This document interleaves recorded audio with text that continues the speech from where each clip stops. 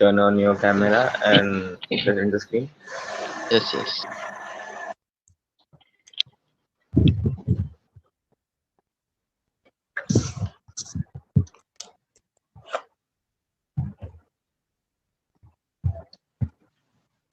Hello, sir. Yeah, hi.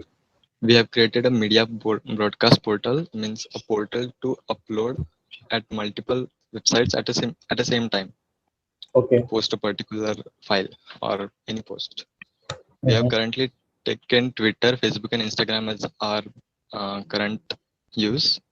Mm-hmm. Uh, there are few problems we are still facing. We cannot access the Twitter cause of security reasons, but Okay. we can do it Facebook and Instagram. And first we have So, just are you facing problem with Twitter? yes, we are facing problem with What kind Twitter. of problems are you facing? It just doesn't log in. Okay. Yes. And in Facebook and Instagram too, there are some problems. We can log in Facebook, but we cannot post. There are some few problems still we are facing. Mm-hmm. Our bot means Facebook lets our bot to log in that in the site, but it does not let it post. I think it's due to security reasons. Same. But Facebook does provide third-party access to any application where when the user gives certain permission. Like for example, when we try to use any Google service, or like if we try to access Google Drive data, we get a pop-up where Google asks for the permission of the user, certain like access drive data or delete drive data, and then when we click allow. So I think a similar feature also exists on Facebook as well, where if you are a third party app, the user can give you certain permissions, and then you can do those things. Okay, but we have used the web scraping, and it actually we are facing some problems with Selenium. We have not set it properly. That's Oh, the so main reason. you are basically trying to do this via you are not using any Facebook service, as in No, that we are not API using service. APIs. So I think then you might face problems because yeah, they do have stringent security measures, and they Yes, can that's limit the capabilities of your application. If you make these things free, then definitely you'll have to stick to scraping and Selenium. Otherwise, if let's say you are turning it into a paid application, then you can also use Facebook, Twitter, Instagram's API, where it will become extremely smooth to do these things, to post things simultaneously. we have tried getting Twitter APIs, but it is taking time. So I guess it will not be possible at this instant. Okay. We could have used Instagram and Facebook APIs, but we tried with scrapping. It kind of worked, but like I can test it right now. If I try to upload, it just gives me this. It logins automatically, but it does not let me post anything. So that's the main drawback we are facing. We get some Selenium errors. It also removes the black screen which we get on the first on Facebook about login, Mhm. but it just does not post. That's the main thing we are facing. Okay. So what is the error you are getting? This no such element exception, Selenium So common you might exception. be trying to access something which Yes, actually we you are. did you look at the source code of the page that is being loaded by Selenium? I tried. It said the XPath is not selected proper. We tried to change the XPath, but still it's not working. I guess they uh, changed the XPath as per time, so it's new every day or something like that. Okay. So can't you just look at the source code and try to extract that XPath? Uh, I tried it, but it doesn't work in the morning was itself. it was it working before, and now it's giving No, problems? actually, Or it's giving the same problem from the beginning. okay, so then you Yes, might have to then reconsider or rethink the logic that you are using to achieve this goal. yes, I guess we need to use the APIs now. I mean, you can debug around the existing problem as well. It's not like it's a dead end. Maybe you have not, you have not. Maybe there is something that there is a solution around and you have not just located it yet. I Maybe tried spend more time before they are giving it. saying, Sorry. I tried googling too, but they are saying the same to find the XPaths via console debugging. But Okay. I couldn't find it exactly what the XPath is. Okay. I found one, but it didn't work. That's the Mhm. main problem. So I don't know if it. Someone said to use the CSS selector instead of Mhm. XPath. We Mhm. might try that later if this doesn't work actually. Okay. So, are you aware of similar applications that exist that achieve this Yes, very same goal? there are with which uses the APIs. I Mhm. have Yeah. So, been such with uses the web scraping. mhm. So with APIs, you won't be facing this problem because then Facebook Yes, is with actually APIs. authenticating your Mm, requests yes, beforehand. So, is the same problem being faced by Instagram as yes, well? Instagram as well the same problem, and Twitter it just doesn't let me log in automatically. Yeah, I mean they do have all these popular websites at least do have a certain level of control where automation is a difficult task to achieve. So, okay, Yes, so like, how did you plan the flow of execution? Like, if can you go back to the user interface, just the form? Yeah. So if I entered all the three, what were and click on upload, how would the what? So since you're using Selenium and there is an actual browser is opening, yes. so what was the sequence? I can see first Facebook window opened up. It's Twitter, Facebook, and Instagram. Means if all the three would have worked, then it would have been in the sequence as it's shown. So First, you Twitter so would have first uploaded, then Facebook, and then Insta. so first the browser window would open Twitter, For log Twitter, in yes. and post, and then would it log out as well Mm, after I making a guess yes. post? I have put in code to log out. Okay. So I think using something like API would make sense because then you wouldn't also not need to open a separate window, which would unnecessarily put certain amount of load on your application on the machine it runs.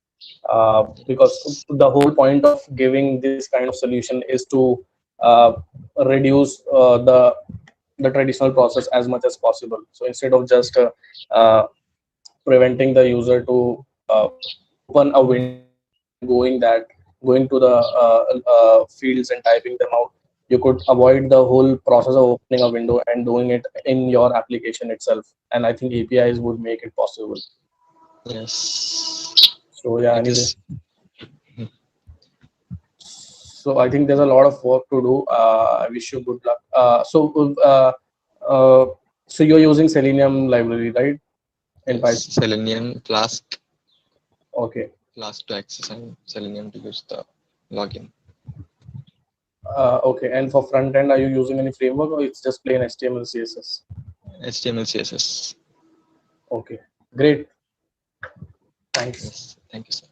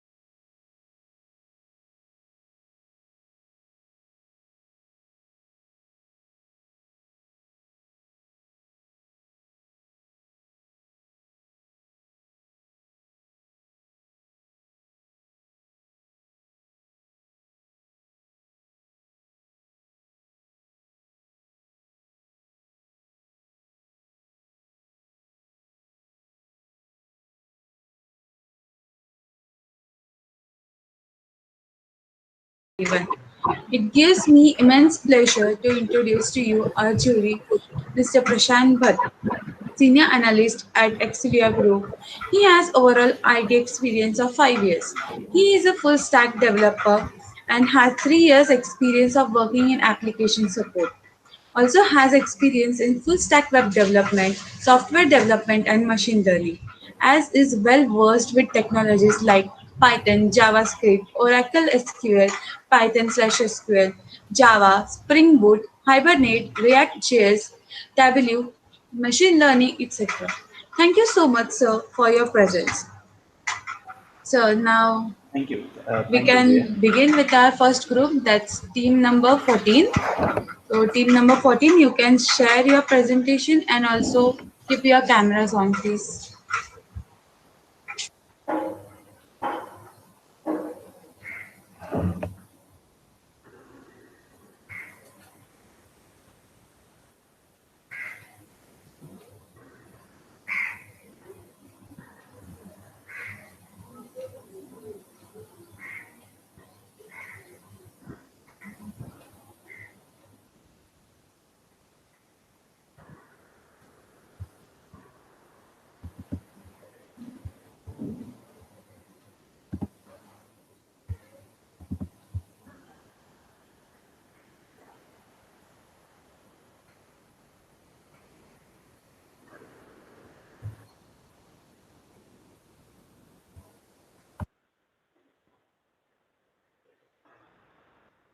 1 minute, ma'am.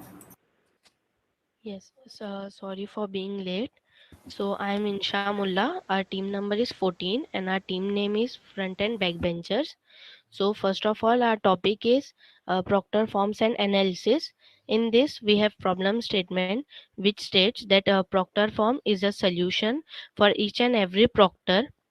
It will be ensuring that each and every proctor will get information of each and every student of particular batch, and it will be used feasibly whenever required.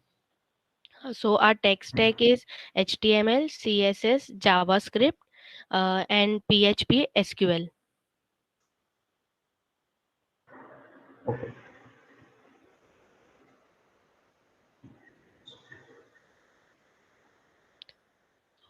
May I present my screen? Yes. Yes. Hello. Okay, sir, just a minute.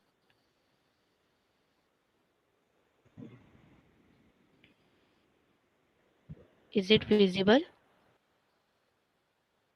Not yet. Yes, now it's visible. Okay.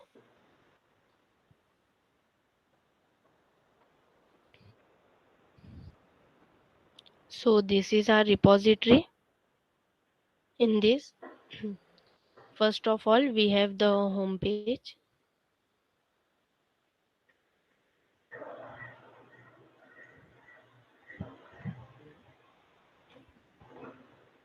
Home page is in that folder, not in this. It's outside of this. This one. Huh. And run it on localhost, okay? Okay.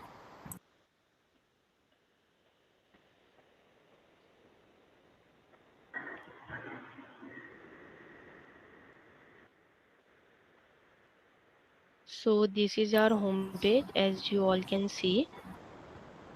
First of all, I just want to say that the pages are not linked yet because of scarcity of time.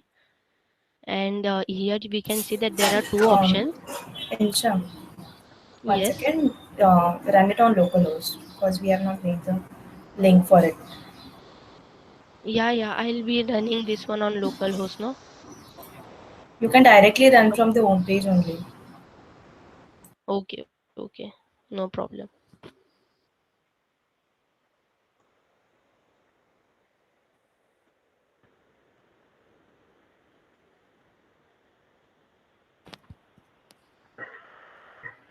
Not this one, sorry.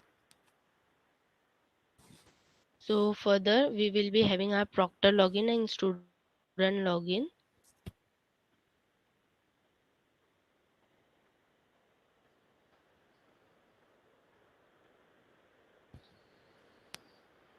So as we all can see, this is the registration page wherein a student will register his or her self.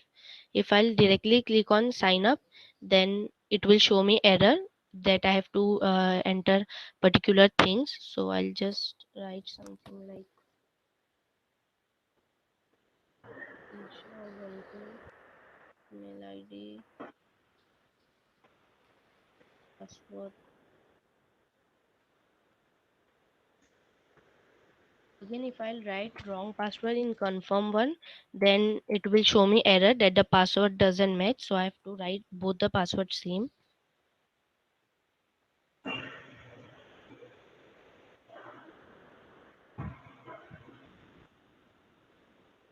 So then I will be registered over here and I will also show you that in the database my entry has been entered.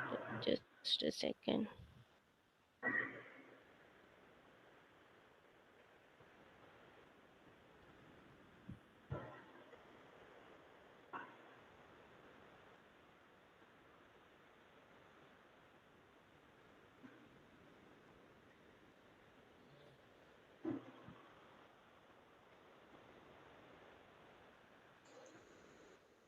No, just a second, sir.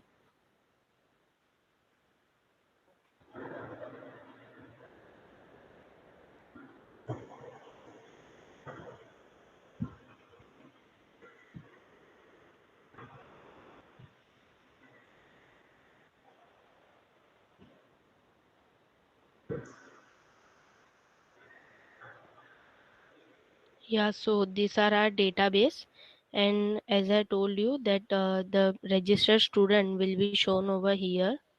So in this one,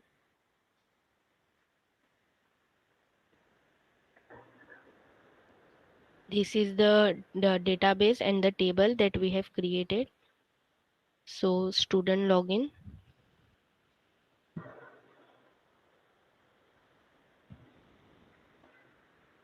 This one.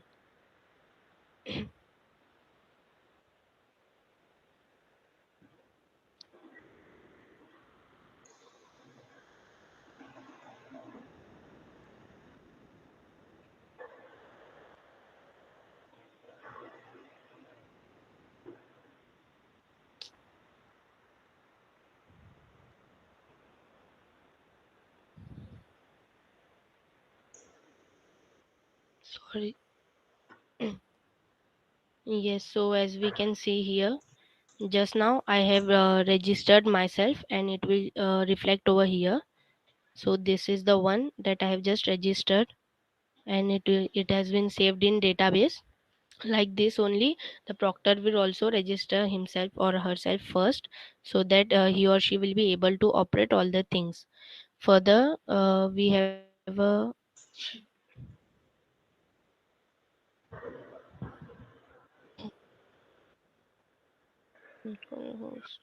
Divya, which one was the next page?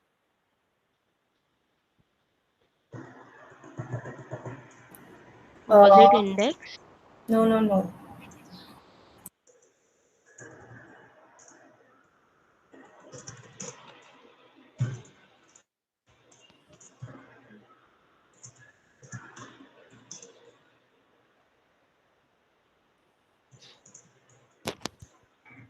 Okay, so the next page was the form. Like as soon as the student will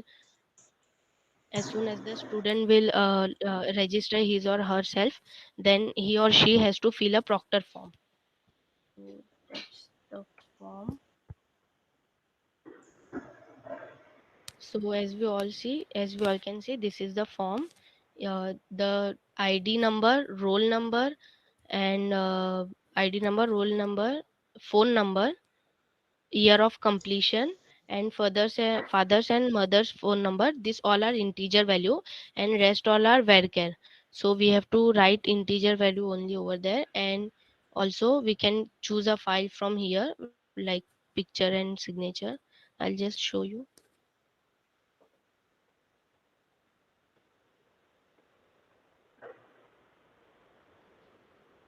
So the file will be chosen like this, and this is kept for the this calendar is kept for the date of birth purpose. I'll just scroll it.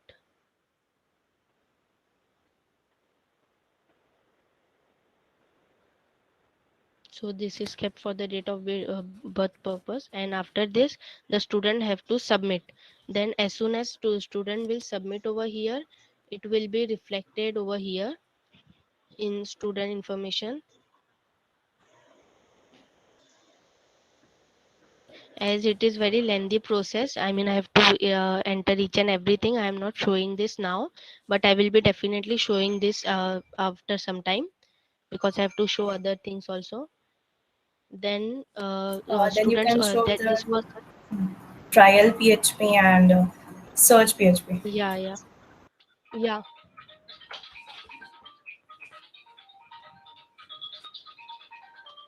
No, no. So this is the thing where the student will write his or her ID. So let me consider one, two, three. Insha, you are doing a mistake. Here is access being given to the proctor where he can choose whether whom he have to keep in his records. Means he is going to choose.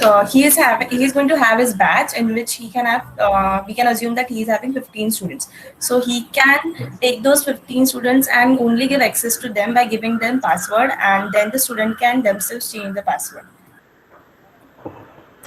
Okay, so I'll just write candidature over here. Suppose this is like 1, 2, 3, 4, 5, 6, and something is like password. I'll submit it. So the data is inserted over here. It will be reflected in student login one. So this is the thing that I have just entered, the ID number and password. Okay. Also, for after entering all those details, like just a minute, provincial. Search one. Okay.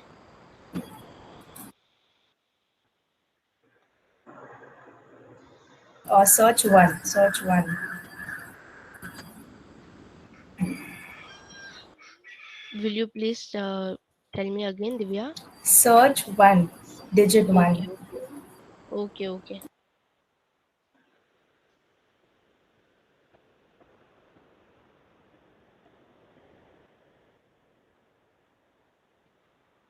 Wait, I'll open it from here.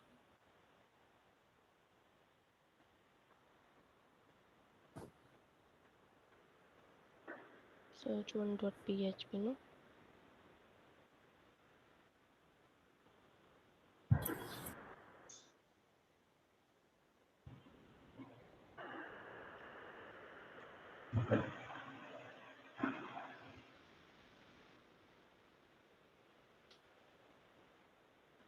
I think there's some issue with that. I'll test this after one. The next one is which one was for internship and certification? Okay. Mrunmay, Divya.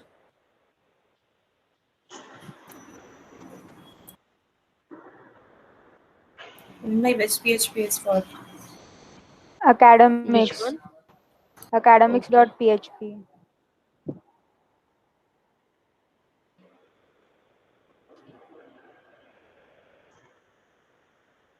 Is there some issue?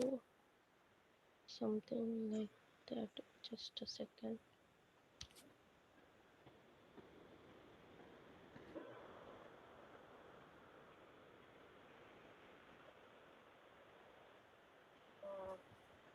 Is the spelling right?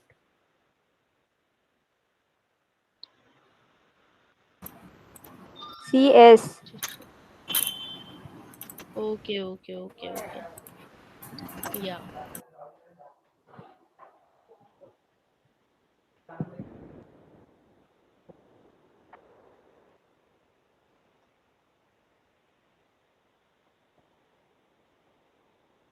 Yeah, I don't know why is it not working.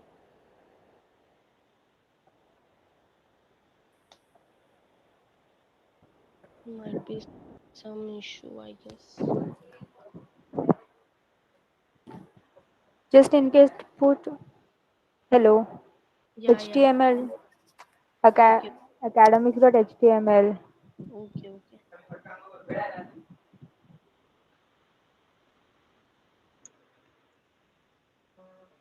Open from here.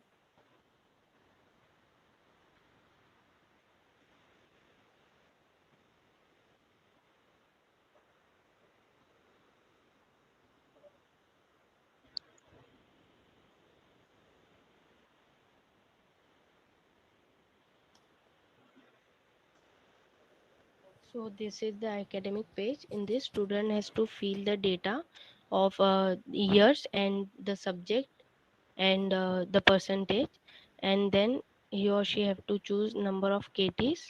So as per that, it will be analyzed later on. And yeah, no, sorry. Actually, sir, we have not linked the pages yet because we were in rush. The analysis That's why. part is So done live. It's already. Will you show your pie chart, uh, Insha? yes, yes.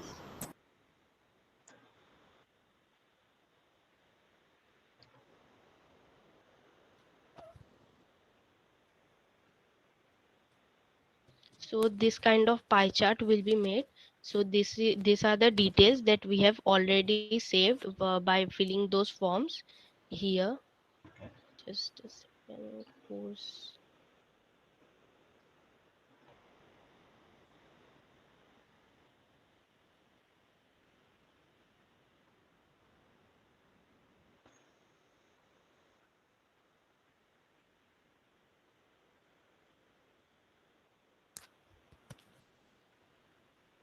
How is the percentage calculated? Is the No, they have any to part? type it manually. So this was the thing that we were given. Like we filled that form, and on the basis of that, the analysis is here. For as for now, I can show you application also, because it might sound like fake or something. That's why. Just a second.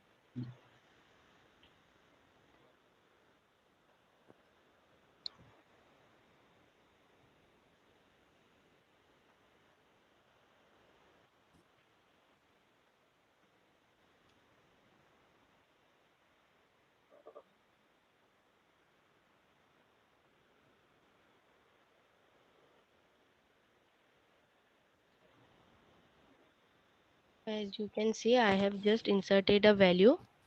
Now I'll just save it, and it will be reflected over here. Yeah, that is fine. Yeah. This 15.2% means if how's the percentage actually calculated? Like means like So it on the is basis of internship, like if there will be for now there are 8 students. So out of okay. this, the student that has been enrolled his or herself more in courses, that student has more percentage Okay. Okay. out of 100. Okay. And then this was for analysis purpose, so that we can analyze which student is average, which student is and how much Instead of pie their chart, you should have capacity tried is. something different. Okay. Sorry, sir. Okay. You go ahead. You go ahead. Okay, okay. And what is left, Divya? Actually, the search one page is left, uh, but it's not working, right? On my PC, it works on different local hosts. It works on 8081. Yeah, I think that's why the error is coming. Try your 8011. Here? Yeah.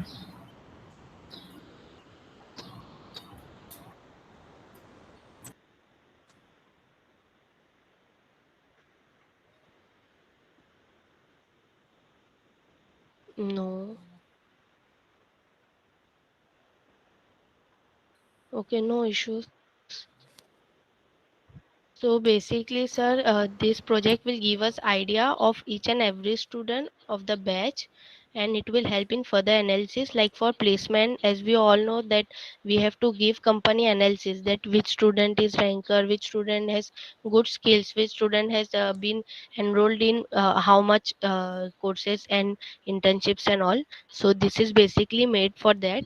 But for like lateral view, for future scope, it can be also implemented for office purpose, like the boss can keep check for can keep check on each and every employee, and it will help them.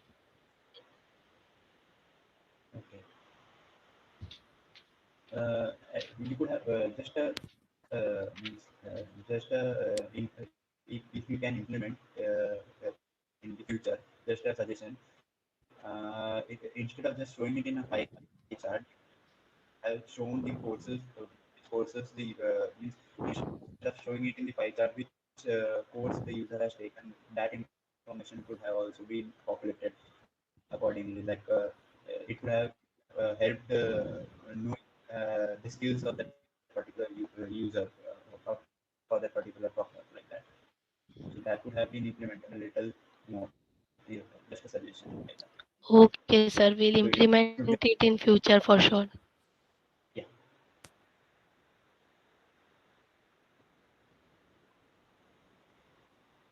Thank you. Thank you. Thank you. Thank you, sir. Thank you, Team 14. And so, actually, Team 15 and 16 are not there. So, moving on with Team 17 afterwards, when they'll join, I'll let you know. Okay. Okay, Team 17, you can present. Yes, ma'am. Sir, can I have a minute? Yes. Yes, sure.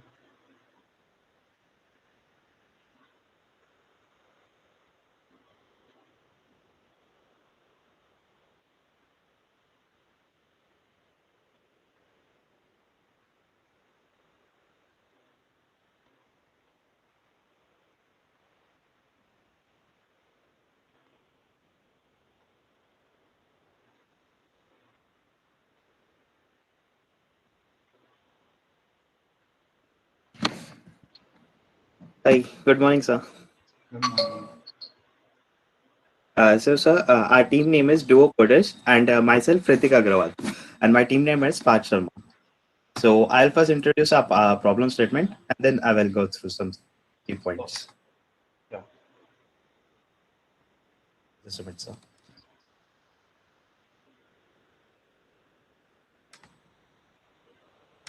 Our problem statement is a solution to overcome the hazard of searching on a particular device like cell phones, tabs, etc. A device which will read the hard copy of a book to your device, which will show the information related to unknown things you just saw. So basically, problem statement deal with we are going to deploy a product which is similar to Google Glass, but it will not having any Android OS or something in that. It will be just be targeting the local audience at very few budget. We can deploy a glass thing to them. So what our glasses will do, it will scan the books for you. It can read that for you, not the entire book at once, but the page by page it will scan for you and it will read for you. Then identify the unknown objects to it and and then print the information related to it on your glasses itself. So for that we are going to use AR, and for object detection we have used deep learning modules, and for OCR we have used different libraries. So I will first we are not going to deploy a hardware project in this hackathon, but I have made three groups for the software deployment. So my first group consists of the OCR deployment, that is the book reading. Then I will be showing two cases of the book reading. Then my second module is of object detection, in which I have trained my algorithms through deep learning and provided a data set of YOLO and COCO. And the second test skills will be shown like that. And my third module is of augmented reality. So the output, which will be the Google search, will be printed on the screen. So my third, and all this will be performed on the laptop. not any hardware thing. And so that is not a big deal. We can replace the hardware parts. So software will be the same. Yeah. So I'll first show you my code. We have completed with the first and second module. Our two modules are 100% implemented, and our third module is remaining. So I'll first show you our first module. I'm presenting my screen.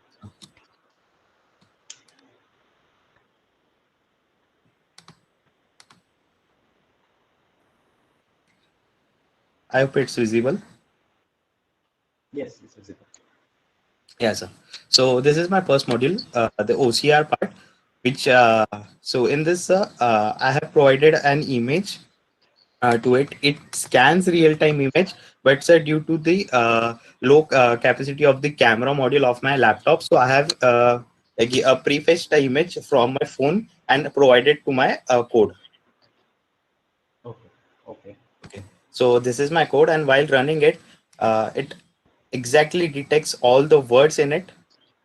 So it has detected, and you can cross check the this words are accurate, and also it generates the audio file to which you can listen. Means when the Okay. module will speak all that files to you, you can cross check. It is written umbrella activities. The umbrella activities also throughout the process. So Okay. the umbrella activities occur throughout the process. So it is pretty accurate that it converts, it captures, and it reads for you. Due to this Google Meet issue, I can't able to listen to this audio file. So, but the audio file is generated, and trust me, it is pretty accurate also. Okay. Yeah. Our So second. you have used GPU in this, or you have used cloud-based service as a GPU or something? No, so I'm not using GPU. Right now, I'm using the CPU. When the code will be implemented on the microprocessor in the hardware part, that time I will surely use GPU. I'm planning to use Jackson Nano or something over there. Okay. So the second part will be shown by Parth Sharma. That is the object detection. Parth. Okay.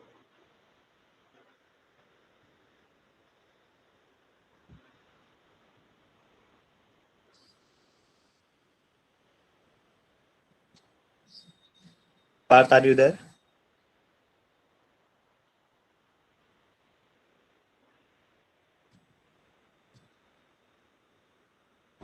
I think he is having network issues, sir.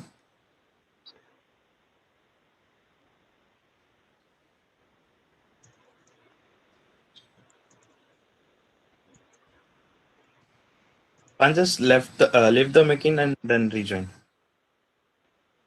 So you can till that time you can ask some questions to me.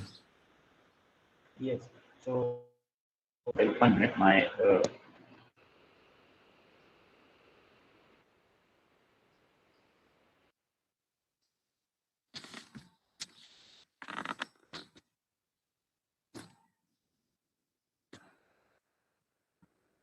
So your microphone is muted.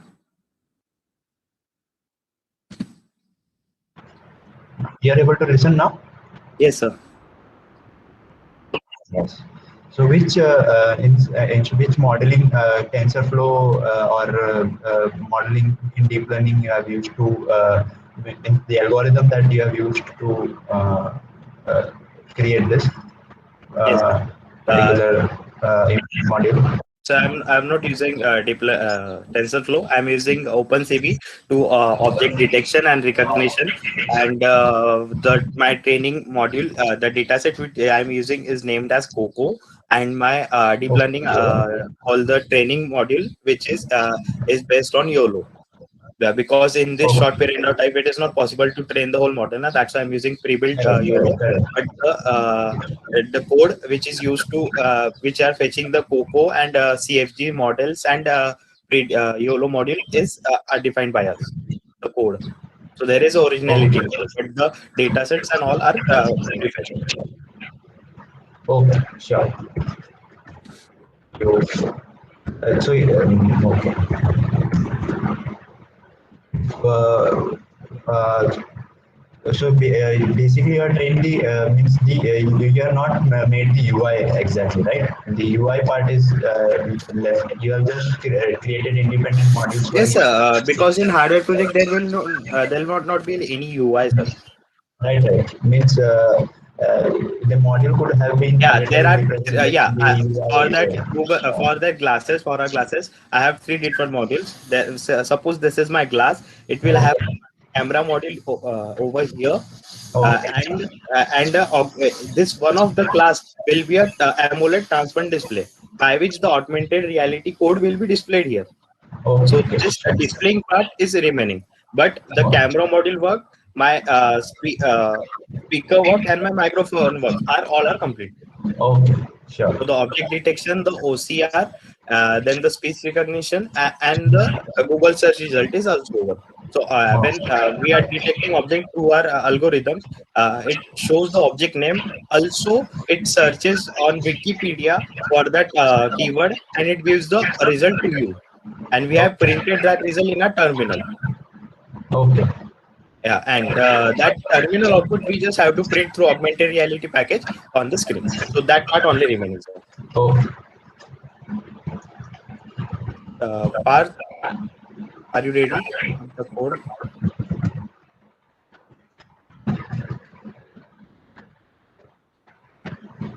Just share your screen. You are not audible.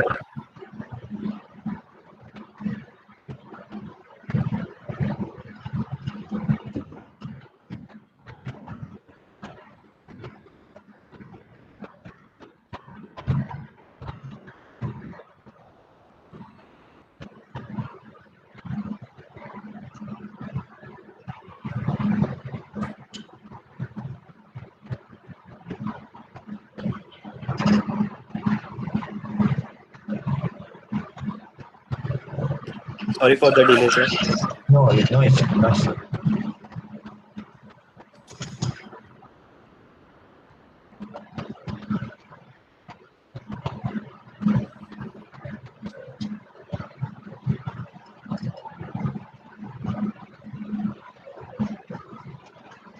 But till that time, show the code file.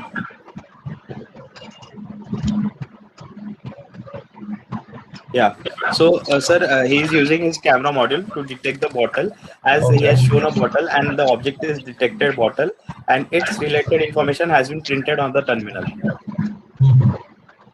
This is the Bottle. inform bottle is an aeronec container made up of Okay. important material.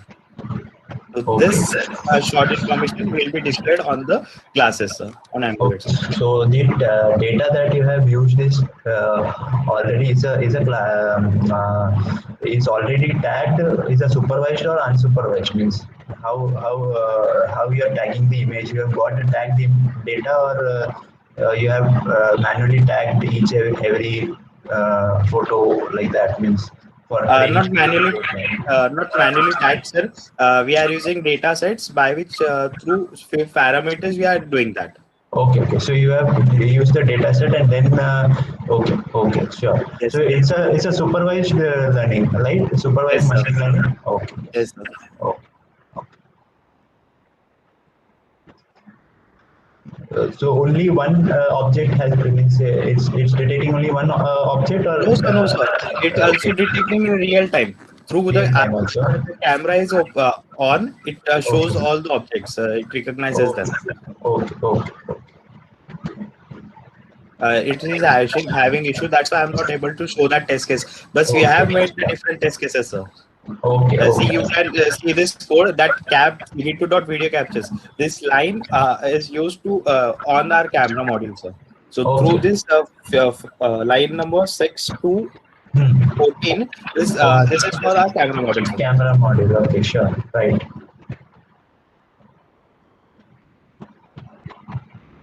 He's changing the image, I guess. We have we have captured the image earlier, and then we are giving it to the. Okay.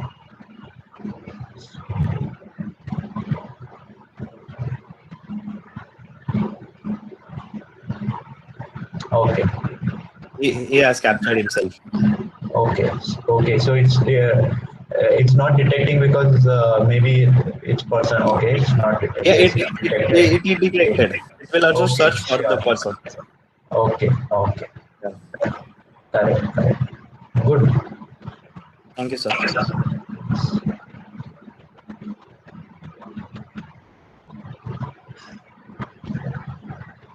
Any questions or any suggestions?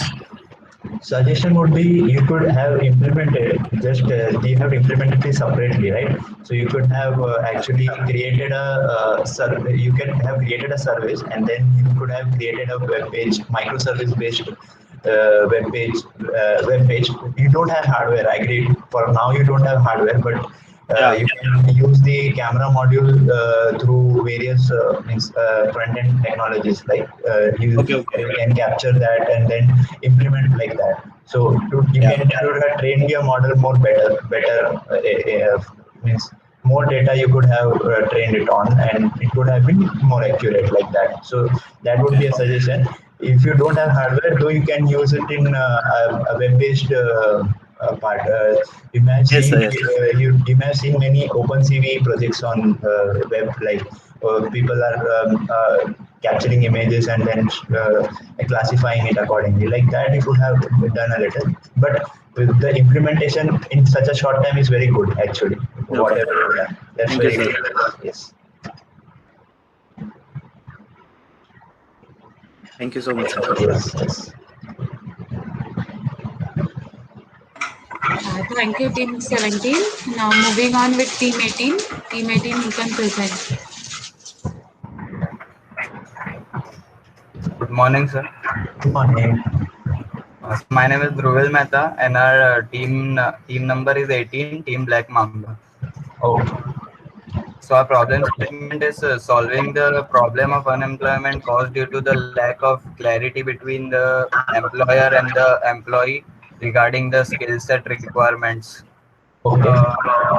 Skill set requirements of the employer to that of the skill set which are there in employee.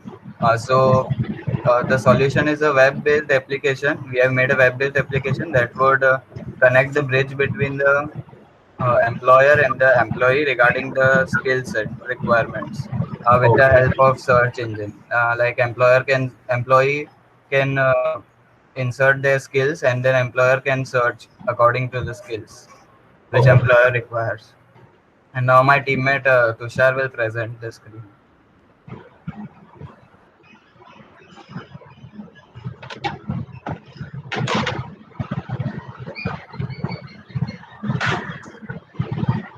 Hello.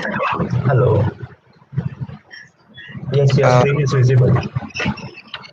yes, so this is the front end part of the our website, and we have made the front end with React JS. Okay. So this is the home page where all the profiles will be visible. They Okay. will be rendered from backend, which we have made in Django. So Okay. uh, we have implemented for sign in. We have implemented JWT authentication methods. As you know, it is a gold standard to. It is the best method to authenticate. Okay. So if we log in, it redirects us to the home page. Okay. This is our profile. As you can see. Okay. Uh, so basically, companies can contact with us, and based on what skills we have. Hmm. So like as you can see, developer, Kali user, and we could have added more, but due to short time we were not able to add more. And this is our sign out. Uh, this is our sign up page, Okay. and these will be the messages that companies will send you to connect with you. Okay.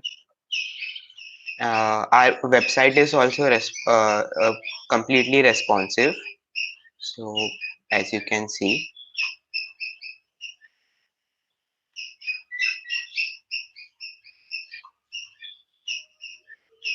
this is the home page which you saw earlier. Um, this is the profile, and messages part and sign in part. Okay. And we have built the backend in Django. Django. So Right. yes, yes, sir. So now due to shortage of time, we were not able to. We were not in a position to implement search. We tested the route of the search in backend, but we have not connected search in front end. So Okay. that's also remaining. Is it possible to use the URL URI to just fetch the JSON data for now? Means uh, you have Sir. About that, we are able to fetch the data from backend, but we haven't mapped that on front end. no. So I am asking regarding you may have a Django port running on some other port, right? yes, sir. So Yes, sir. you can use the URI service URI to just get the data in JSON format in Postman or Google. Like Yes, sir. Can I show you the Postman part? yeah, We have sure. tested the routes. Yeah. That only I wanted to see once. Yes, sir. Yes.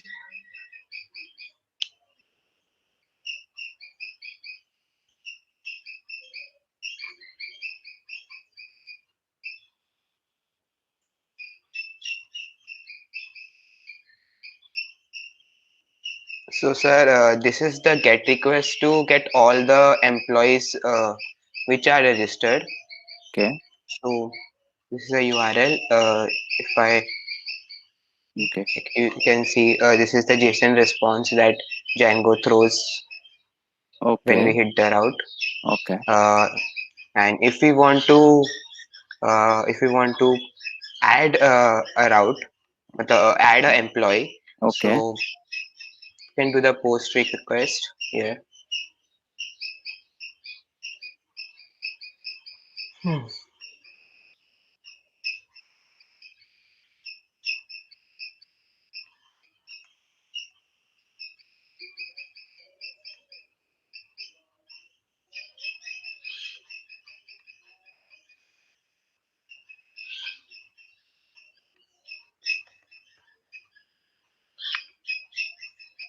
So this is the application JSON type, Hmm. and body we are throwing a JSON.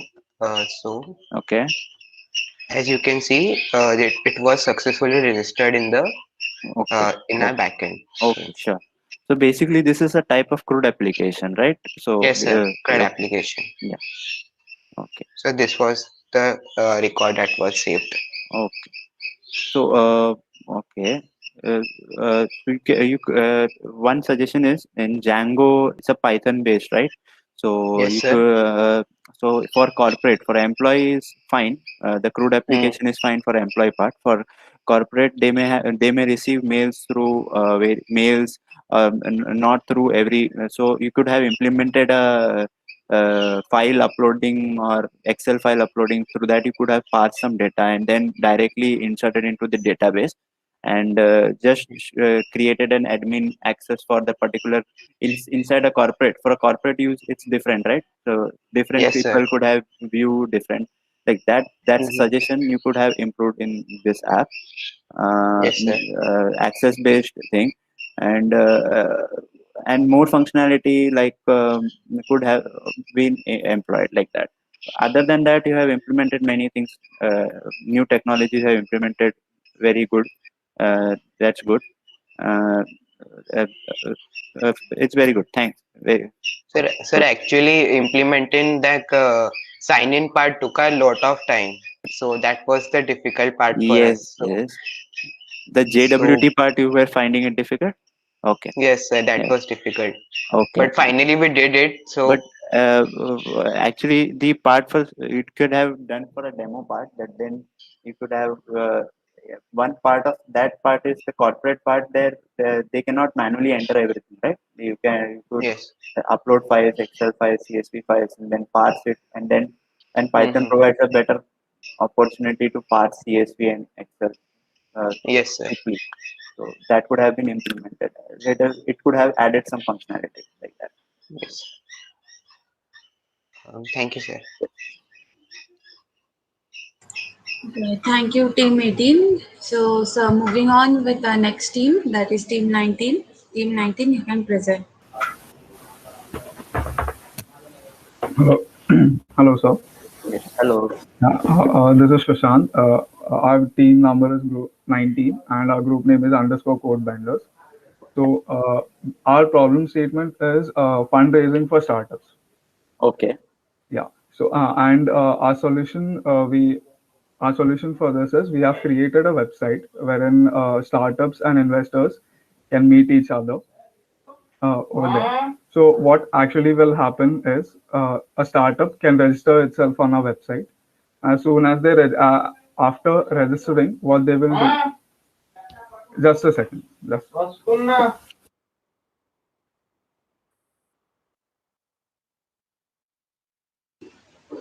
So, when the startup registers, the investors will be able to visit the website, our website, and, they will see the startups that have registered on our website, and they will able to see the, their problem statements and how much fund they need. And, but in order to, Do in hide, order okay, you say. So in order to do so, what they will be doing is a startup after registering, they will be giving their each and every details in their profile section, where they will be giving their problem statement, and they'll also be giving their the whole pitch. So if an investor comes to our website, registers to our website, what an investor would do is he would search if he comes up with any startup which has an interest on and which he wants to invest, or wherein he likes the problem statement. What that investor would do, he would request access for the startup to get their pitch, so that to understand their pitch. The startup will then decide if the particular startup wants that investor on board, or they want their problem statement to be shared with the investor or not. And after that, they'll be able to communicate with each other like that. So this is the whole thing we have thought of, and we have also implemented it. Adesh will actually share the screen and show you the progress that we have done. Oh, Yeah.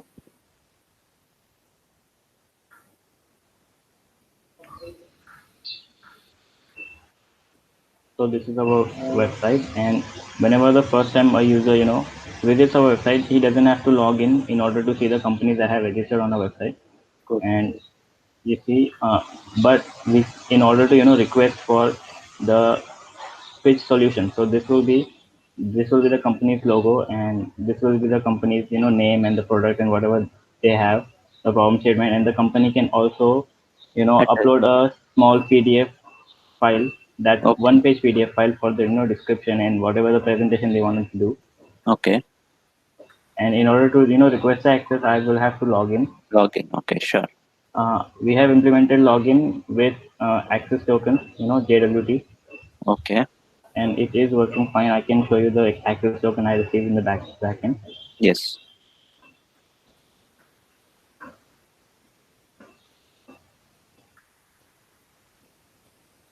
So you see, I received an access token, Hmm. and Correct. now I'm currently logged in. The login button has changed to profile and logout. Okay.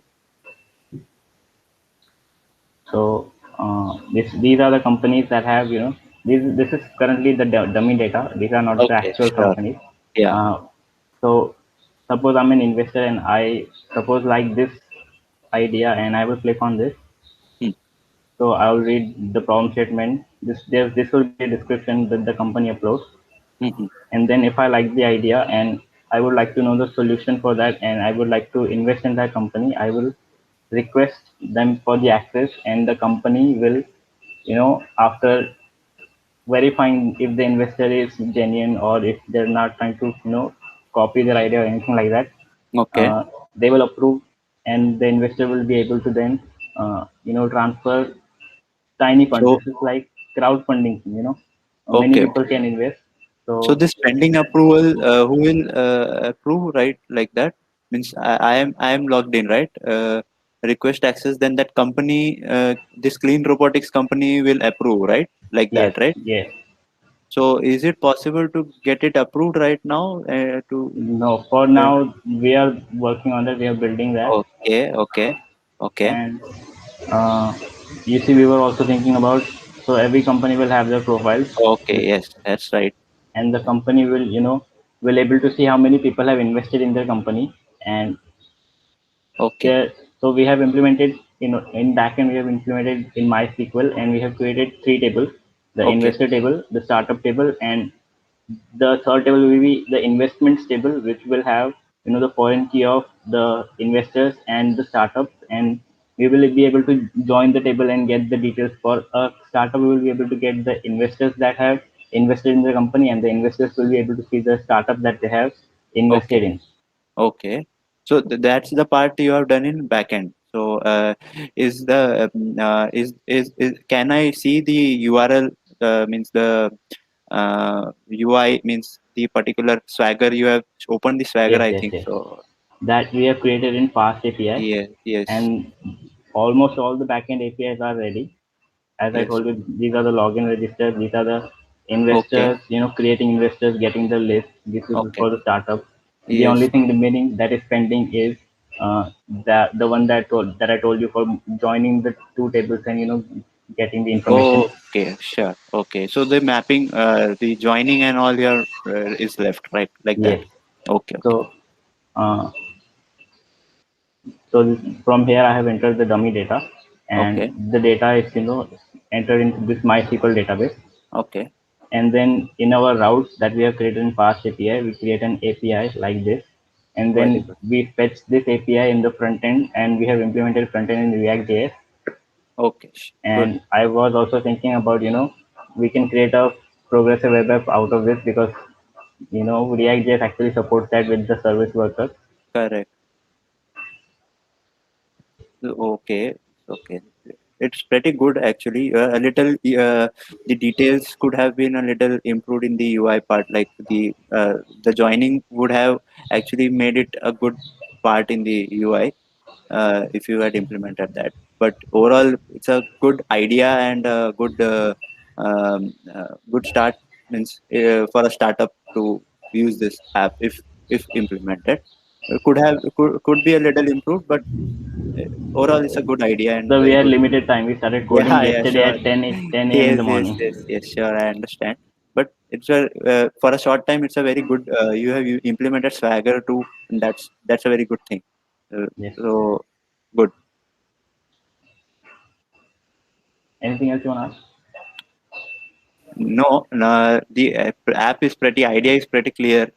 So um, other things, you have also implemented the Swagger UI. So basically, you have shown the CRUD app basically in the Swagger UI. So nothing else to ask right now.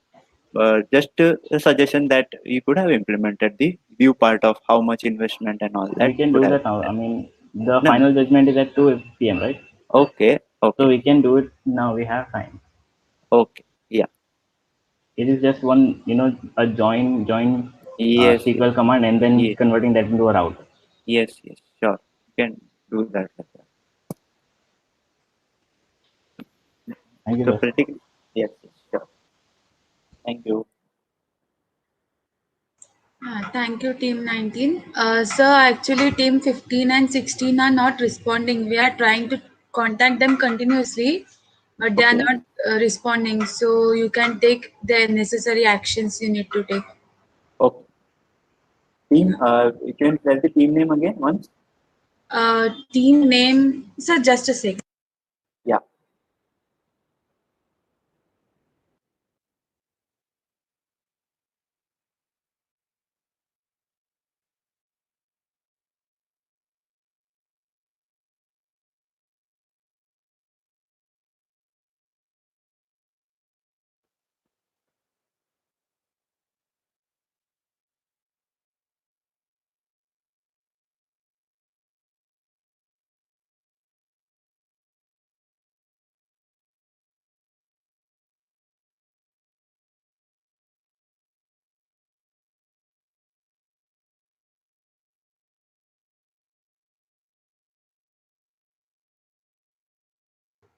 Sir, Team 15 name is Codex Code. Okay. And team 16 is Team Red Hat. Okay. Team 15 and team 16, right? Yeah. So, that's it for today. Okay. And Okay. for the participants, I'm sure the guidance given by a wonderful jury was going to help to all of you. So thank you, sir. Thank you, everyone. Thank you. And see you Thank all you. in judging round. Thank you, sir. Thank you. Thank you.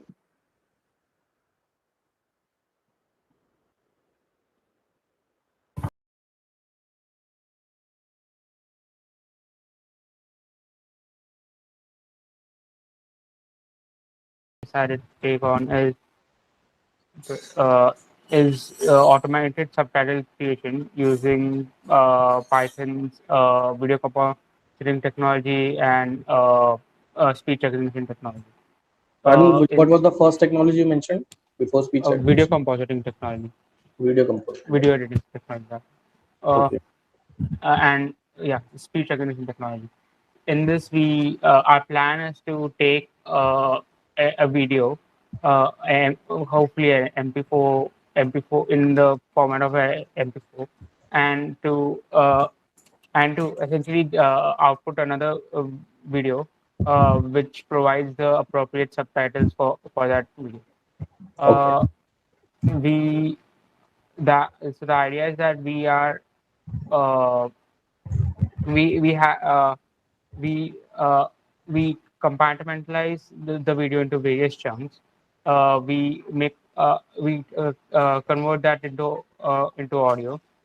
We Hmm. uh, we convert the audio into chunks of text files, and we composite the text files and the video chunks together, and then mix the sorry, we stack the video chunks to create the final subtitle video. Okay. Uh, our If I may show you the execution. So this is the py file.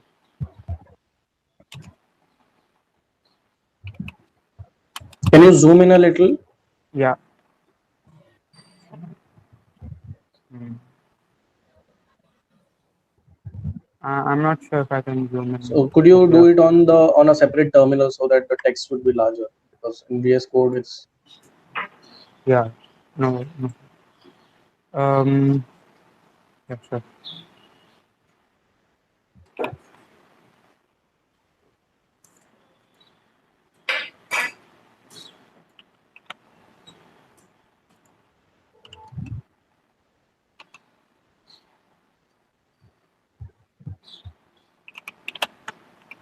maybe maximize this if possible. Yeah. Hmm. Just a second.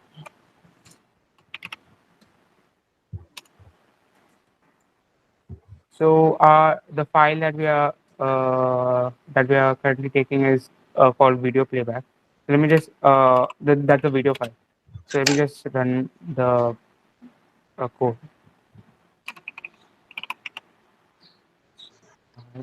Right.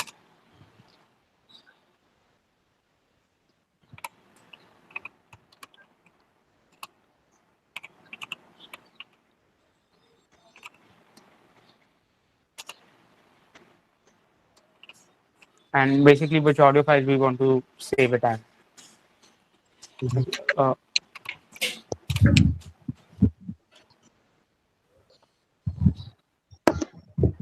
Let me just open up. So while it is compositing, let me just open up the folder to show you all the files that we have. Uh, this is Can our you zoom in here if these things are not visible? yeah. Or make the icons larger and zoom into the window so that it is visible. Yeah. Is it visible now? Maybe try Control plus. Yeah. Yeah. So this is our original video file. I'm not sure if you will be able to hear it, but it's like a Google app, uh, and and these were some of the trial files that we tried it with. So it was a Martin Luther King speech, and it was a speech from Barack Obama. So Mhm. uh, so let's just see where sorry, let's just see where our compositing thickness.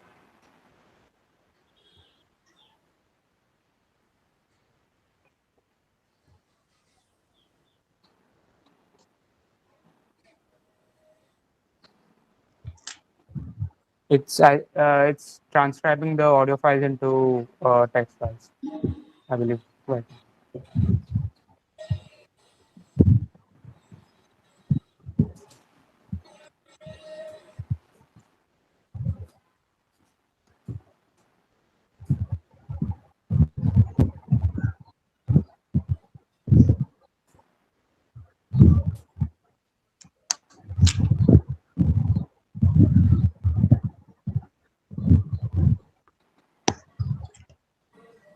So how do we decide how many chunks we have to break the audio or video into?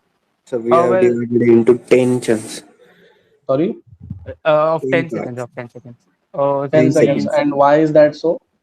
The uh, uh, 10 seconds seemed like a good round number, and well, that's the first reason. And the second reason is because the speech recognition model that we are using, it doesn't do well for longer periods of time. So we And what decided model are you using for speech recognition? it's a speech it's I think it's the Google to speech API that we're using. Me and you we tried other models too. Like I believe one time So it's we Google's API, speech API. yeah Basically, it's, yeah speech to text API. yeah Okay. So, but I think that wouldn't be that the quality wouldn't be compromised with longer audio for if you're using Google's API. uh we well we did we when we were searching for how could we convert how best could we convert our file, we basically found suggestions online on online website that that this particular the speech recognition pi model and the models that it uses, it wouldn't work well with longer uh, No, sort the of. problem with doing breaking it into these small chunks is that Will be every 10 easier to seconds. merge the uh, audio files uh, and then video files after that subtitle generation. Can you show me what kind of output you get from the Google speech to text API? Okay, yeah, sure. um so these are audio chunks, I think. Yeah. Wait, I'm so sorry. Wait, these are audio chunks. I mean, we need to go to our text. So that My video was bad. broken into what, 7 files? Yeah, this, yeah, Yeah, and this is what the output from the API. yeah, yeah. Can you just zoom in? Able So, to see the text. yeah, So if you actually, if I may just go on for a while, uh, yeah. there was a second part of our story. We wish to host our so we're not satisfied with just keeping it here. We wish to host it on a we wish to make it a web app, right? A one page web app where a person could upload a file, and we would perhaps we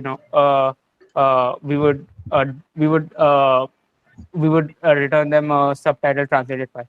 But the problem with that, Mhm. the problem with that was we tried experimenting with some frameworks. Like we tried experimented with Firebase, but that didn't work out.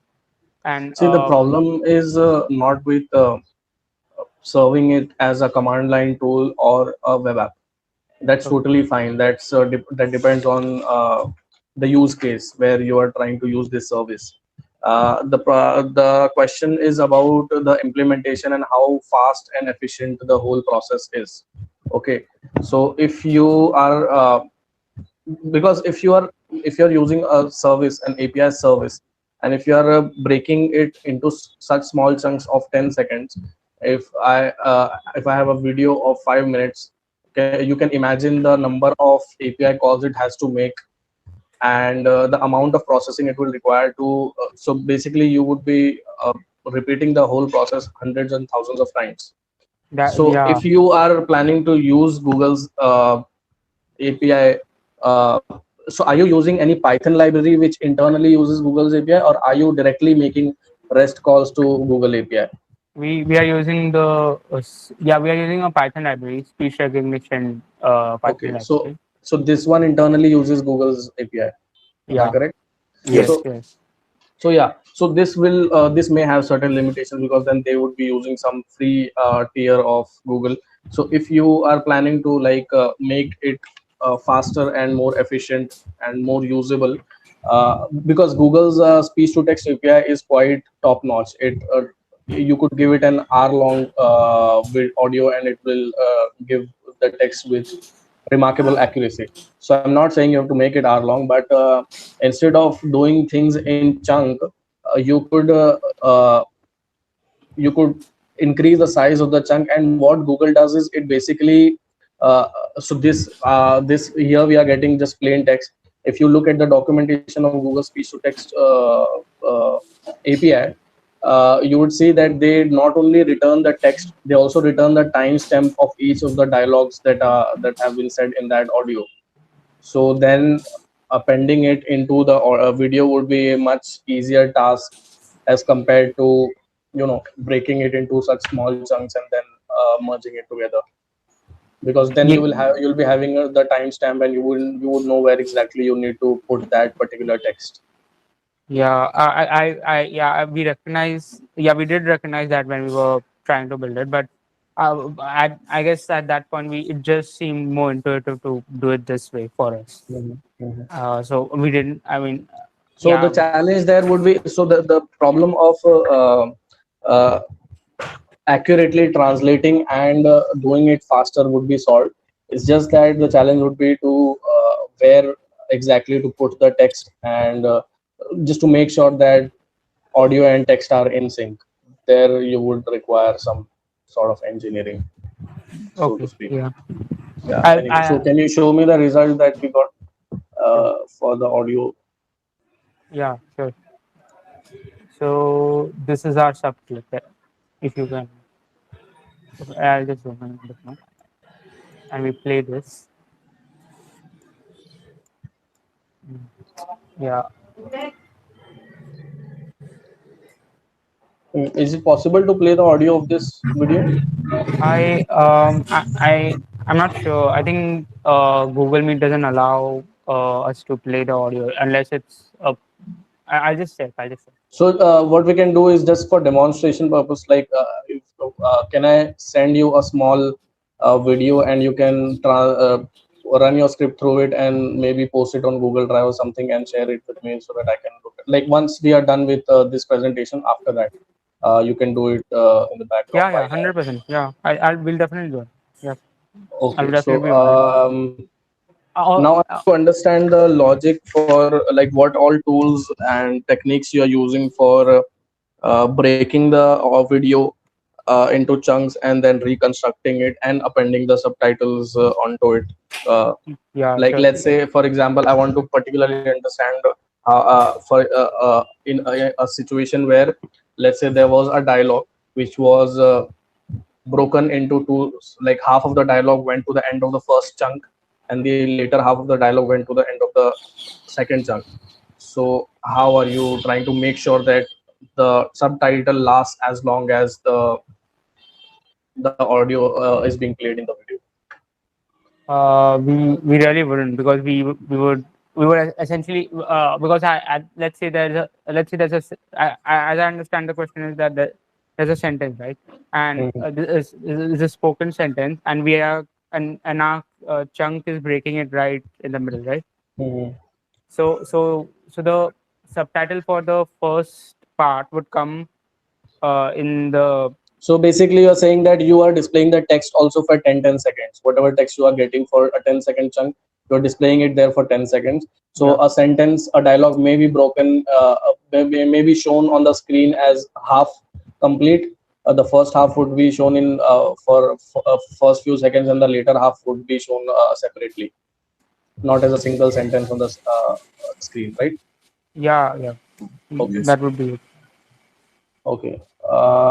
Yeah. So I want to understand what tools are you using for breaking the video and then translating it into audio, and then I think speech to text you explained. Yeah, I do. I just want to understand how you're breaking and then reconstructing it and putting the subtitle. So we are using movie. So we are using MoviePy editor mostly for all of this. We so we start by extracting the audio from the video clip.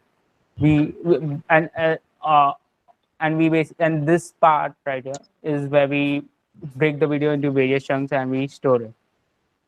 Okay. Yeah. So and uh, uh, then we again go on to break the audio chunks like this into then again storing and breaking and then storing it. All by movie clip, all by sub clip and write audio files and this is basically the file path name for the audio file. And we basically go through the entire file using a while loop. Then we convert the audio file into text chunks using the audio chunks that we have. Okay. So and we store those audio files. This is our speech recognition sort of function, which basically uses the speech recognition module. Okay. Then after we have made the corresponding text file, we take each text file, we find its corresponding like video chunk, and we basically convert that text file into a text clip. We composite that clip, and then we write that clip. So we get like a subtitle chunk for that. So basically, what you're doing, as I understand, is while reconstruction process, you have the chunks already which you use initially for speech to text, and then you are appending the text on it and then merging those chunks, right? That's. So I want to understand: can we use an alternative, and which of the two would be then a faster process? If so, you know that the text that you've got, let's say you have 5 texts, then those are for basically. Those are supposed to be displayed at 5 different positions in the video. Let's say the first text is going to be displayed from start to the first to 10 seconds. The second text has to be displayed from 10 to 20 and so on. So instead of trying to merge this chunk after putting the text, can't you just take the original set of text and put it in the original video itself? So uh, so I'm just assuming that the first process would be faster, because then you wouldn't be dealing with a complex process of reconstructing the whole video by I don't know, you have to, it's a thing for experimentation. So could you try that as well and try to log the timing, especially for longer videos, see which of the two processes faster and if the difference is significant, so could you use one over the other? Yeah, we can we and we will. So as I understand what you're describing, sir, is that we essentially make a SRT file, right? We take the chunk and we basically tell So SRT, like making an SRT file would solve the problem greatly, because then you wouldn't have to deal with the video at all, right? That once you have the SRT file, you could then that thing is either handled by the media player, or I think there would be tools to basically give a video file and SRT file and get an output as a text embedded video. So yeah, because SRT has a certain format, certain syntax, so to speak, Yeah. that would also be quite a good solution, and quite a standard solution, because subtitles are generally handled by SRT. So yeah, maybe you can try that instead of instead of trying to creating chunks. reconstruct the, yeah, exactly. Okay, yeah, Yeah, we I guess we'll try that. Yeah. So I think I think the reason that we didn't try that because I think like this entire process took quite a long development time, uh, and I guess we didn't have like time to experiment after that. so I was having one question I forgot. So you are using right now Google API for speech to text. Okay, great. So I think, yeah, my only suggestion was you should try to explore uh, using longer chunks or maybe the whole video itself. It again depends on the use case. Like using chunks also has an advantage of simultaneously breaking the chunks and processing it, or there's no halt. Like if you are using the entire video altogether, then if a user is uploading the video, then so basically you'll have to wait for the entire video to be sent to the API, and then you have to wait for the output. On the other hand, if you use chunks, then you could just there would be no any wait time in between. You could just send the chunk, get output quickly, and start processing it, and then wait for the next chunk. So it's a trade-off between the two, but you should definitely explore increasing the size of the chunk, because this definitely takes a lot more time and wouldn't be good when it comes to user experience. So my question is, are you aware of any other service which does this exactly same thing and does it for free, or whether it's a paid service? I want to know. I want to understand that. I don't know if it's paid or if it's like free but I know that there are other like IBM Watson has I think a speech to text feature. I think there No, was. I'm not talking about the speech to text part. I'm talking about this particular application of getting a subtitle for the video. Are you aware of any service which offers this particular application? Yeah, so I think there are this particular solution. There's some online editing software that we found that they did have I think like a automatic subtitle feature. And Like Filmora, they were free to use. Filmora, Wondershare having the feature. The automatic subtitling feature. Yes. Okay. If you are having a video file, they will generate the subtitles for it. So, like, then, what is the value for your project?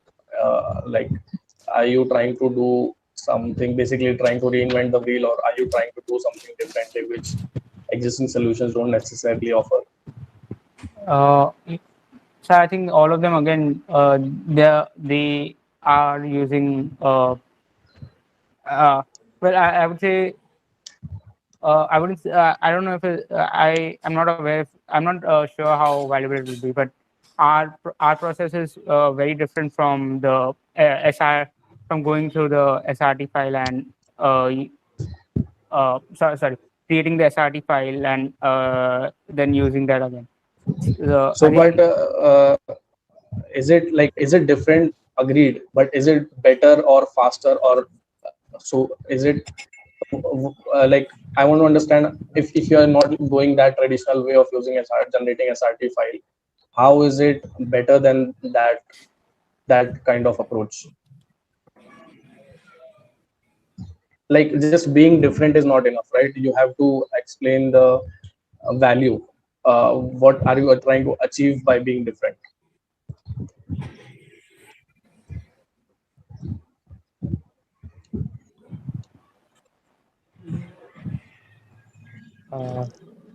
Like, if for example, this process would have been much faster than the solutions that offer SRT file, then that would be more valuable, right? You're trying to use an approach or algorithm that offers the same solution but saves time, right? Or gives a more perfect subtitle. So yeah, that is one factor that you should consider whenever you're trying to do something. Yeah, otherwise I think the implementation logic is also is great. if not perfect, but it's great. I think if you are planning to convert it into a full-fledged web application, you could also offer a feature to for the user to basically review it and edit it so as to avoid any mistake uh, in the subtitles that have been generated. I mean, it Yes, does sir. have a scope for a good web application for users. Yes, sir. Okay, Yes, sir. great. Nice talking to you. Thanks. Thank you so much. Also, like I want to understand what if you were to describe how much progress have you made quantitatively. If you have to describe what percentage should like what depending on the things that were planned for the rest of the time, how would you say, like, where are you in terms of percentage? So we would describe it as 70% around, because we only have because we have our front end modules ready. We just have to we also have some of our back end. We just have to sort of link everything together so that it runs smoothly. Okay. So I'll be sharing some audio URL in a while, maybe a Twitter audio or a YouTube, sorry, video URL, Twitter or YouTube video. You can just fetch it. I'm sure you must be aware of some tools to fetch YouTube or Twitter video, and just add subtitles and share the Google Drive link to me. Yes, sir. So I am one of the coordinators. so can we expect the link to be in the video chat? Or Yeah, I'll share it in the video chat, but you might have to wait because then I'll have to deal with other teams as well. no, sir. Anytime that you see, you can share it at any time. We'll be here. Okay, great. Oh, thank you, sir. Yeah, you're welcome.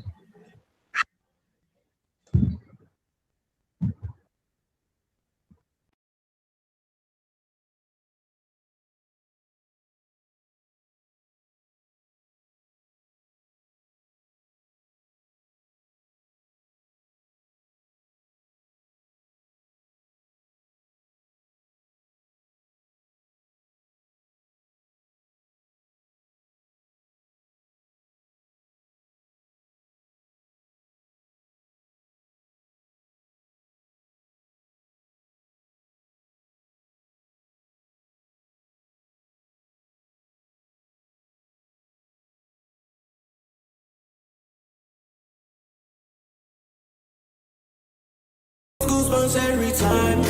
I need that Heimlich, throw that to the side. Yeah. I get those goosebumps every time. Yeah, when you're not around me, throw that to the side. Yeah. I get those goosebumps every time. Yeah, so I'm free. To the 281, yeah, I'm riding. Why they on me? Why they on me? I'm flying, sipping low key. I'm sipping low key and honest, rider. I get those goosebumps every time. You come around, yeah. You ease my mind, you make everything feel fine. Worry about those comments, I'm way too numb, yeah. This way too dumb, yeah. I get those goosebumps every time. I need that Heimlich, throw that to the side, yeah. I get those goosebumps every time, yeah. When you're not around, throw that to the side, yeah.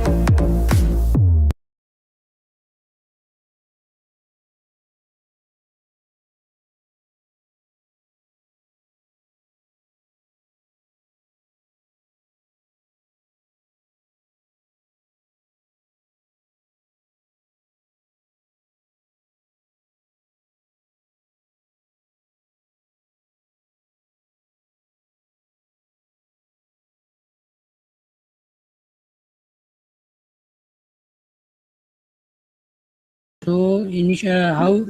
Hello. Yeah. So, problem statement is a deepfake generator. The technologies we are using is a TensorFlow model, and the pix-to-pix API pix-to-pix. What is it's a pix-to-pix from TensorFlow. Then pix-to-pix is exactly what it is, an image to image translation. Then It is basic. In this project, we are taking the video, and that video we are breaking it into 400 frames, based on which this 400 frames we are training our model, and through which then 400 frames, then we are marking the facial landmarks on that of based on that video image, and translate which is then translated into a face. So Oh, so like before we go ahead into the explanation of the technical details, do we have anything that is ready that you can demonstrate so that I'll get it? The context would be set up while you are explaining the model and the architecture and the oh, logic. okay, sir. Okay, just a minute.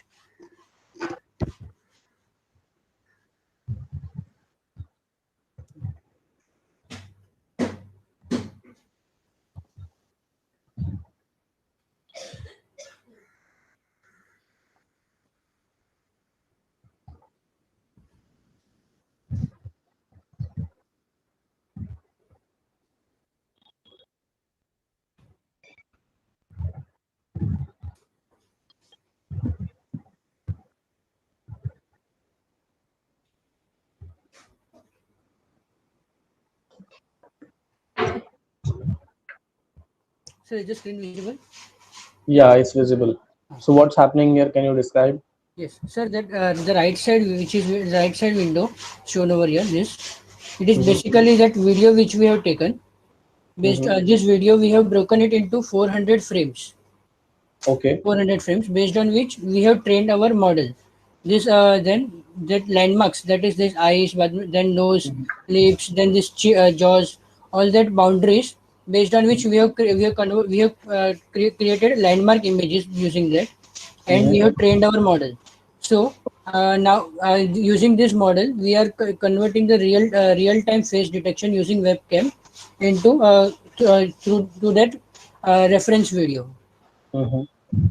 So basically, whatever dialogue you will be saying, that reference video or Yes, character would be it would be kind of uh, mirror image, mirror. okay. Okay, go ahead and explain the model and the code first, and then I'll come back to questions. This is that code for that run cam which I ran just now. This Okay. this is for that reshape of the polygon, that image frame, for that image frame. This during the training that model, we have used this resize function to show that all the images which that frames 400 frames, that will be Yeah, of yeah, same size. I know. Yeah. Same size. Then coming towards this main function, this over here we have this is what related to model and all. Then next, So my question is, like you are using some frozen model file. What model is it? Are you using an existing state-of-the-art model, and as it is directly, or have you retrained it a little? Like, are you doing transfer learning, or have you trained the model from scratch?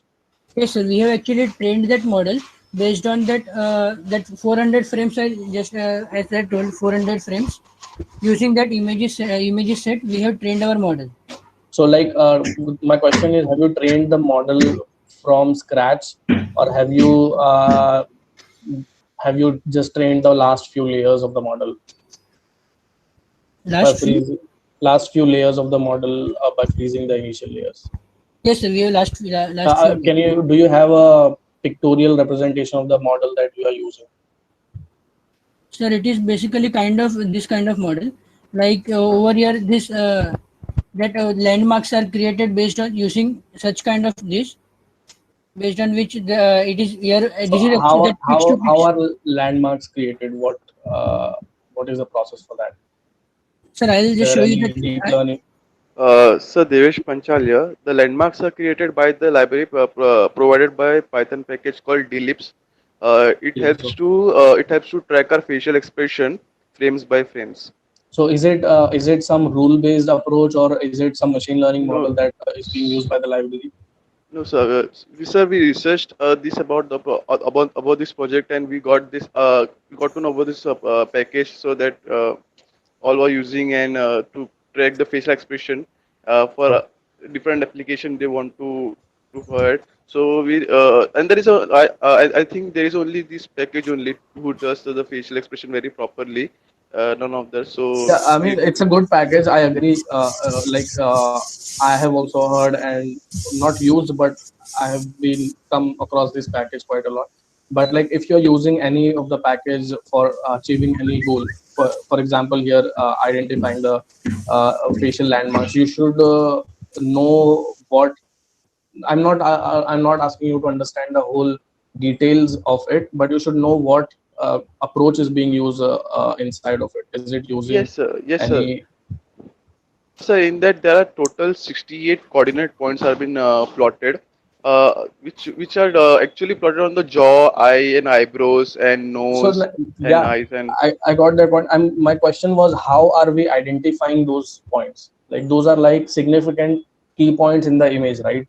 So I want to understand what is the logic or approach that goes into identifying those key points from the image, which you said you are achieving through daily, but you should also be knowing is there a certain algorithm or certain ML architecture that is being used to achieve this thing.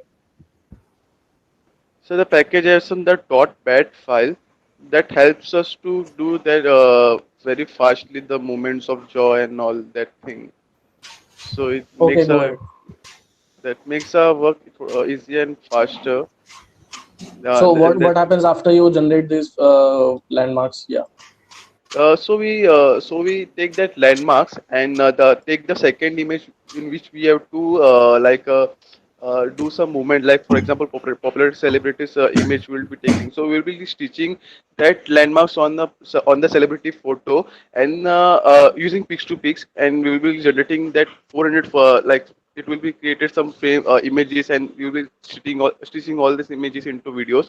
So we So at the end basically, we you're got saying that in the first frame, if you are identifying the point which corresponds to the eye of the original video of the person in the original video, you would be using pix to pix. You would be getting let's say there is a point which represents the left eye, the pupil of the left eye in the original video.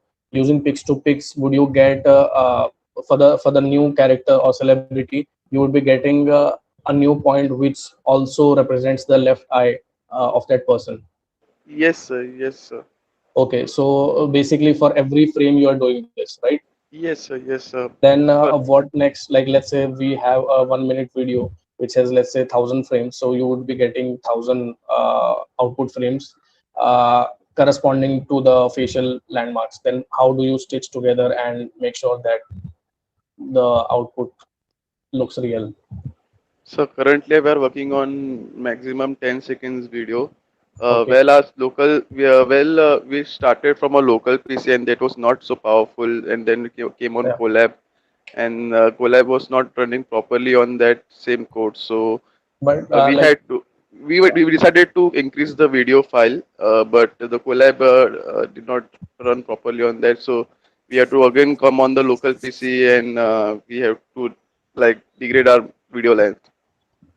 yeah, that's understandable. So like these you would know that these kind of applications are computation heavy and you would necessarily end up requiring a GPU. So you could have requested that resource maybe from hackathon organizers if they are willing to. I'm not sure if the college does have. No, no, but the main intention was to use Google Colab because they provide GPU services in that. Yeah. So, but we tried our best to run a local machine also. Just with not more than 10 seconds of So video what was length. the problem you were facing on Sir, Collab? sir, in GPU actually we were unable to access the webcam. Like we were not able to access live So videos. you could access the webcam.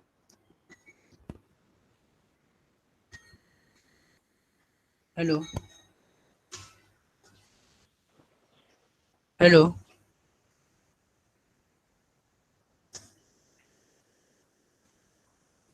Yes, we can hear you. I guess sir's voice has been cut out. Okay. Okay. Team 29, can you turn your camera, please? Like,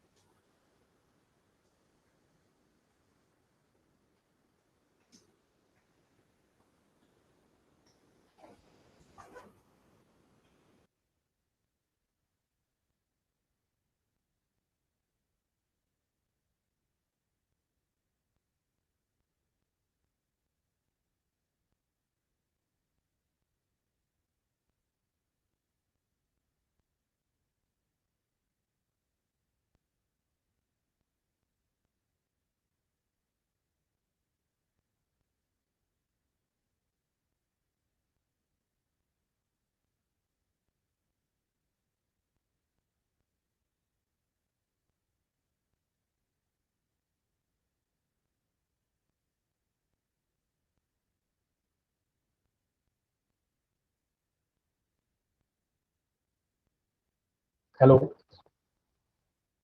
Yes, sir. Yes, we can hear you, Hello. sir. Sorry, there Hello. was a problem with my network. Okay, okay, sir. Yeah, there's some background noise. Can wherever is it coming from? Can you maybe mute it for a second?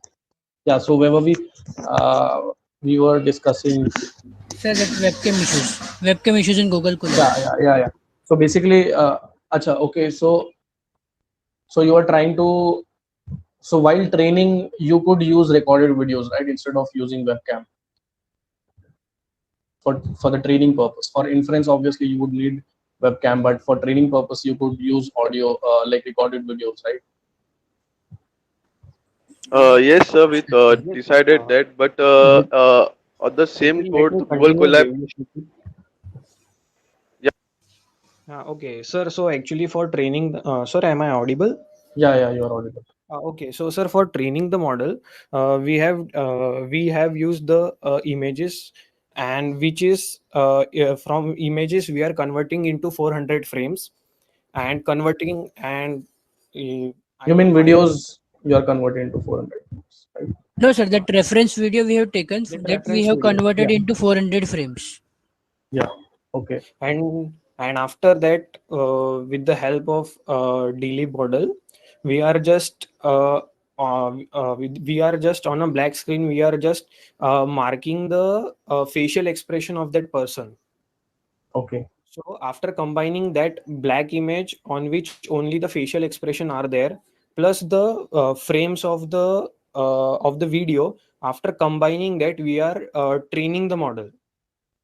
Okay. So actually, for training model, we are using the video, and for after training the model, once the model is built, we are trying to implement. We are just trying for the real time using webcam. Okay. So you need in webcam for the inference part, right? Yes, sir.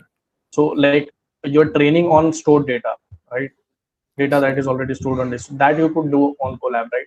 For inference, obviously, you might need to switch Yes, we to need your the local machine. yes, yeah, Local yeah, machine, yes. local machines. So I want to understand the model. You said after getting the after merging. Sorry, you said uh, using the dlib, you got the facial expression Yes, sir. on a black screen, and Yes, then sir. you are using them to train a model. Yes, sir. So I want to understand what this model is. So what this model Is gives? what is this model? What kind of model is this? Can you Okay, show okay, maybe okay, a sir. an image of it, or try to explain?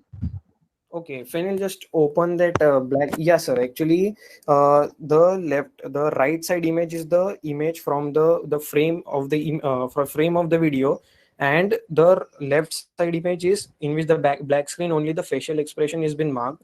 So Mhm. after combining these both, we are training, and with the help of TensorFlow package Pix to Pix, we are the image of our means the person in front of the webcam, with the help of Pix to Pix, we are setting we means just we are noting the person's uh, just facial expression and putting the deep fake image on that facial expression.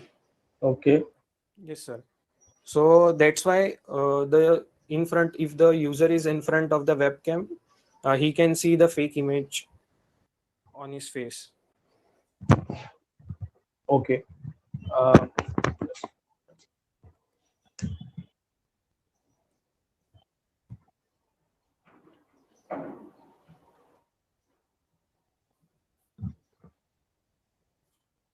yeah. So can you show me the code? Sure, sir.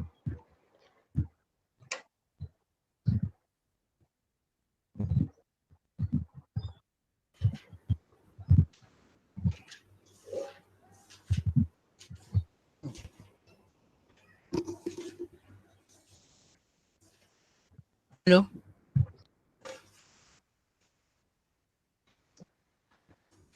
Hello. Yeah. So this is the inference code, right? Hello. Am I audible? Oh, sorry, sir. I was on mute. Yes, sir. This is the inference code. Okay, can you scroll down a little?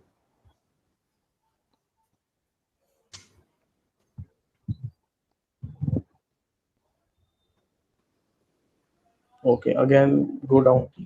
So using this part, we are marking that black and white lines in that image. Yes, the polylines with the help of CV2 Yes, polylines. left side images. Mhm.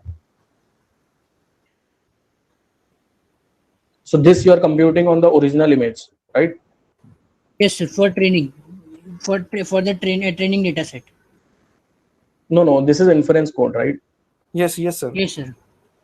So these the polylines you are drawing for the expressions of the original actual video coming from webcam, right? Oh yes, yes, sir, yes, sir. Okay. Then you are concatenating it with. Oh, okay. You are just. We are merging it with that train images, sir. This right, based on which. 1 minute.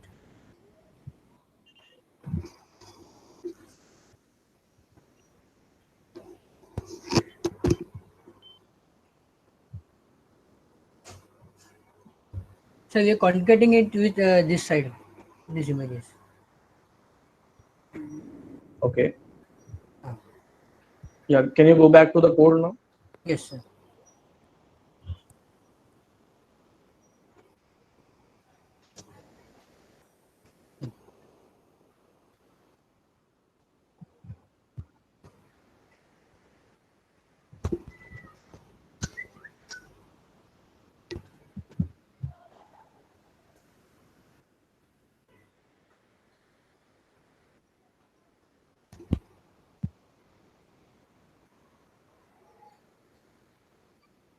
Yeah.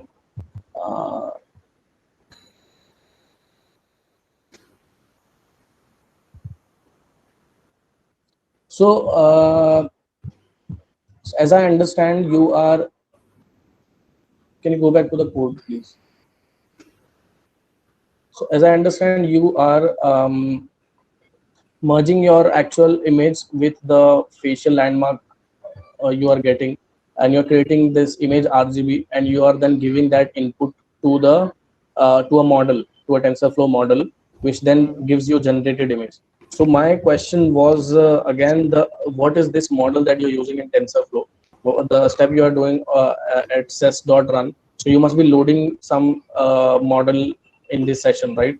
Which takes the input image, the input image which you generated using facial landmarks, and then returns a generated image. So I want to understand what that model is. Are you using any pre-trained model?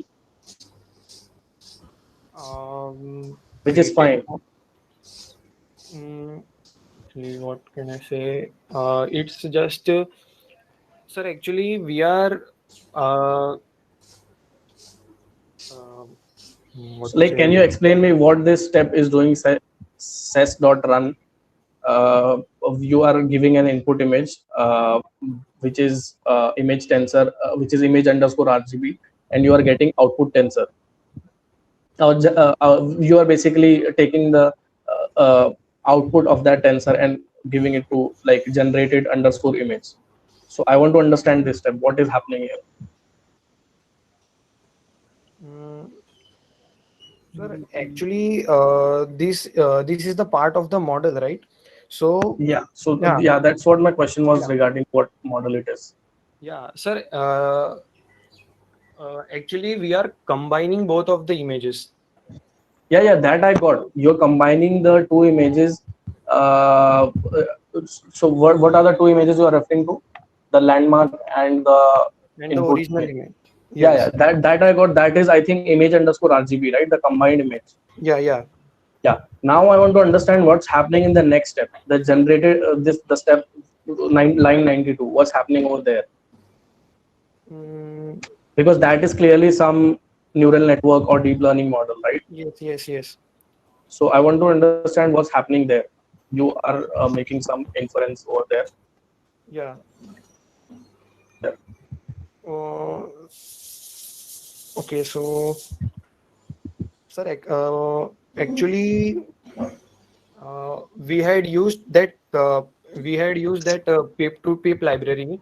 So we just what can I say? We just referred to one of the repository. So from there we came to know that this might be helpful for deepfake images. Okay, so this is inference part. Can you show me the training code where you are training your model? Okay, Sven, you just open the collab.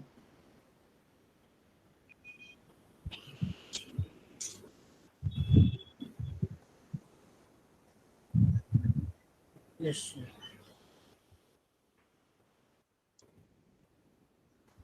It's over here. Just go down near the training part.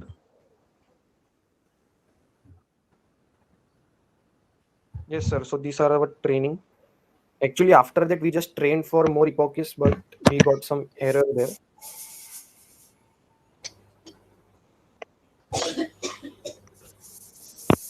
Can you show the code? Like this is the output.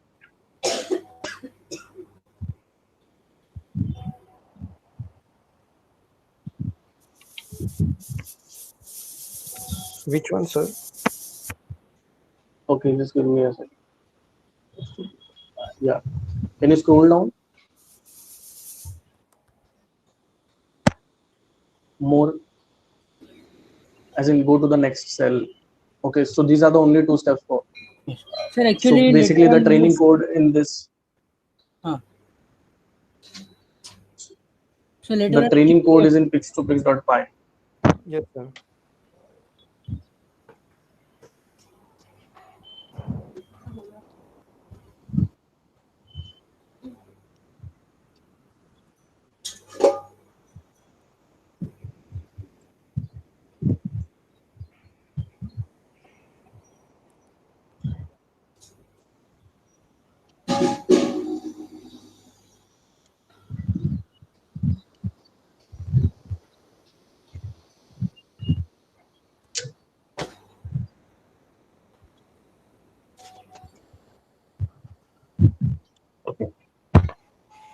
Okay, I got your point. So, like, are you going to uh, improve it further, or are you like No, sir. done? Actually, we will try to improve it further because uh, the image are still means not that perfect. Actually, we need How are you planning to do that? sir, actually, for training this model, we for training this model, we means it took almost 5 hours to train the model. So I think for more training, for more accuracy, we need to train our model. And where did you get the training data set? Sorry, sir. Where did you get the training data set? So training data set is basically we are just uh, taking it from the video, the frames. No, that you're doing inference on that, right? You said you were training on some stored data, Huh. pairs of images, if I'm not wrong. Mm-hmm. Yes, sir. So you may not have like generated that whole data set, right? It must be too huge, too large. So are Yes. you using an existing training data set? If yes, then what data set is it? Where did you get it? Say. sir, we actually used a video file based No. on which we have, based on it was a customizable. That video based on that video file, we have created that 400 frames data set and splitted it into training and testing sets. So how many such video files did you use? Sir, for this purpose, for the current being off, we had used only one video file. So like you're saying that uh, you have used only 40. So from one video file you would generate how many frames did you say? 400, right? 400 frames. So from one video file only 400 frames Yes, sir. that you use for training. Yes, sir. Yes, sir. Okay. Now tell me, what is the purpose of deepfakes? Like, what is the application where I are we supposed to use it? So this deepfake What are we going to achieve using deepfakes? sir, it can be Yeah. used in film industry. Like suppose in one shot that by that in one shot is supposed to some kind of corrections or changes are required. Then after, which we get to know after completing almost some portion of shooting. Then we can directly go to that portion of that video, and we can we can change that video through over that point, so we don't need to record the entire shoot again. Yeah, and Okay, so that would be beneficial only when So there one is a more change in the point. dialogue, right? So one more point. I think so. It's more important because this can be used in a synthetic media where a reporter wants to report something without revealing his face or face like that. Okay, but then okay, that is the positive aspect of it. But again, this also We has have to see positive only. yeah, but any technology that comes out, it also has uh, the negative aspect as well, right? This yes, deepfakes, sir. the most Yes. the important concern of deepfakes is it is going to be used potentially for uh, a very prevalent problem, which is fake news. As you said, a reporter can uh, narrate a news without revealing their face. Uh, Yes, yes. but again, you could also narrate fake news by using face of a credible reporter, right? So have you So thought of how, if this gets misused, how can we address that problem? Basically, detection of deepfakes. yeah, Yes, we sir. can like check that is the news or right or wrong and it's like is been No, there just Yeah, or yeah, not. processing the video through VR, we can just detect if the image, if the video or something is deep fake or the original one by with so the help of yeah, deepfake yeah, detection. Yeah. yeah. So my question is like, are you aware of uh, solutions for deepfake detection to distinguish between, to identify whether the video being played is an original recorded video or it's a generated video?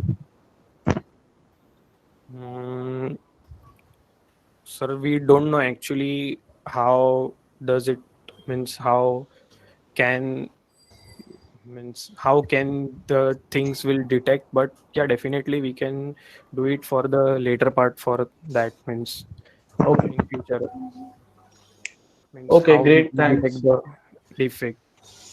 Yeah, got your point. Okay, cool. Thanks. So who is coordinating this? Can we take a 2 minutes break? I need to like share that video to team 26, I guess. I was supposed to share. Sir, actually, one question from my side regarding the current team. Sir, any suggestion from your side for something for this project or So as I understand, you were not aware of the deep learning model or GANs, so to speak, yes, that Gans? Yeah, yeah, was being used for training. You yeah. should try to understand that better, and only then you will be able to like, because there are solutions existing for deepfakes, right? Yes, uh, yes, if you understand the architecture, how it works under the hood, and not just that, even the preliminary steps, that is to identify landmarks and train on that. So how are yeah. we identifying the landmarks? If you understand them, only then there is a scope to further improve it, right? Okay. Not just the landmark detection, but also the training, the GAN part. And yeah, obviously the applications you mentioned were good, were great. Hmm. So yeah, that's what my comment is. Okay. Yes. Thank you, sir. Thank you, sir.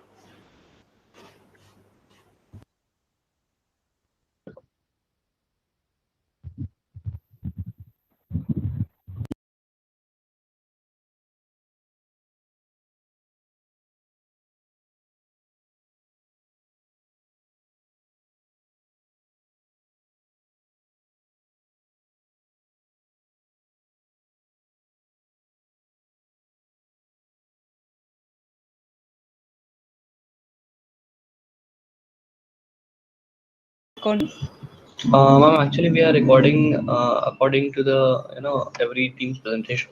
Okay. Every Yeah. team presentation you are Yeah. recording. Fine. Just good morning, Parth.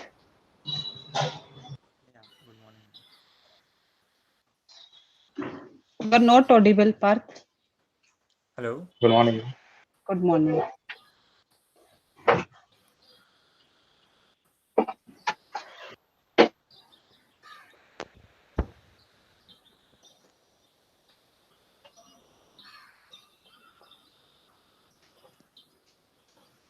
Ma'am, should we start presenting?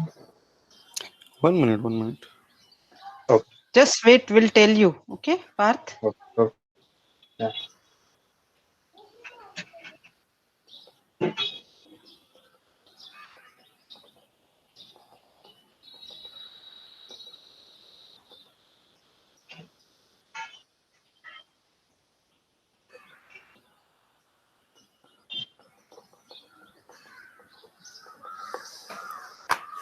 Okay, you can start.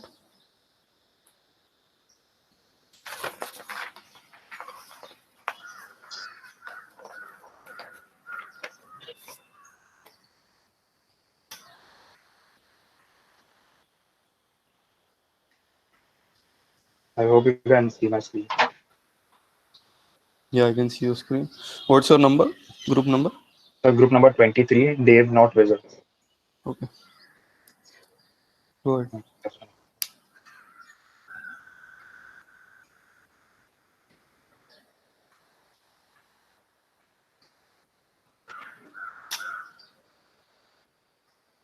So good morning, sir. We are from KJ Somaya Institute of Good Engineering and morning. Information Technology. I am here with my teammate Parth Mania. So we have developed a solution for a problem statement, weather-based load forecasting using artificial intelligence. So as we know that electricity is often taken for granted in the developed regions of the world, but an outage affects the businesses, industries, as well as but an outage affects the business industries as well as some residential consumers. And in terms of it affects in terms of decreased productivity, data loss, and inconvenience in regular activity. Now, all the other industries have some inventory to store or buffer their data or their products, but electricity cannot be massively stored and cannot be massively stored in anywhere using any of the future technologies or any available technologies. So, because of this, the Yeah, I power read your utilities have to. description. Show me the project. Okay, sir. This is the tech stack that we are using. Parth, can you just glance over? Yeah, so as it is a AI ML project, so there is a part of data processing, the KDD process. So for that we are using Python and Pandas. The database which we are using is MongoDB, and we are storing the raw files on Amazon S3. The front end is created on React.js, and the data visualization is done using eCharts. For AI, we are using sklearn, Keras, and TensorFlow for building the AI models. And for the API development, we are using class APIs to connect Python with as well as the React.js.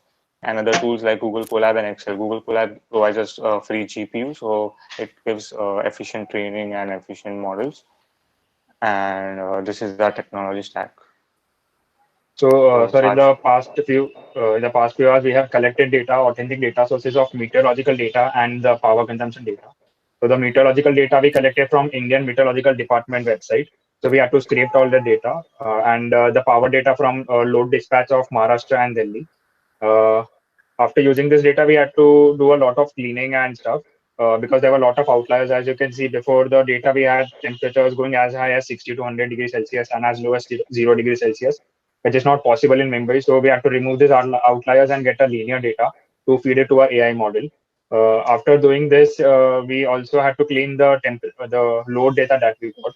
After doing all this pre-processing, we started applying it to our models. We developed a script, which I can show you. So we just developed this script uh, where we applied all the regression models that we have, and we customize it, giving our window size and different variables. Uh, After passing our data through this script, we get an output in such a CSV format. We export it, and we get the RMSE of each and every algorithms to select the best algorithm that give us the least RMSE and the best accuracy.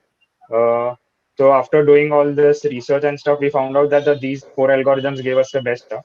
Parth, can you just explain this graph? Yeah. So this is a random weekend picked up of 2019.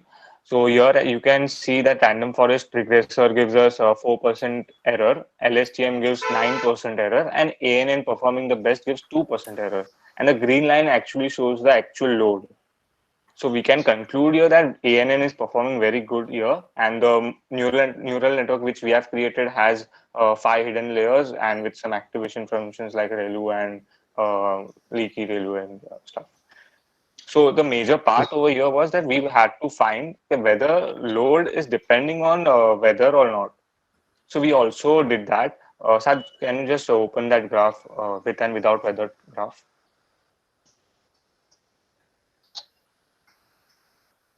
So we first, yeah. So here you can see that we first tried predicting load without weather.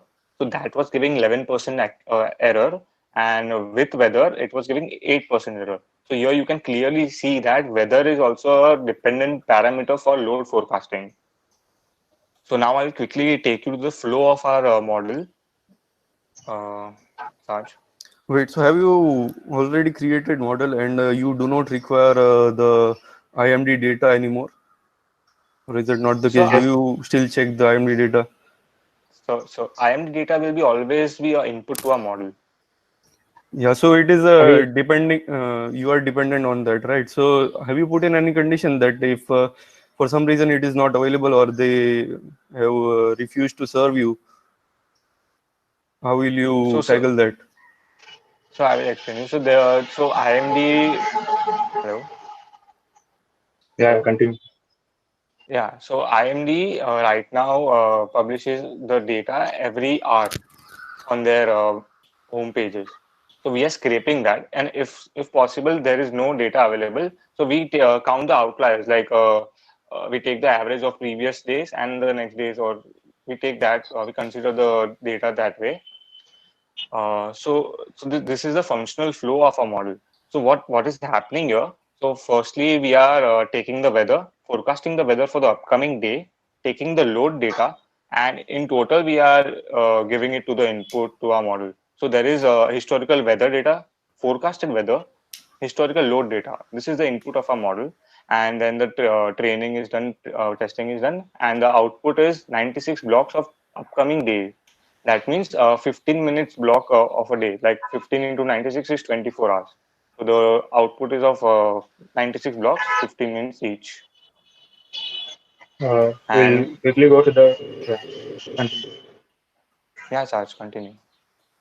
So we'll quickly take you to the demo part. Yeah. So this is the dashboard. Here you can see the ME of each day. So ME refers to mean absolute error. That means it shows that how accurate our model is performing or not. So this will be the end product to the companies, power companies. Okay. Sach, can you go to the forecast page now? Yeah. So here we can forecast by selecting a particular day. So there are three types of day: a normal day, medium load day, and a holiday. So suppose I can say you a normal day is a weekday, normal weekday. A medium load day can be a weekend or a Sunday. A holiday preferably like a Diwali. So in Diwali, there is a bank holiday. So the electricity goes down drastically. But as it is Diwali, it can be the electricity may go higher during nights. The demand may go higher during nights. So we are considering all of that. How did you get the load data? So it is available open source. Like if you see the Delhi data, they open source that data in this format, and Mumbai data is also available. So the main purpose of this is that in the present scenario of this power industries, what the rule is that they generate a fixed amount of power. Suppose say 3,000 megawatts of power per day. Now, if this generated power is completely consumed by the consumer, the customers, they have to buy power from other companies. So suppose the Tata Power generated some 3,000 megawatts of power on a Tuesday, and all this power was consumed by the consumers till 6 p.m. on that day. Now, to satisfy the needs of the consumer for rest of the day, they will have to buy power from some other company like Adani or BST. Now, this buying of power from other companies cost very high to the power to those industries, and resulting in losses to these industries. Now, to incur these losses, they increase the bill that we get at our homes. Now, to reduce these bills that we get at our homes and to reduce the cost of buying power from other companies, we have aimed to predict the load predict the load, like this much load would be consumed by the consumers in the next day or the next month. So you should focus and generate that much amount itself. So suppose we selected a date of 15th December on a normal day. Parth, can you just explain this? Yeah, so this is the forecast for the 15th December. So the red line represents the load, the yellow line represents the temperature, and the blue line represents the humidity. This is the forecasted data, and below it also shows the 96 blocks in detail. If we want to download, we can also download. We can add the filters over there also. So as actual data for the particular day is available, so you can see above. Start scroll up. Yeah, so actual data is available here. So on clicking on actual data, Saj, can you just forecast again and click on actual data? Go back. Select 15th. Forecast. Actual data. Yeah. Yeah. So here you can see the actual data and the visualization of actual data versus the forecasted data. So here in the load, focusing on the load, the yellow line represents the actual data and the predicted show is the red line. And you can see the error is of 18% over here. And same way for temperature and humidity. And below are some stats like maximum error of how many megawatts, minimum error of how many megawatts. And below that, there's a detailed insights of all the data. 96 blocks are there. Actual load is shown, predicted load, actual how much error is there and all. Show me for some other date. Yes, Arch.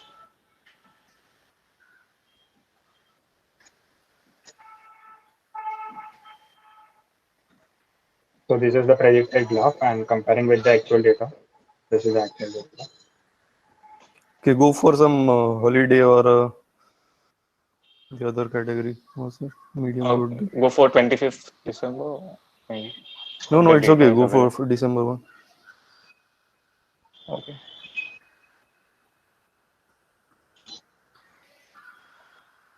So there is a slight change. So here even so as you also had this query, so we added the feature like compare with previous actuals. So on clicking that, you can select multiple dates over here. So you can actually compare the forecasted data with previous actual data. So there might be that the engineers who are sitting and calculating the power, they want to see that how much data was, how much power was consumed on the previous dates. They can actually compare here. They can download the graph here, and they can have an insight themselves too. Okay. For weather, temperature, and load for all three. And we have also implemented a dark mode, which is a trendy UI for this.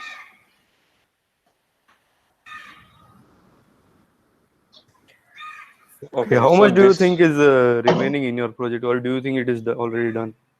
so I'll tell you it's 89% done. Firstly, because it's my favorite number, and I will tell 89% because right now the accuracy which we are getting is around 85 to 86%, and we are targeting 95% accuracy of a model. Is that feasible in So I will for tell the you. companies having So for load 13 to forecasting, 18% errors?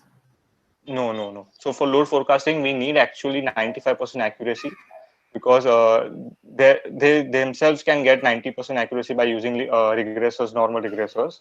But as we have tried for building a neural network, we are trying for 95% accuracy. We have already reached around 90 to 91 for many days, but there are some exceptions like the COVID exception. So during COVID, there was a drastic drop of electricity load demand, and we are trying to build a special model for COVID and after COVID models. So we are also considering the real-time scenarios. Okay, so As you that can is see, few remaining. of our few Uh, of our dates that we get is even greater than 93%. So you can see there is a error of almost very less value of 12% and 10%. what are the other buttons over there? Holiday button, is that a button? No, so this is just the Yeah. field selected by the person. So, Why is that so clickable then?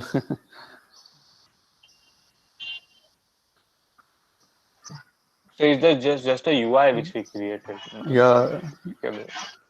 it shouldn't show the cursor, the pointer, right? Uh, what's the next actual data available? Is that clickable? Yes. Yeah, That that which button told you will this appear is the when the Yeah. actual actual data. data is available. Okay, scroll down. And this is some filters if the company want to see and analyze your data. So this is just filters added. And if they want to just download the CSV and use it somewhere else, that is also possible. Is that filtered CSV or everything? Yes, you can also get a filtered CSV.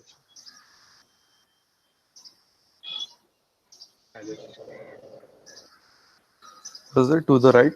Then Sorry. is that also a filter or to the right that none drop down? That's just to select a particular single row if you want. You download this. Select a particular timestamp. Notice. Only the first few hours were downloaded.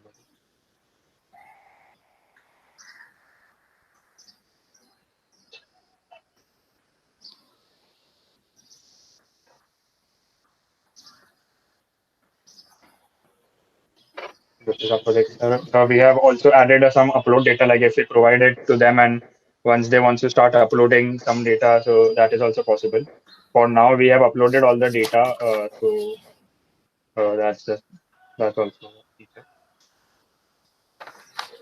Okay, how much of this did you do in the last 24 hours? Is it or 26 hours? So as this was a research based type of project. So firstly, we started building the models. So in the first jury round, we almost created the sample models like random regressors and all. Then we started with ANN, and then the app was built from yesterday night. Like we started at How 12 much a.m. time does it take to make that model? Run it? So it takes a Train the quite lot of model. time. So, yes, Now, for you, how much time did it take? So for almost. training, so there was a lot of outliers also. So we had to pre-process the data. Then we went for training, and there was also like as we are building a neural network, we have to try many hidden layers. We have to remove some layers, add some activation functions, and do many permutation combinations there. So there was the training time was around 10 to 15 minutes, but we have to train different models and test them to get a better accuracy. Okay, and So we spent the almost 10 to 11 hours on this thing, and then we started the UI, but we were also simultaneously working on optimizing this model. did you make the entire UI in the Yes, last sir. 24 hours? Yes, yes, sir. So we have worked on many projects. We are in the final year of so we have worked on many projects, and the React UI, we have a firm hand on it. So we started building and we did it.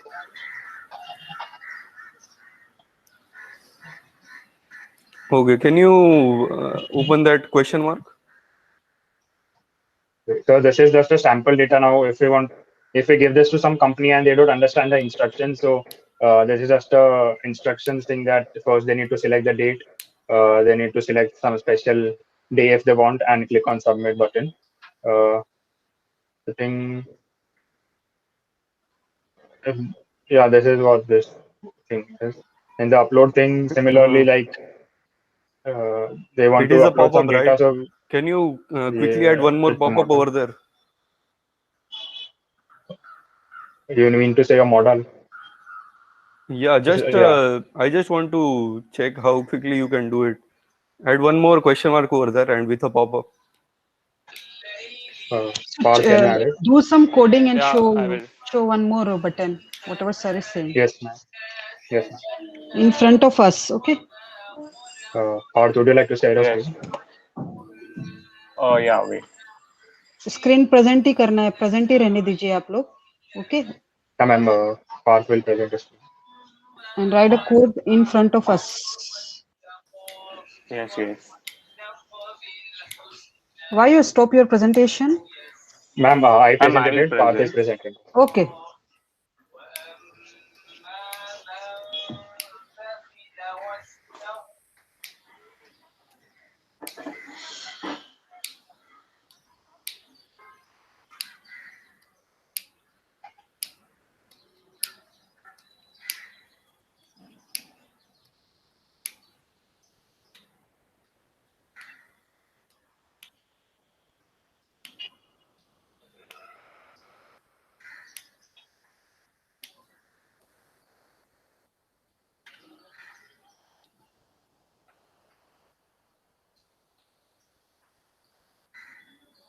So just give us 2 minutes. We'll just set up the thing.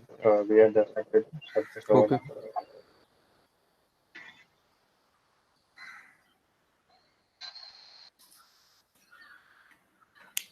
See, whatever thing you are doing, you just present your screen and show us. Okay. Yes, ma'am. We are just starting the code. We'll show you. We'll code it in front of you. Okay.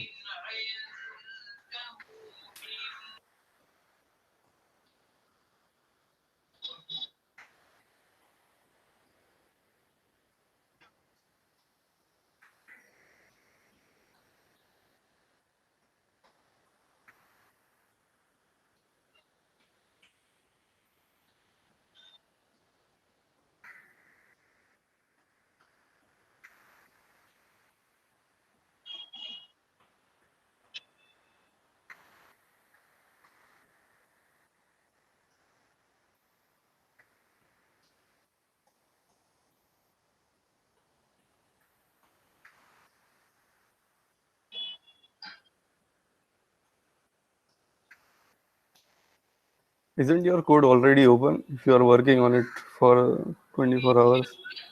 So we How just much tested for percentage 2 you hours. had So completed? Yes, Saj. I'm 89%. So it's very small thing for you. You can do it within 1 minute. Yeah, ma'am. We were just resting for some time, so we shut our PCs. It was heated.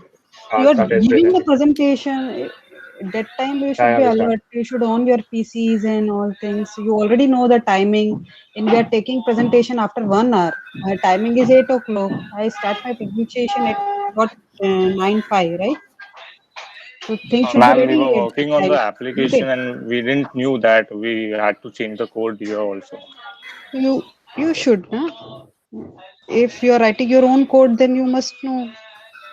Yes, ma'am, we are Sorry, writing our ma'am. own code, but we have to also set up these things like we are Okay. shifting from ML to AI to React, everything. Okay, go ahead So now. Go what do ahead. you want to Go add? ahead, please. I just Uh, want you to add model. another similar question mark info box over there, right beside it, and it should open a pop-up which says this is info box. That's it. It should have the same Okay. UI as that other pop-up box which Yeah, you yeah. showed me. Sure, sure. One minute.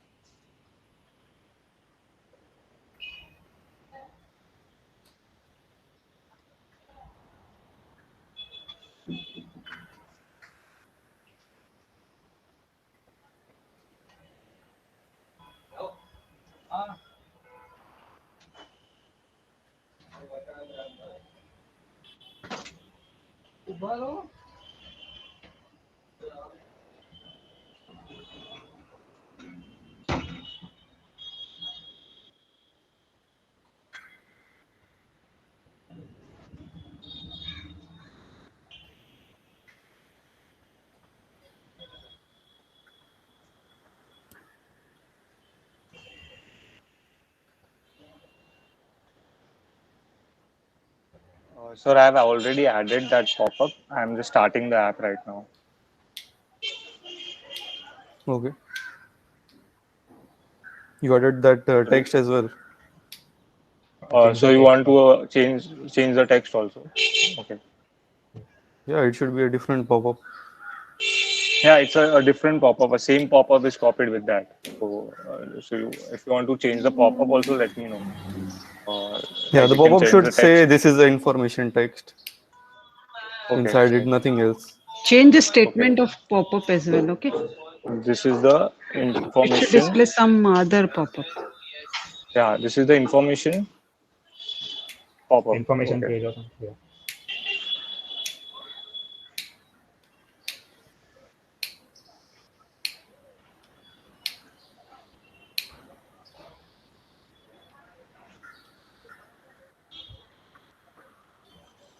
Nothing else. Everything should be plain. No next Okay. button, nothing.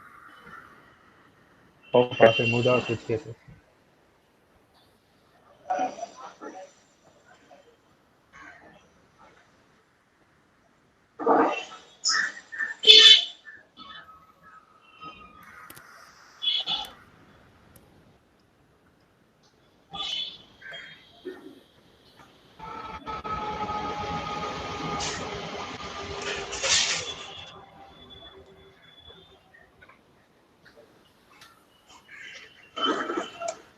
So it's done. The just app is just starting right now.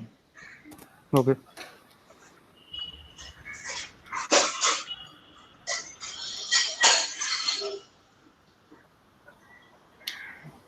How much time does it usually take to start?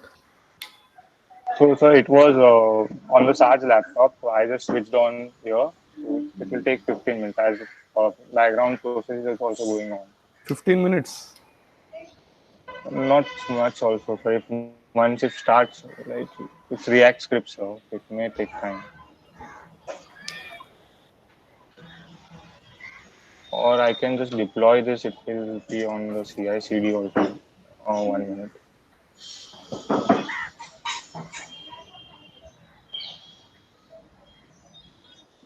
So even if you want to make a very small change, for example, just change the text somewhere in your website, you have to So do it this every can take time. only 10. No, so it will take only 2 minutes. The app is not started on my PC right now. Give me 2 minutes. Once the app So is once the app started, is I started can doing change the the update, text. it takes us two So to who three has the minutes. app running now? Saj It's or on Parth, Sarge who is PC. running the app now, right now? So we have deployed this app. So on localhost, we have to just restart the app. So we can send you the URL. It is deployed, so you can also use it. Okay.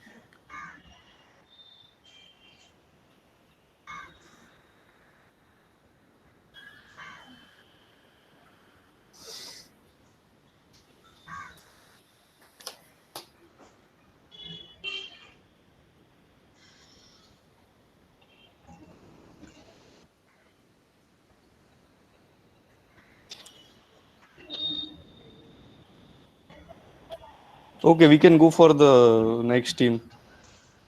You can come back after them if you are still No, there. Mihir, Yeah. let them be there. Please on your camera. Okay. Okay. Yes, ma'am. So within 5 minutes, you need to show in between. Yes, ma'am. Once the app is started, I will just write on the chat box. So we'll give you only 5 to 7 minutes. In this time, your app should be started. Otherwise, we will take our decision. Okay. Further, Yes, ma'am. Yes, it's ma'am. fine. Yes, No need to exit Yes, the ma'am. group. I mean, Sure. if you are building a software uh, for a hackathon, you have to be able to make quick changes, right? Exactly. And we are How we giving were. one minor change. Okay. So Our there are second two. year student also can do this thing. It's not a So big we thing. can do We are not the. Hmm. telling Ma'am, you we to can do do change the some changes functionality as or like this. required. Ma'am, we can do the changes as you required on the spot. Just give us 2 minutes. Once the app is started, we can do any changes you want. because we are working on the ML side also and on the application side also, we have to switch our computers to the ML and stop the React at Okay, once. okay. Take your time. We'll give you 5 to 7 minutes. Yeah, in between, I request next group to present. Okay. This Yeah. next group is Team 24 Innovators. But you did understand, right, Parth, what I was saying? I just wanted another Yeah, question mark yeah, beside one that one pop-up. question Yeah, mark yeah. and I will. a plain Yes, pop-up with a it's box with the yes. text. It's already coding is already done. Just the app has Okay, to be okay. Tell started. me after this Yep, presentation, yep. we'll look at that. Okay.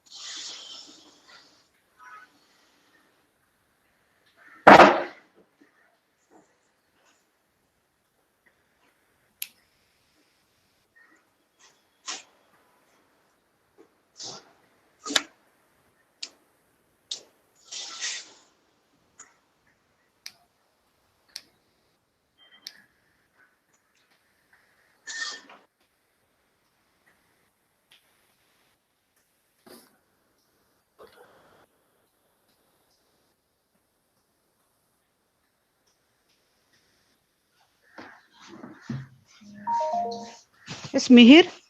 Yeah, ma'am.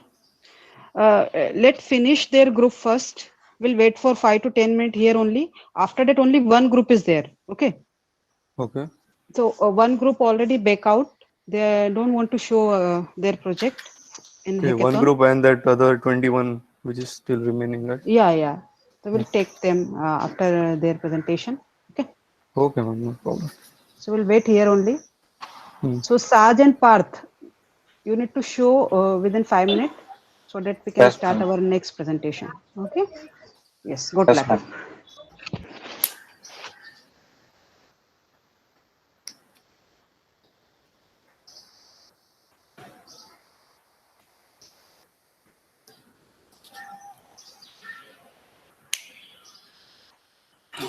I'll be back in a minute.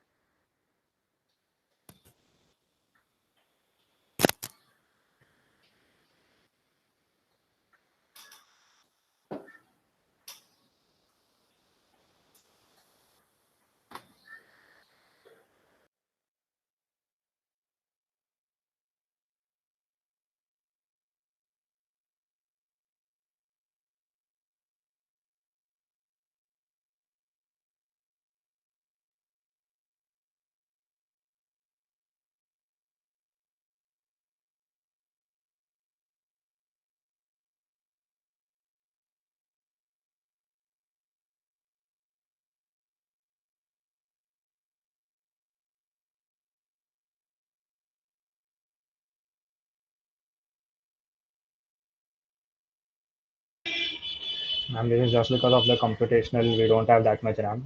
Or else you can start with the next group and we'll keep our screen sharing on.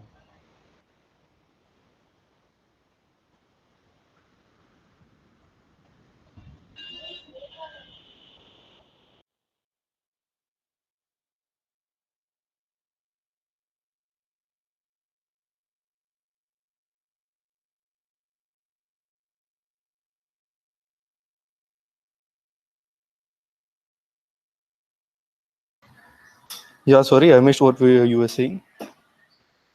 I'm saying this is just because of the less RAM we have. I'm saying that can start with the group. We'll keep our screen sharing on. Okay, no problem.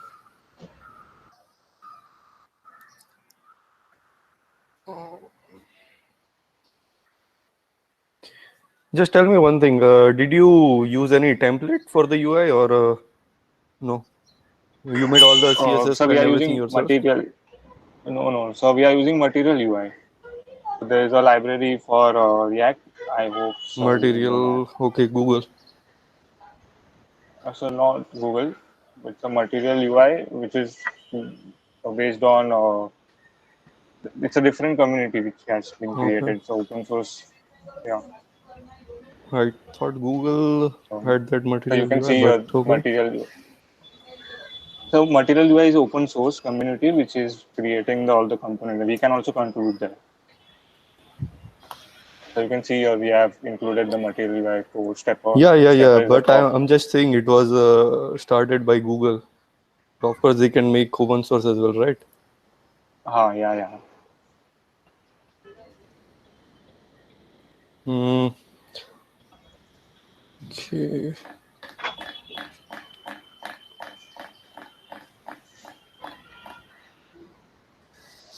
It doesn't usually take this much time. I don't know. Do you have? Okay, yeah, it is deployed on the internet. Okay. Okay, we'll check it later if possible. Let's start with the other group, ma'am. Yes, next group, group number 24, innovators. Please start presentation. Yes, Meher. We cannot give much time to each group. Okay. Okay. So let's go ahead with the next team. Okay. Yes, so Sir Parth, we please are mute yourself. Okay, you can close your presentation. Just close your presentation and do your remaining work if you have any. Okay. Ma'am, can we just keep the screen sharing on so that once the app is built, we can No, show no, you? no. Other person can present. Na? Next group we need to present. Stop presenting. Okay. And whatever thing you Ma'am, want to do. other group can also present. No, no. You just stop your presentation now. Okay.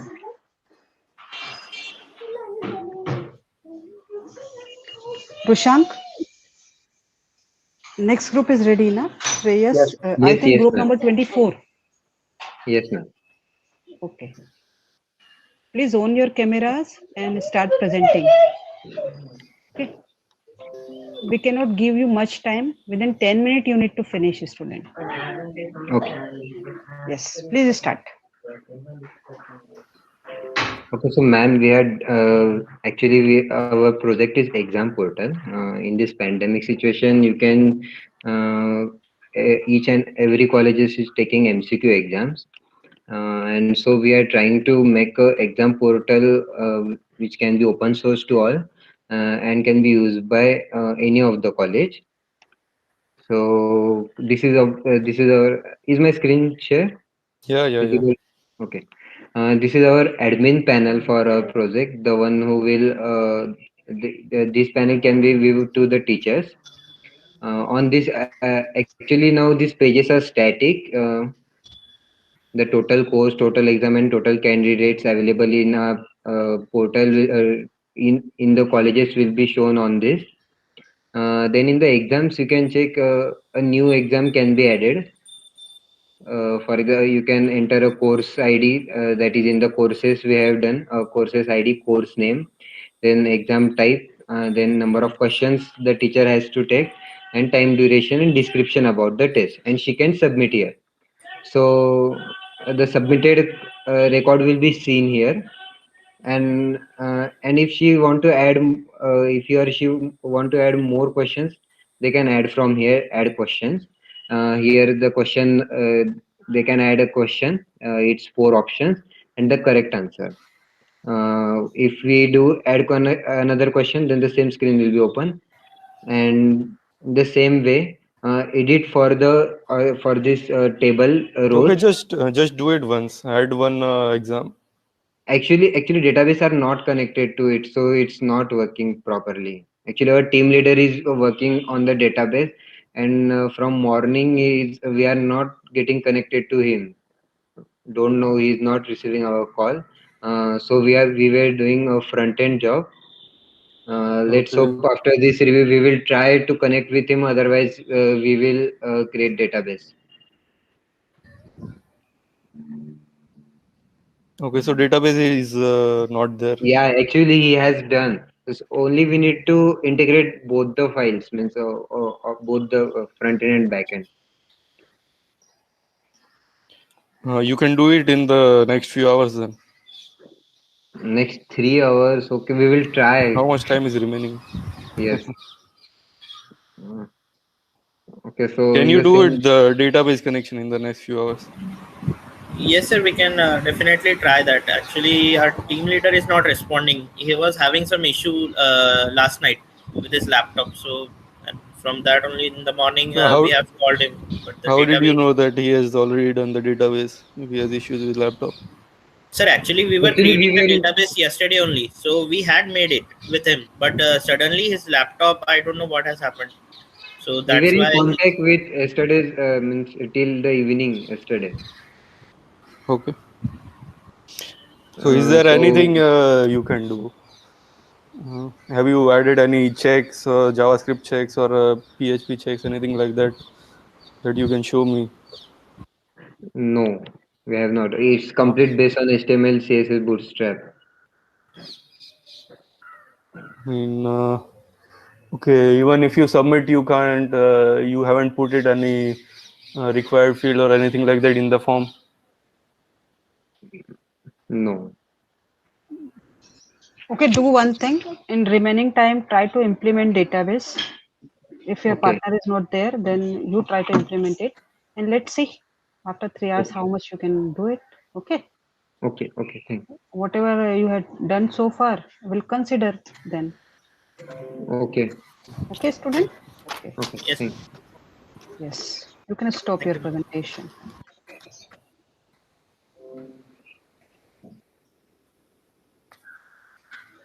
So, Rushank? Yes, sir. Rushank, are you there? Yes, sir. So, one more group want to show their Yes, ma'am. database. Group Their number partner 21 was is not here. there. So, they are able to connect with their partner or not. Let me know the status. Yes, ma'am. Just a minute. Okay. Please call them and let me know within 1 minute.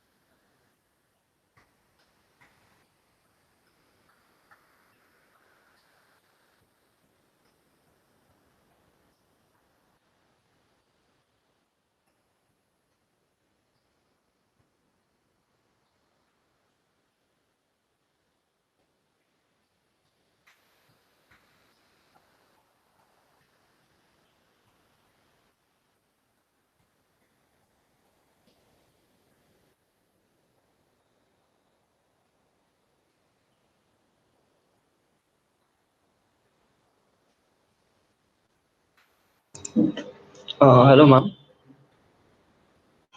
Yes, please tell me. Ma'am, actually, Team 21 is not in the meeting right now, so I'm calling them. Till then, we can start with Team Yes, 23's yes. presentation. Right? Yes, will do. I'll call them and get back. Okay. Yes, Parth, are you ready? Parth and Saj, whatever issues you are having. Okay. Hope you have resolved that issues and you are ready for giving me the answer. We already give you some extra times, which we are not giving to some other teams. Am I audible, Parth? Yes, ma'am. Ma'am, I'm sharing my screen on. Yes, please.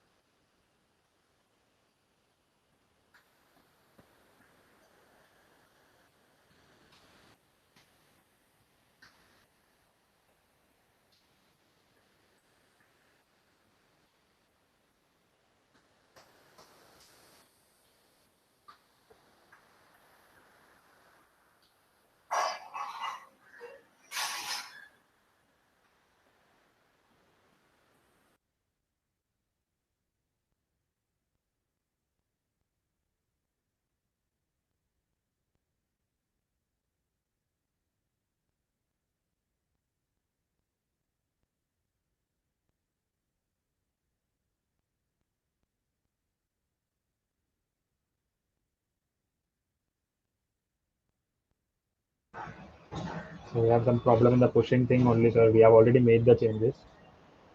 Uh, some net issues.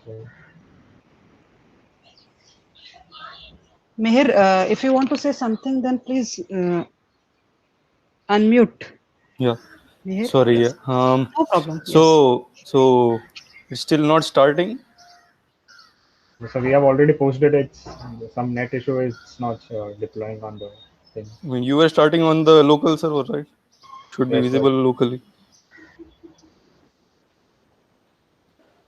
So what can I do right now? So I will just push the change and I can show you on the deployed, because on the deployed side it can be rendering much faster there. Right now it's compiling here. I can just share my screen, but It will take time there as well, right? Or it doesn't take that much time. How much time does it take there? no, it's so locally we are running the ML things also, so it's all packed up here. We didn't knew that we had to change on the application side this way. So the React app was closed. So when did you do the application side? So today morning we stopped before the presentation, because for the presentation also we need a When did free you RAM. start and when did you stop then?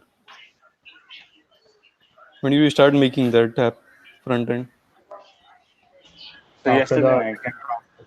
Hmm? after Mihir, the what I want to say is we cannot give some more time to them actually due to some time limitation. We need to Okay. proceed with the next round as well. Okay. So Yeah, it's yeah, up to ma'am. you now, sir, Mihir, what you want to say to them. we can. It's Okay. So once we deployed it, we can share you the link if you want. You can just check it out. So yeah, mainly no, the it's network. okay. You can. There's still one more round to go, and you can uh, say whatever they want to say over Sir, So there. I the have But it already, has sir, I have already deployed it. So give me exactly 2 to 3 minutes. I can show you the output. See, listen, Parth, listen. We'll give you time, okay? Don't worry. Final round is still remaining. At that time, you should be ready. Okay. Yes, So ma'am. whatever decision Ma'am, is but there, if like you we go had ahead, done then so much. definitely you need to show your things in final round. Okay. So we cannot Yes, go ma'am. with On the you. All the best. ma'am, we have Okay. done so much and we want to show you things, Yeah, but but time we just limitation is there, na? yeah, It it's okay. But you can 20 show hours. it later on. No? We are not saying anything right now. You can be ready So till then. we Okay. Okay, all so the we best. might Yes. lose marks for this now. No, you cannot say like this in your presentation. Okay, so hope for the best. You can stop your presentation. And Roman, are you there? Yes, ma'am. Just What for about the team team 21? 25. They Sorry, want to 20, show, or 21. No, ma'am. They are not coming. They are they back. are not coming? Okay, Parth, Yeah. please mute yourself. So Mihir, I think you just evaluate team 21 according to the presentation, whatever they did. Okay, Okay, ma'am. and we should stop our presentation for jury 3 now. Okay, okay.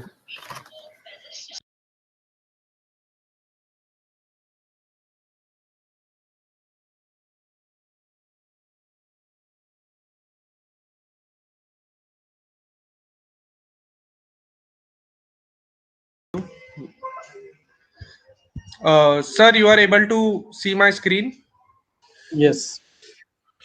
Okay, so basically our concept is actually the credit card fraud detection will detect the user behavior pattern and geographical location to detect the fraud. So, Okay. sir, let me show you in 1 minute.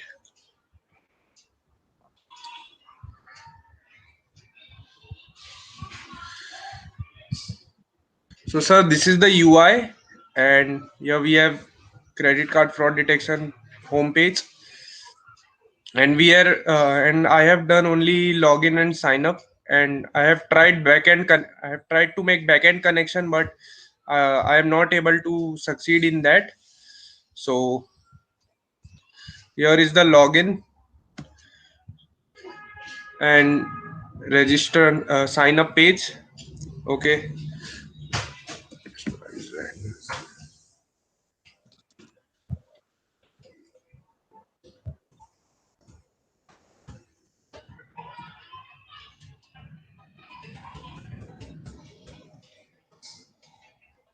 No, you can just log in and show instead of signing up. Actually, sir, I am facing this error from yesterday itself. Actually, I am not a backend developer. Actually, from some personal issues, my backend developer is not available here. So I learned yesterday itself backend. So I tried this from YouTube only. So Okay. I don't know much about backend. So I you can have explain done the fraud detection part. fraud detection part. Okay, sir. Wait a minute, sir.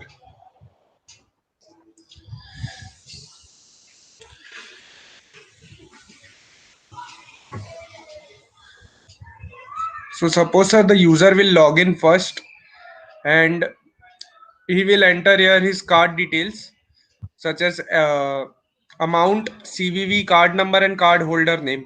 Suppose if the user is uh, transacting some amount of rupees 5,000 to 10,000 every month, and suddenly he is asking for 12,000 or 15,000 rupees, so it will generate some security questions, and it will detect it is a fraud. And for geographical locations, such as in geographical locations, suppose if he is not if the transaction is not done from India and the transaction is occurring from US, so it will also ask some security questions about the user, and it will detect a fraud. That's it. I have done from my side. So can you demonstrate these features that you just mentioned? These No, sir. functionalities. No, sir. Actually, error is showing. No, like, but error is on the front end, right? You could still make requests using Postman or some utility. So you said backend is ready, right? No, sir. I don't have backend. So like the implementation has not been done yet. The of the logic Yes, that sir. you explained. Implementation is not done yet. Actually, Oh, we okay. were using. We want to use fraudulent app for APIs for use for detecting frauds, but not possible at this time. Okay. So like your core And functionality has not been implemented yet. Yes, sir. Okay, and how were you planning to do it? Which basically a person would store their card and then um if some so basically how would you then track the transaction on that card? Like let's say if I enter my if let's say you have a platform ready with all the back end integrated and I save my card uh, on your platform, how would you track Okay. transaction on that card? जी sir, पहले आपका हम लोग pattern notice करेंगे। वो suppose जैसे आप सो 5000 से 10। नहीं, मैं वही बोल रहा हूँ कि वो पैटर्न के लिए तुम्हें ट्रांजैक्शन की डिटेल्स चाहिए, राइट? कि मेरे कार्ड में मैं क्या यस ट्रांजैक्शन सर। कर रहा हूँ, वो कहाँ से मिलेंगे आपको? वो तो सर आप जब इनपुट डालोगे तो पहले 10 एंट्रीज हम लोग ऐसा डमी रखेंगे। 10 एंट्रीज नहीं आपको नहीं, 10 आपका जो एंट्रीज हम लोग प्रोडक्ट है, पैटर्न समझने। जी आपका जो सर। प्रोडक्ट है वो तो फ्रॉड डिटेक्शन के लिए है, right? Like to detect whether yes sir. There is some unauthorised transaction on my card. तो आपके पास मेरी ट्रांजैक्शन डिटेल्स कहाँ से मिलेगी? आपके पास तो मेरी कार्ड डिटेल्स है, right? Yes sir.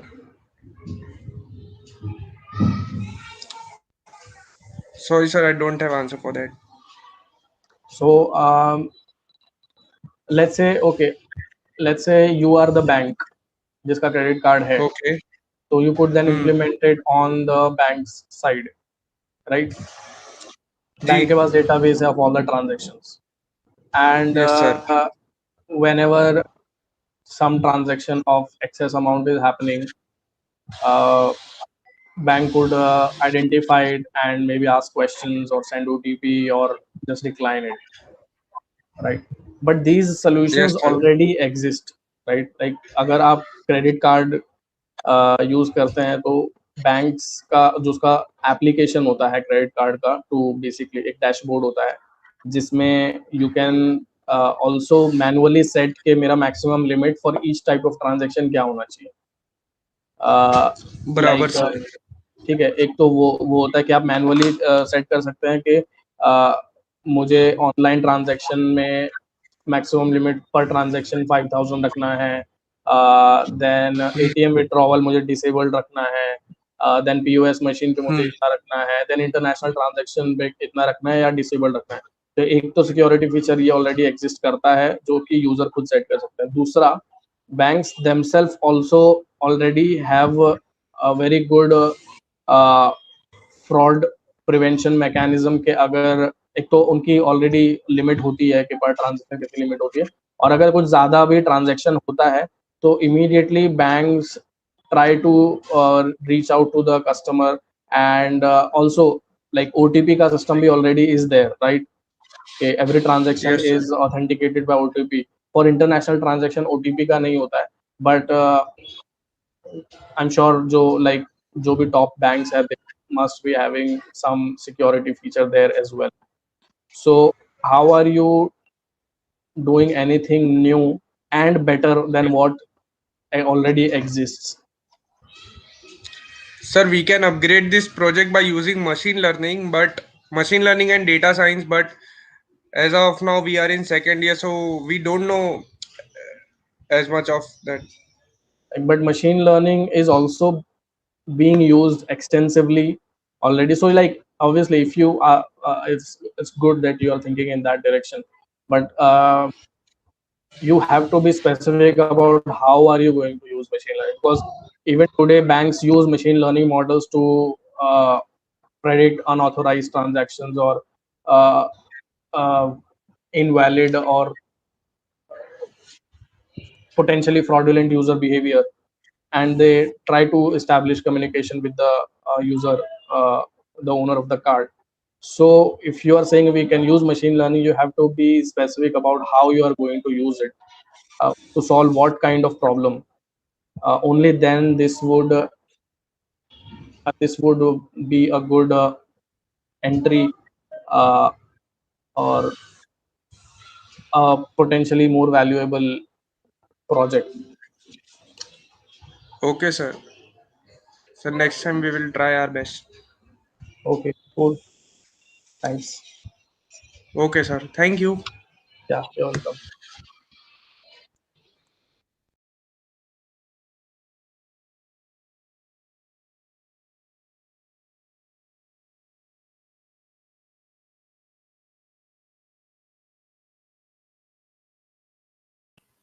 My teammate will take over.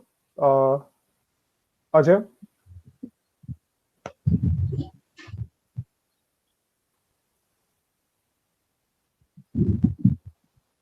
Uh, uh, uh, Ajay. Yeah. Sorry, sir. This is our website, which is built on Django, and we are using Postgres SQL as a database. So basically, here any user will come and post their article, and then based on the description, whatever they provides and these tags, will automatically link these tags with another's user post. So another's user's post can be on our platform, or it can be on a web also. So So basically, you're trying to group together similarly themed posts. So yes, sir. So basically, what our plan is, those tags, and we will be using we will be using an NLP model, which will be analyzing the whole blog, and by our analysis, we'll be matching those posts, and the similar links will posts which are based on similar topics. They will be attached at the bottom of the blog. So these tags also help in matching those posts. So okay, okay. First, if you have something to show, you can demonstrate, and then I'll maybe then ask questions. Yes, sir. Yes. So if new users comes on our platform, on our website, so we have two options. Either you can log in it or sign up here. And if he doesn't want to create an account, then he can also do that. Like he can post the images in anonymous user way. So first thing, if I sign up, so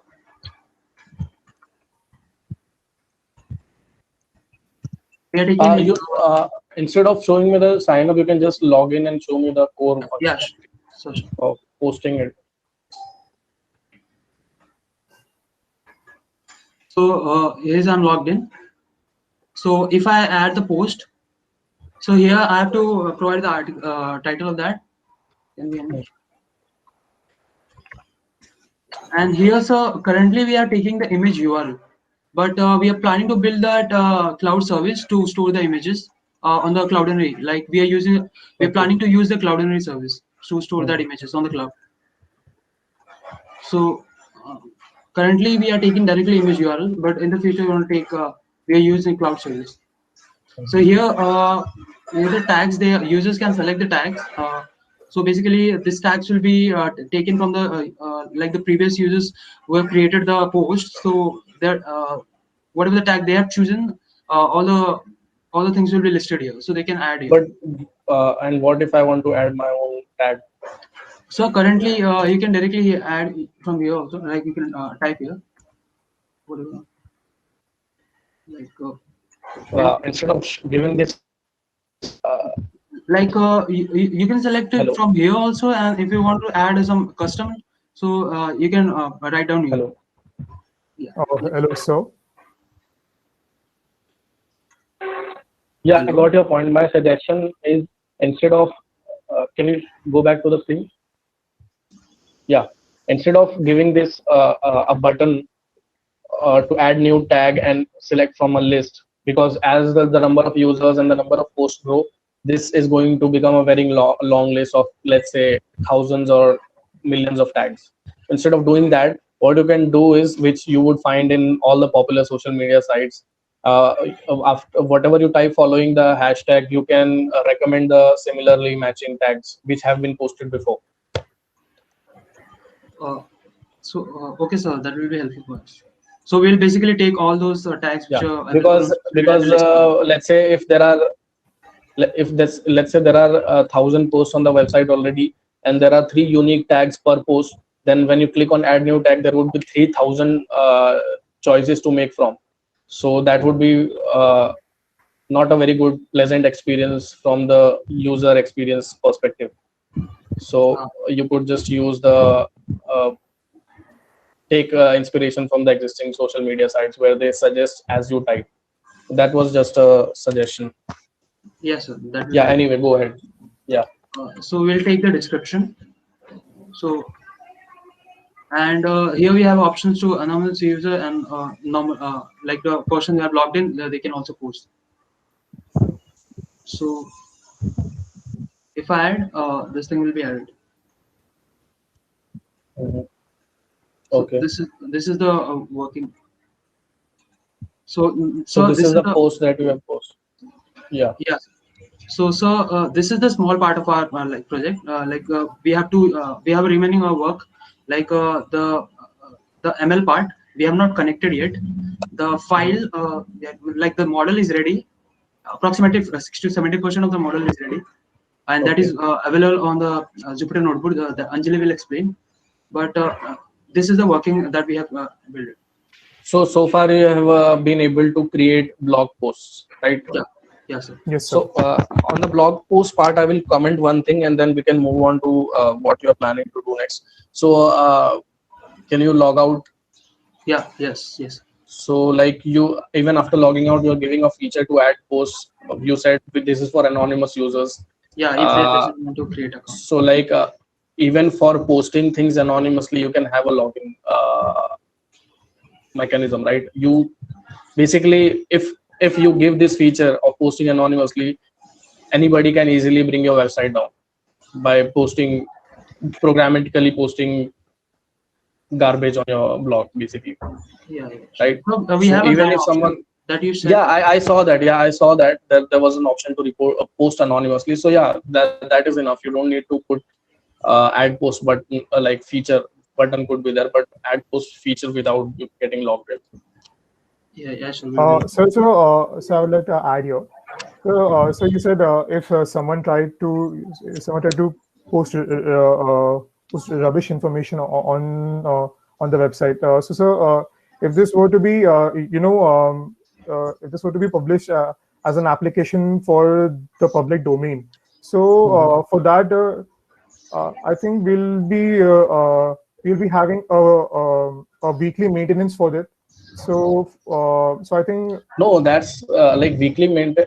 Like the thing is, if you are making a feature of your website which involves a data insertion into your database, public, without any authentication, then it wouldn't take weeks. It would take a minute, less than a minute, to basically put on the server down. Yeah, exactly, overload your website with content, and it doesn't necessarily have to be garbage. It could be legit information, but that is clearly an abuse of the service, right? Yes, sir. That's why we need a user, because if someone wouldn't do it manually, just a basic Python script to make an API request would be enough, and running it in while loop would be enough to just block everything, so basically, bring everything down. a human verification capture you're speaking. I'm not necessarily like obviously that one. So for the login part, right? That you login can be done programmatically. So to make your login more secure, the add post should be behind authentication. Yes, sir, got it. Yes, that will be right, because this would not just make it like if you're exposing the add post service publicly without authentication, this would not just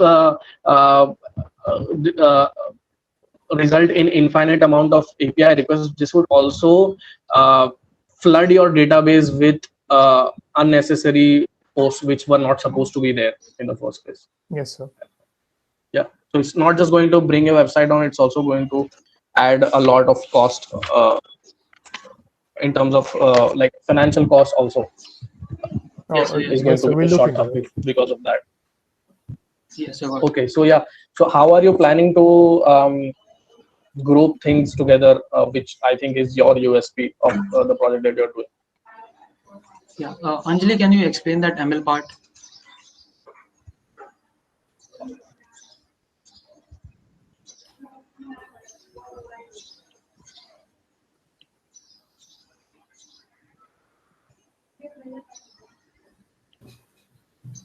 Is the screen visible? Yeah.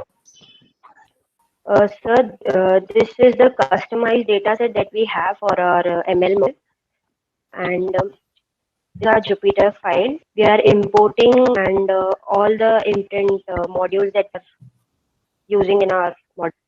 And So this is a before data set. looking into the code, can you briefly explain me the approach that you are taking to achieve this goal? Like first, if you are able to explain me verbally and then look at the code, that would be great. Then I'll be able to follow the code well. Sir, actually, we are planning to segregate the tags, and according to that, we'll show the output to the user. According to that, we'll give the blocks available. So basically, you are saying that if I am including hashtag lifestyle tag in my post, then you would be showing me similar posts which have hashtag lifestyle. Yes, sir. Is that it? So are you Yes, not looking at the text of the body of the post at all to make a decision on so which we are post planning are? for both the things. Because then that would the Yesterday, problem would be very simple, right? If you're recommending things based on hashtag, then it would just be a matter of a few SQL queries, yes, right? sir, we were actually planning to do that next also, but yesterday ma'am told to do with the tags only. So, But then this would then become just any other ordinary blog post. There wouldn't be any unique selling point which you initially mentioned. You said that we are going to analyze the content of the blog We'll post. both the things we thought of as such. so basically, what our plan is, it sometimes happens that the user can miss out on the hashtags so yeah. In that case, the NLP model comes in. So basically, that model will be analyzing the whole blog post, and on the basis of that, it will be recommending other blog posts as well. Yeah. So are you planning to implement that part? Because that is what sets it apart, right? Yes, if you're sir. just implementing the hashtag logic, then that would be very bring down the Basically, we whole are project. implementing both of the things. Yeah. So that I would the hashtag functionality I would consider as part of the thing that you have already implemented. Like even if you don't do that, that's fine. Like you have implemented the ability to post a blog, create a post on the website. That's I would count the hashtag functionality to be just as good as that. So I want to look into how you are analyzing the actual content of the post and then matching it with similar content. I want to understand that part. Even if you have not implemented or not planning to implement, but initially planned, I want to understand what did you initially plan? How are you going to achieve that? So basically, we will analyze the whole description Okay. using NLP, and we are using currently we are using an NLDK, natural language processing. So and in the future we will use deep learning also. So for neural networks, that will be much more better. So we'll first take the whole description part, and then we will try to analyze the counts of the words. Like first we'll understand the semantics, what is the meaning of that, which is the most which word is most appropriate for tags. Hello. Actually, I missed. Hello. Hello. Yeah, actually, I missed out a lot of things because there was some network was not stable. Can you repeat the everything that you said? Yeah. So firstly, we'll take the description of our post, what is the user will post, and then try to analyze that post by. Basically the number of words, like the most frequent words and the words which is closely related to the tags. Like if the words has a meaning directly related to some tags. So we'll try to understand from that using NLP and deep learning. So can you zoom into the notebook and let's go through this a little slowly? Yes, sir. Can you zoom into the notebook, please? We have. Yes, sir. A bit more, just one step more. Yeah. Now can you scroll down slowly? Okay. So We have train.csv is split a it training into. data. Yes, sir. Yeah. So what is the review part? It's basically It's basically some text. blog. Yes, sir. Sorry. Blog post. It's basically. So where did you get this data from? Was it publicly available? No, we actually took it from some website. From So From different basically, websites, I can say. basically, sir, And yesterday when generated. Anjali, are you proceeding with this? You continue, Ajay. So yesterday when we are giving the reviews now, so at that point, so said that if you use if your domain, if you're going outside of your website, all the users which are present on our website, if you're taking that, if you're considering them as well as the outside of that your website, like going on the internet and taking the websites and connecting them. So at that point, that will be huge project. So sir Yeah, because recommended that. then it would essentially become a problem of the scale of a search engine.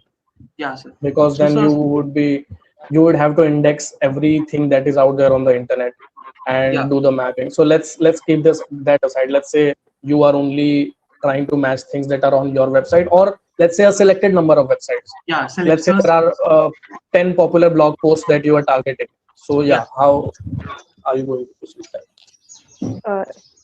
Yes, sir. Then we tried to So my process question it was, where did you get this particular data from, and what is the size of it? No, so we actually got this blog actually, and I had to post the tags in. Like No, actually was the blog it was the description for one blog, and I had to write the tag for it. so like I want to understand. So this is a training data, right? Yes, sir. Yes, sir. So are there only 11 rows in this? Ali So sir told for a us starting to purpose, switch up to 20 only. Sorry. Actually, sir, yesterday told us to implement with only 10 to 15 training sets. But with that small amount of training data, are you able to achieve good results? So we are actually trying to find the most popular tags available. Like in the output lab, just implemented that. So the situation is we have calculated the most popular tags and the most and the Below common words ones. from So the yes, sir, basically, from the we review. are a bit confused, like how the classification will be proceeded now. So yeah. No, when we began, one of you said that uh, we were training data, and I think 70% of it is complete. So what were you doing exactly there? What were you training? Can I look at that part of the code? Anjali Stroller. Yes, sir.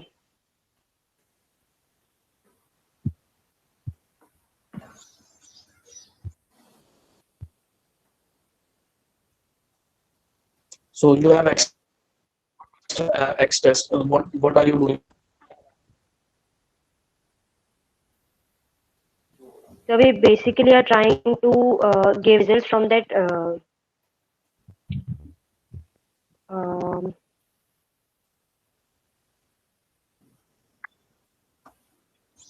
So Actually, after we got dividing this that, result from the so after dividing that data set into training and test set, and then and the below step they have clear filter that whole description.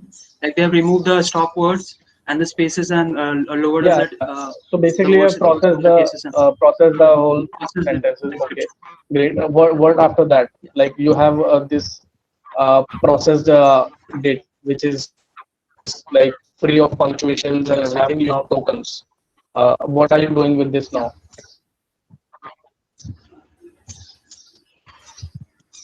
So in that part only, we are a bit stuck because we aren't sure how the classification will be proceeded. Because there can be a huge number of popular words. So we are stuck at that problem. So, as I understand, you're trying to do things from scratch, which may not be a very good approach for a hackathon. like unless you have already done planned things well in advance, and all you had to do was implement it during the period of the hackathon, because then this this does require a lot of time into planning and experimenting and failing and trying to get come up with a good solution. So what you can do is, there are deep learning, machine learning models out there to which for doing this exactly same thing that you're trying to do. And you it's perfectly okay to use the existing models, even if you're not willing to train it further. I mean, if you train it further on your data set, that's perfect. But even if you use it as is, you are going to get some good results, which from where you can only improve. So I suggest you to look those up. Like if you are going to use neural networks, what you can do is there are networks that take these texts as input and give you certain embeddings, uh, which are basically a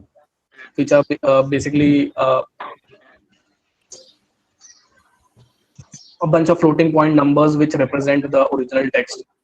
Uh, and then when you want to match it with other posts, so like it's a neural search problem where you are basically you have an input and you are trying to find similar chunks of data that are out there in the database.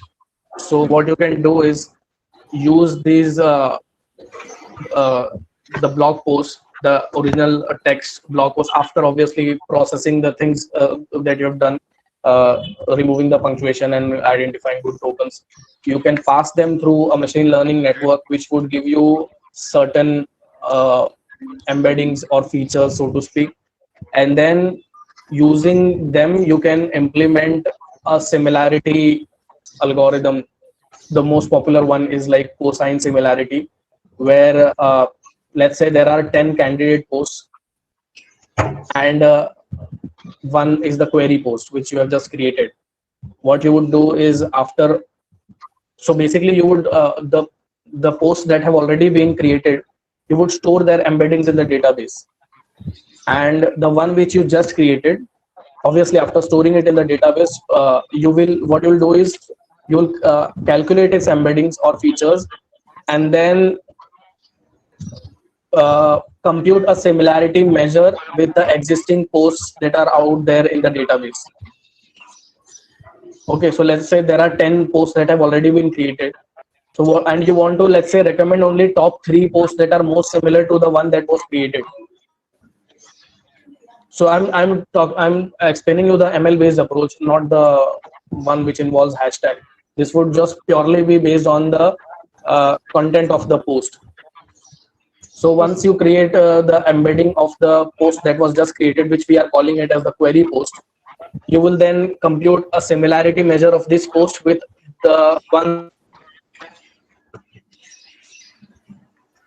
Or if we have like millions of posts, then this would become then we would think of how to optimize the process. But let's say if we have let's say we have 100 posts, and we find the top 3 posts that are similar to the one we just created. So we will store the embeddings of those 100 posts in the database. We will and calculate the embeddings of the post that we just created, and we will compute the similarity measure. It could be Euclidean distance, it could be cosine similarity, and the top 3 scores that we are getting, we will then display those as the ones similar to the post that was created. Yes, sure. Okay, sir, understood. We have noted Okay, because that is what you would set your this thing apart.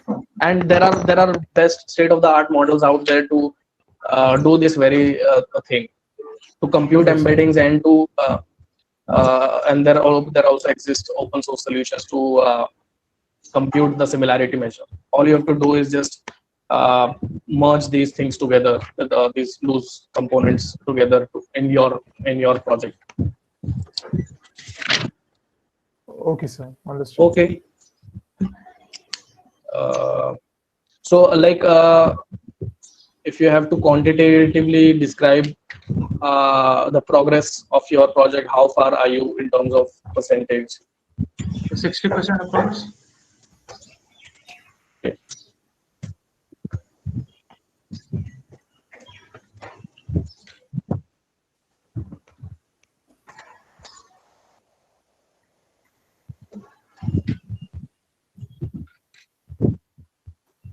Okay, great.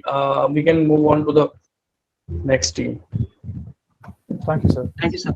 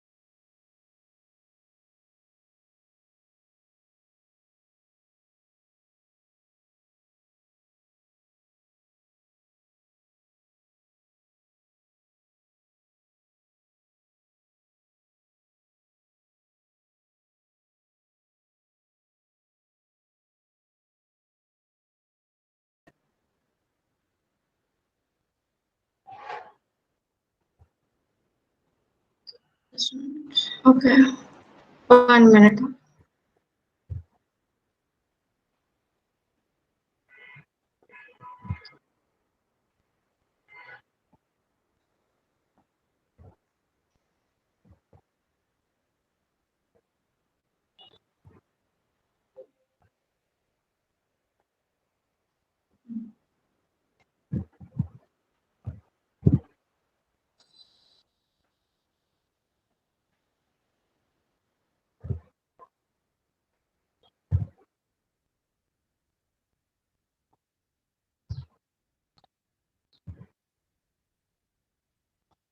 When we give the input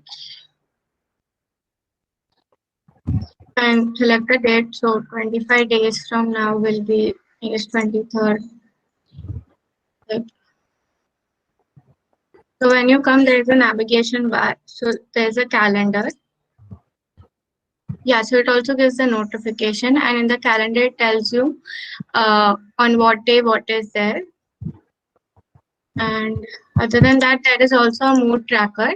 So every day the user just has to click on the mood, taking happiness as the highest mood. So when that is clicked, it will go into the database and store. So right now, and it will be shown in a graph. I just have to write the code for the graph and fetch it from the database. So this part is remaining, which will take about, I guess, 15 to 20 minutes. And other than this, there is also tips and tricks. So like whatever pain or symptoms are there, there are like some measures or home remedies that the user can look for. So till now we have come up with this.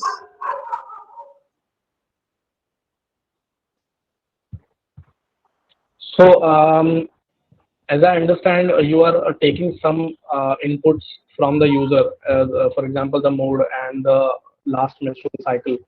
Is your application also going to predict the next Yeah, yeah, yeah. date of the period Yes. So based on the for historic yes, data? it hasn't implement. I haven't implemented yet, but I have thought about how to do it. So like now, how I got the notification.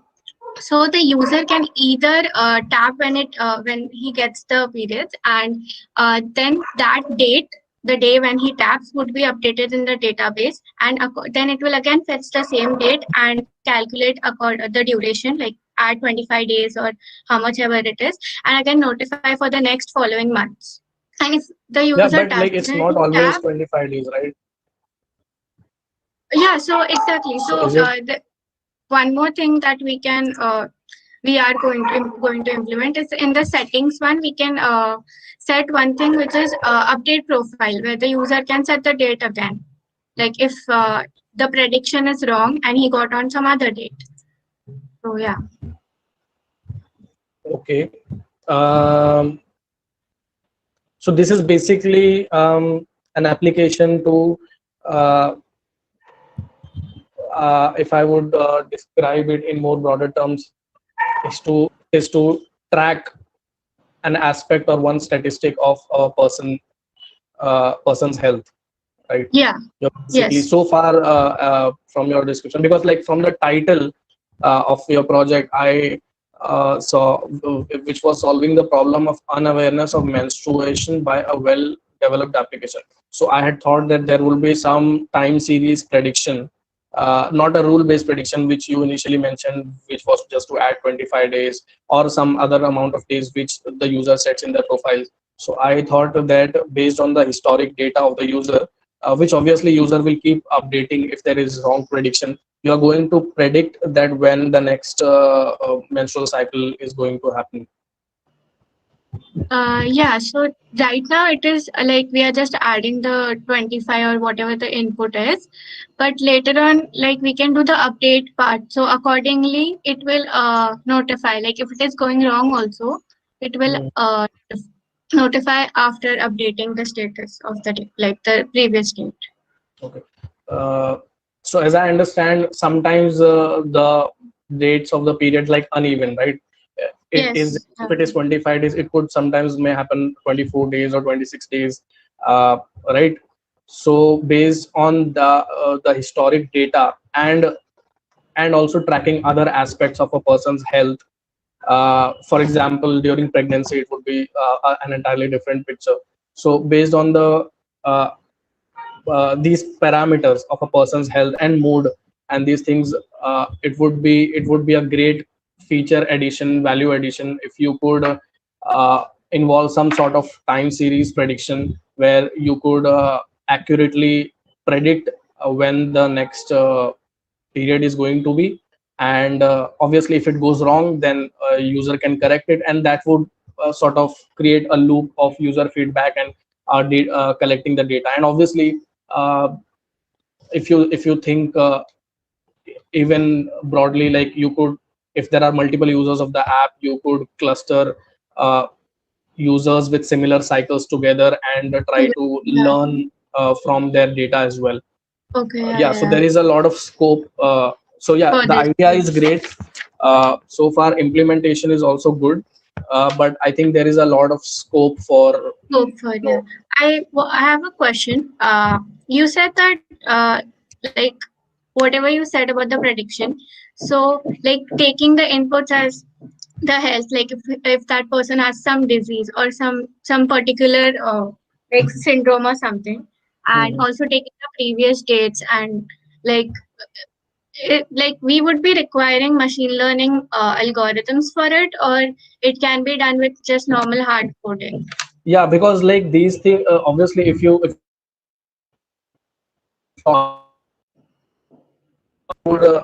they would explain you that there could be a number of, even I'm not aware of what are the factors that affect an individual's menstrual cycle, right? So there could be a school factors, some of which we may be aware of from our general knowledge, but there could be other intricacies in this. And so obviously to model such a dependency, a complex dependency on multiple factors, some of which are unknown to us as of yet, you would need a machine learning algorithm. Obviously, we'll need to talk to the experts, Doctors and those who yeah. are aware of the factors that affect an individual's health. You could also do as an experiment in order to decide that what feature we are going to need to better predict. You can take historic data and see if there is some factor which nobody is aware of, which affects the menstrual cycle. You could see it statistically, you could see it by creating a model and try to find correlation between the prediction and certain factor. So it is also, there is also a scope of experimentation, and further based on that experimentation trying to come up with a model that uses features that accurately make the predictions. Makes the prediction. So yeah, Yeah. there is a when I Huge said there's a scope, there's a huge scope of involving machine learning in this. Yeah, understood. Yeah. Okay, great. I'll stop presenting. Yeah, you can stop it. Thank you. Yeah, Thank you, Team Mine install. just give me a minute, I'm trying to add comments.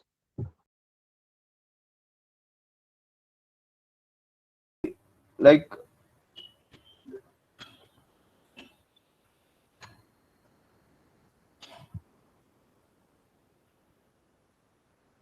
Hello, I think your audio is not there.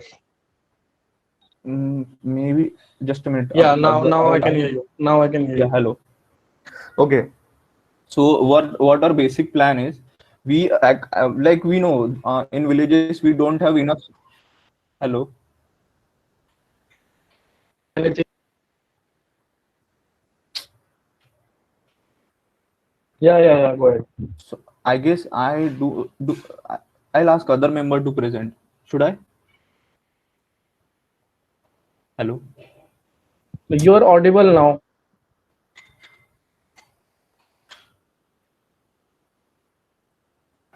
You are audible now. Yeah, I'm audible. Should I turn off my camera? Or yeah, if that helps, maybe. Yeah. Okay, so our basic idea is we are going to predict whether Yeah, the maybe person turn off your has- camera so that there will be lesser lag, because there is a lag in the audio delivery now. Maybe yeah. Continue. Okay, so we want to predict if the person really has some serious heart disease or some cardiovascular disease, and we know that in villages or small towns we don't have doctors or heart specialists. So like that person needs to travel to city to do checkup and all these things, but they do have some basic medical facilities. So our main idea is, what we want to do, every village or small town has some pathology lab. Okay, and what we want on that some basic features such as weight, height, age, and some like systolic pressure, diastolic pressure, cholesterol level, glucose, on these features we want to scale. We want to predict that if that particular person is like if that particular person has some serious cardiovascular disease. Okay, so our output will be like, it will be scaled. What we are planning right now is into scale scale it into 3. Like if that person is like no cardiovascular disease, like he doesn't even need to consult to doctor, or average or a moderate level or a severe level. Okay. So whole thing is like, now we are going to create a web application. Okay, so two things, like it depends on in village, like if they really do have resources, or we can have a technician within a pathology lab who will be like accessing this dashboard. Okay, so like main features of our applications are, first of all, it will give like prediction if you really need to consult to doctor. Then nearest 5 cardiologist hospital, like that particular persons. Then top cardiology hospitals. And other than that, we'll be displaying some plots some stats related to like if they are smokers, like most likely to have this particular they do have cardiovascular disease and all. And lastly, if time permits, we are planning to integrate regional language as well. Okay. Okay. So like this is like I train model. First of all, basically like loaded data and cleaning of So data. where did you get the data from, and Kaggle can you Excel. explain the data a little bit? Have you Yeah, performed sure. PDA?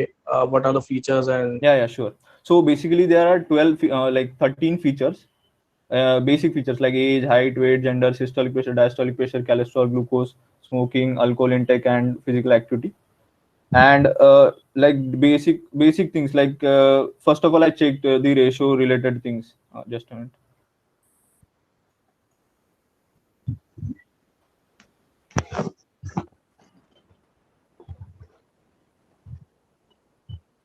Yeah, so like value counts of how many of them do really have some Can you cardio. go back to the feature description and then move slowly from there? Yeah, sure. Is it visible? Yeah. Should I move ahead? Yeah, you can go ahead. Yeah, so like basic overview of data, took overview of data, and then like checked for if there are some missing values or not, and value counts, all those things. Then like distribution of data based on gender, smokers, and alcohol consumers. And then we came to pre-processing. Like there actually it's not possible that diastolic pressure is higher than systolic pressure. So I checked if there are some values that do have such cases. So we found that around 1234 cases were like having such false data. So we simply dropped them. Similarly, checked if like all ages are positive, all heights and weights are positive, and age were given in like number of days, so converted them into number of years. Some like basic pre-processing. And yeah, so we for now we just trained two models. First of all, So there was one column called dropping age attribute. yeah. So actually I Why are you created dropping the age attribute? new attribute was created, years old, like converted it into years and dropped age attribute. Okay. Okay. So like we for now we have trained just two models, random forest regression and SVR. Like Okay. what results we got are like for Go slow a little bit. Yeah, sure. Splitted the data and test and training and test set. So how many data points are there in training set and test set? 55,000 and 13,000. Yeah. Okay. And did you check if the class distribution in the original data set, can you, if it is possible, can you show me what is the class distribution in the original data set? Is there any class imbalance from? Yeah, it was evenly distributed, almost evenly. See. So you said there will be three classes, right? No disease, moderate, and severe. So like what we are planning to do is make them like we are doing regression, right? So it will Okay. So you'll be getting probability and Okay. So we are planning like our output will be like a simple meter, like some meter from which turns from green to red. Okay. Something like that. Okay.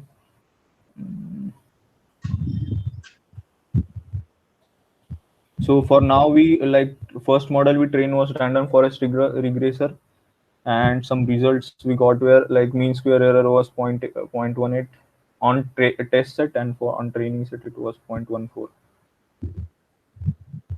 Okay. Similarly, like we checked it for to predict one of pupil, and similarly we performed it for random forest regressor. It's running, I guess, right now. So like we are ready with the application as well. other member will be presenting. So the data was available on Kaggle, right? Yeah, yeah. Did you also take any inspiration for the pre-processing or data from any Kaggle kernels that was available out there? No, not actually. Like I am working, like I do have worked on some few data sets. So I have just pre-processed few basic things, like checked if they are negative or not or something like that. Okay. We are ready with the Did you application as also well. try to identify Yeah, which sure. of the given features uh, contribute more towards the uh, prediction, like if the factor of whether it's a smoker or non-smoker. Basically, I'm talking about feature importance. Which Importance, of the factors or features greatly determine the output, determine the output the most, impact the output the most. So no, we have not yet done it. Like Because then you said that, right, you will be showing dashboards about the different situations which could cause uh, no, cardiovascular yeah, yeah. diseases. So So those were then, like simple stats, like 80% of males have suffered from this, or simple stats related to age, that between 40 to 60. but those stats you can also obtain from this model, right? Yeah, If yeah. or data, right? If like if the if you try to find the correlation between the features and the output, and let's say the smoker feature is highly correlated to the output, then you could caution Yeah, yeah. the users, or it could be any other factor. Yeah. Okay. Should we present? Basically, the inputs solid diastolic pressure and glucose level, these will need to right Sorry. when to make an inference or identify. So the inputs which are like measurable quantities like systolic, diastolic pressure and glucose, those things will need to be computed, right? So are you saying that the end user will have to go to a pathology lab and get those things measured and then get the inference? Yeah, yeah. Okay. Like it's Yeah, go ahead. sometimes You even are this showing, happens, I na, think, the like application. yeah, yeah. So sometimes even this happens, that due to some like acidity problem or some, they may have some basic chest pain or something, and they like suddenly concerned about it. Even this thing happens. So based on this, uh, Mhm. like this will be helpful to, like he really needs to consult to a doctor or not. Fine. Other member will be like Okay, yeah. presenting application. Jayesh. Yeah. I need to mention to the organizers that actually there was a problem with my internet, so I'm using my mobile data, and it might go off for a bit. I'll be switching and using some other mobile's data. So if it goes off, just wait a minute or two. I think it's almost on the verge of completing the daily limit. Sure. Just want to comment that. Yeah. Okay, Shabaz, no problem. Yeah. Uh, So Hello. yeah, you were showing the application, web application, I guess. Yeah, sir. Yes, sir. Myself, Jay, sir. I I worked on this application part, sir. In a front end, but we made this application using React. So here is the basic form which we'll be using to take the inputs from the user. So as Abhishek mentioned, there are some attributes that were in the touch as well. So if you put some attribute like, Should I tell you attribute? yeah, sure. Values. Just a minute.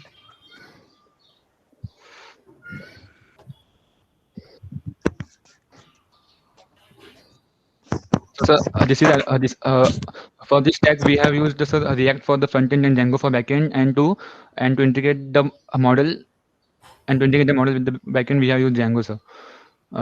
In Yeah, just take random values. Okay, fine. 150 or maybe something like that. So I'm taking a systolic pressure as It must be less. 70. Take it 70 or something. 120 or 110. Yes, sir. So I'm keeping here cholesterol and glucose normal. And So smoking. what are the options for cholesterol? What are the other options for cholesterol? Cholesterol are basics are just normal, above Above normal, normal. or I Well think above. like using discrete values could be problematic in the sense that if it's just above normal, so there could be two situations where cholesterol level is just above normal, which could potentially be counted as normal, and but you would then label it as above normal. Let's say if I'm not aware about how we measure cholesterol, let's say it's in the range of 0 to 100, and let's say 60 up to 60 is normal, like let's say 30 to 60 is normal, so below 30 would be below normal and above 60 would be above normal. So if someone has 61 and the other person has 81, you are categorizing both of them as above normal, right? Above well yes, normal. sir. No. That would be quite subjective actually.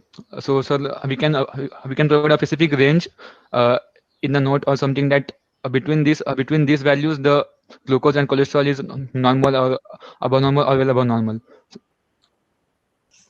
No, I'm saying that if you are using this as a feature, and Yeah. if this kind of feature would make more sense if it is a continuous value, a numeric value, because then someone who has a very high cholesterol, and if cholesterol is a contributing factor, Yeah. someone with a very high cholesterol to the extreme level would then contribute, would then it could potentially be the sole deciding factor of whether the person has a disease or not. So if you have a numeric value, if that is possible, then your model would be like perform much better than what. Yeah. Yeah, sir. But currently, the model and the dataset which we are using contains this type of You are feature. using, you have taken a good based on Sorry, sir. I guess your voice is cracking. the Yes, sir. feature you can choose, right? You mean hello, hello, Sir, we Yes, can't sir, hear you the are. properly, sir. hello. Am I audible? Yeah, now you are audible. Yes, yeah, now Hello. you are. So like I'm saying that like features you could set for the model. It is like maybe you are using this because the data set was like that, right? Yeah. Yeah. Okay. Uh, Yeah. so if you consider this attributes, and now if I click on predict, then we will be redirected to a new page, and we have not yet completed this output part, but we have completed but we can get the result that the result is healthy. And as Abhishek said, we have some plots about we have some general plots about uh, how many men and women contract these cardiovascular diseases, and impact of smoking and drinking can have on contracting of the cardiovascular diseases. And also we have some So graphs related to is this are these plots generated based on the data that you have, or is this some from some external source that you got? No, no it's sir it's based no sir on some we have data used our set. data set only.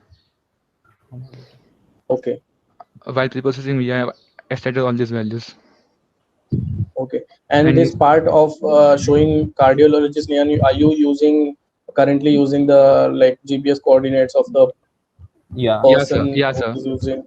Sir, yes, we are using a geolocation API to track its current track the current position, and then we are searching the what do we say nearby cardiologist to give him So are you feedback. using Google Maps API for searching nearby cardiologists? Yes, sir. So these are basically Google. dynamic values, right? If I run this application locally, I would be suggested some other hospitals, right? Yeah. Yes, sir. The map is dynamically yes. We have not yet completed this part dynamically, but we have completed till there that the So map I is think dynamically updated.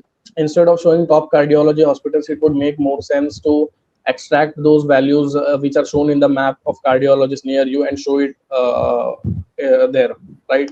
Yes, sir. We have. Because Yes. you could just like navigating through the map compared to that listing the near Yeah. cardiologist, top rated cardiologist near you would make more sense instead of just mentioning top cardiology hospitals, right?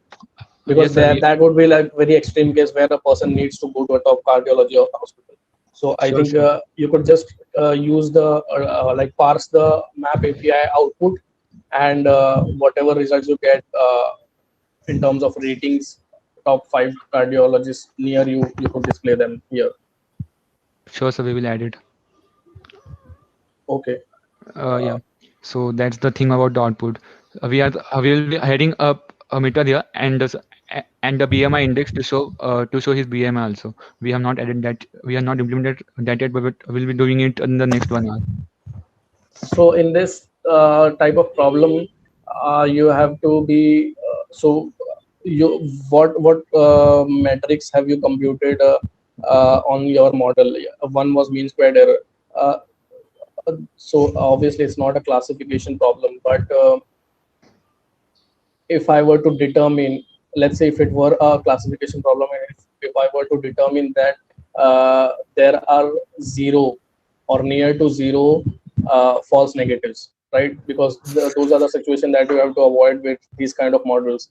That if a person has heart disease, it should not show that it doesn't have heart disease.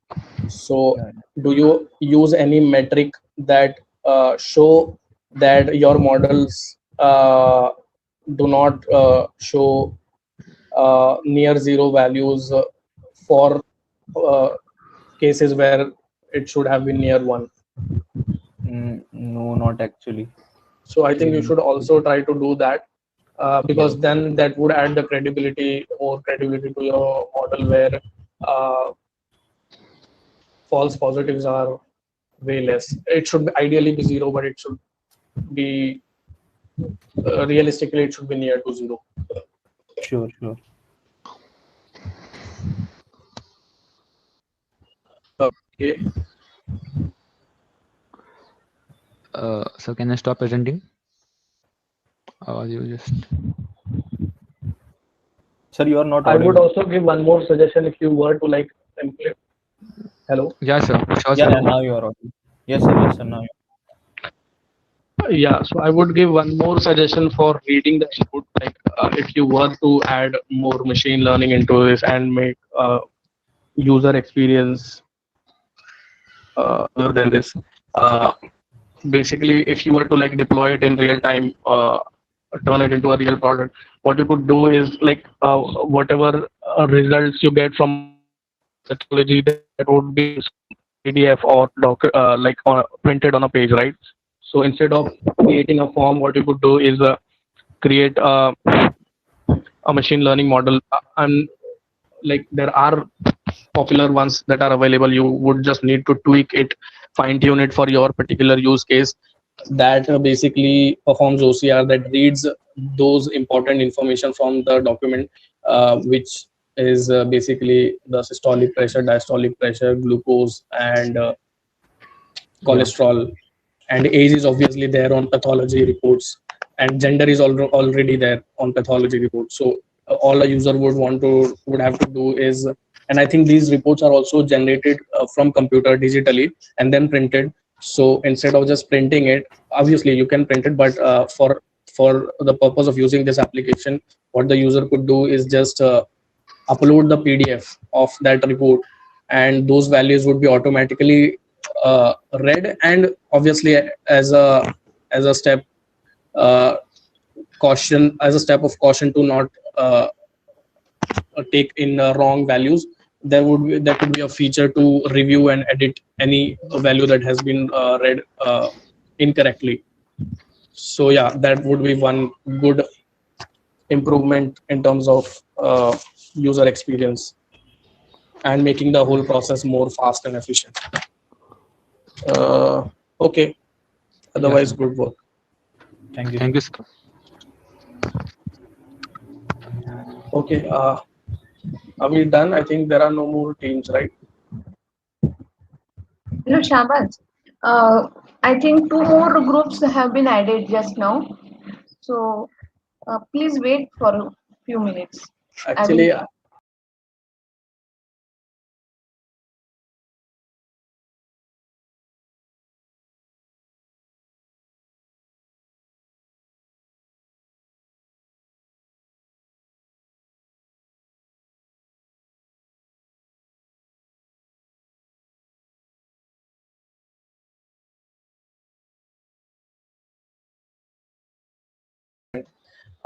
This is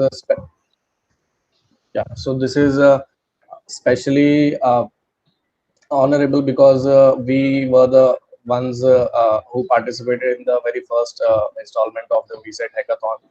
And coming back to judge this event and looking at new ideas and going through the same thing that we have been through, it's quite an interesting. It's going to be quite an interesting experience, and I thank the college faculties and the department and the administration for and obviously the students for conducting this event. And I wish all the participants best of luck. I think we can start now. Okay, sir. Ma'am, would you like to speak a few words? Thank you, Shavas, for spending your valuable time with us. Yeah. Okay. Thanks a lot. So let us begin with team number 26, PPT. Team 26, kindly present your screen and on your video feeds. Yeah.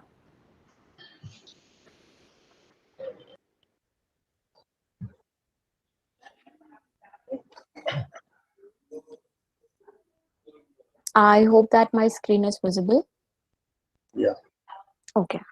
So our topic is chatbot for the college. And here, once I'll click here, the chatbot will appear. I'll just maximize the screen so that it's visible. Now here, I can just start with the conversation. For example, maybe a hi or anything like that. Then it's gonna ask me, what can I call you? I can write here my name, sweetie. Okay, it's gonna greet me. Then afterwards, I can ask a random question, as in the human related question, as in how are you, and it's gonna reply based on that. I'm fine. How about you? And I can even tell something, out of the box. For example, anything. For example, you are lazy or something like that. Okay. Now coming on to the main thing. So this is a college chatbot. So what we have planned is, first of all, it's going to give us a lot of information. So now it's going to show us the syllabus, okay, of each and every department. So if I'll just write here syllabus, and it's going to ask me which department syllabus do you want, because there are a lot of advancements. So I'll just write here, okay, fine. So I'll just go with the information technology maybe. Okay, so I'll just opt with this one as of now. It's going to show me this particular link. I'll just click on it and it will redirect me to the document of the information technology, this one. Now, yeah. So for example, now I want something else. For example, I don't want the syllabus. I want the timetable maybe. So timetable.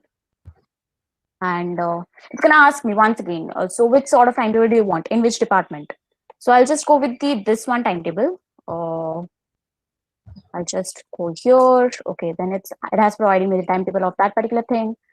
And apart from this, apart from the timetable, if say suppose I want academics, so academic, so it's gonna show me the academic calendar, which is same for all the departments. So we have not added any of the options as of now here, because academic calendar remains same for all the departments. Now this particular thing is sort of for the college students, right? But if somebody else, because this is college chatbot, so it is accessible to the people who are there in the college as well as people who are not there in the college. So for example, somebody who is not there in the college want to actually have a look at, want to take admission in the college, for example. So that person want to know the facilities that are being there in the college. And so I can just write here, maybe facilities. So I'll get, okay, the spelling is wrong. Facilities, okay. So now it's gonna give me all these facilities. So it's saying kindly select the facilities to know further. So I'll just go with maybe sports and gymkhana.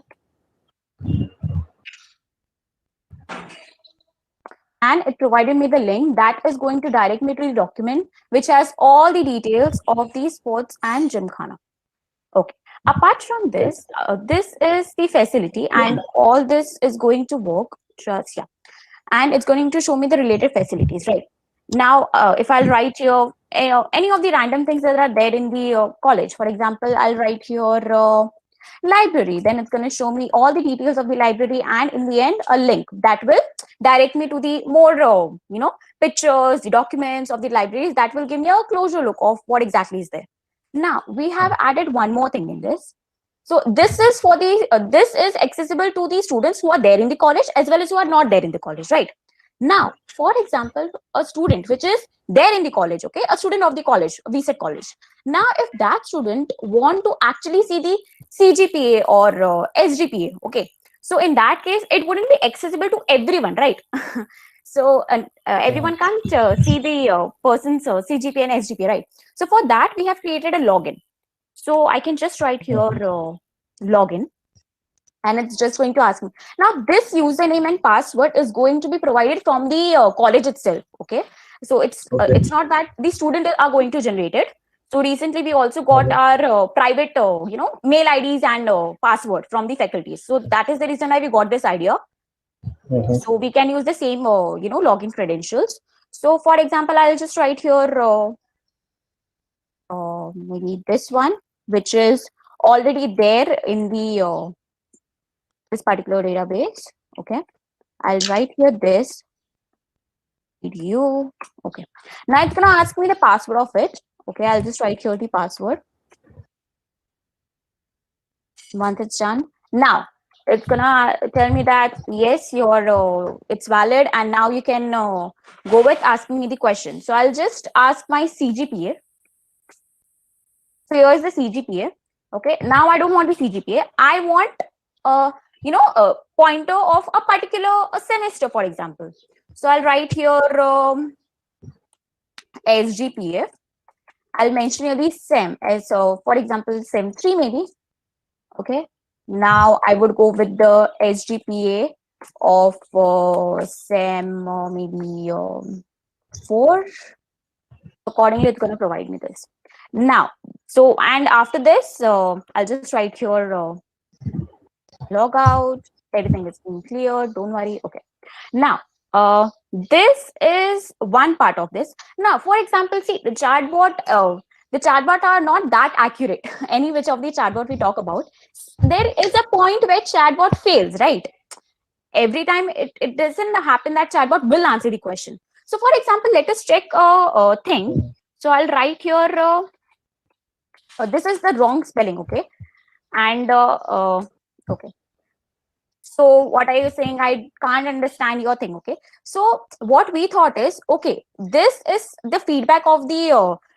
We should get a feedback, right, from the customer, and also, as in, this question was not being answered, so that as a developer we can make the changes in the code, right? So this particular thing, what we have done voice is not audible. Can you repeat your last sentence? It was not audible. Am I audible now? Yeah, you're audible. Okay, yeah. So what we thought is, this is the thing, okay? The question is not being answered. Fine, but what is the use if only customer knows this and not the developer? So what we thought is, we are going to take this question, this particular question which is being asked, and we'll save this so that afterwards also, I'll just show it to you. Just give me a minute. Okay, just give me a minute. I'll just show it to you. Yeah, here. So these are all the unanswered questions that you can see. And the last one was this one. Okay. The last one, this one. So these are all the unanswered, and all few of them are gibberish also. So they are not actually valid also. But this is sort of valid, right? So chatbot should answer this. So as a developer, I can do the further changes in this. So this is the exact thing that we have done as of now. Yeah. As of now, we are done with this much thing. We are planning to do a few more things yet. We are not done with it, but we are planning to do more. So I have a. So first of all, I'd like to comment on the idea.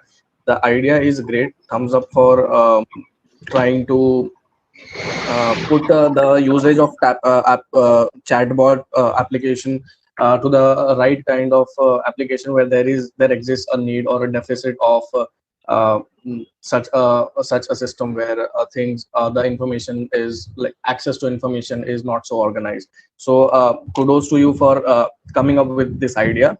Now I have a certain question regarding the implementation. So you started off by typing your queries in terms of sentences, but then when it came to the specific questions about college, you were typing keywords, right?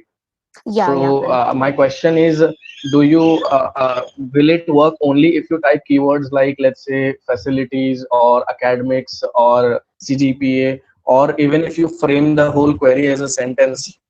So let's say, what is the timetable for the upcoming examination?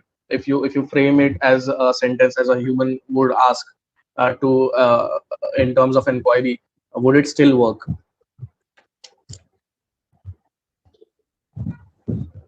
It won't work because currently we are just having the rule based over here. We haven't trained the model, so it's like Okay. word to So word. basically, I got your point.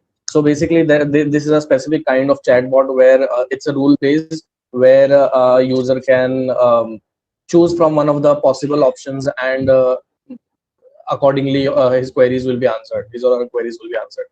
So in Yes. that case, so Yes. generally these chatbots which are available are deployed in real time.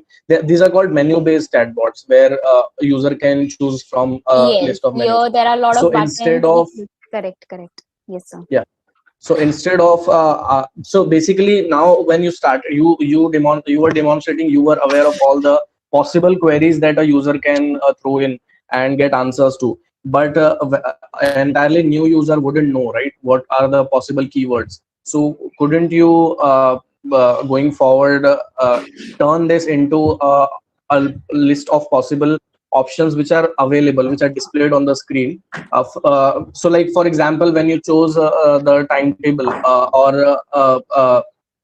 timetable of one of the menus, where it then came up with all the possible options of the department. So user was aware that what are the possible keywords I can enter next, right? Yeah, So correct. can you make it in a way that from the beginning itself, user knows what direction they have to go into?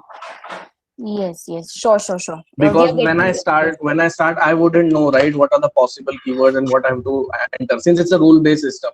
If it was not a rule based, if I could ask general queries in terms of sentence, then that wouldn't be a problem, right?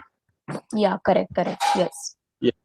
The second thing is, um uh, so you have and used a user authentication system for certain types of queries, which is CGPA and all.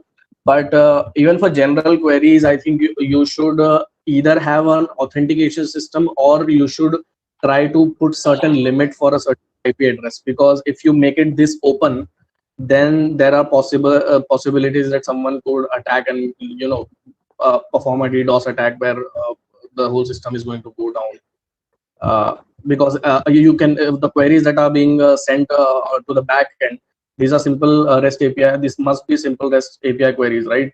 Which anybody could do it programmatically as well. So I think you should put even for those queries which doesn't require user login, you should put some sort of limitation as to the number of queries someone can hit per hour or per IP address in a day, so that there is no any misuse of the service. Yes, yes, got Are you it. getting my point? Yes, yes. So we are on this. Third is yeah, sorry. Yes, sir, So continue, continue. the third point I want to mention is when you were entering the password, why was password available, like being displayed in plain text? It shouldn't have been the case, right? Okay, yes, yes, correct. We'll do that. Okay, yeah.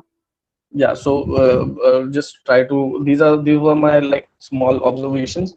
And yeah, it's a great idea, and I think great progress so far. So like, what are the things that you're planning to do in the rest of the time that you have? Yes, so the point that you told is we were actually on it, we are working on it. So see, as of now, suppose this is the college website, okay? This is a dummy website that we have created.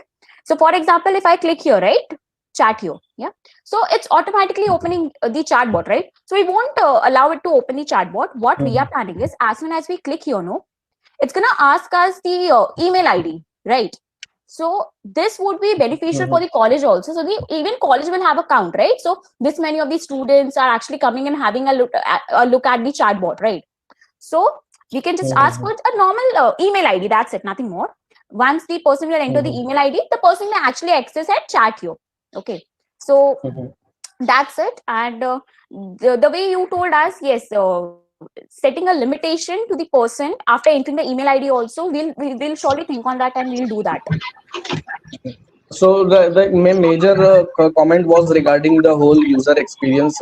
Like the user should know as to what are the capabilities of this chatbot and what are the kinds of queries that he or she may ask. So you should from the beginning itself enlist that, and the user can either choose it as a button or they can just type it in, but they should know that what are the possible queries from the beginning itself. Yes, correct. Also, I would like to continue with that what Sweetie said. Ki if I'm not from that college, so I will provide my email ID, and if that email ID is not in the database, so I will not provide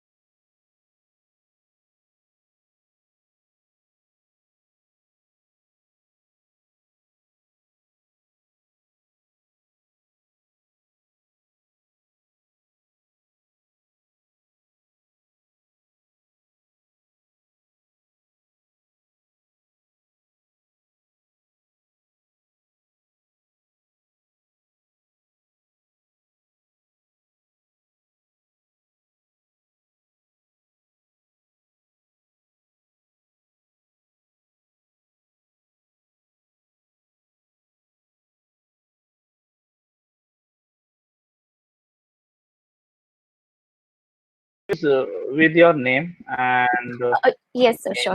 yeah. Yes, sir. So myself, Sweetie Singh, and along with me, I have my teammates, Nishmi and Ashwini. Okay.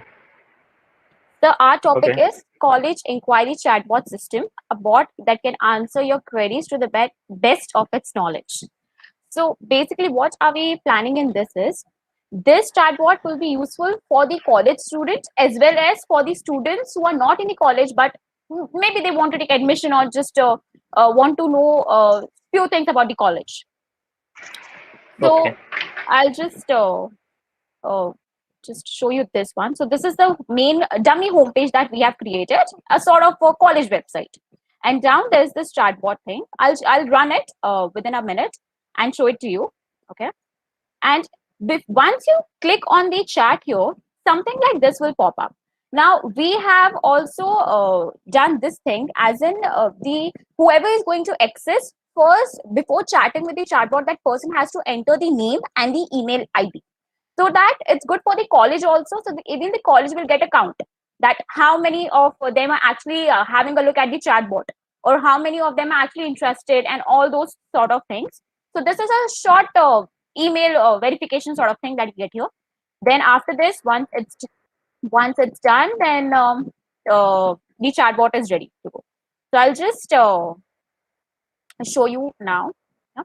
So this is the website that I was talking about. I'll just write this. Now, once I'll click here, chat here. Now, here I have to enter the name and the email ID. So I'll proceed with this. I'll first write here my own name here, Sweetie. Now I'll just write here some gibberish and I'll just try to log in. It won't. We have to enter here a valid email ID. So I'll just write here email ID. Now, once this done, I'll just click submit and my chatbot is ready to go. I'll just maximize the screen of this so it's visible. Now, I can start with the conversation with a simple hi, or just I can jump to the, getting the information. Firstly, I may write just a hi. Then it will just ask me, what can I call you? I'll write here, Sweetie. It's just gonna tell me, hey sweetie. Now, apart from this, you can ask a random question, which most of the times people do write such things. They just come and write such things, right? So we have also created this thing. For example, how are you? Or mm, are you? I'll just write here maybe you are lazy. Okay. So now talking about the main thing, why is this chatbot for? So this chatbot is for college students. So let me first focus on the data which is being there for everybody. Okay. So I'll just write here somebody who wants to have a look at the syllabus. So I'll just write here the syllabus. And as there are a lot of departments in the college, it's gonna ask you to select a particular department so that you can get a particular data. So there are a lot of options. I'll just opt for information technology as of now. So I'll just yeah. So now it's gonna show me this thing. I can just click on the link. It's guiding me through, and I'll get the information technology. This thing. Now once again, I can jump here. Now I'll just proceed with asking few more details. For example, we got the syllabus one. Now I for example, I just need timetable. So I can just write here timetable, and I'll get it's gonna ask me which sort of timetable do you want. Select the department. I can select the department and get the timetable also. I can get the academic calendar also, but the academic calendar, there wouldn't be any of the departments, because academic calendar remains the same for everyone, right? So academic calendar is going to remain. Just give me a minute. यार ये पहले क्यों नहीं बताया यार, हम लोग PPT बनवा लेते हैं ना बेटर, पागल लोग. So here's the thing, okay, academic. नहीं पर ठीक है, अभी रहने दे, अभी चालू करेंगे तो शायद नहीं है. Anjali, can you please mute your mic, please? Okay, yeah, I'll proceed. Yeah. So now, if somebody from outside the college want to actually know the facilities that are being there, okay, so to decide whether somebody should join the college or not at first place, so I'll just write here maybe facilities. It's going to show me a lot of facilities, so I'll just come up with this one. Okay, it's going to show me whichever you want. You can select from here. I am going to choose the sports and gymkhana as of now, and it's showing me this. Now I would just come here. Okay, there is one more thing that we have done in this. Just give me a second. Okay. Yeah, I didn't show you this thing. The email got actually saved in the Excel sheet that I have been made, so that the college can have a count of this. And one more thing, just give me a second. Wait, I'll just come here once again. It's just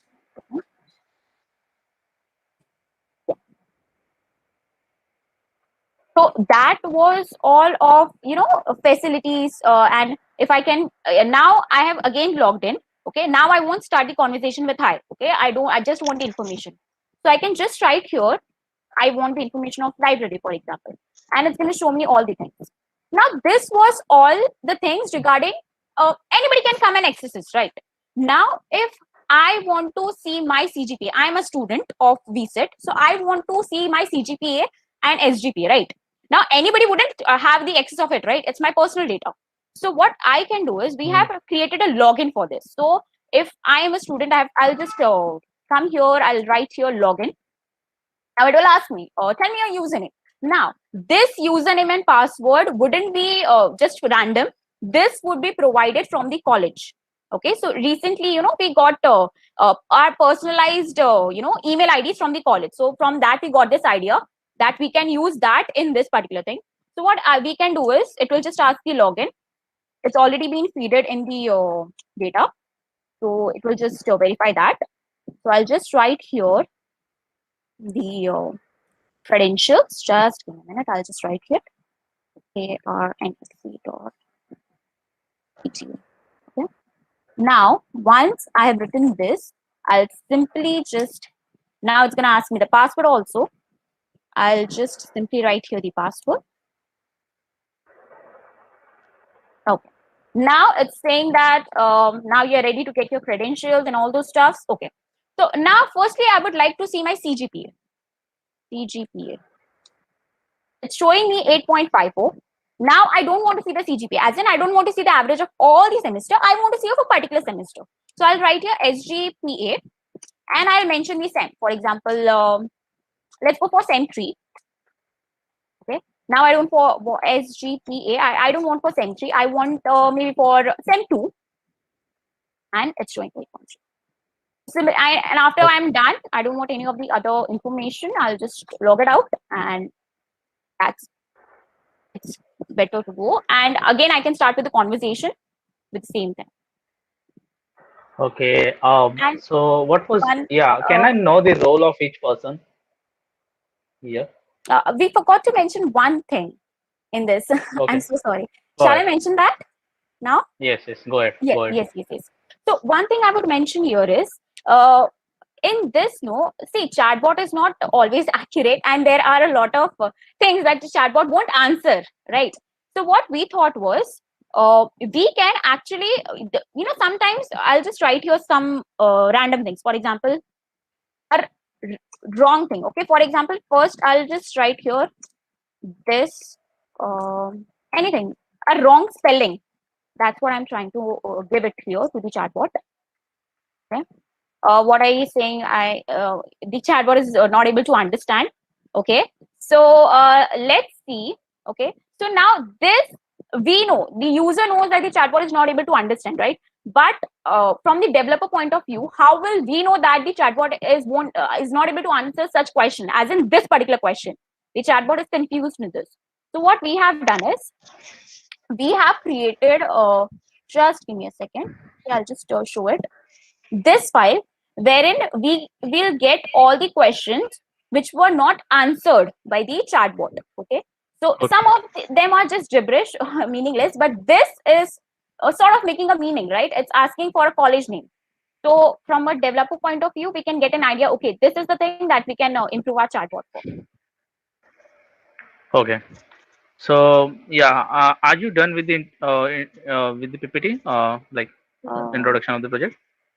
Yes. Is there anything you? Okay. So can you tell me how many are you? Like three of you, na? Ashwini and Nimesh and. Ashwini, Nishmi, and me, sweetie. Okay. Okay. So can you let me know the role of each person in the project? Hello. Yes, sir. So we had actually divided it like for the database, I and Sweetie were looking after it. And then like Okay. we were doing it evenly. Like if we have any doubt, then we used to do Google Meet. Then for the data set, Nishmi and Sweetie were handling it. And Yeah, and also rest the of the front things end. we all three did together. Yeah. And yeah. Oh. Okay. And which technology you have used? Over Hello. here, we have used the Flask for the backend, and then Okay. AIML for the because we have the rule-based chatbot over here. So we have used the AIML format and SQLite for the DB database. Okay. Okay. And how you manage can you show me the code where you have written to answer based on the user conversation? Yes, sir.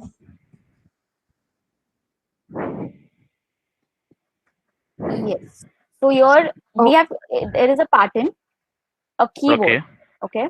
So for Okay. example, I have written syllabus. So this is the Okay. pattern. If the pattern is matched, we'll get the template this. Okay. And if Okay. this Okay. pattern is matched, we'll get the syllabus. Okay. Okay. Okay. And can you explain me the your DB architecture in detail?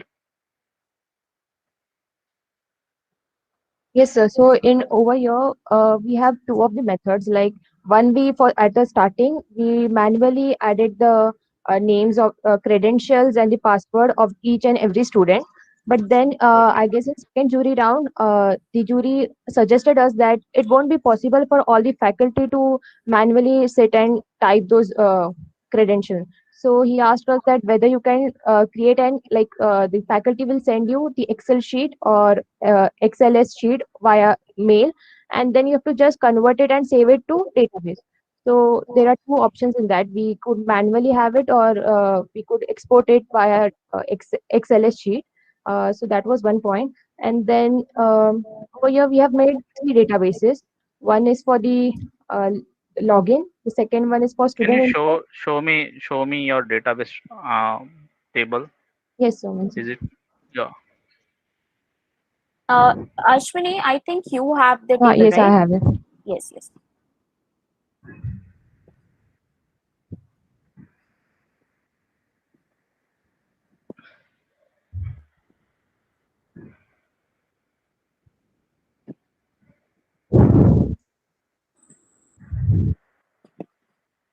So is my screen visible?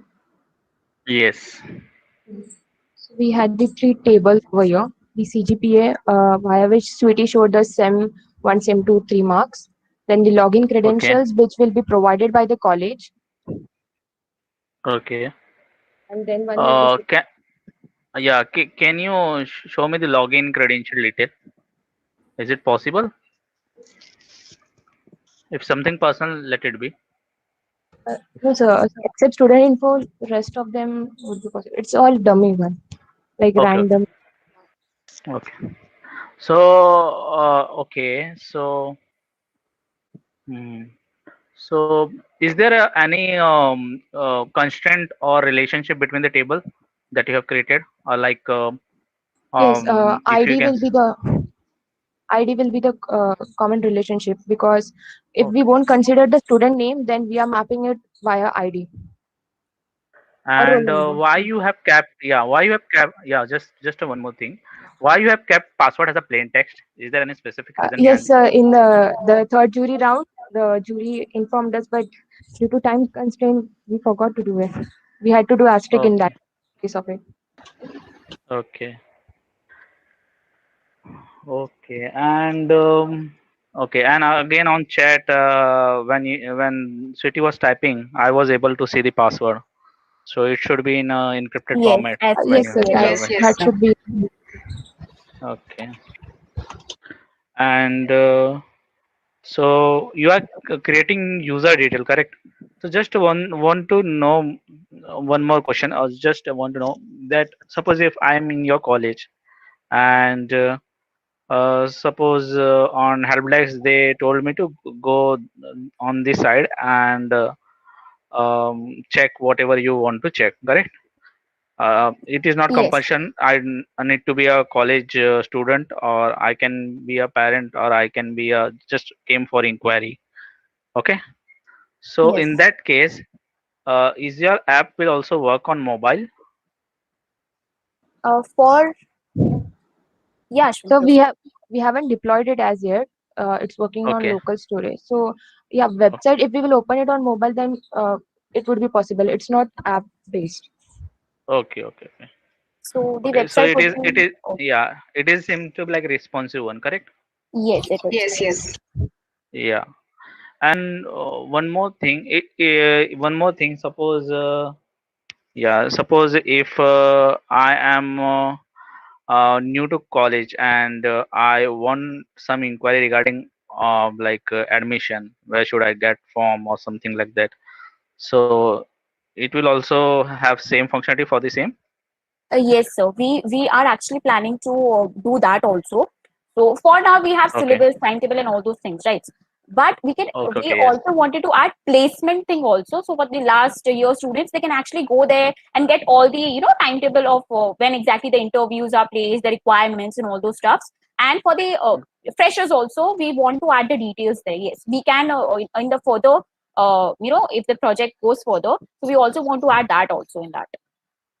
Okay. And is there any specific reason for choosing Flux for developing this project?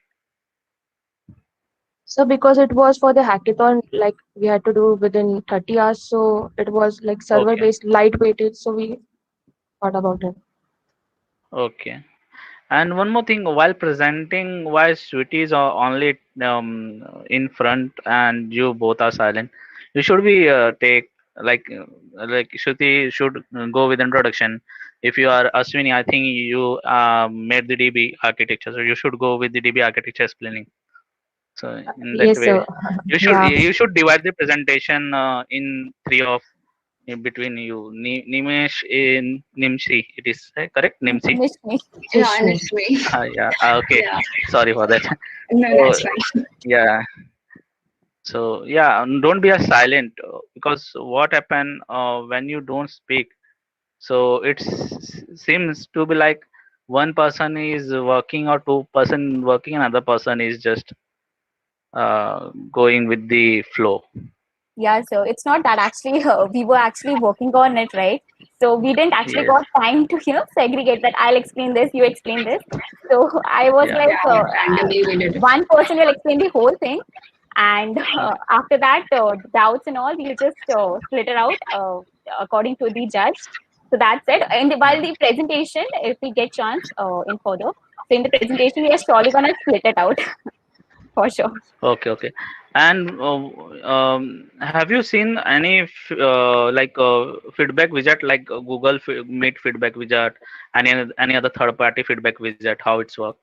Have you seen? Uh, yes, sir. The dialog flow we had seen for that, where we can Yeah. actually have the commands and get the entities. Like we have to have. It is very vast, but the thing was that we couldn't Yeah. It is get. very vast. Yeah. Yes. But it was like too good. Like if you're making a pizza, then there were options. Like if Yes. for onion you Okay. can have synonyms. So yeah, we could try that, but didn't And do it that. was ready-made, right? So how that feedback wizard and like chatbot have been ready made? So what have they done? They have created focus on that chatbot or feedback wizard, and they create in such a way that you can integrate that chatbot in any website. Correct. So now what happening? Your chatbot is not in. You can say now your chatbot is dependent on the your web service. Okay, it is not interdependent. Like it is something like you having running service. You can make that in a way, and you don't depend on the technology. Whatever you used, you will just have a plugin, and that plugin you can inject in any website. Like if we were having some new website, you can have that on that website, or you can have your chatbot injected on university website directly. So whenever users search for the college, they can communicate directly to the chatbot. So it is just a suggestion, by it Yeah, is not thank a you. I compulsion. will note it down. Like it will be useful. Yeah. Yeah, so So I've whenever noticed you that one. whenever you making any chatbot, any like basically chat application, it should be integrable with other technology also. Yes. So keep that in mind. I think nice concept. Yeah, most of the student when go college, they have query where we need to go, and mostly on admission time, it is chaos on the help desk. So Yes. it will be very helpful for use like uh, student parent and student. So yeah, awesome thing. Mostly it will help on placement thing, and if we integrate with the placement stuff, and I think on admission time mostly. Yes, for So sure. yeah, yeah. So are you going to make this live on your college website? Yes, so Is there any plan for? yes, so actually our final year project is based on this only, and we are actually planning to do that. So Okay, till final okay, year we will deploy it maybe. okay. And which technology you are learning now? Mostly, which technology you prefer? Regarding what, like front end, back end, yeah. Regarding, yeah, front end or back end both. Python. A Django. Yeah, Python for like for each and everything. Python is must. But even Django for back end and front end. Like class will also do, but for big projects we might prefer Django. Yeah, I will suggest you, if you go for live, you should explore some library, AI/ML library like TensorFlow or something like that. Yes, chat report and There all is, those stuffs. yes, Azure library. Yes. So what happened? Uh, if your college, I think college project mostly is freeware. If your college support you, sponsor you, you can go with the AI/ML based project, and there are Tensor is free of cost. Google TensorFlow. And if you go with Tulo, so Tulo have such type of integration. So what happen? It will be a web based also, and it will be a IVR based also. So whole thing you have written pattern wise inside your code. It will work same with your phone also. So there will be one number assigned to you. You will call that IVR, and you just the way you are typing, you need to speak, and it will respond you back. So you Yes. can take this as a enhancement of the project. Yes, sir. Yes, sir. We are surely thinking on voice-based chatbot also Yeah. in If future. you want, you can try the Tulo free account. There is Tulo available. free. Okay. So Yes. yeah. Okay. So yeah. Best of luck. And Thank you so much, sir. I will like to see this on your college website. So I will check. For sure, sir. Thank you. Sure, sir.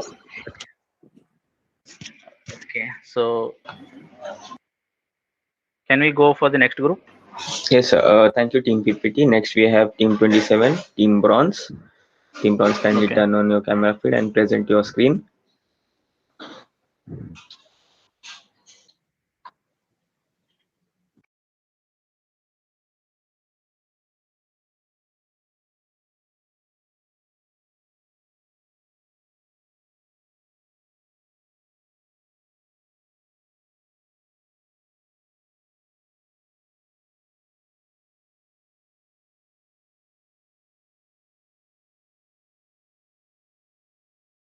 Introduce to you our judge, Mr. Prabodhan Patil, SEO operations at LXVD Asia.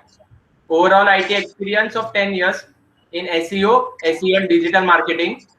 He has a good experience with Google, AdWords, SEM, and adapting white-hat SEO strategies, search-friendly architecture solutions. He has been certified as digital marketing expert. As a SEO analyst, he worked with many brands like Eureka Forbes, Ultratech Cement, Maruti Suzuki, etc. He has really great experience and multitasking personality. Thank you so much, sir, for your presence here. So let us begin with a judging round with our team number 1, Neon. Yes. Thank you. Thank you for inviting me. Yeah, let's start your introduction. First team is Neon, right? Yes, sir. Yes, sir. Okay. So shall I start? Yeah, sure. Good afternoon, everyone. I'm Adil Sheikh, representing Universal College of Engineering in this hackathon. Me and my team have made a website known as Foodster, which takes care of food not being wasted in occasions like weddings and events, etc. And instead of throwing it or wasting it away, our website is going to use it to feed the hungry and poor. I would like to hand over to Vrushali Solanki, my teammate, who will now explain the progress made in the project. Okay. Sounds Good evening, sir. Myself, Roshali Solanki. Yeah, good afternoon. Yeah. Yeah, go ahead. Yeah, I'll just share my screen in a minute. The screen is visible, right? Yes, your screen is visible. Okay, sir. So actually, we have created a food donation portal, which would have two users. Basically, one would be NGO user, and the other would be the donor. So if donor has any function over his or her place, so they can donate the food to the hungry or needy people. So by putting a post like what is the quantity of food, what type of meal it is, is it a dinner or is it a lunch or it is a breakfast, and they can like also the date and time would be displayed, and their name and address and phone number would be displayed. So as suggested by the round to Jerry, we have like we were previously going to show directly the login page. So he suggested that we should first show something about our website, so the people would know what our website is all about. So we have given here a general information like short info, like what our website is going to deal with, what our motto is, So this is about us, and these are the contacts. So we have listed your contacts. Okay. I'll sign up here.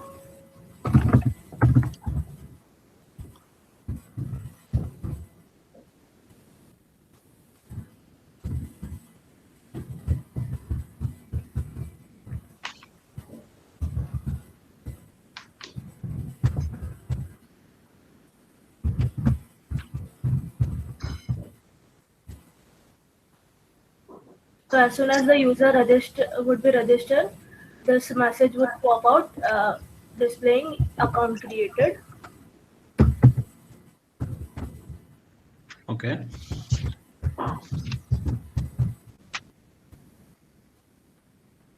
So yeah, this would be the home page or the user's feed where they can post by importing their full name, address, phone number, meal, and quantity. So these are the recent posts. Like I received time, quantity, breakfast, and the Navin Reddy has post his address, phone number. So as soon as they post, like we are going to keep a notification thing in the future. The NGO user will receive a notification as soon as any donor would post. So they can go there and pick up the food. Here would be the profile of a donor. They can edit over here by selecting any image.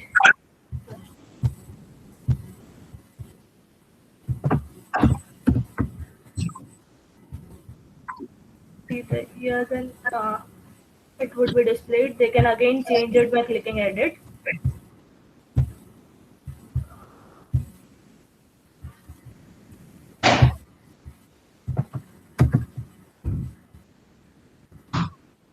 So it would be edited. Here is the logout thing. I'll show you that later on. Here is the search button where they can search if someone needs to donate food directly. So they can search NGOs here. So we have put one NGO over here, like Nurturing Lives. So if they click over here, just a second. Yeah, if they click over here, so a Google map would be open, so they can directly track the NGO and reach out there through directions and all. So we have for now we have 5 NGOs listed, 4 NGOs listed over here. So they can select the NGOs with respect to their nearest location. Yes, sir. Okay, understood. And this would be the logout page. That's it. Yeah, we are going to implement direct message so they can easily chat, like NGO users and donor could easily chat. Okay. And So that is not developed yet. yeah, that is not developed yet. Okay. And these are the users, like this is our database, Django administration. So these are the users over here. All right. So The one I created over here. okay. Yeah, tell me. Yeah. So what sort of technologies you have used to develop this application?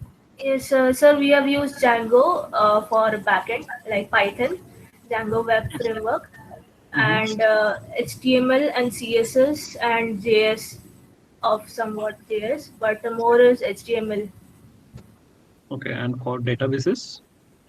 Databases, like we were going to implement PostgreSQL, but due to time limitations, we have now restricted to Django administration. In future, we will surely implement that. Okay.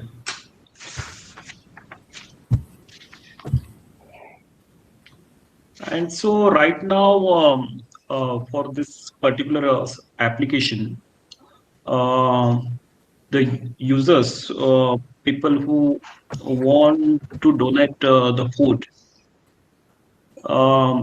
they are navigating outside of the website, right? They click on the map and then like they take a decision independently. So Actually, you are, uh, I feel as a administrator, you are not controlling the donators' activities, no, sir. because Actually, donators can find out the nearest NGOs, mm-hmm. and they themselves find the NGOs, and they will travel to that NGO and offer their food, right? Or is there any mediator in your system who will assist them to supply that food from donator to NGO? Sir, actually, it is like they can post over here. Mhm. I'll show you just a second.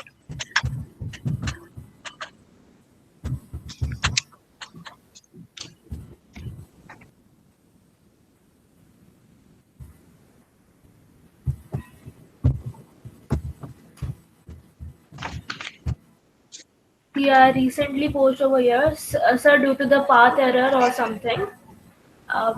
We actually tried, but we are not able to figure it out. So it is like as soon as we click on post, like that post. So as soon as we click here, it is redirecting to the our home page. So that's why I have to type here feed. So see, the donors can post over here, and if the donor puts their area here near the address, then you will know like they have posted in the nearby, like I earlier said, notification would be provided to the NGOs if any post is any if any food is left in the nearby area and the donor has posted the food, like posted the area.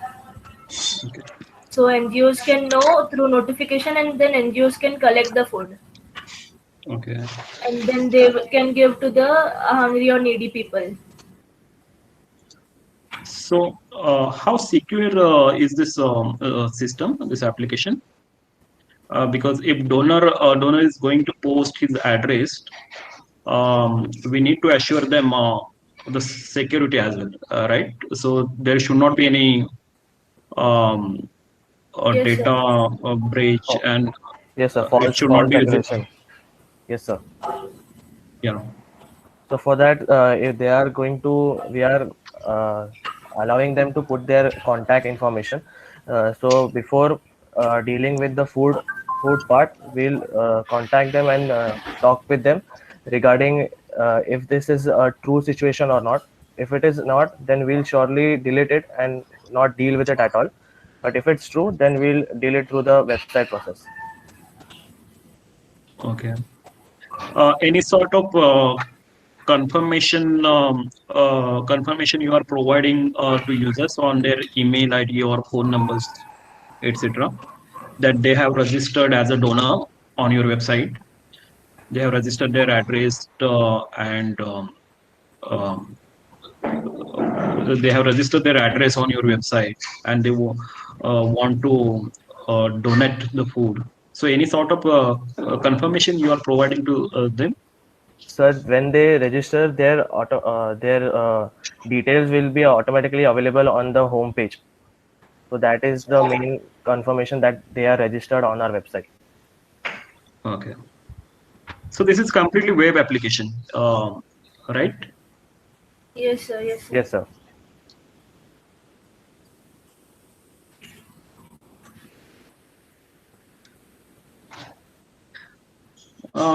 Any sort of reporting does this application include? Because as a person, as a donor, I may want to donate food multiple times, right? Like there can be a multiple occasion. Yes, sir. And I want to I will want to donate the food. So any sort of reporting like this particular user have donated food this many times, and any future alert if NGO requires more food, so they want to request the donors who already have registered on your website. Uh, like there are this NGOs, online Yes, NGOs, sir. Yes, sir. Impact Yes, sir. Guru, etc. Yes, sir. So they once you donate on their website, they will keep giving you alerts like we have one more patient, or we have Yes, sir. one Yes, sir. more needy, Yes, sir. so we want your help. So Yes, sir. For that, this side, yeah. so for that, if any NGO has the need to get to feed the hungry and poor, so they'll in further future will implement that. They'll put up a message so that the person who has already provided and donated food, they will receive a notification that this NGO is looking for food, so you can help it or not. So if they are willing to do it, then we'll surely implement that. Uh, they can implement the food which is received by the NGO. Okay. All right.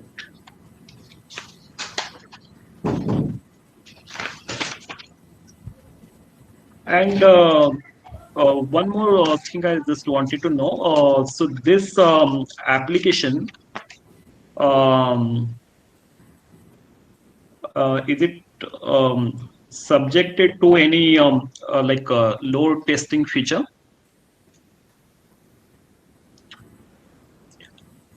I mean, many times people want to access the applications on mobile or on desktop, right? So on mobile, obviously, we have a limited bandwidth and limited Yes, network sir. sometimes, and there can be issues in accessing the application. So, Yes, have sir. you tested this application for the for website performance, website site speed? So this website is completely responsive. Vrushali, can you right click and inspect it? Yeah, yeah, sure.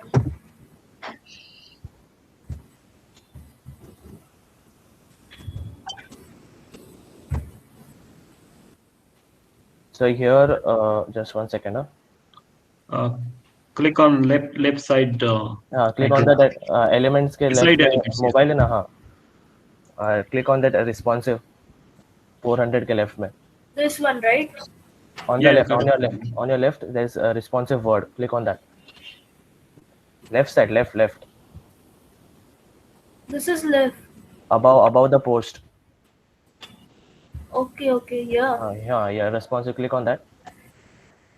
Above the, you can see, sir, there are several phones like iPad and smallest screens like Galaxy Fold.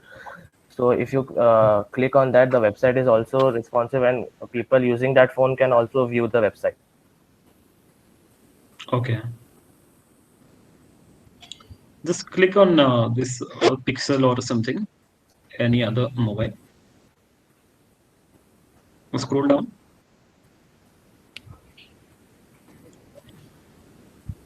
Okay, all right. Looks good.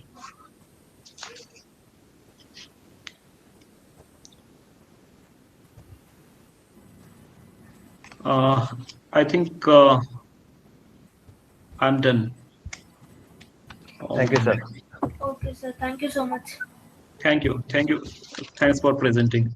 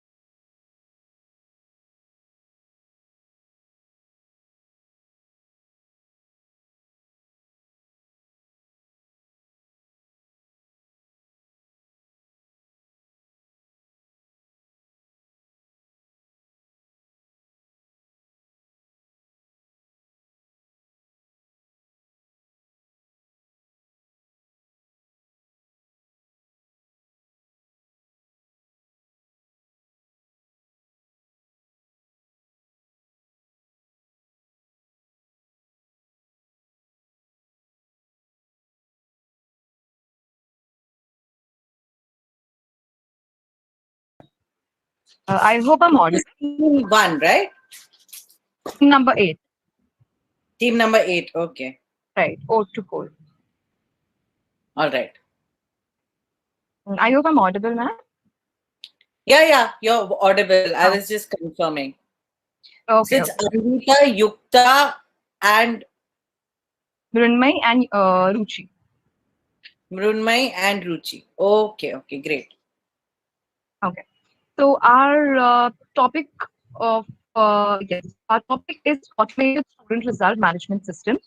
So basically, our problem statement is for faculty exams section of institutes. So the manual system of marks entering and calculating that can lead to errors and omissions in the CGPA computations. It can lead to late preparations of student results and can also create a lack of an updated database. So which is why we are creating this project.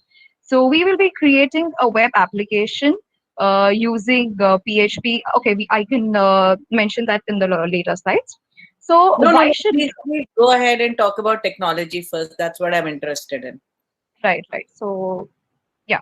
So the web application we're using is for front end HTML, CSS, Bootstrap, and back end is JavaScript, PHP, and MySQL. And we are for our project we are just using information technology. I mean, one department because we are students from information technology. But the same project can be incorporated for other departments, perhaps other universities as well. And the data that we're using is the one, and it's of the batch 2018 to 2022. That is our batch. So this is just an overview, right? So can we show the demonstration now? Yeah, go ahead and show the demo. I'm most interested in seeing that.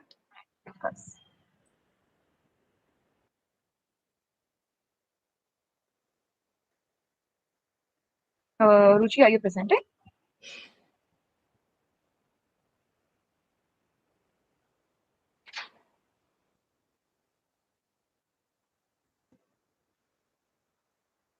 Yes, Mrunmay, I'm able to see your screen now.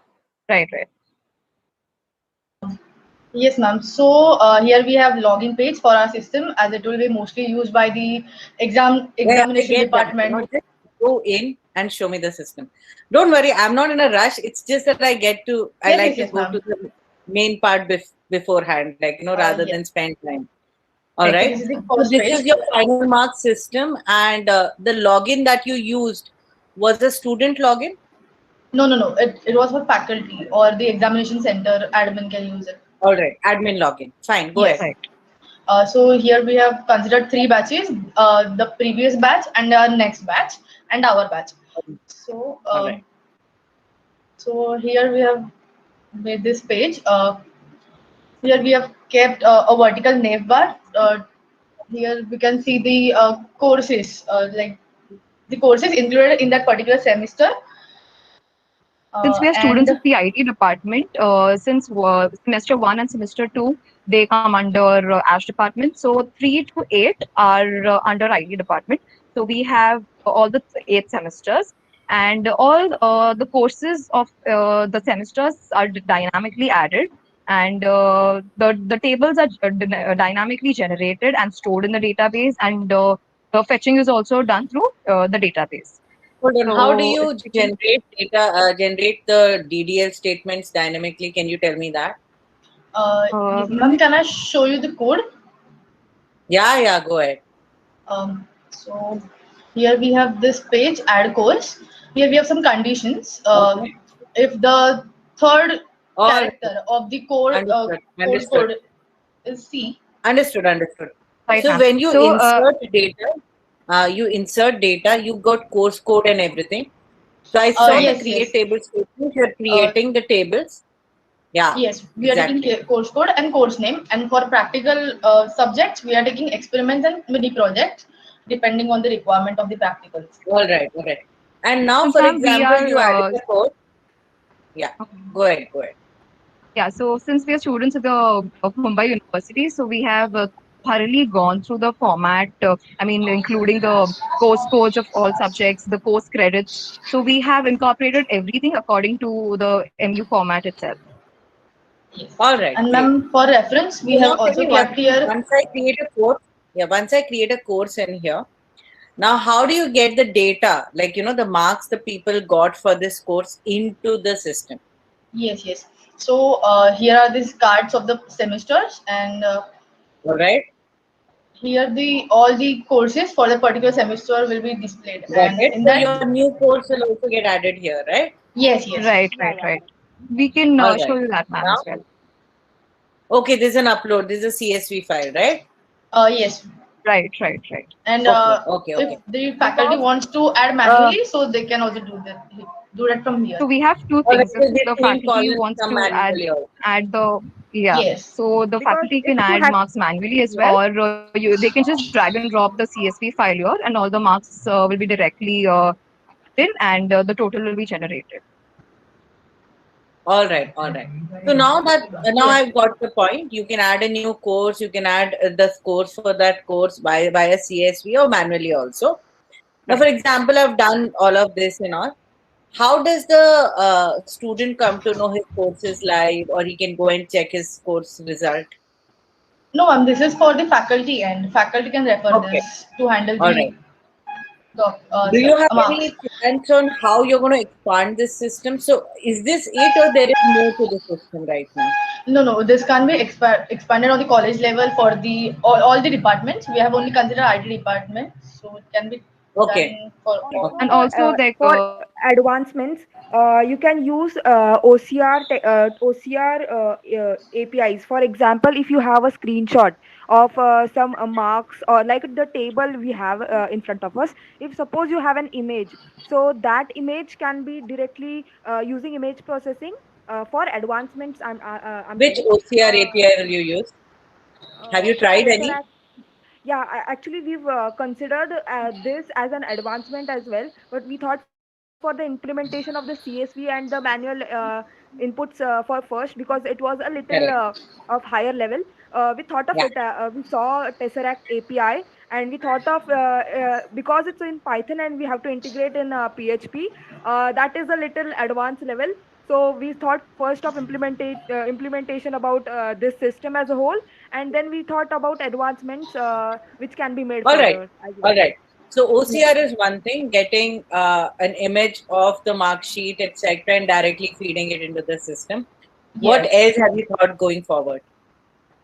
another thing, ma'am, in the later part, when we generate the scorecard, so that can be directly downloadable and sent to the students, or something like that can be done. Okay, course card. Also, ma'am, this can be integrated in the ERP systems of the college. How would you, I Where mean, even if you integrate it in the ERP system, how is the ERP system going to use it?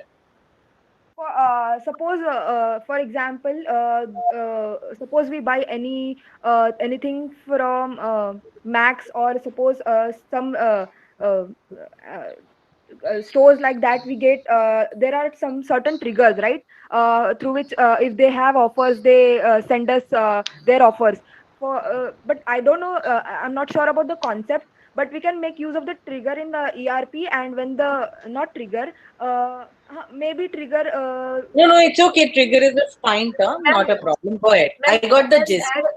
we can yeah, add yeah. So student maybe if you feature that student will see their result by ERP system, and they can't add or edit any marks.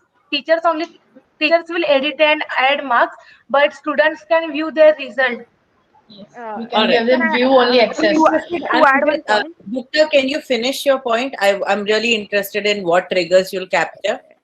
I'm actually not that very clear about it, but we can use No, some it's an more of idea, right? So you can go yeah, yeah. crazy and you can tell me whatever idea you have.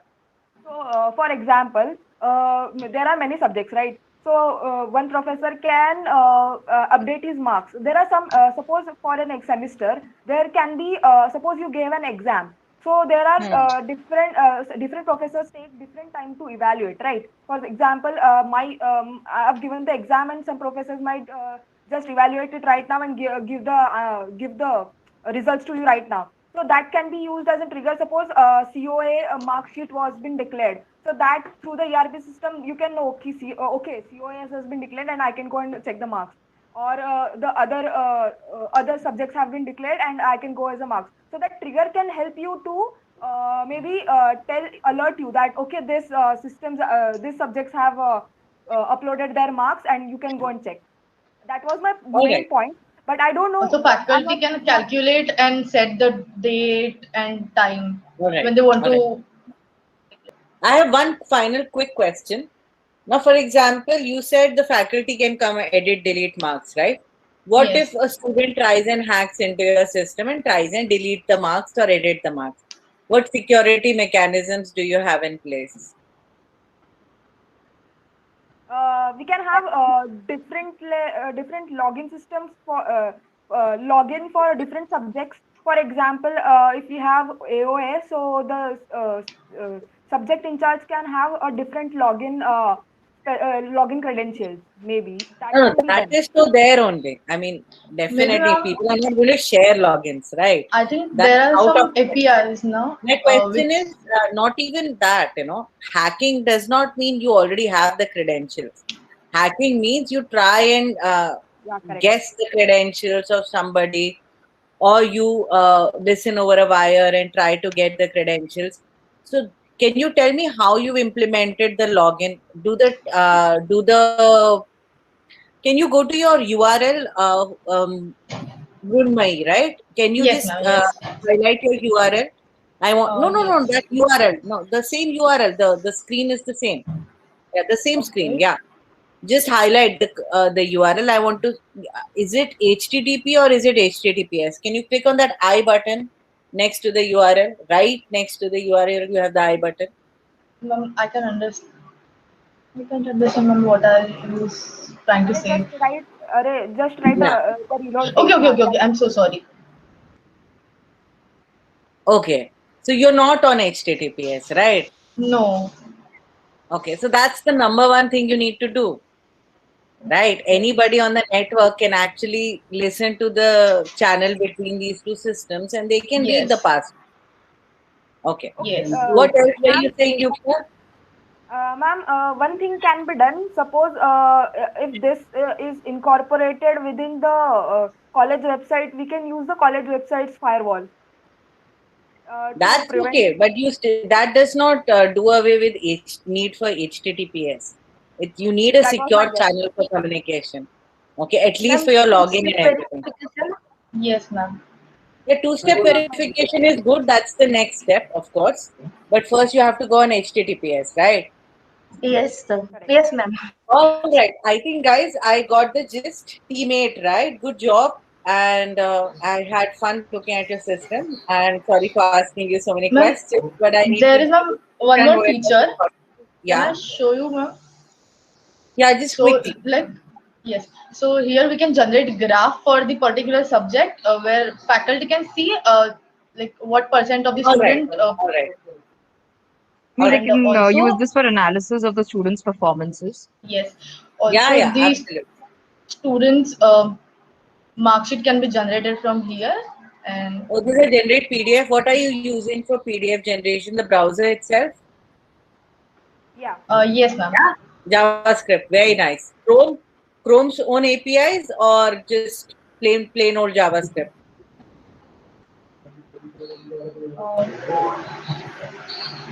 I'm not sure about this, ma'am. JavaScript only. Okay. All right. All right.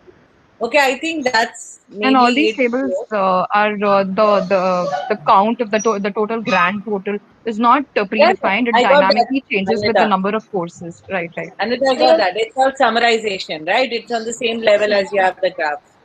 That I got. Right, right. No worries. Yes. So I think I had fun looking at your system. Can we move on to the next team? All the best, guys. Teammate. Thank you. Thank you so much, ma'am. Thank you so much. Thank you, ma'am.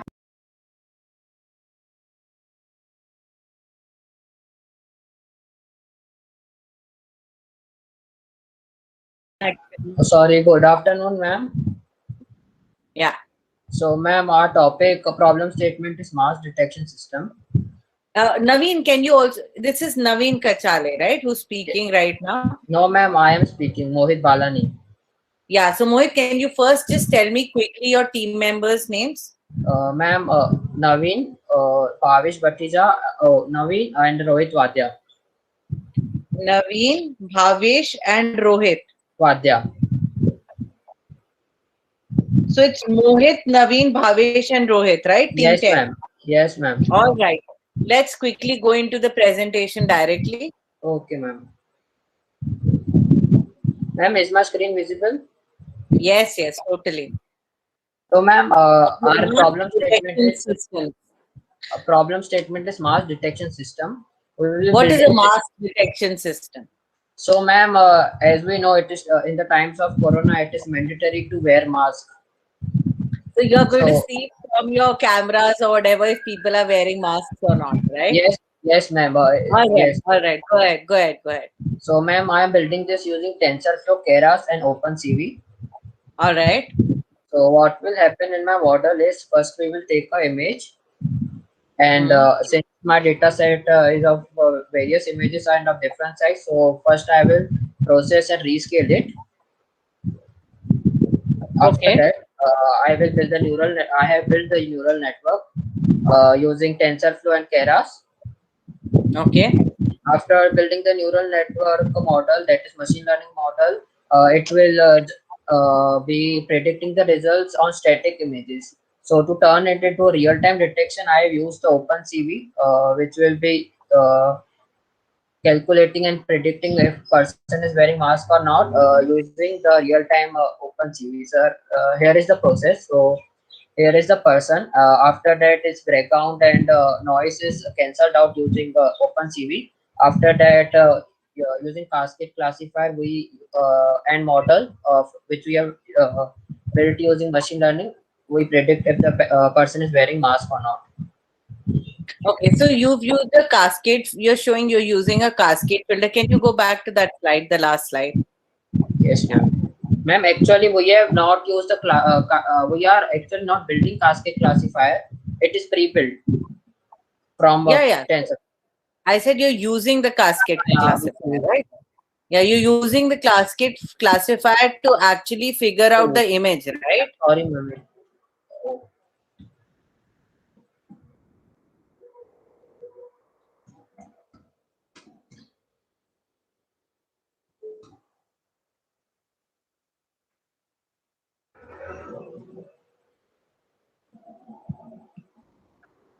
I'm sorry, ma'am. It just No got. worries, not a problem. Yeah, the last slide.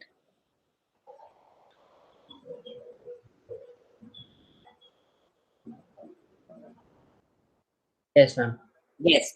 So you're using a cascade classifier to come up with the image. Like, No, ma'am. narrow down. That's what you've shown in the diagram, right? Yes, ma'am. So what are you using the cascade classifier for? So, ma'am, in machine learning, what it is predicting is whether a person is wearing a mask or not, right? But it is for All right. static Okay, images. go back 2 slides. Yeah. You told me first you will resize and get the data to a certain size, right? Yes, You're yes. basically taking any size image and building it into a 100 by 100 image, right? A square No, size this image. is 100 by 100. It is for presentation, but I have since it is a RGB image, so the values will be from 0 to 225, right? So I have used first 224. My question was not about grayscaling or rescale. I'm talking about size of the image. So, for example, the photograph of a person is taken. Can you go back to your last slide? You'll see it in your own presentation. Go back to your last slide. Yes, ma'am. Now, here in the image, the photo is in the bottom right corner, right? Yes, ma'am. Okay, so now from there you have to extract the image, right? You have to see in that whole canvas where is the person's face, right? Okay, yes, so first you have to detect where the face is and you have to snip out or resize the image accordingly. What exactly do you use to do that? Actually, ma'am, this when we pass it into a cascade classifier, no, it will predict the feature. It is a pre-learned model which is learned to recognize the faces. So we have So that's what fine-tuned I it. was asking you. So your cascade classifier is able to extract where the face is, right? Yeah. Okay. What if I have 2-3 faces?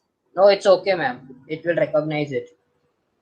It'll recognize all the 2-3 faces, right? Yes, ma'am. I will show you in the demonstration, ma'am. Yeah. Please go ahead now. Ma'am, so can I show you the demonstration now? Yeah. Please go ahead. Yeah. So here, see, ma'am, this is me. So it is now recognizing that I am not wearing mask.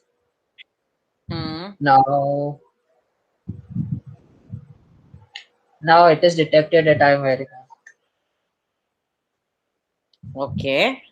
Interesting. Now, do you have somebody with you where you can get somebody else in the frame of the camera? actually, ma'am, there is nobody at my home, so I will just use the Google and show you the image. It's okay, right? All right. Okay, so now can you show me the code? Yeah, okay, ma'am.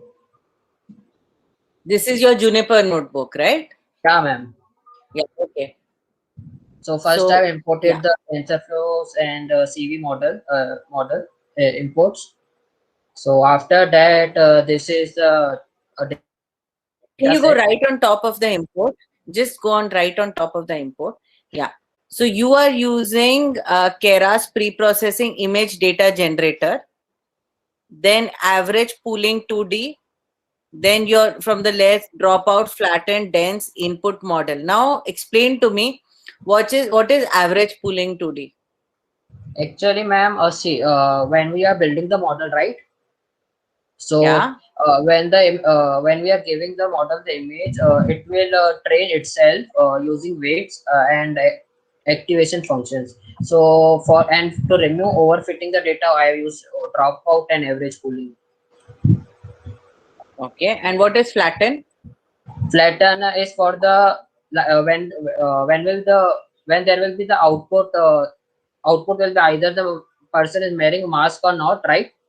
So before that, one step when we have to convert the convert 2D layer model into a flattened model, so that it can be turn the probability between 0 and 1.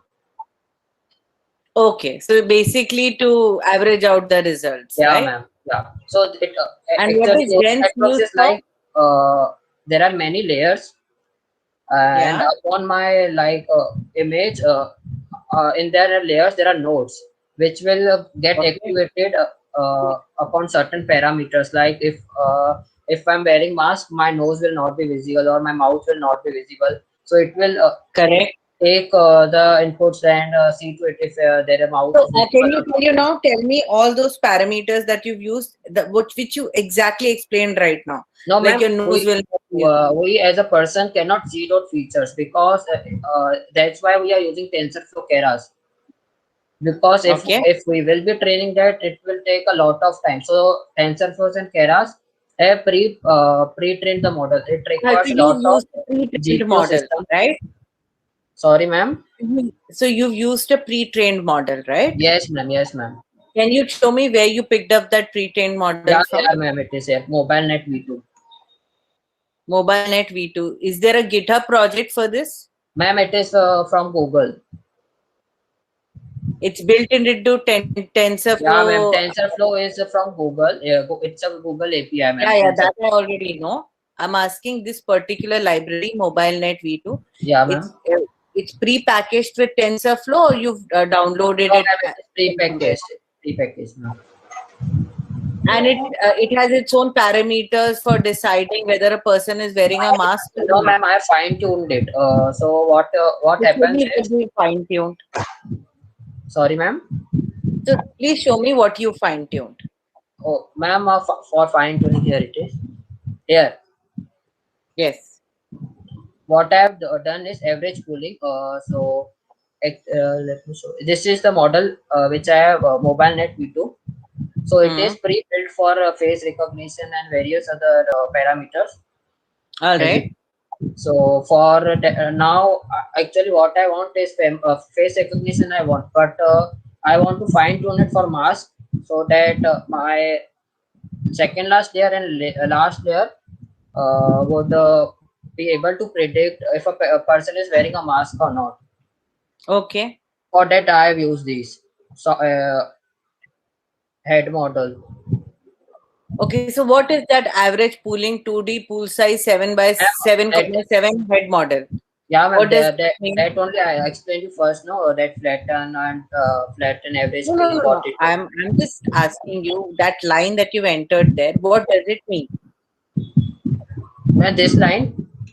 Yeah. So, ma'am, 1 minute. 1 minute. I will show the presentation. It will be more clear.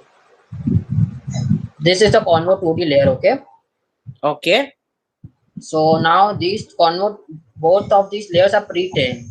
What I want to do is make these dense and flattened layers right here. This will be fine-tuned. Yeah. So for fine-tuning this, I have written this code. I got that. These in the in 10 part, you've written everything for fine-tuning the model. I got that. What I'm trying to do is I'm trying to understand line by line what each of your points mean. So when you say average pooling, average pooling will reduce the layers actually, so that my activation neurons will generate the prediction, and then after that I flatten the layer. After that, for removing the overfit, I have used the dropout. These are functions in the TensorFlow documentation. It is written to use this. That's why I have used. Okay, go ahead, move forward further, and I want see because you told me that the input that you use, the input model, it's very good for detecting faces, correct? It is yeah. It's for getting detecting and analyzing faces, right?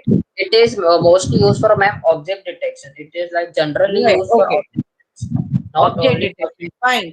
Fine. Object detection. What I want to understand is what exactly you have done over here to find out whether the object which is detecting is wearing a mask or not. Ma'am, actually, it is done by TensorFlow and Keras. I only have to pass the parameters. That is my data set here. Correct. So now show me your data set. Because you took the already pre-trained model and then you trained it with additional data, right? Yes, ma'am. So show me that additional data that you trained it with.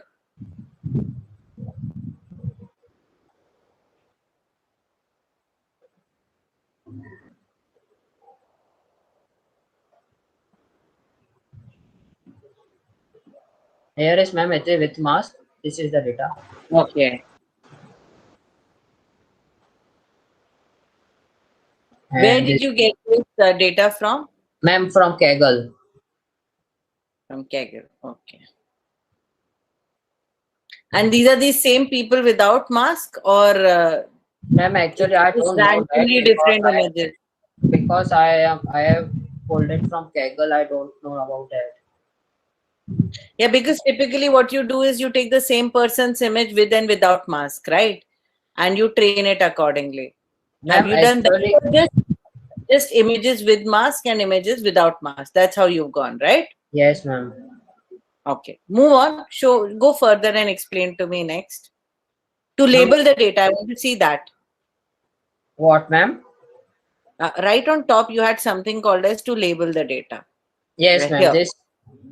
This is for labeling that whatever the images there are there, how will the classifier know what should I predict? For that, I am taking one image and telling them it is this person is wearing mask. Then I am taking next image. Then I am telling him wearing the mask. So that's your manual entry that you do, right, to the model. That okay, no, this ma'am. one is This is automated. That's why we are using TensorFlow and Keras, ma'am.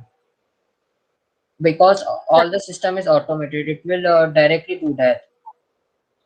Okay, fine. There I go have ahead. The categories that I am telling him that I have been providing. That is exactly what I wanted to know. Where do you define? So this is your binary class, yes, right? I am telling my without model. mask. This is my data set, and I have two class with mask and without mask. All right. So you have with class and without mask. Yes. And in line number 4, what are you doing?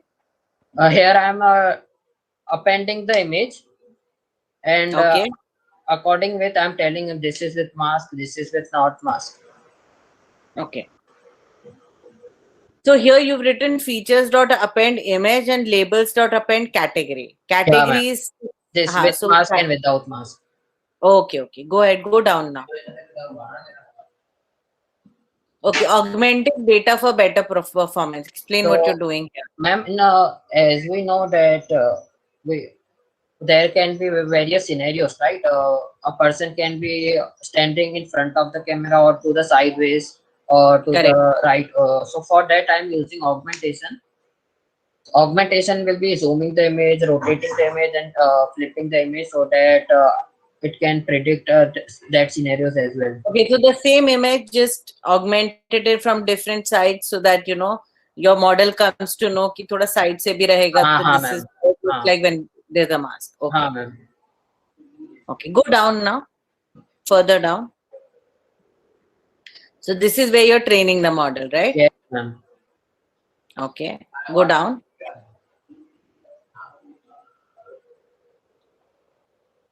What does this show say? Clipping input data to valid range for.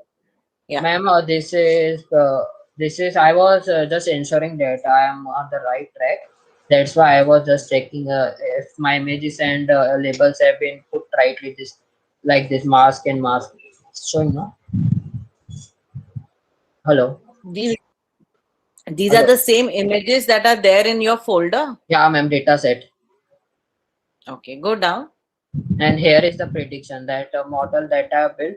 See, after it is predicting that 99% the person is wearing mask. Okay. Can you go down further? Here it is showing the person So is now, not wearing a mask. got it. Now, so you have done all of this. Now, what you showed to me in the demo, can you go to that?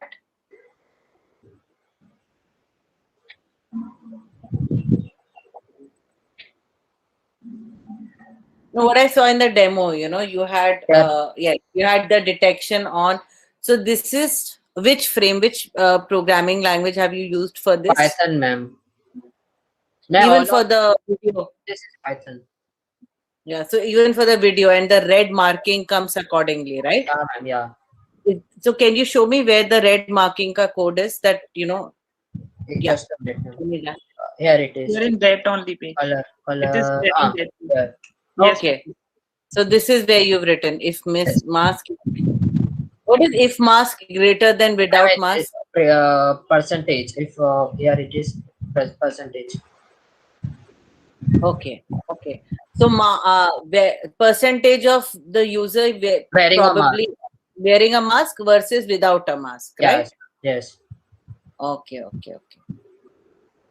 And if label equal to mask detected, then the color is this. Yes. I want. Okay. Understood. Go down. And All right. Okay, I think I'm done with most of my questions. I had Mohit. Anything you guys want to add to it? Where do you see this project going forward? Ma'am, and what else do you want to do with it?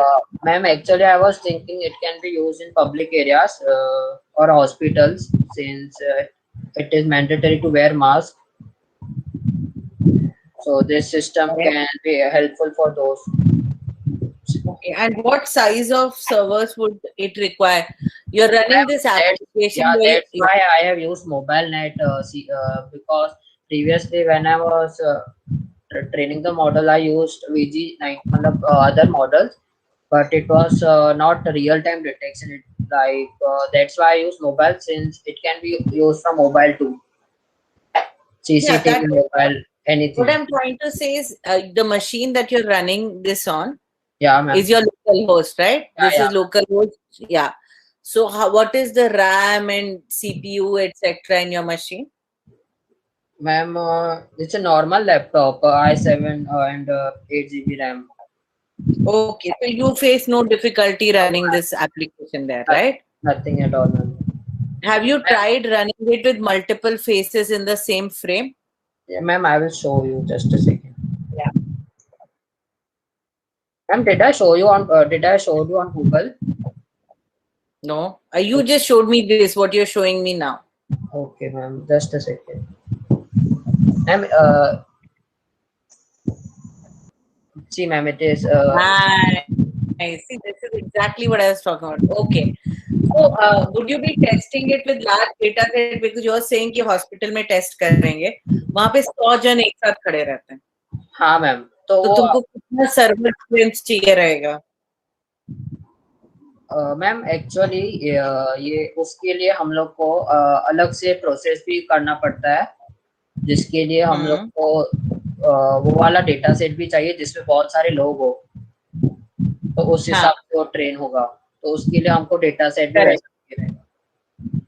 हाँ, तो पहले तो तुम्हें उस हिसाब से training करनी होगी, राइट? हाँ मैम. हाँ.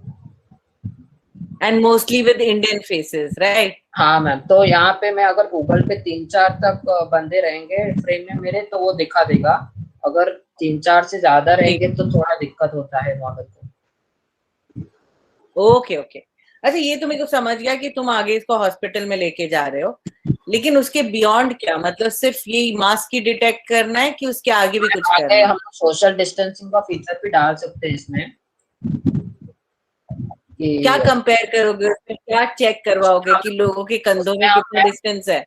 नहीं, उसमें हम Euclidean distance, Euclidean distance ma'am वो रहता है ना कि हम लोग ने मैथ्स में पढ़ा था, square root of x1 minus x square वाला फॉर्मूला. हाँ, तो वो वाला हम लगाएंगे उसमें कि हम लोग 2 पर्सन लेंगे और बीच में उनके डिस्टेंस करेंगे मेजर. ओके, पर कहाँ से डिस्टेंस मेजर करेंगे? उनके सेंटर पॉइंट से? मैम वो सेंट्रॉइड रहता है ना हम लोग का, तो हम लोग पूरा लेंगे लेंथ फ्रेम का, हमारे जो पर्सन रहेगा उसका सेंट्रॉइड निकालेंगे. और लेकिन अभी आगे पीछे मतलब साइड बाय साइड तो नहीं खड़े रहेंगे ना, सब कोई आगे पीछे रहेगा. हाँ, आगे पीछे. तो हम डिसाइड तो डेटा सेट में से ही वो मॉडल सीखेगा हमसे कि हम लोग उसको बताएंगे कि अगर इतना पास है तो हम लोग उसको बोलेंगे सोशल डिस्टेंस मेंटेन नहीं है, अगर इतना पास है तो मेंटेन है, तो वो हिसाब से वो ट्रेन होगा.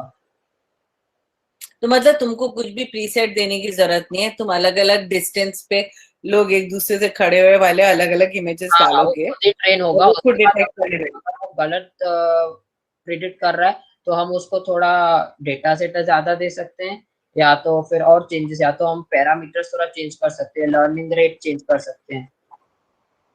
ठीक है. मतलब अच्छा, ये मतलब तुम्हारा फ्यूचर इस सॉफ्टवेयर का पैंडेमिक के लिए ही है. पैंडेमिक के बाद क्या? हाँ मैम, सोशल डिस्टेंस वाला डाल सकते हैं हम लोग. हाँ, पर पैंडेमिक के बाद भी तो सोचना होगा ना, उसके बाद भी तो कुछ यूज करना होगा ना इसका. मैम फिर हम लोग उसके लिए मतलब अगर रहेगा तो स्कूल में यूज कर सकते हैं अटेंडेंस के लिए, कि मतलब मास्क का फिर फीचर निकाल देंगे हम लोग. प्लीज वहां पे मत यूज करना. That's not good, it's not good for the student community, right? हाँ, okay ma'am. It's a joke. Anyways, हाँ तो ठीक है, चलेगा. I got your gist Mohit, and very well explained, I must say. I think I am done with every question I had. इसमें अगर तुम्हें कुछ ऐड करना है तुम बता सकते हो मेरे को, और I will move on to the next team. No ma'am, no, I have done. All right, great. All the best. This is team 10, right? Mohit, Naveen, Bhavesh, and Rohit. Yes, ma'am. Yes, ma'am. Great. Naman, can we move on to the next team? Just to interrupt.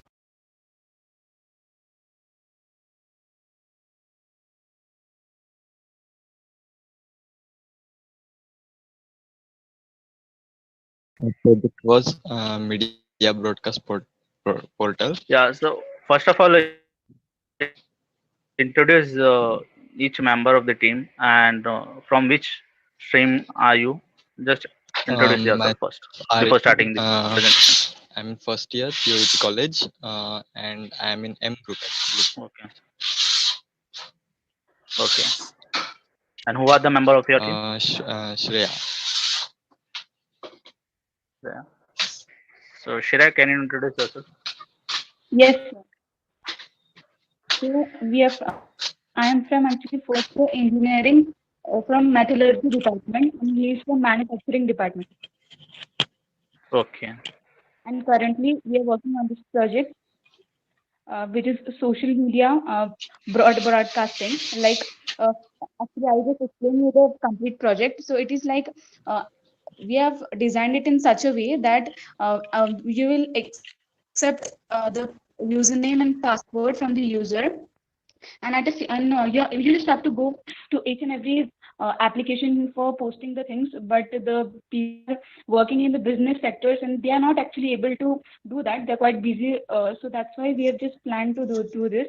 So you can just add any file, like suppose the post which you have to send, and you can just add a description to it, and you can just upload it to the respective sites. But actually we're getting some issues with Twitter, so we were not actually able to uh, log in into Twitter. Okay, not an issue. We are also getting some problem with Facebook and Instagram. They are not letting us post the files. We can log in surely with automatically, but we cannot post the files. They are due to some securities and all. Okay. In previous round, we decided to go with the APIs, but now changing the code, it will take a lot of time. So Okay. we have actually went with Selenium and the web scraping process, but it will totally entirely change if we go to APIs. So Okay, I not an can issue. So yeah, you can continue what you have done, and I can you let me know. Yeah, yeah. You can I can just give I me the can try demo. to Okay. upload the Demo. file, but as you can see, it will load the Facebook. Also, it will log in, but it won't post it. Just a Okay. minute. It is taking a actually, my local PC does not have enough RAM to support it. Sometimes it just lags out. Okay, not an issue. Are you using Windows? Yes, Windows 10. Okay. Can you check your process Code. manager and yeah? We have just done it in normal way.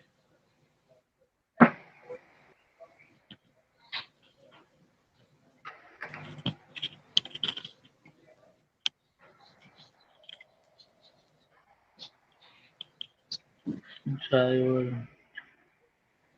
are basically using Flask for this. Okay.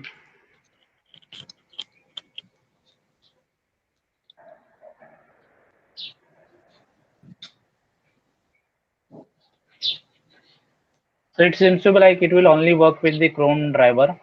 If my Yes, browser Chrome. get changed, it won't work. Correct? No, it actually works with my Opera too. Okay. I just needed the Chromium driver, but it works with Opera too, so it's not a problem, I guess. Okay. And where you have written the Facebook implementation code? Sorry, sir. Where you have written the Facebook implementation code? Wait a minute. Here. Yeah. So what issue currently are you facing that We are actually it is facing the denied? Selenium issue. We cannot get the proper XPath. Okay. Okay. We tried to debug and search for it, but we couldn't find it. Okay. Yes. So instead of using Selenium, do you have any other tool? Like you have explored any other tool where Yes, it can there be are done easily? APIs. We could have used APIs, but we thought to try the web scraping, but then we found out that there was some security reasons. Okay. So which web scraping tool you are trying to use and you face issue? Yes. Okay. So let you know which web scraping tool you are trying to use. XPath. Had okay, XPath. You are using XPath. Okay. Yes. And okay. We Is could there have used the anything? CRT Blackmail. I guess it would have Yes. worked for Facebook, but we actually went with XPath, so it didn't follow. Okay. So what you are doing? You are taking the medical report, correct, from the end user. Can you show me the front end? No, not the medical. We are actually it's the media broadcast. Means Okay, media part. posting Okay, okay. some Twitter, Facebook, and Instagram. Okay. And what file are you taking here? Profile file? It's just a normal screenshot, just for a test. A Not screenshot. Okay. Okay. yes, Okay. And what you are using? You are posting or broadcasting this on social media, correct? yes, social medias. Okay.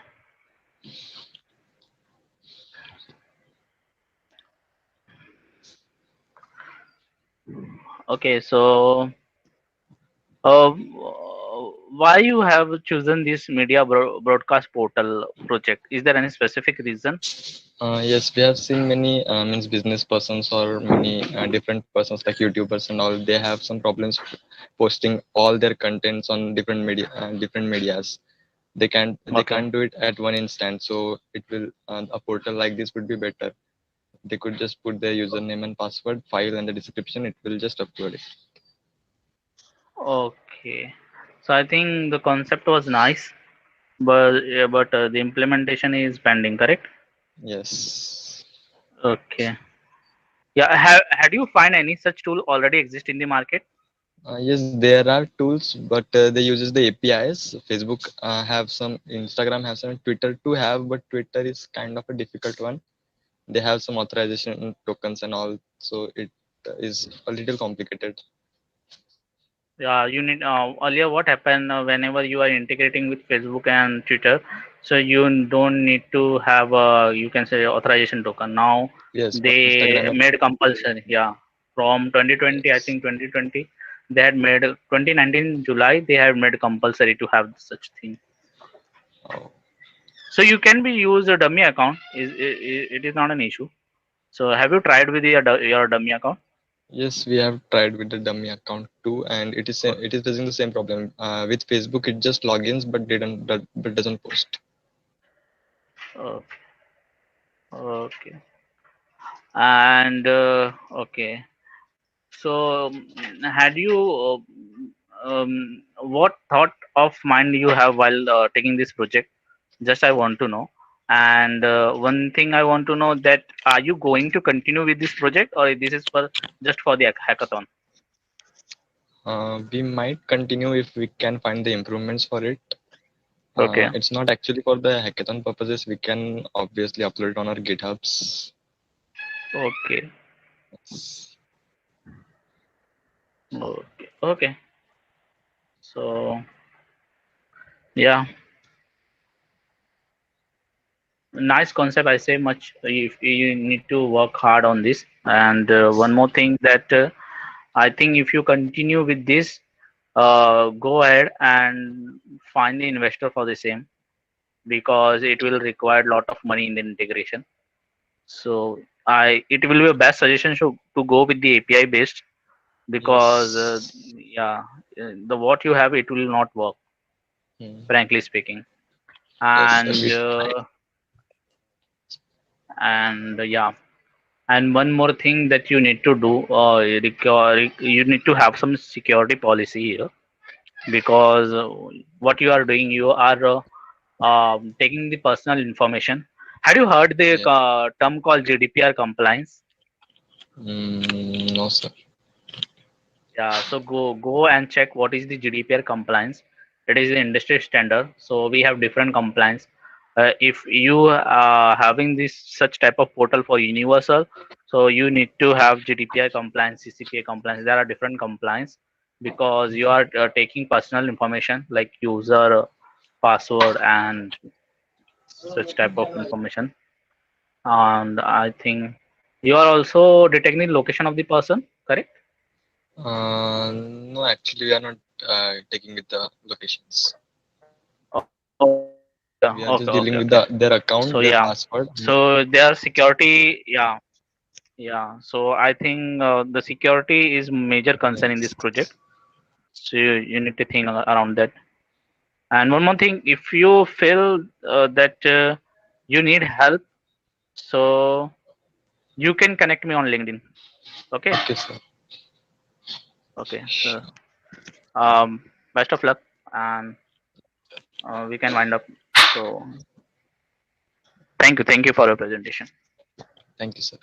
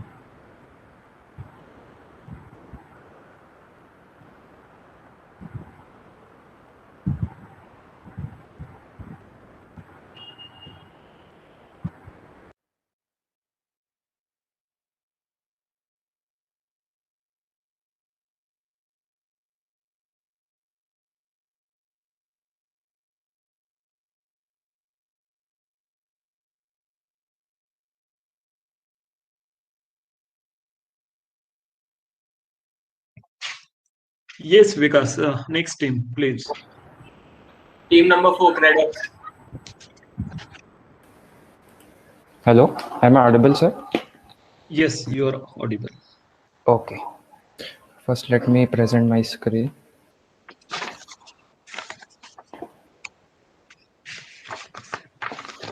Good afternoon, sir. We are from NDMVP's College of Engineering, Nasik. Basically, we are Which college is it? Which college? NDMVP's MVP College of Engineering. Okay. Yeah.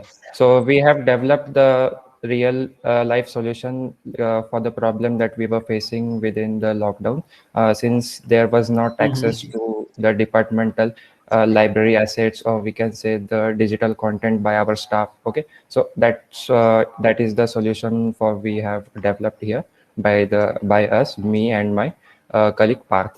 Basically, I'm working in the Django from last 2 to 3 years as a freelancing purpose. So basically, the problem statement is that a departmental library is to develop the digital library platform to manage the departmental library operations on the assets like our departmental books, magazines could be there, and to make them available to the students, and to make available the digital content from the staff, like there could be a links of the academic stuff, there could be a notes, pdfs, research papers, project reports, many stuff could be there. Okay.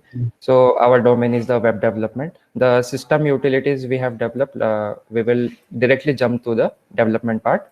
So let me minimize it first. Yes, I'm on server. Okay. So as you can see here, this is our index page to the let's we can say it is an informative page for the whole college, where each and every department will be listed within this platform. Okay, at the institute level, there is electric department. If I click on electric department, it will be saying it is showing me the department of electrical department, basically about department, HOD's desk. Okay. So all this information you are viewing here is whole information is dynamic. Basically it's taken from the admin panel by the librarian, who is going to make update, and stay tuned with this particular page. Okay. So let's close it and get to our searching for the books and magazines and papers. Okay. So basically student will come firstly here to the information technology, department of information technology. Okay. So there will be somewhat kind of page here. Okay. He will select the book, okay, which he want to search. Let's say web. Okay. I want to search the web book. Okay. I didn't found any web book regarding web. Let's again type some character like E. Okay. So yes, I have a computer network book over there. Wings of Fire is there. Okay. Here we have mentioned the author. After that, on which rack within the departmental library that particular books is placed. Okay. And if the book is not available, a rack will be not shown. Okay. After that, scheme and other specifications for the book are showing. So this is particular searching criteria for the books and magazines. Okay, you can also search for the magazines regarding. Let's search for I and D. Okay, let's search it. It is showing me Times of India magazine available with their description, author, and whatever kind of information that is rack availability after that specification we have shown here. Okay, papers, in paper section we have categorized the papers in notes, research papers, question papers. After that, model answers would be there, reports, project reports could be there. So let's search for notes for, let's say, DBMS. Let's say DB, enter. Yeah, DBMS notes is available. So this particular notes can be added by a librarian, so that students or the any other from the college can have access to that particular information stuff. So let's click on the view PDF. As and when you click on view PDF, the PDF or the that what kind of file they provided to you is will be visible to you. After that, there is a specifications over there. Get to link option is there. So whatever the link you provided there will be opened automatically. After that, let's search for the one more research paper. Okay, let's search by E. Search. Okay, blockchain research paper is available with their link, author, and also the date of publication. Okay. After that, if you search by author name, let's search by author name. You can also search by author name. I'm taking the name of author. Okay. Yeah, it's showing me again the same record. Okay. This is particularly the E Can stuff. can you navigate to home page? Yeah. Here we are having this particular homepage link. It will navigate to me to that particular. Hold on. Just hold on. Yeah. Just second. I'm sharing the link with you so that you also can try for it within the chat No, box. just present it. Just present it. Yeah, definitely. Yes. One more. Just click on this drop down, book and other options. Okay. Magazine. Yeah. So let's search by E only because E might Can be you type? presenting. Okay. Okay. Can you type Prachi here in that box? Okay. I think it is not showing because hello. Yeah. Here we are having this particular. So echo is having from your side. I think you should stop your mic, pause your mic. Okay, let me continue. So this is a departmental, we can say, the dashboard we make available to each and every department as and when we are going to see the magazines. Okay, so magazine records are available here. Only I have added the title and the author for the magazines. Okay, so basically that particular Prachi and Prachi, who was the author for that particular research paper, it is not accessible for it because we have applied some query sets according to the need. Let's say if you are going to search the books. Okay, let's search book by COMPUTER, computer. Okay, we are having this particular book. Again, if we are having we have to search this particular book by author. We can sorry, we didn't apply that particular query here. We have applied this particular query with the research papers. Yeah, so such kind of scenarios So we have that applied. author filter haven't added it. You're saying? Yeah, but yes, we can add it. We can add it within 1 to 2 minutes. Just it will take time. So that particular thing is remained for that particular, because we have developed a lot more things at admin panel only, because the things you are going to see at this particular NDM VP IT engineering department page, it is very small part. Okay, basically if we get to this particular department of information technology, we have implemented the dashboard like subtitle, after that infographics we are also managing, about section, many more things are there which are let's add it. Okay, department I have added here. Okay, and you will also reflect you will also see the changes within this particular information technology as an as and when I'm going to submit it. Yeah, this particular profile updated successfully. We have implemented Django messages utility for that, for the same. You can have access to the features. Let's say some anonymous persons is accessing the departmental library page. He will be having the features over there like IoT lab 3D printing, which we have added in this particular feature part. If we are going to edit it, it will be successfully it is editing successfully that particular feature. Okay, so after that we do have a lot more data like student data, staff data. Okay, we have used a primary key attribute for it, kbt user id. For by this particular id, student can be identified, and we can assign books or the magazines to the students. So we will see that thing also. By this particular model, we can add the students. So let's edit one more student. Let's edit the student. Let's see Prachi. Okay, let's submit it. Yeah, it's editing successfully, I think so. Okay, so such kind of CRUD operations we have implemented a lot more times for the data of the student staff. You can see here.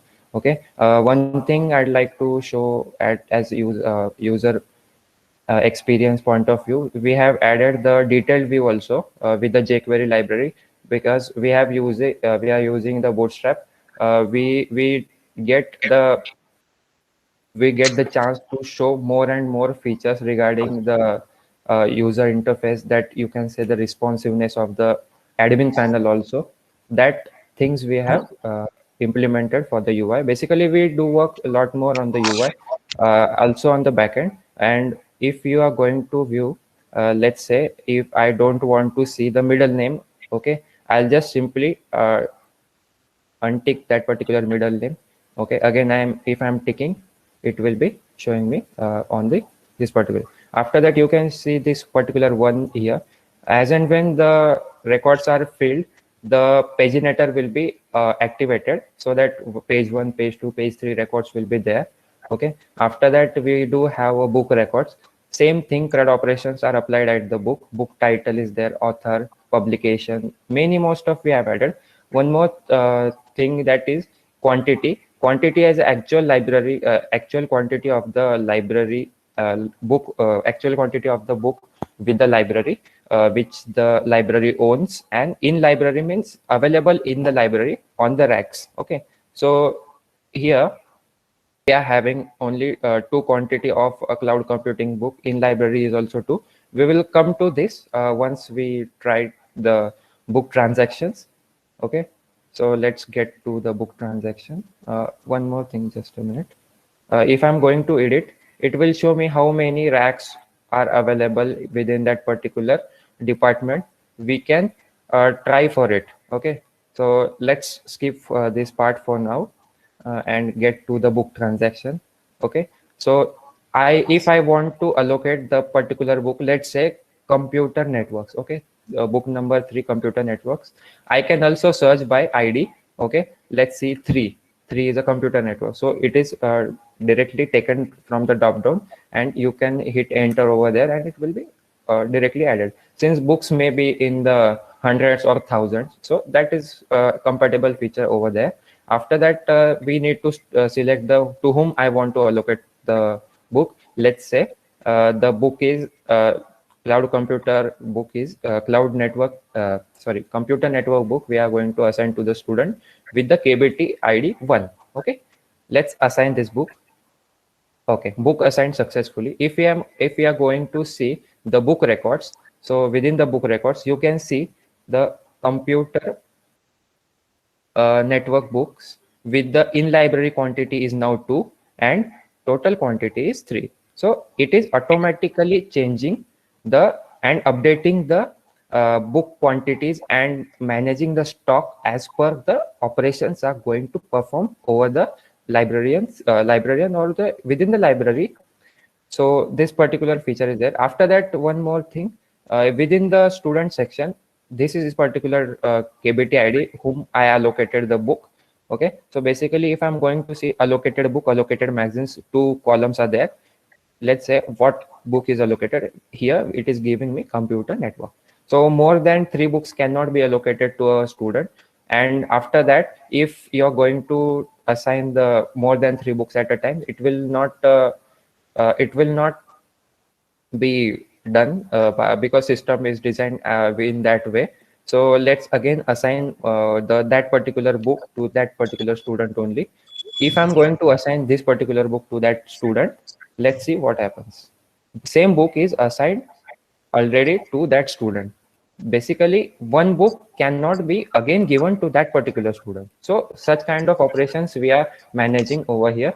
Same the scenarios are working for the magazines. Okay, let's get to the next thing, because books and magazines are the physical stuff which is going to be managed at library, at the library which is at the site. Okay, so this is all about the books and magazines. After that, we do have project reports. You can have project reports with the title, topic. Let's search for the machine learning topic here within the reports, project reports for the M. If I'm going to simply search with M, it will also give me the topic, because I contain query set we have used here with the SQL at DB3. Okay, so if you see the view PDF function, it will showing me PDF. Okay, so and link is given. If the link is given, link will be also shown to the search who is searching that particular thing. Okay, so next feature is our research papers. Okay, research papers same as the project reports. This is a research paper. Just basically we have categorized so as the students can have the proper access to the proper content. Okay, so there will be accessibility over there. That's why we categorize such kind of things over here. If simply the also admin also can click on the link, so it will be directly reflected to the link. Okay, if it is going to click on the file will be opened. So this is all about the user perspective. And the you're noticing that we have used the dark theme over here, because a librarian is a kind of person who is going to sit in front of a computer or the laptop continuously for managing the library. Okay, so that's why with the ergonomics we have we take decision to take such kind of theme over here. After that, there is a model answer question paper. We can also add question papers, notes, model answer over here. Basically for this we can also select the paper type. Okay, question paper is there, model answer is there, notes is there. After that, your information regarding this all semester, exam year, paper code, subject code, everything could be added. Okay, so after that there would be rack details. Okay, rack details. Within rack details we have added 3 racks till now. So we can assign only this particular racks to that like book, at which rack that particular book is placed. Okay, so after that, find collection is one of the utility. Let's say computer network book is lost by that particular student and we are going to collect the fine. Okay, so let's we will input the fine amount. After that, student. Okay, after that, his KBT ID and fine type. Okay, let's say book missed. Okay, fine for the book. Okay, yeah, fine collected successfully. That particular things will be directly reflected into the database. After that, we do have message box over here. So message box, let's try for the message box also. Okay, yeah, I'm from department information technology, so I'm going to hit the query for the Prachi. Contact number, email, let's take a dummy details and send to department. Okay, submitted successfully. That will be the acknowledgement at users level. And as and when the user is going to reload it, librarian is going to reload it, this particular feature is added over there. After that, this is all about our development. Let's see the development strategies of ours. Since I'm working in the Django very long time, I know how can we do such a huge course with some development strategies. If you understand the emphasis properly, yeah, you know the how this particular kind of course can be constructed or developed within the amount of time which is decided as a deadline. So after that, we will see that someone is going to make templates for the HTML templates for me. After that, I'm going to be integrate all this stuff for here. After that, if we map everything, then we will be having database structure also. So this is all about our development strategies which we have used here. After that, one thing I would like to mention here, we have used Jenkins over here.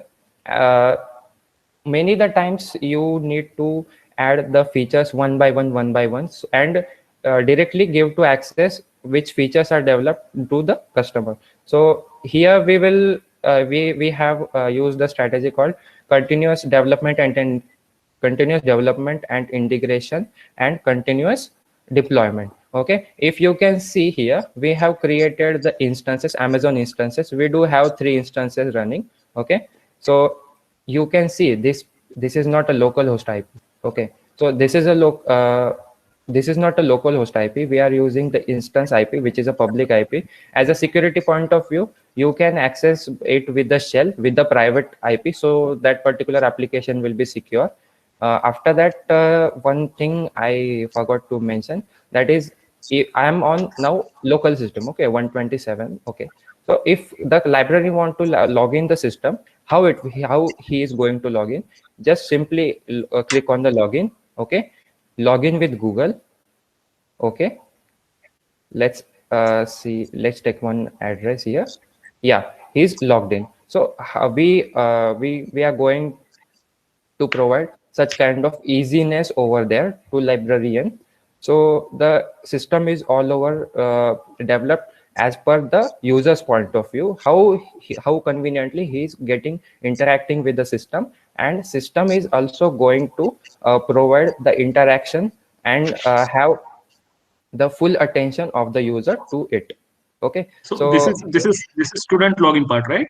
You're saying? no, that is not student login part. Actually, we didn't give a login to student or staff, regular staff. Okay, we are given only access towards the librarian. Okay, because librarian is having the access to manage all the data over here. Okay, so this is all about So that the thing. that librarian can log in with the Google. Yeah, Okay.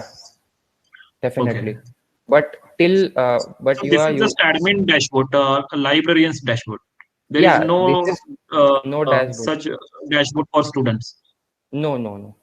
There is no server. But how student can request a book? Okay.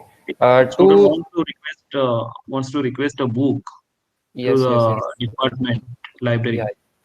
So basically, for that particular thought was also come in my mind while developing this. But if the student is going to request that particular book, there could be alternative that he is going to see whether that particular topics, books, or the research paper or the educational content is uh, present in the library over there. If it is, he can directly get to the library and pick it out. Okay, So but if he can just check availability. yeah, he can Yeah. just check availability. Okay, And so then he will library and collect the book or request it yes, personally. yes, requested personally. One more thing. Just, Yes. go ahead. Okay. One more thing, we have used the Jenkins over here. So these are the instances I have already tell you. So we are using currently server which with this particular IP, and yes, we have also used the import export. Let's see how the scalability of the system and how the system could be configured easily. Let's get to the admin dashboard. Okay, let's get to the admin. You can see over here there is a books. Okay, books table is there. Okay, so number of books we have added is 4, but that would not be the case with the actual implementation scenario. So we can simply import the Excel file over here. Okay, let's choose a file here.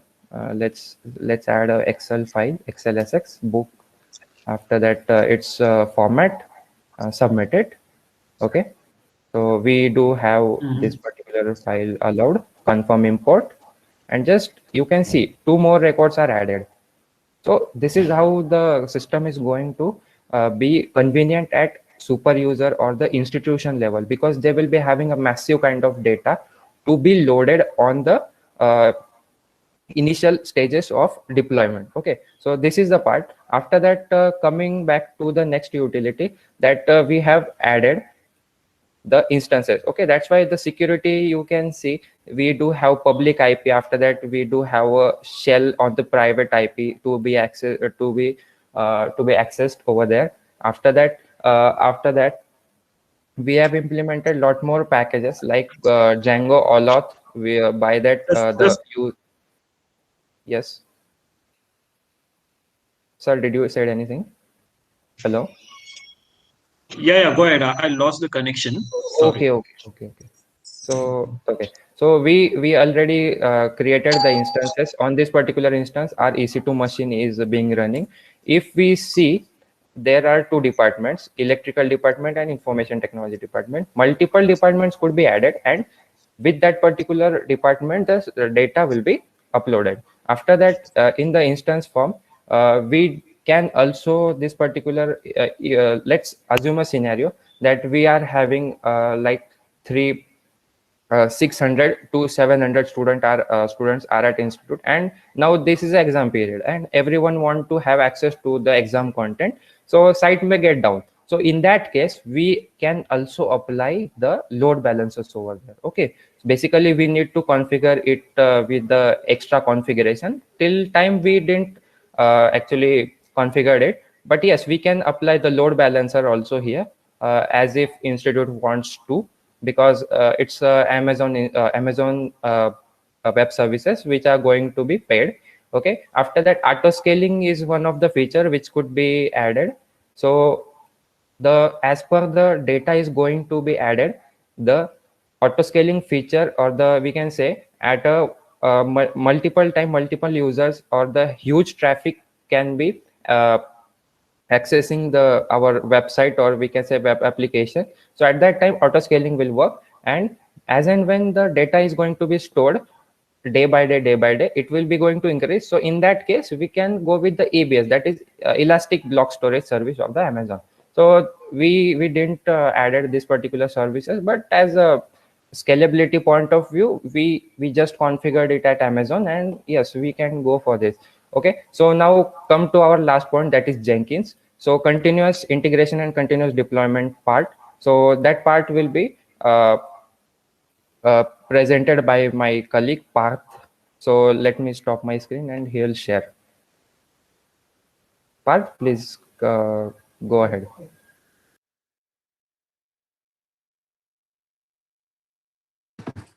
Okay. So is my screen visible? Hello? Yes. Okay. So sir, we have implemented Jenkins. So mostly what everyone thinks about users, that how the UI will look, how user will feel, but no one thinks about developer, what developers feels, what is the work at the end of developer. So what is the problem normally? That developers uploads the code at night. Normally he is headache and everything. So he uploads the code at night on GitHub. And at the morning or at any time visibility, the company sees the code and downloads it. Then tests it, and it is time waste. Means it takes 2 to 3 days to fully upload and run the server. And it is manually, so it also causes errors because there is human interaction. So here we have thought about that and we have implemented Jenkins. So what Jenkins does is Jenkins, wait a minute, again.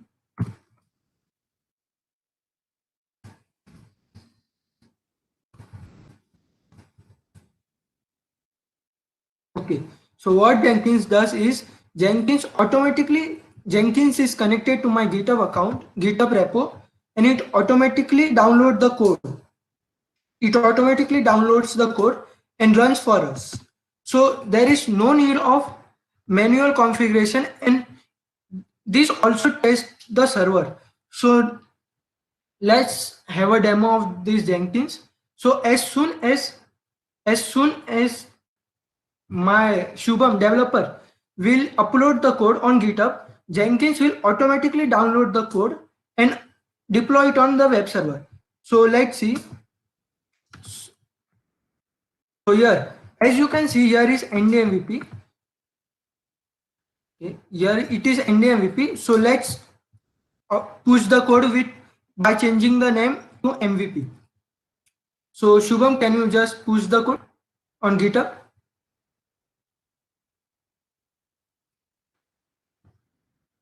So you will see, as soon as Shubham will push the code on GitHub, this job will automatically run with hash 252. So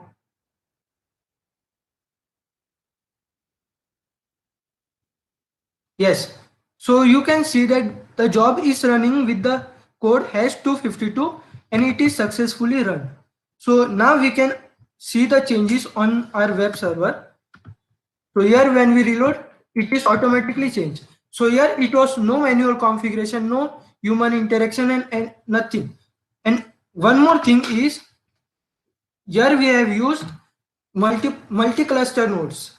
So here I am managing Jenkins from this master node, means this my local PC, and web server is configured in Amazon Linux.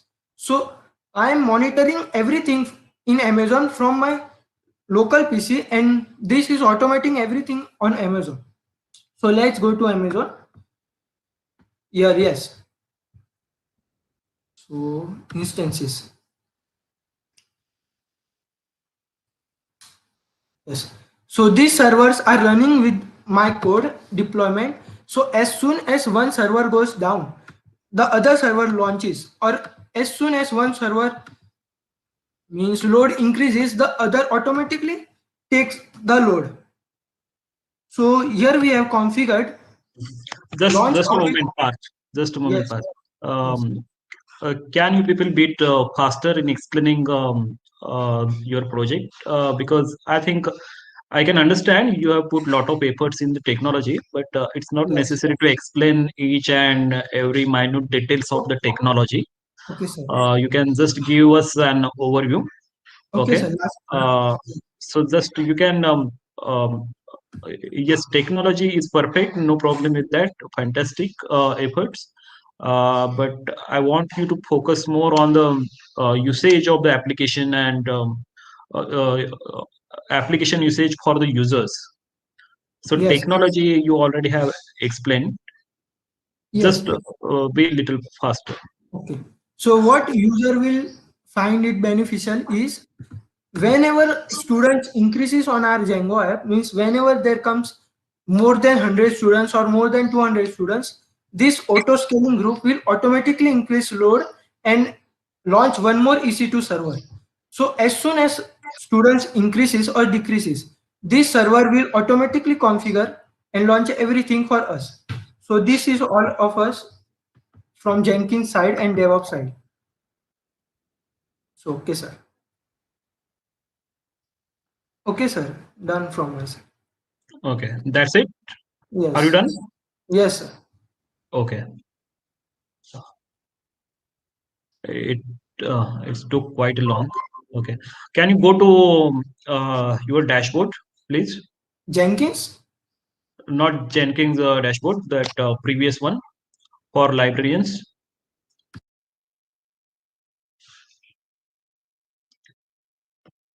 Dashboard for a librarian. Just a minute, sir. I'm present.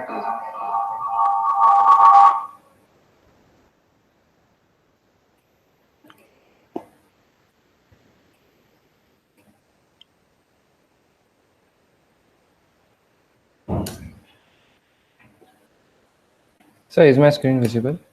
Yeah.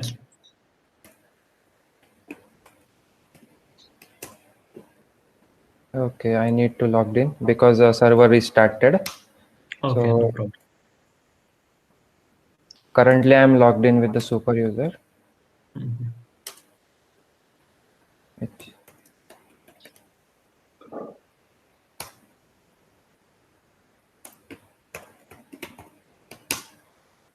Okay, I'm there on the dashboard. Just go to this find part, find above the Okay, message. fine collection, yes.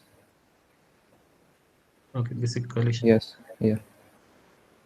Is it listing all the amount, total amount Yes, submitted? yes, it is listing on the database part. Okay, let's get to the super user because due to time limitations, we already done a lot more codes or till time. We didn't get that much time to go to the Okay, means okay, no problem. Yeah, no problem. create the UI for the fines. So yes, but we are creating the two tables, that is book fine collected for the books and magazine fine is there. See, this is a magazine fine. So if I'm going to see the fine, you can see that we have collected the fine from this particular student and for this book. So yeah. All right, all right. Yeah, Yes. so just um, yeah, so I like the fact that on technology front you are using that Jenkins and you don't have to make any UI UX changes. Yes. Uh, you don't have to edit that manually. Mm. But my question to you is that do you feel this is a cost saving asset? Yes, sir, we definitely recommend this particular asset because this particular idea behind developing such kind of application, the idea was during the lockdown, there were some like inconsistency in the communication with the staffs and students. So yeah, we feel it, and yeah, we try to think that how can that particular things could be managed or can be done more interaction between student and staff. And yes, the librarian is the one of the uh, like key component within this particular system. So as the data from the staff or the comments from the or the feedbacks from the students or parents, that will be bring a better communication in such kind of pandemic situation, because it is a particularly problem solving as per our perspective, because we feel that problem and we try to uh, place such kind of concept over this hackathon. And yes, we tried our best to do such implementation. And one thing I'd like to tell here, if this particular project is going to be successfully and finally tested, then we will try to implement this on at least our department at the Okay, institution level. okay, understood. Uh, because what happen, I feel that librarians will have a lot of responsibilities. Like, anyways, you have he has to hand over the books physically to the students, right? Yes. So he has to manage this system as well and the library too. So Yes. that's the challenge I feel. Again, Yeah. another question: how many people can use this system? How scalable it is? Yeah, if we talk about the scalability, you can just see over here to the admin, let's index page. Let's say in our institute we do have MBA department, department of engineerings, all engineering departments are there. After that, MCA department, and yeah, at the department level there are the libraries. Okay, and the books are messed up, magazines are missing. So this particular solution can be implemented at institution level also. And if such kind of solution can be extended or the scope is extended, we also can try for, or yes, we also can try for the multiple colleges to be enrolled, and multiple colleges with their multiple departments could be managed by the system. Because recently I have done such kind of a project for the business application, that was Buzz Easy Gallery, and I implemented such kind of scenario over there, which would be a nesting scenario. Okay. Like it will be like a tree structure, you if you can imagine over there. And is this going to be a completely a web application, or what kind of system integration? How you will Yes. integrate this? Yes. Yeah. It would be a web application. If it will be a web application, or if on the college servers or the college PC, if that public IP is provided, then it will be deployed on that particular machine only. But yes, we will recommend this system as a web application. And if we are going to try some JavaScript to convert it into the progressive web application, that will be directly mark as a application and will be like act like an application within your Android or iOS phone by adding a desktop desktop application, like add to desktop option is there, I think so. Yeah. Okay. Okay. Yeah. Thank you. Thanks. Thank you, Thanks sir, for for presenting. your. Yes. Okay. I'm done. Thank you very much, sir.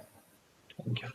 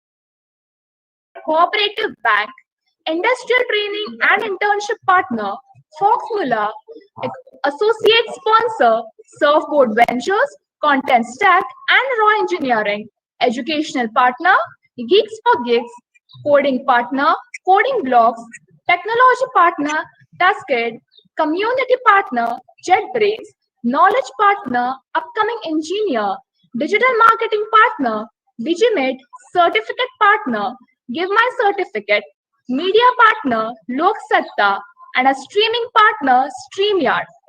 Now we will have a look at the judges.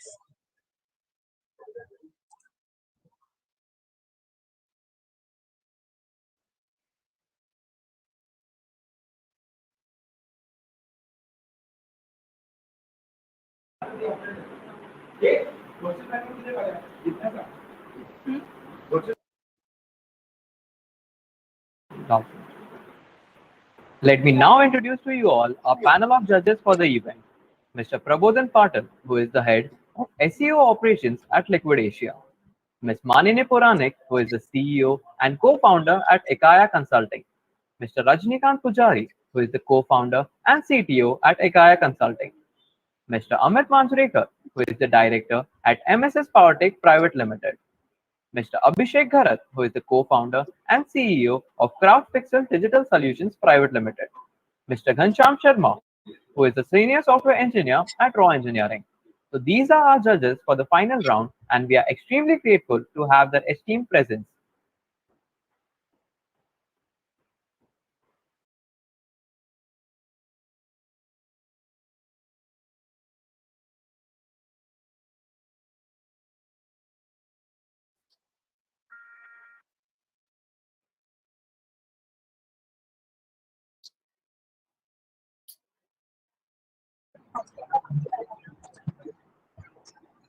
Without any further delay, let us now get up and welcome our top 12 teams to pitch their solutions for the final judging of the event. We will start with team number 1, Neon, by sharing their screen and pitching their solution.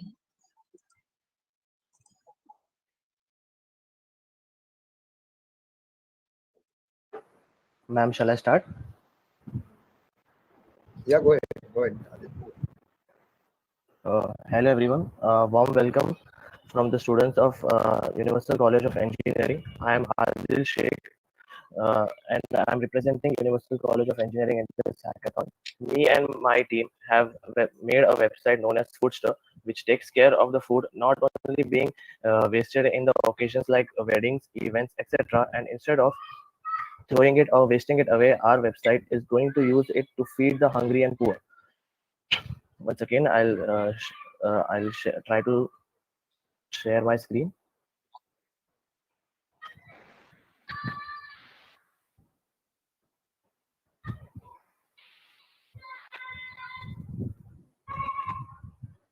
Is my screen visible? Yes. Okay. Yes.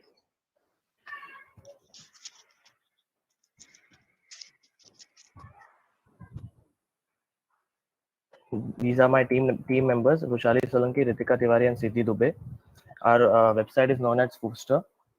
Our problem statement was major problem in India is poverty, and we know that we come from a huge population, and most of the population is drowning down in the drainage of poverty. Over 1 billion people suffer from lack of food worldwide, and 1.3 billion tons of food is being wasted. So to improve this, we came up with a solution that we create a website where we create a website where the food is being wasted in a lot of occasions like weddings. So we'll take care of it, and the donors who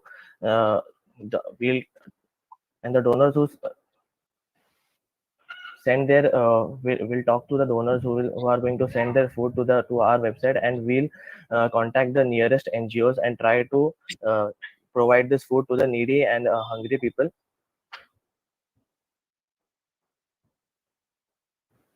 Technology used in our project are HTML, CSS in the front end, and back end is Django. And mainly our aim is to uh, not only help, not only feed the poor, and also if we get more help from the, as we build up the relations with our NGO, we'll surely try to also help the poor people to come up with more other solutions regarding their future, and also help them uh, get ahead in their generation.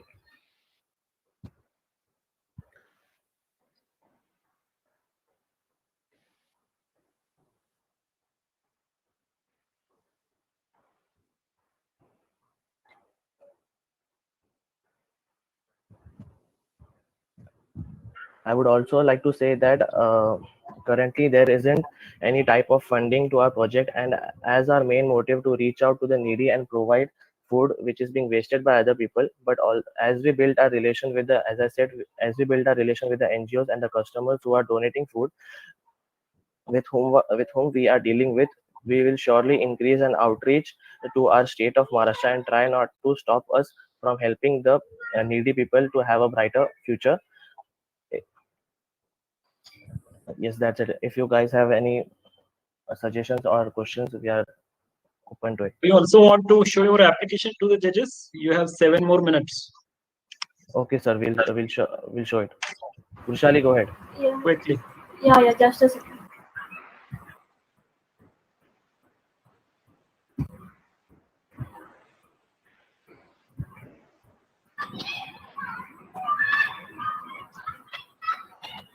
This is the responsive thing. Like our website is also responsive. The users can log into our websites using different devices. This would be the profile using responsive. The screen is visible, right? Sorry. Yeah. Yes, go ahead. Yes, yes. I'll just log out and log in again.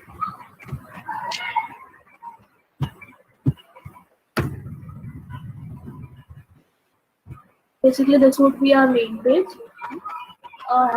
Here we have put about us, what our aim is and what our motto is to help needy people. Here they can contact us. The NGOs or the donors they can contact us. This is the sign-in page.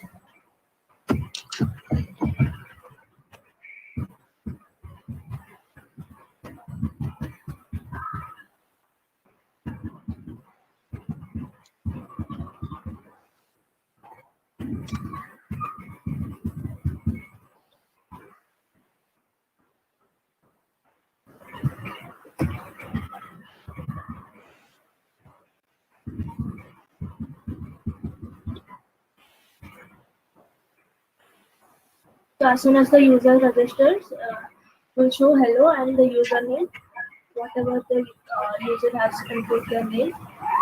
So if the user is donor, they can click over here and they can post it. Like how much food is left, their address. Their address would be basically since we have security, the users would have security issue. So they can put their nearby locations like Mumbai or Churchgate types. And they will also have the contact number, so they can NGO people can easily contact them. We have quantities like more than 50, less than 50, breakfast, dinner, and what type of food it is. You can post here. Actually, there is a path error, so we are not able to fix it, but it would be posted here. So recently the post is from Gohil, and as soon as the donor posts, the NGO user will receive the notification.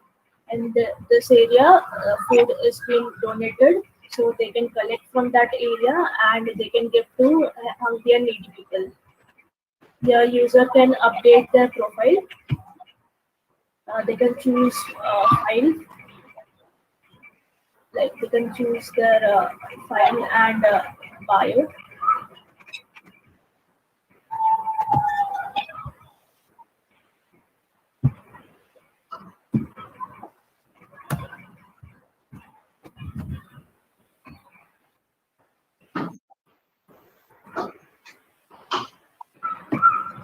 can also edit from here.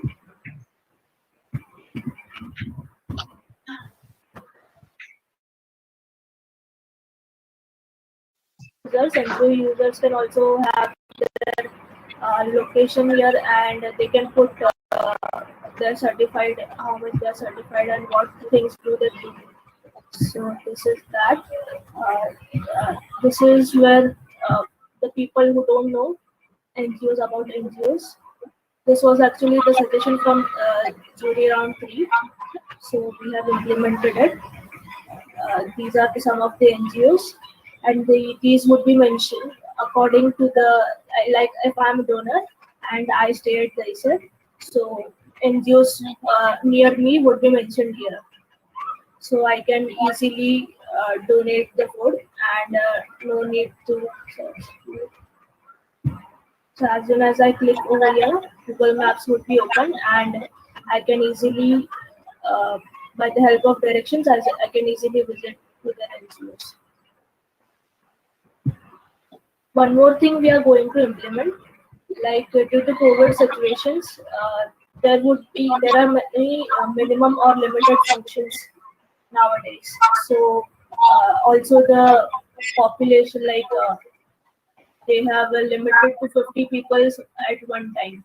So only Also, ma'am, limited. sorry, Vishali, to cut you out. Yeah, go ahead. Also, ma'am, our website is completely responsive. We can this website can be used from largest screens like iPad, desktops, to the smallest smartphones like Galaxy Fold.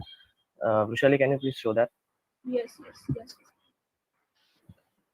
For the people not having expensive smartphones, can also view this website and donate or receive food according to our website. Yeah, they can search.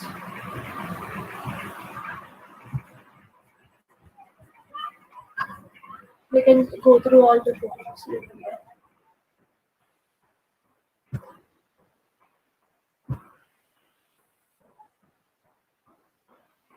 Yeah, I was saying that since it was a COVID time and more people would not be having functions and all, so there would be only limited food which uh, they would have. So if we are going to keep coupon system, like it would be a carousel over here, and people who want to donate, like instead of putting their money into functions, some people who wants to donate the money, we will add our contacts to the hotel, like our selected hotels which we have a trust on, and then people can select coupons of 1,000 or 100, and they can give a meal to the needy people. So we are going to implement that also. In case if any food is not left, so they can also do like this. That's it. I'll show you the. Is it the Are you time guys left? open for questions now? Sorry? Are you guys open for questions? Yeah, surely. Yes, ma'am. Yes, ma'am. Sure. You're done with your presentation, right? Yes, ma'am. Yes, ma'am. First off, what technology did you use? You said HTML, CSS, and Django, right? Did you use some JavaScript framework to get this responsive thing? Some of the JavaScript and Bootstrap. So you use Bootstrap. Okay. Yeah. And the next thing was you already you just created a portal, like people can post. They cannot connect with each other, right? Yeah, sorry, I forgot to mention about that. The direct message we were going to actually put there, but Alright. it was like we have implemented that, but it was thing was that key only from one side we were able to communicate. So Alright. we can't do that from right now, but yeah, we will surely going to do that so that it would be easy for NGO peoples and both the donors to communicate. Okay. How do you plan to monetize this platform? As in, like, this platform would require machines to run. You need money for that. Would you get funds from outside, or is there a way to monetize from within the Currently, ma'am, it's we haven't tried or found out ways to monetize it, but because our main aim is not to get money out of it, but our main motive is to connect with the NGOs and poor people and try to get food to them. All right.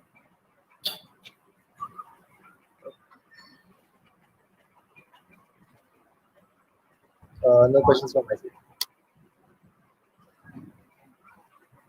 Hi, Adit. Yes, yes, sir. Okay. So, for notification, you told that whenever anyone, um, uh, whenever anyone add that food, it will notify the particular NGO, correct? Yes, sir. Hello. Yeah. Yes, Okay. sir. So, for training notification, what you are tried to use? Sorry, sir.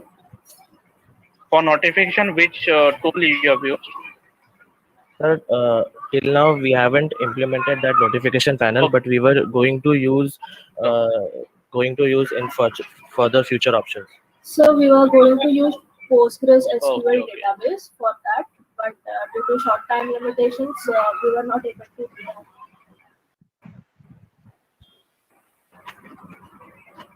Okay.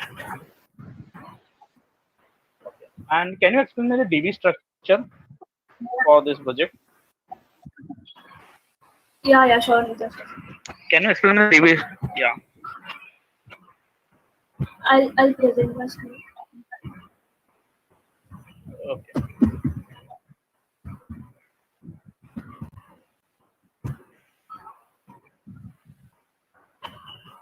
So this is here the users. You are asking this, right? Yes. Yeah. So this is here. This is the recently user which I have created.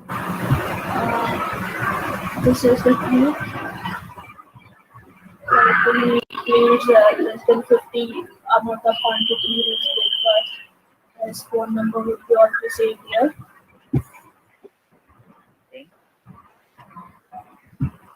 Profiles of each users are here.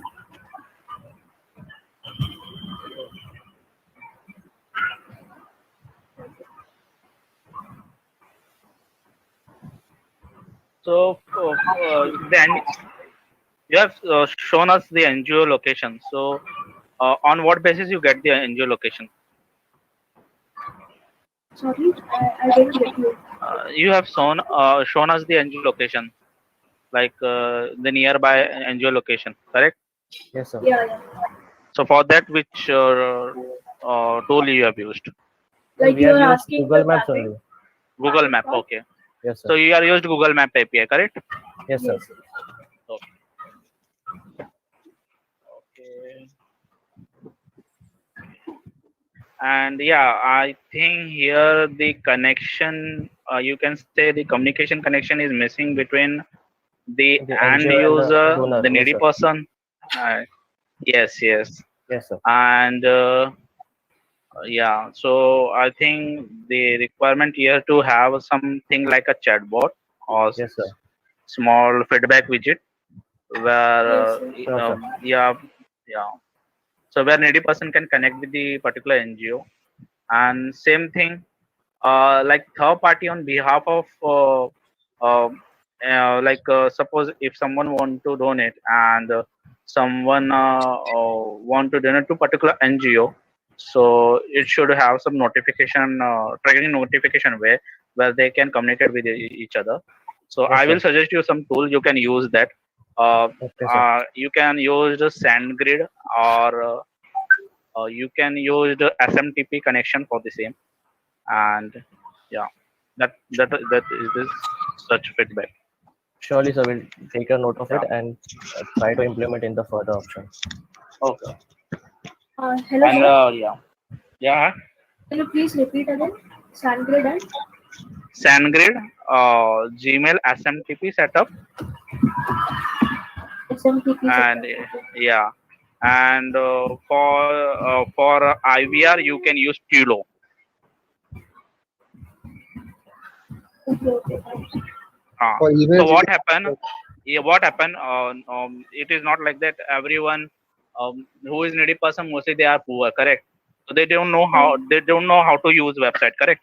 Yes, sir, sure. So so instead of someone can have a IVR call on your portal and they can register on behalf of him or her. Okay, sir. Yes, sir. Yes, sir. Yeah. Thank you, sir. Okay. just adding to Sir's point, you can also use AWS SES for email availability. Okay, sir. Yeah, Sure. that was one more option. Okay, okay, sir. Thank you, sir. Thanks a lot for the suggestions.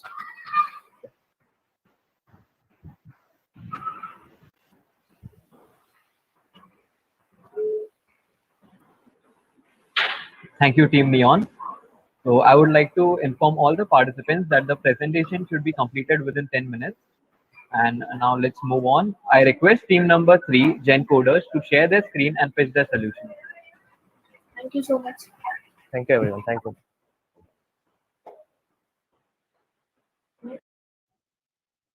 Good evening, everyone. Is my voice audible? Yes, Yes. you're audible. Yes. Good evening, everyone. Good evening. So we are Team Gen Coders. My friends are here. They are Soham and Seven. So I will be presenting my screen now.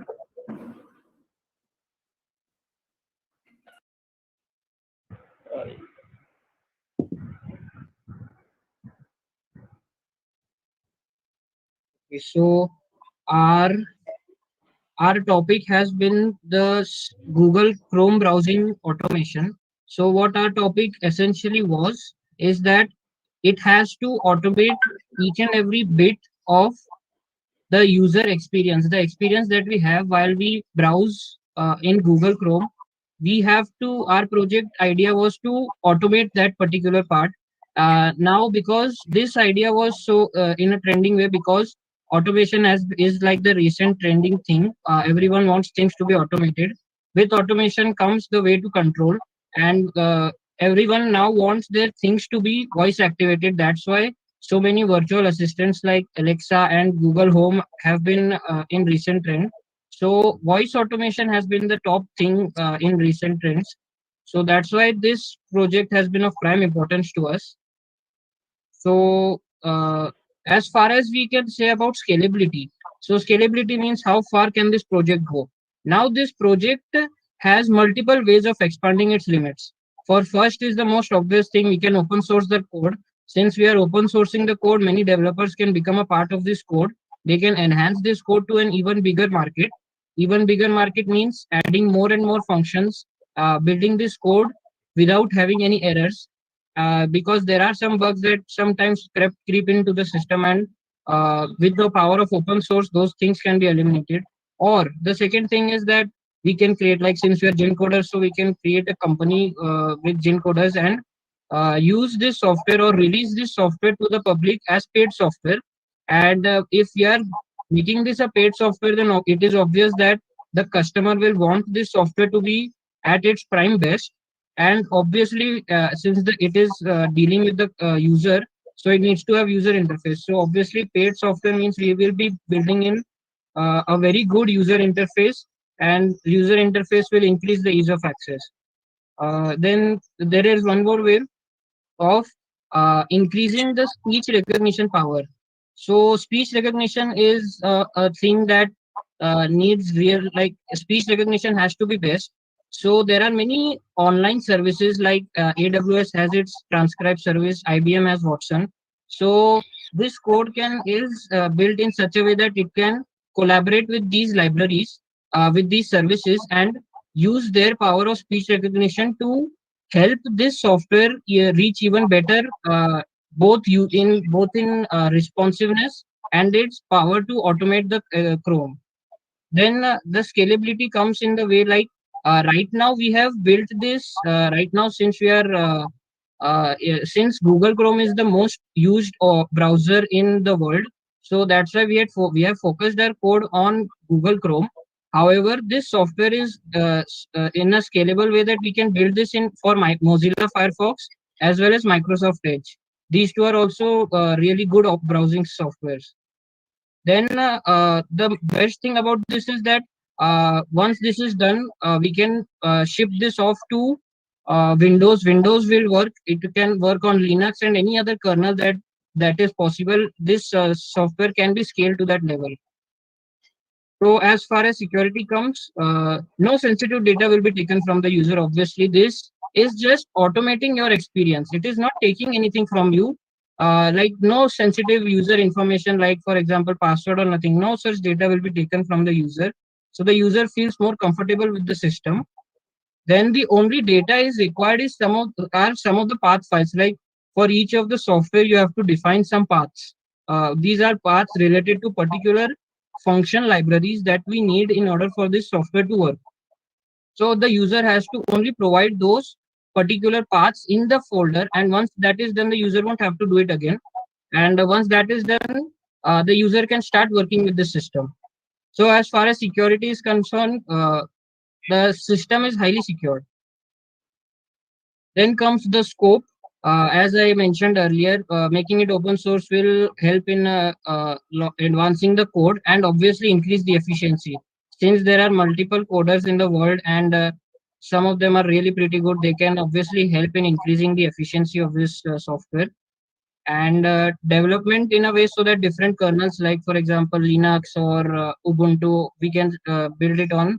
And other are the net browsers, obviously. Then comes the deployment. According to the scalability, there are many ways to deploy our project.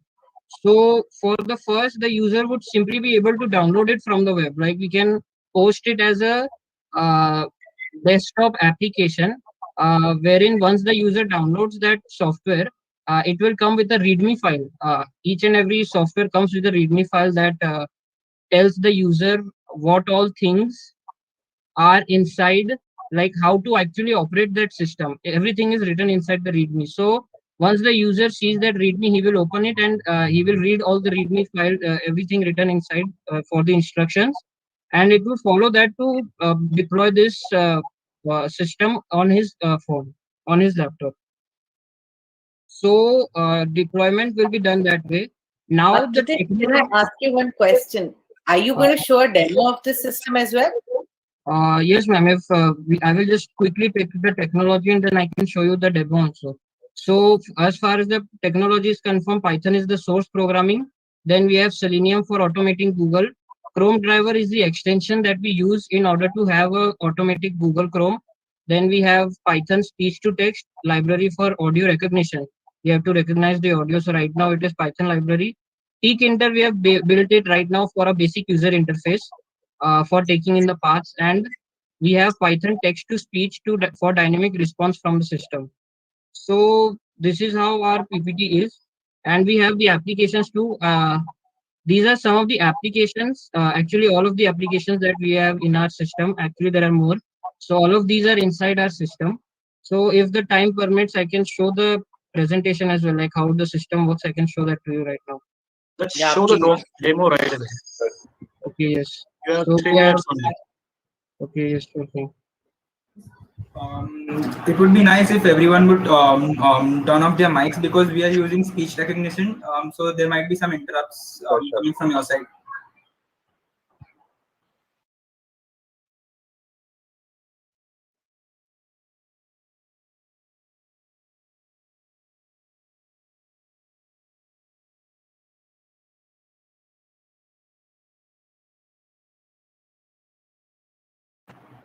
So these are the paths that we that the user will be feeding into the system, and the user will only be entering these paths the first time when he enters into the system, and we will be recording these paths.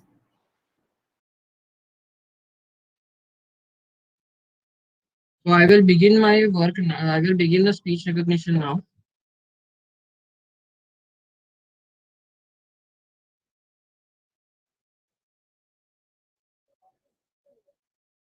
Control open Google.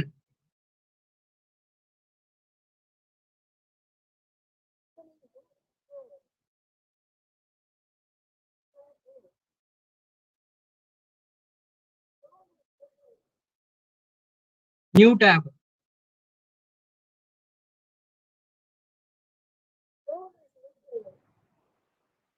New tab.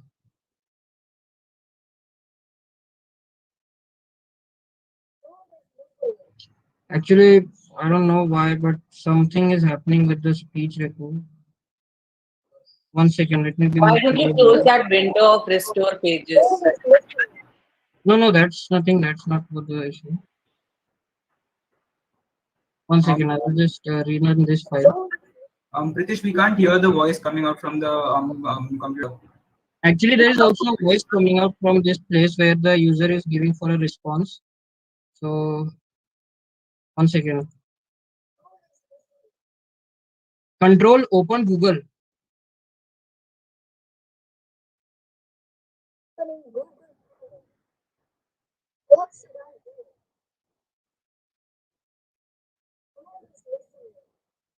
New tab.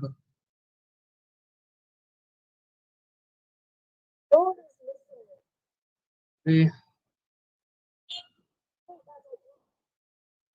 It's alright. Try some other command. Try searching something. Find speakers.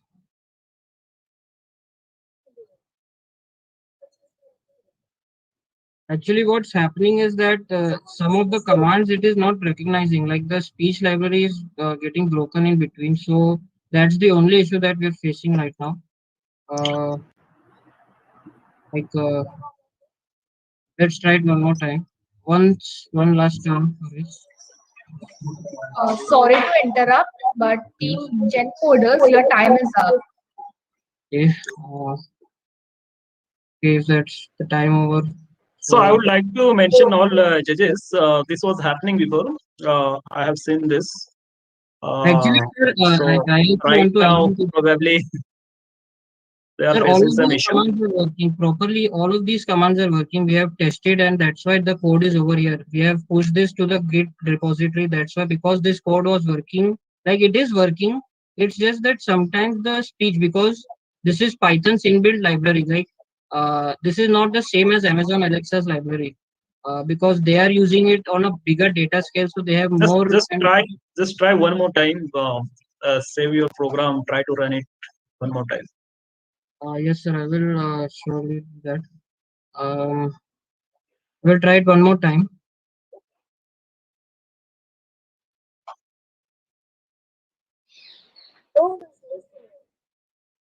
Control open Google.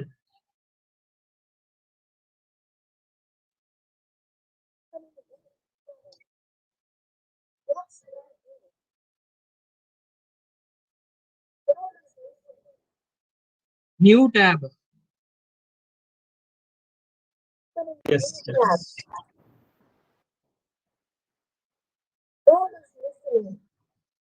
New tab.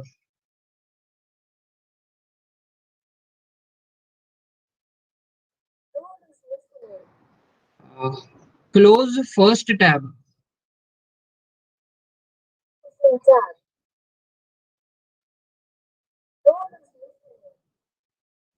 New tab.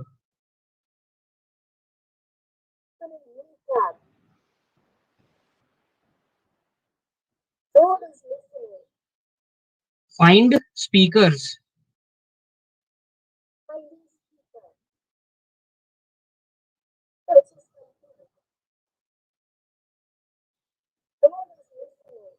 Scroll down.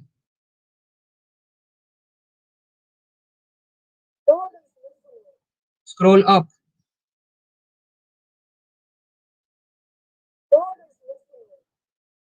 Go back.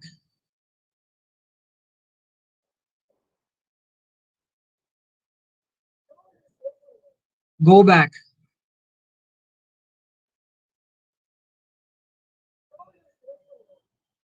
Forward.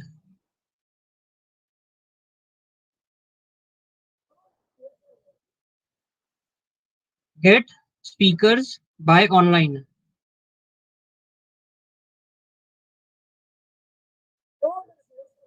Okay, so that part is not working. No problem. Bookmark. Bookmark.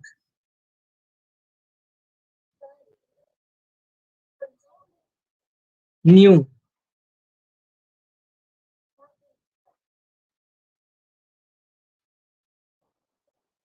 Bookmark manager.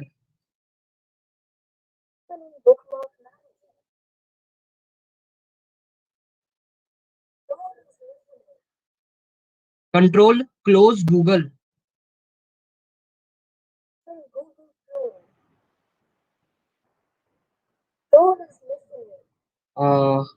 So sir, as you saw, all of this was being automated with the use of my speech.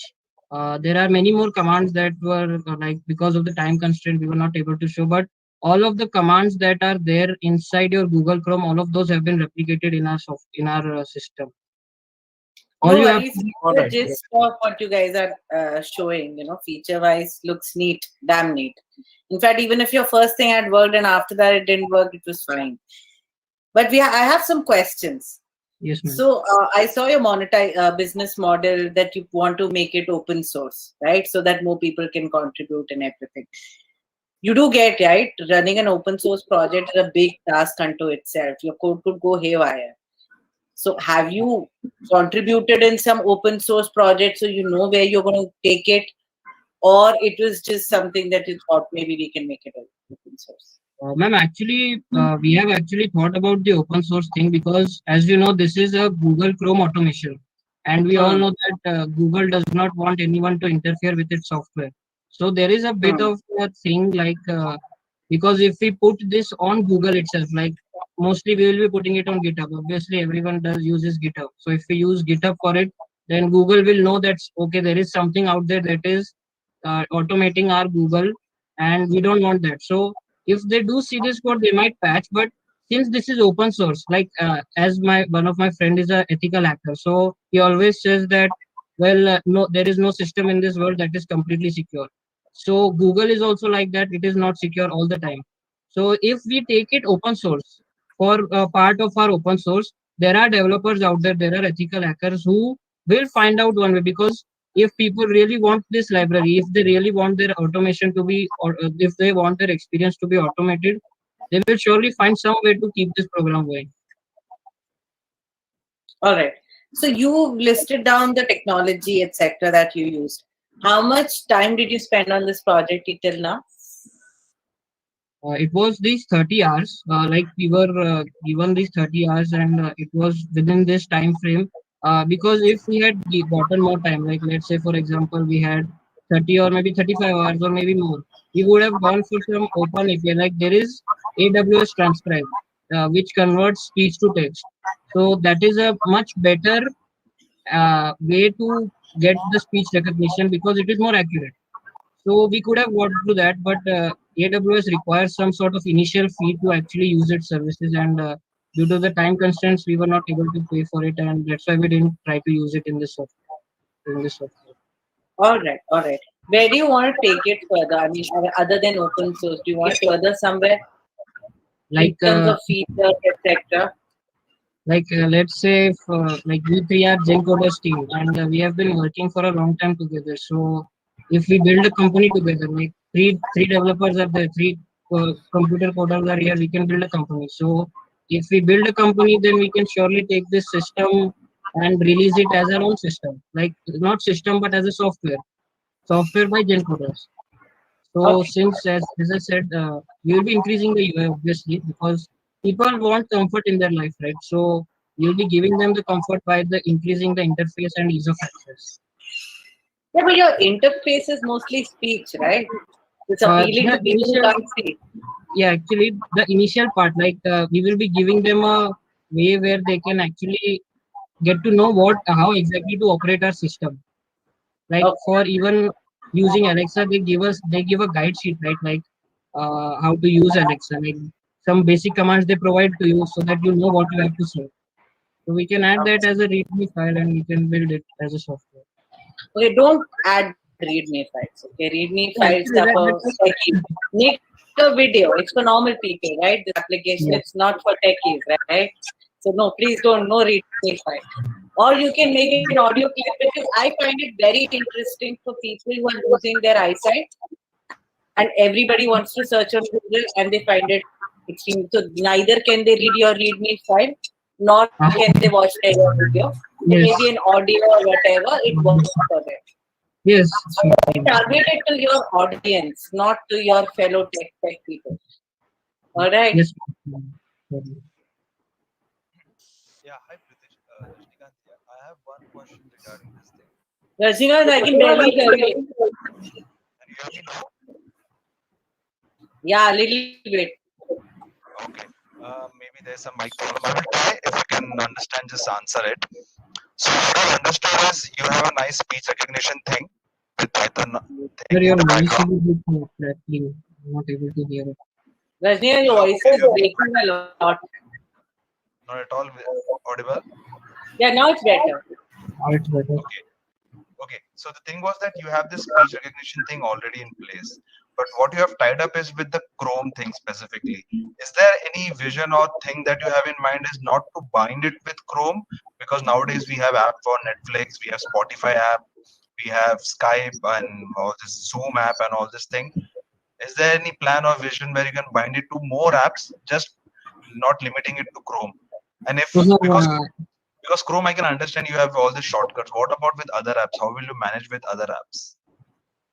Sir, for like obviously because we were like our basic target was Google Chrome, so over there we used Selenium. But since there are other apps, I think there might be like I'm not sure. Like this is a very good thing that we can research on for this if we want to continue this. But there might be automation. Like there could be some ways of automating those apps as well. To automate those apps with the power of speech. That's what the goal is, right? Like automating and automating Netflix with the power of speech. Exactly. So for that, uh, if we don't have access to the inner code of that particular app, then it could be a bit difficult unless someone already has built some sort of automation for it. All we need to do is connect it. If the automation part is done, all we have to do is connect it with the connect it with voice speech recognition. Exactly. Once that is So done, I it mean, can automate anything. yeah, so it's a good thing that you can start exploring and start getting more apps onto your platform. So it's like you're building your platform with support more and more apps. So it's become more user friendly for people to access a lot of apps on your system. Sir, I would like to By the add way, here nice that it's not just about Google Chrome. Actually, like I said in the PPT, this app can also work on Mozilla Firefox, and Microsoft Edge. All of these are browser experiences, right? Like I can browse with this software. So we didn't have the time to write the code for those, but those are also possible. No, Pritish, they're fine. It's not a difference between Mozilla or whatever. You know, they're all browsers. The point is, how do you make it usable for different people, right? So many apps that they use, people usually use one browser. You're talking about compatibility, you're talking about feature set. And when you go open source, when you start your company, you can talk to all these companies and get them to give you the APIs. You have to get into the market, do that. Yes. So don't wait passively, you know. Go there and get it. Yes. So, hi Pritesh. Yes, sir. Yeah. So regarding your app, here's one suggestion. You should more focus on configuration. So what happen when you build app you're in a way that is configurable for any third party app? So it will boom in a market. Had you heard the term called ADA compliance? ADA Pritesh? compliance. Yes. So okay, not an issue. So in EUS, most of these sites are ADA compliance for disabled person. So they want such type of tool that can run on voice command.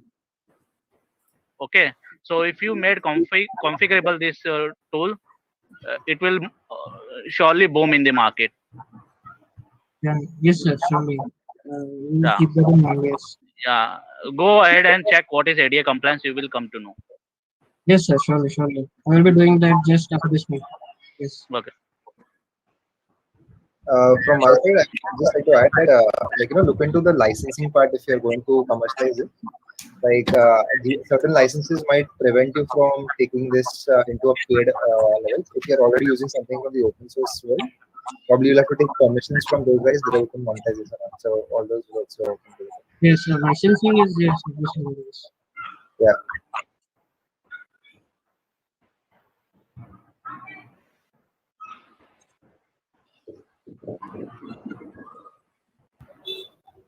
I think we should move to next team, right? Questions are. Any more questions, ma'am, or anyone who has like wants to? The more inputs we get, the more better it is. So it will be good for us.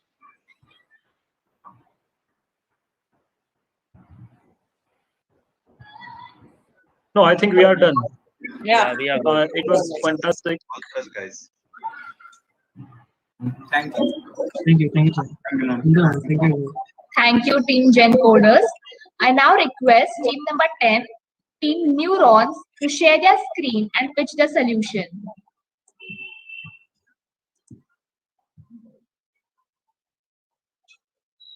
Good morning, judges. Oh, good afternoon, judges.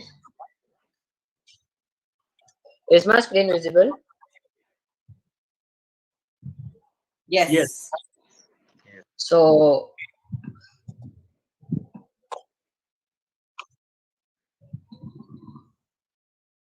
our team is Neurons, and here are our, my teammates, Navin Kasila, Rohit Vadya, Bhavish Bhatija, and me. So our problem statement is mass detection system, and we have achieved through TensorFlow, Keras, and OpenCV. I will just give a brief how we have achieved it. So first we have taken the data set from Kaggle, and we have resized and pre-processed the images so that it can be generic. After that, we have created a neural network through TensorFlow and Keras, and after training the model, we can predict whether the person is wearing a mask or not on the static images. To make it a real-time detection, we are using OpenCV. For OpenCV, we are using CNN block. After that, in CNN block, what it does is it will cut out the background and only focuses on face, that is object detection. After that, it will use our model, which is trained using TensorFlow and Keras, and predict if person is wearing mask and whether it is wearing a mask or not. These are the output after the result. The purpose of this is, as the pandemic is going on, all of us need to wear masks, which is mandatory. So we can deploy this project on the public sectors. So if there are many violations, so government can encounter it.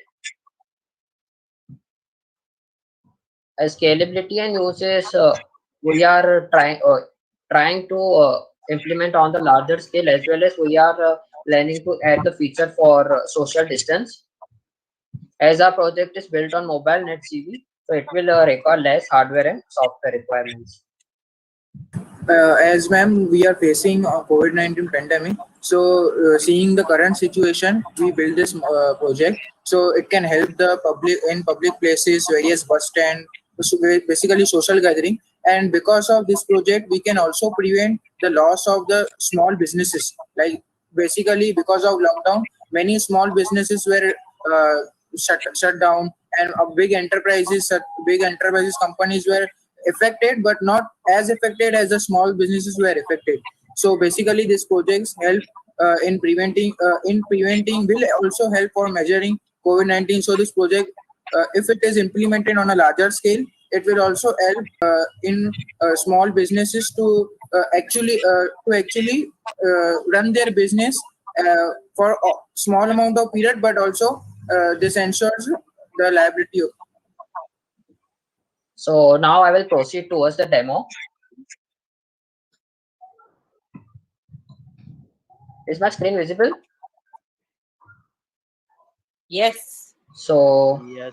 See, it is saying no mask as I'm not wearing any, and if I'm wearing now, it is showing that I'm wearing.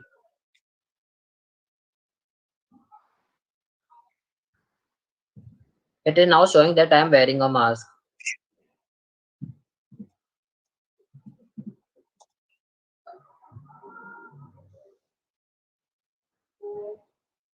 So Yeah, hi guys. I mean, can you just go again back to the demo mode? yeah. Yeah, so can you just cover your mouth with your hand and see? Okay, good. Nice. Mohit, can you give a little bit insights of the code? Yeah. So here it is. These are all the imports. First, I have taken the data set and labeled with mask and without mask. After that, I have labeled the data and splitted the data into testing and training. As it most common practices use 80:20 ratio, I have also used that. Since I have also trained the model for like if the person is not standing in front of camera but towards side or vertically flipped. So I have used also used augmentation for as it my project should be deployed on any system which have less software requirements. I have used MobileNet V2 API which is provided by Google. After the training of the model, here is the predictions. See the accuracy is above 99%. Here it is. Here the accuracy 99%. And here you can show that person is wearing mask and the person is not wearing a mask 98%. And here is the open CV. So now any questions?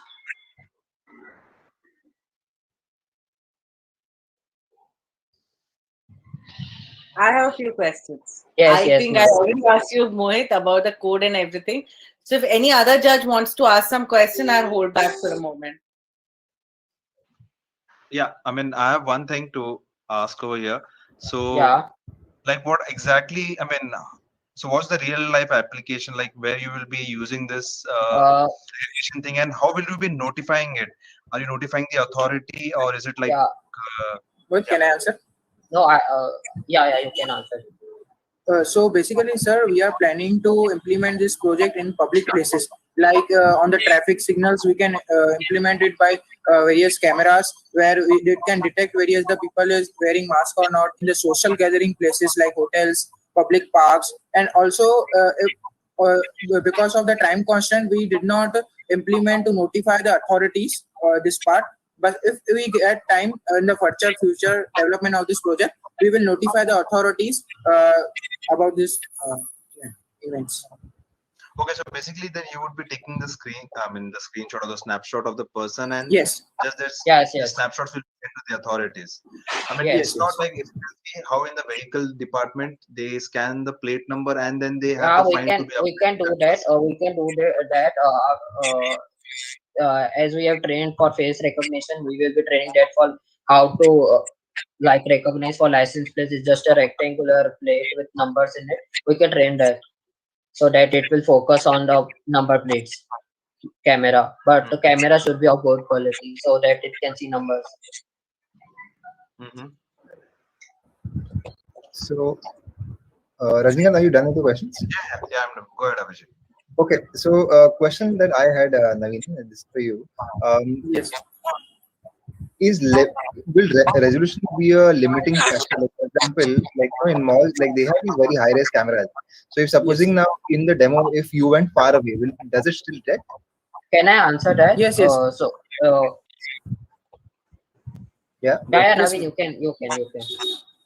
So, sir, we have also demo. We have also it is recognized in far places in the cameras. We have also tested. Okay. Now, next question.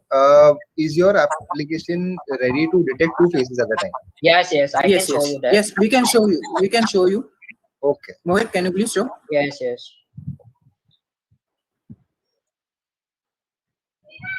Oh.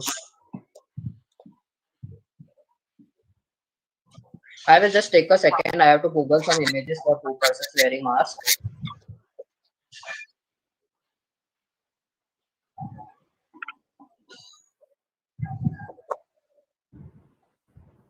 Okay, interesting.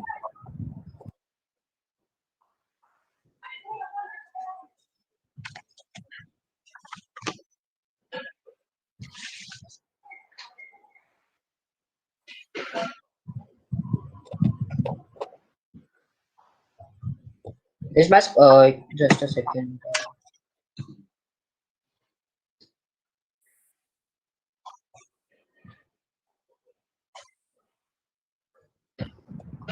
Okay, great. Yeah, understood. Actually, my just a second.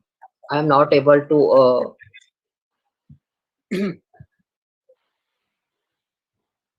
It is not perceiving the depth. That's why it's giving the wrong result. I think. Let Oh, me I thought it was a feature that mask with a valve is equal to not a mask.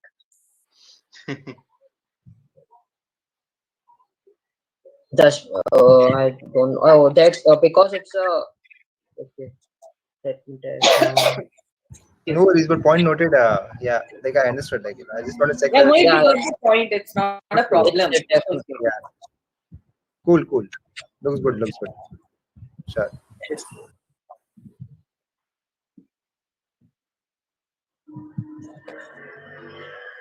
If anybody else does not have a question, Mohit, I have a question for you Yes, now. yes, ma'am. Sure, ma'am. Mohit, how are you going to monetize it?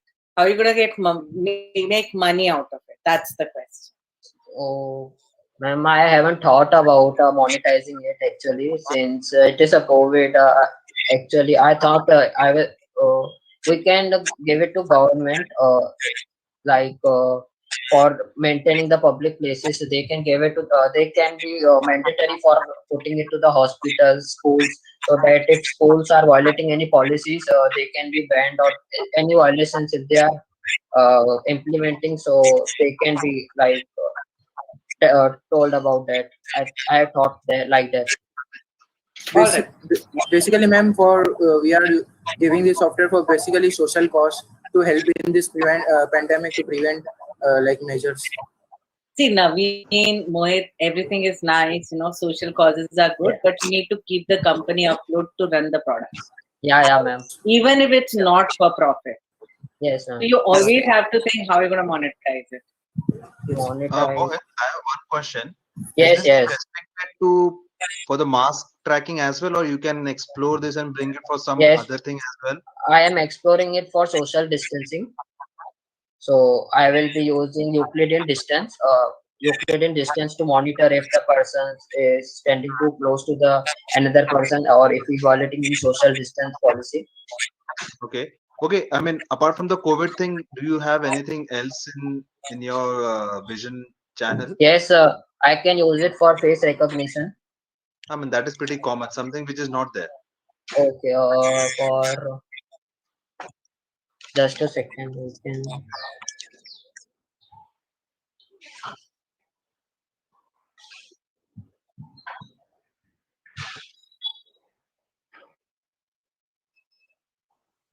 No, I don't think so. I'm not That's getting okay. any idea.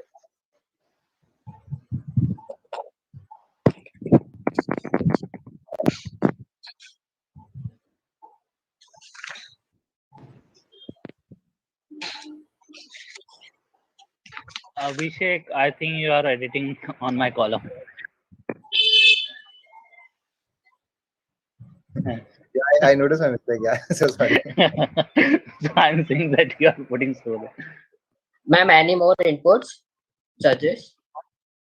Just Nothing. think about expanding the scope in different directions, not just this, but it's a very nice concept.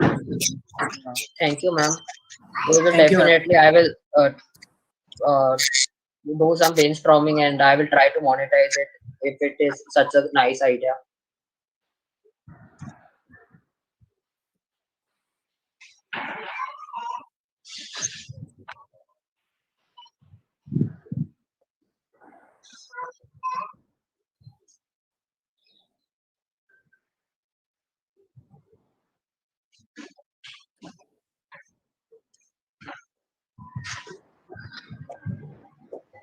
Any more inputs, ma'am? Oh, judges?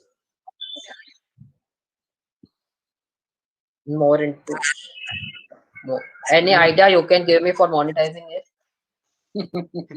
I'll say it at the end. Okay. Because it'll be en masse, right? Nobody's been able to monetize it yet. Okay. Thank you, ma'am.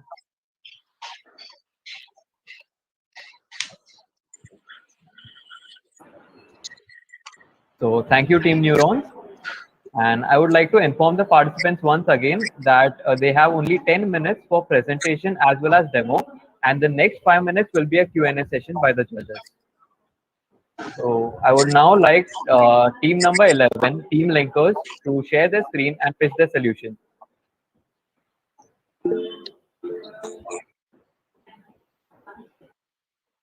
Should we start? Yes.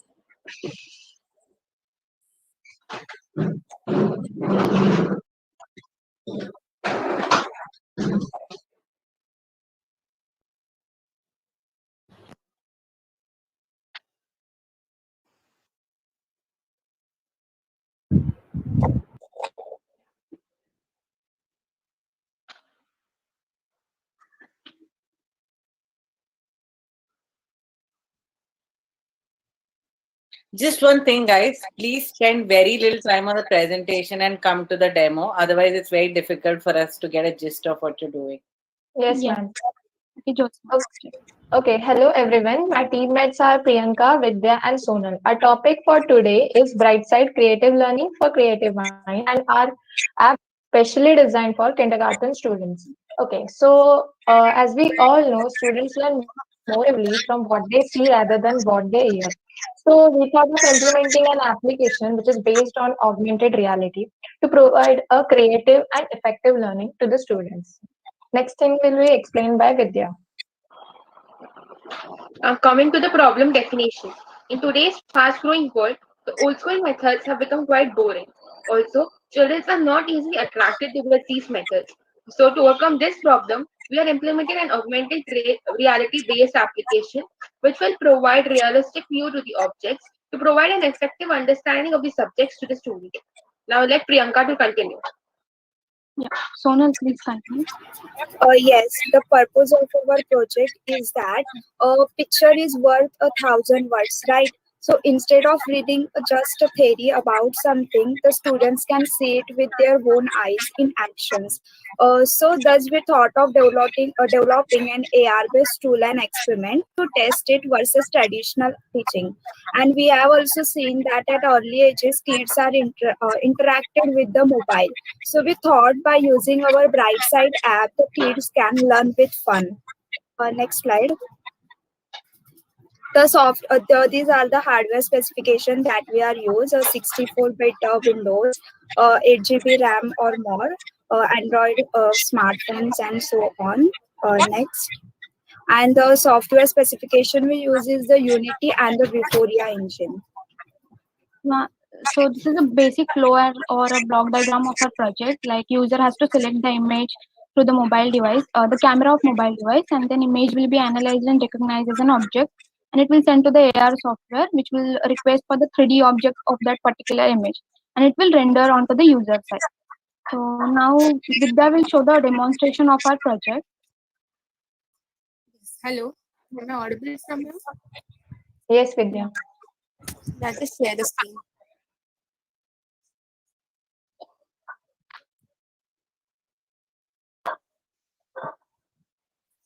So see, this is the UI of our project, and now coming to the augmented reality book.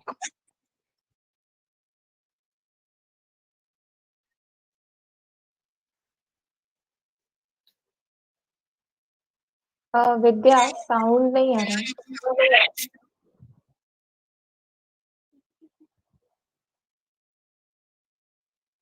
I'll just again open it.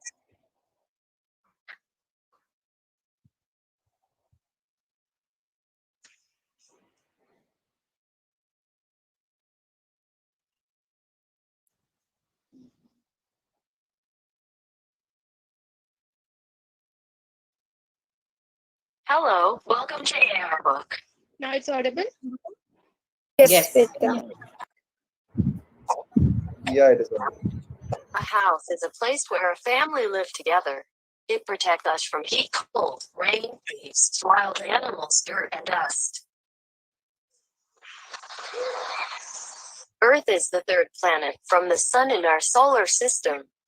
Like all the planets, Earth orbits travels around the sun. It takes 365 days for the Earth to complete one full orbit. Airplanes are fixed-wing aircraft. They are used for transportation, recreation, research, and military purposes. And other images. Now coming to the education. Now we have 5 categories in that the animal categories as follows. A tiger is a powerful carnivore, a hunter with sharp teeth, strong jaws, and a very agile body. Cats have flexible bodies and teeth adapted for hunting small animals, such as mice and rats. A group of cats is called a clouder. A male cat is called a tom. A female cat is called a queen. There are few more animals. Now coming to the flowers section. Roses are flowers with a rich scent. They come in shades of pink, red, orange, yellow, and white. The lotus flower is regarded as the national flower of India. There are some more flowers. Now coming to the alphabet section. A for apple. B for ball. C for camel. In this way, it will go to Z. And in similar fashion, it is for fruits and numbers. I can show you 1, 2 for each. 0, 1, 2. Now coming to next section. Now coming to the fruits section. Hi, I am strawberry. Hi, I am orange. Hi, I am lemon.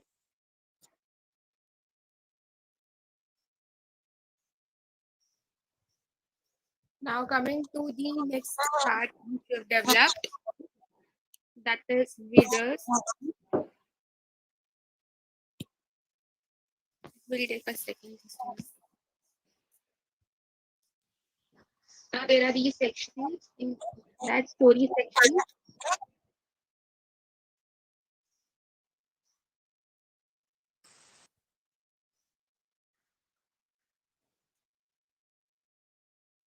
now this is the UI.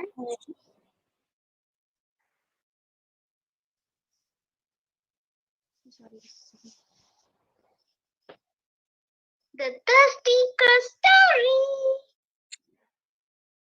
One hot summer day, a crow became very thirsty.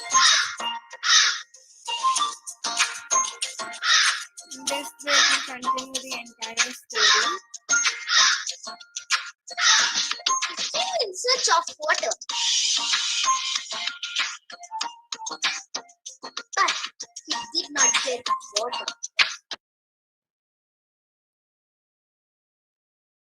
This is the UI part for it. Now coming to next section.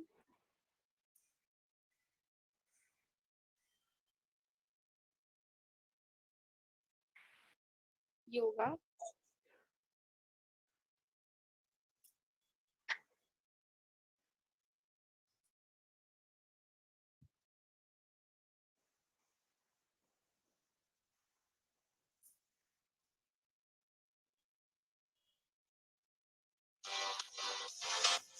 Up next, knee raises in 5, 4, 3, 2, 1, go. 1, 2, 3, 4. Let's show the yoga section. Now coming to next poem section.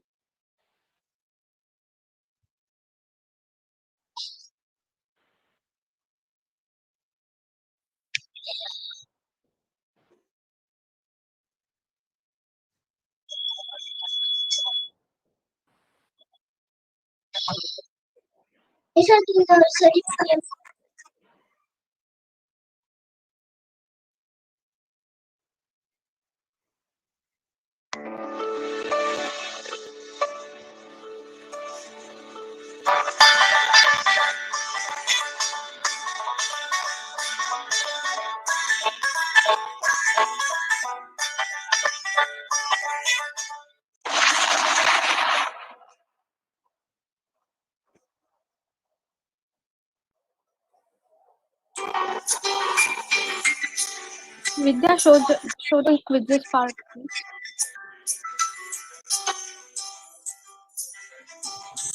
Vidya,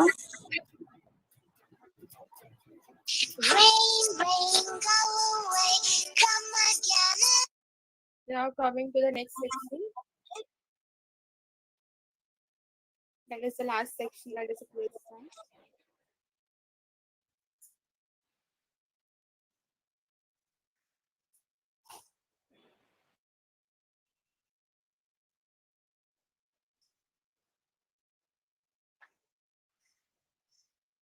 Now there are other options from the one. First, animals.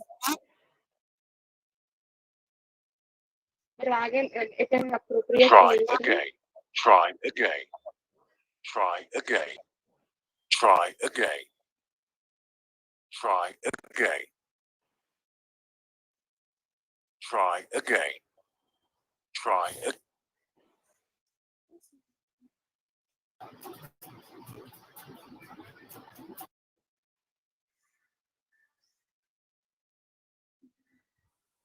Try again. Try again. Sorry to interrupt, but Team Linkers, your time is up. Try again.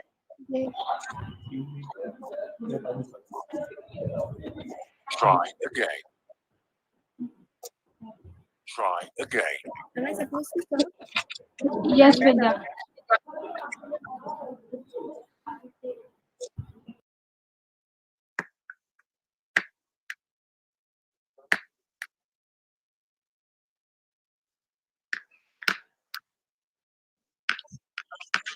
My kids started watching this. They came to me and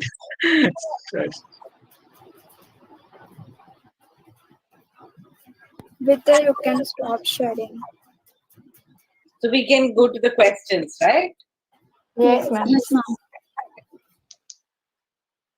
I've already seen their demo, so guys, you guys go ahead with the questions first. so I have a question. Is it possible to create a profile for kids of different ages? Like I Yes, have we two can kids. create, but time satisfy, we are not able to do it. Sir, till now we focus only the kindergarten students. Yes. Yes, sir. In future, we can able to add that. Okay.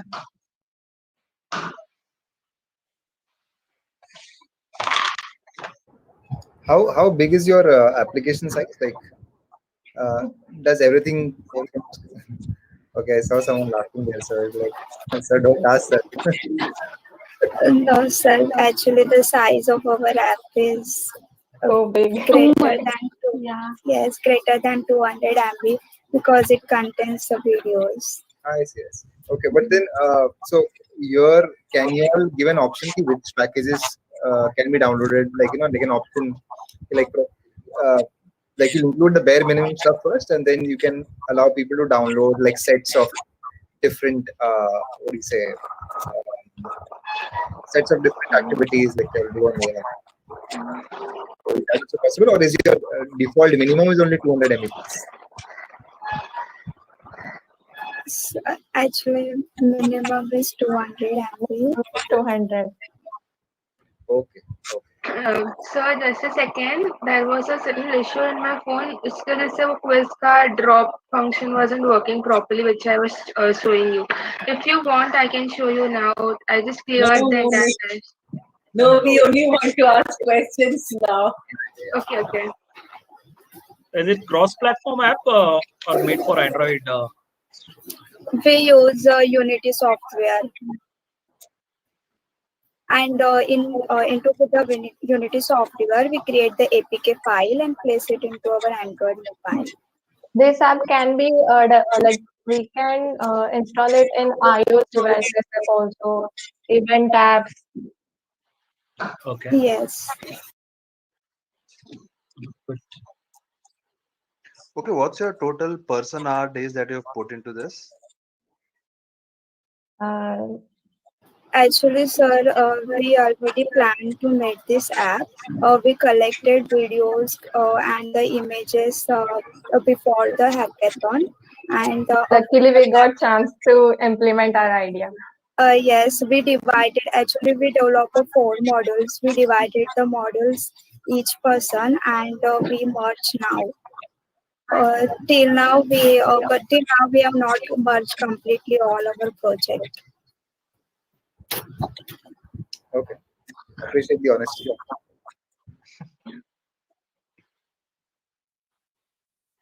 Can I ask a question now? Yes. Yes, ma'am. Yeah, okay. So first things first, this idea, like, for the quiz, you have this match the figure with the shadow kind of a thing. And with the animals, I think I saw it, these guys didn't. You had those fruits talking, right? I'm an apple and I'm a strawberry and all of that. Did you pick up these ideas online or were they your original ideas? And do not lie, it's okay to pick up if no idea is original, okay? Ma'am, Actually, ma'am, honestly, we did know about the augmented reality in gaming. Like, Actually, we there is an got to app know. called as Byju's Early. Please, one person answer at a time. I'm not able to understand anyone. Okay. Yes, Jyotsna, you can say. There is an app which called as Byju's Early Learn app, which includes only the 2D videos. So we have thought that we can do in augmented reality, like all the things which can be represented in 3D manner also, and that will be attracted to children. So this thing we find out and we just Concept is implement. picked up from Byju's.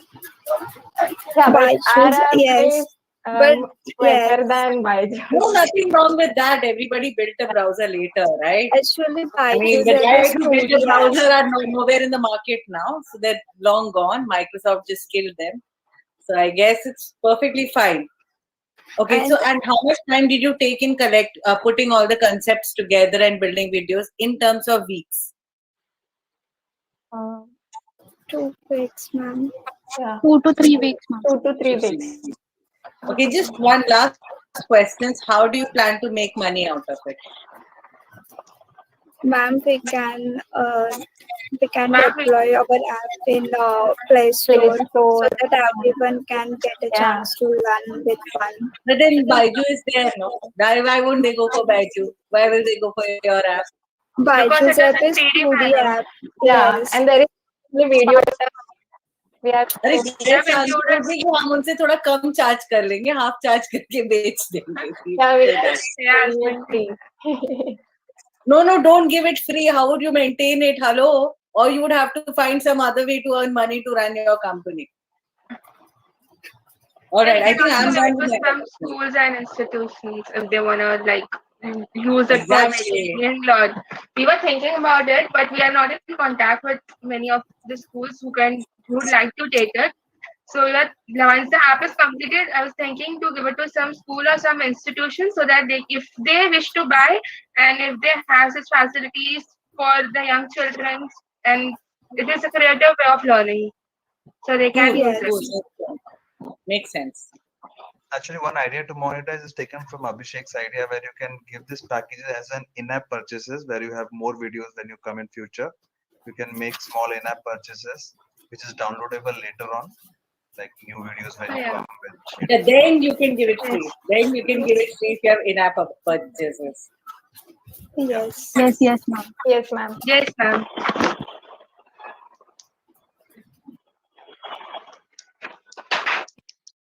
Any other questions?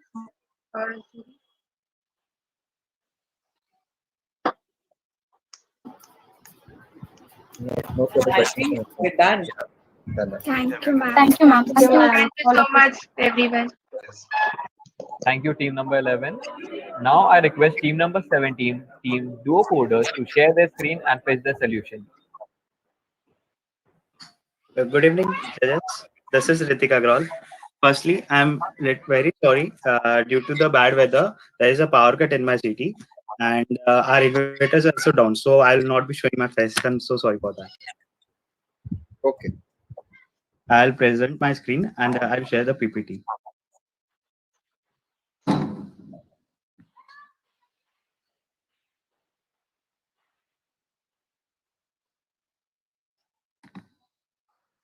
I hope the slide is visible. Our team Yeah. name is Duo Coders. We are two team of two, as the name suggests, duo. We are myself Ritya Agarwal and my teammate is Parth Sharma. We are from College Siagat Academy of Engineering, Pune. And our problem statement is a solution to overcome the hassle of searching on a particular device like cell phones, tabs, etc. A device which will read the hard copy of a book to you, or a device which will show the information related to an unknown thing you just saw.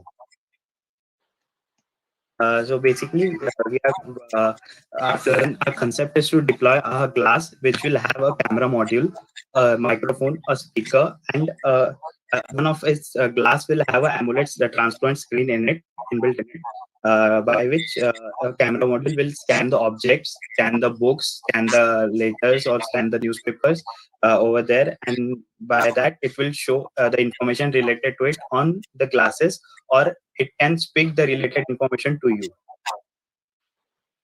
So these are the basic applications of my class. We can I'll introduce you the technology stack which I have used. Technology stack used are Python. The basic code is everything done in Python. The libraries uses OpenCV. Then for text recognition we have used OCR, and the AR modules will be used in future scope to implement that on a object like the previous time did.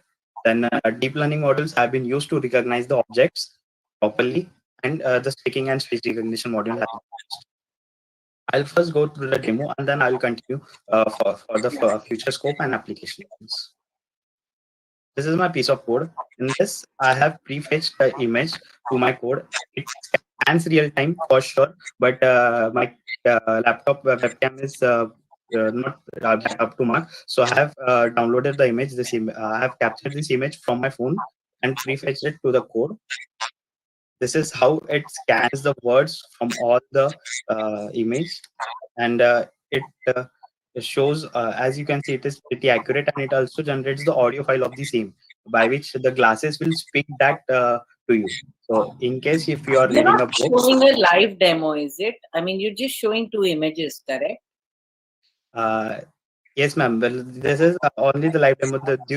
See, ma'am, this is mainly this is a conceptual project. In this, the hardware part, that is the actual glass is not deployed. So I am demonstrating our software module. Yeah, that I got. You can't show the glass Yeah. here. But Yeah. is your program generating this second image? Yes. This is generating. I can run that for you. Yeah. Run it and show, na? Okay. Delete this image and run it and show.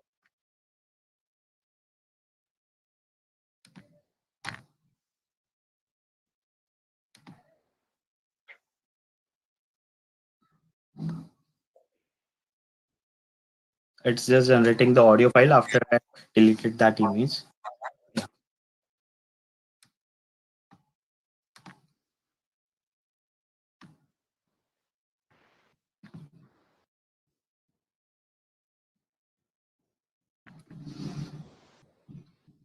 Just a minute.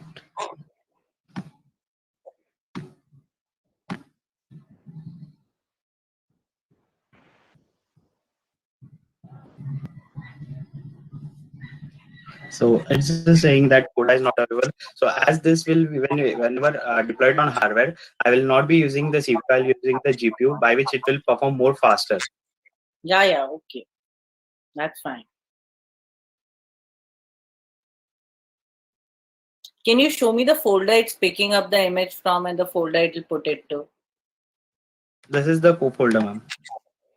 And where will it put the target image? In this code, ma'am. This part of code is for scanning from the camera. It scans from the camera. Then the image is fetched from here, from camera code. If not from there, then I have given this image to here. Yeah, that's okay. You got that image from that folder. Where are you saving the target image with all the data in? That this right now I'm storing it in a list, ma'am, in my code only. And in your then, list. Okay. Yeah. Okay, go ahead.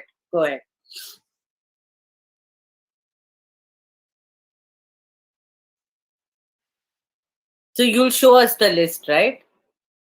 Yes, I'll show. I shall make the comparison between the image and the fresh words.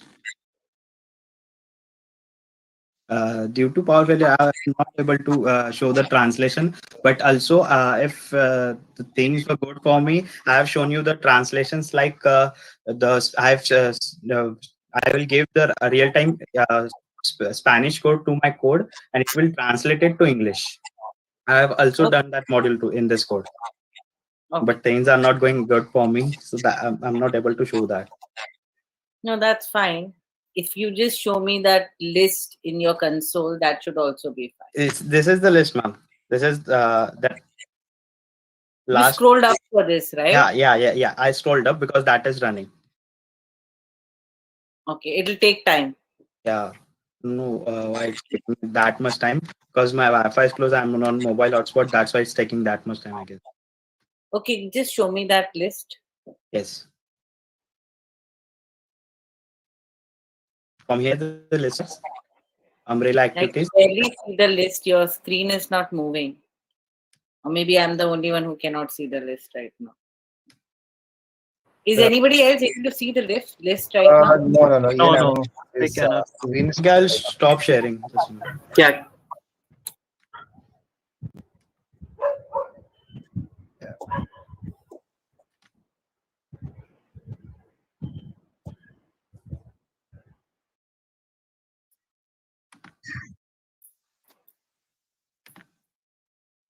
Part till that time, can you Ma'am, please object detection?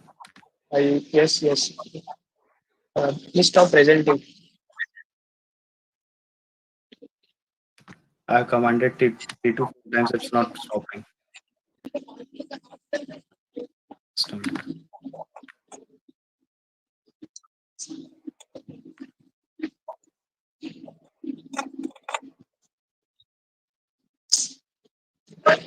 Now is my screen visible?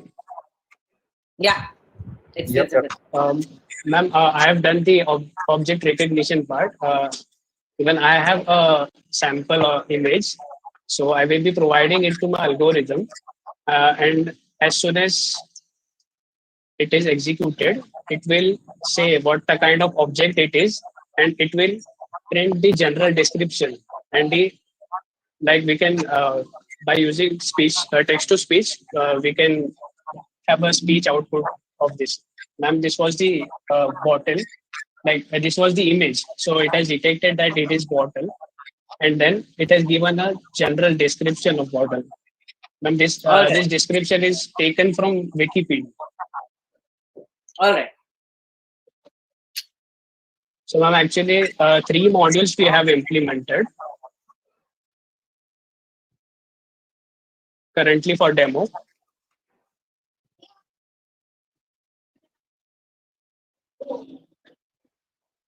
So ma'am, I will continue with PPT. Yeah. So actually, ma'am, so time was limited, so we were able to only generate three test cases. But surely, ma'am, we will be implementing more.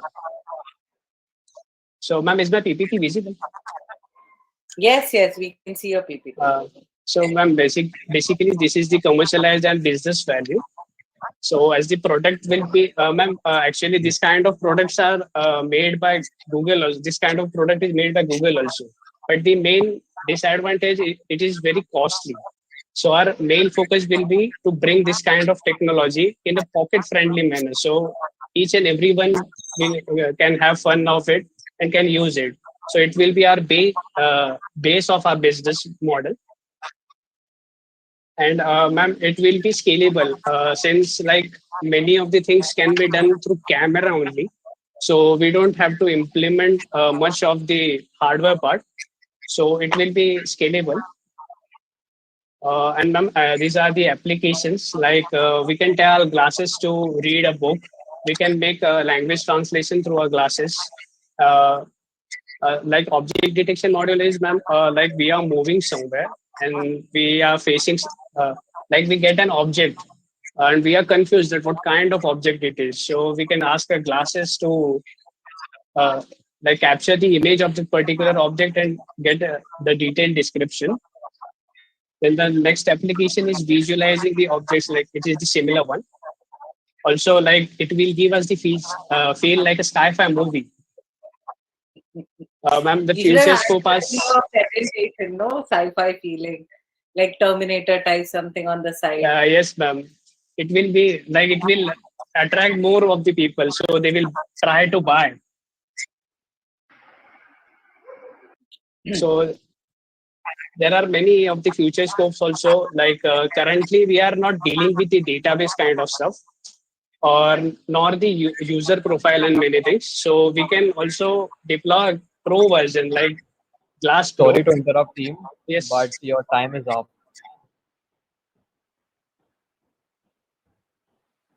So Yeah, but we can ask some questions, right, Yogesh? yes, ma'am. Yes, ma'am. You can definitely ask questions. Yeah. Hi. First question is like you So told. Parth, you said it's Yeah, we can go you ahead. said it is cost saving asset. No. You go ahead, Kanchan. I just have one question to ask. So. Yeah, I have only one question to ask. So just I want to know. just, just I want to know how will you make this available to like uh, other people? You told that the Google Lens is costly, correct? Yes, sir. So how will you optimize cost? Sir, nowadays we are getting some wearable watch like smart watches and all. They have a battery like which is of low cost, so we can manage that battery cost there. Also, sir, Because what I'm seeing currently in when you're running your code, your GPU was utilized completely, correct? Yes, sir. Yes, sir. So there will be high processor cost definitely. Yes, sir. There will be processor cost, but apart from that, no Yeah. expensive hardware is required. Sir.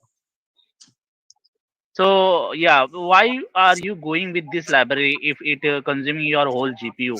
There are other library available that can do same Sir, thing. This small yes, tweak. sir. But sir, actually, we were not knowing major libraries, sir. That's why we have Okay, not gone with this currently. Okay. Okay, because if your laptop is lagging with such processing issue, so you can think and amazing how your mobile or your watch or So your actually, it was the internet issue he was facing.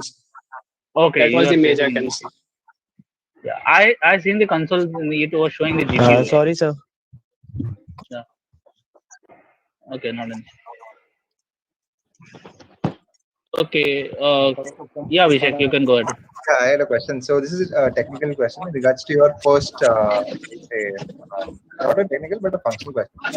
So when it was recognizing those words from the image, is the context of the sentence present, or does it do just a word-to-word translation? No, sir. It just take word to word. Okay, that answers my question. Thank you. So it is basically OCR. It scans from left to right and just go down. And translates and then just pastes. So yes.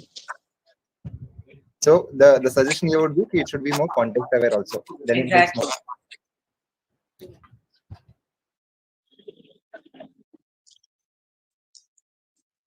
Okay, I have one question.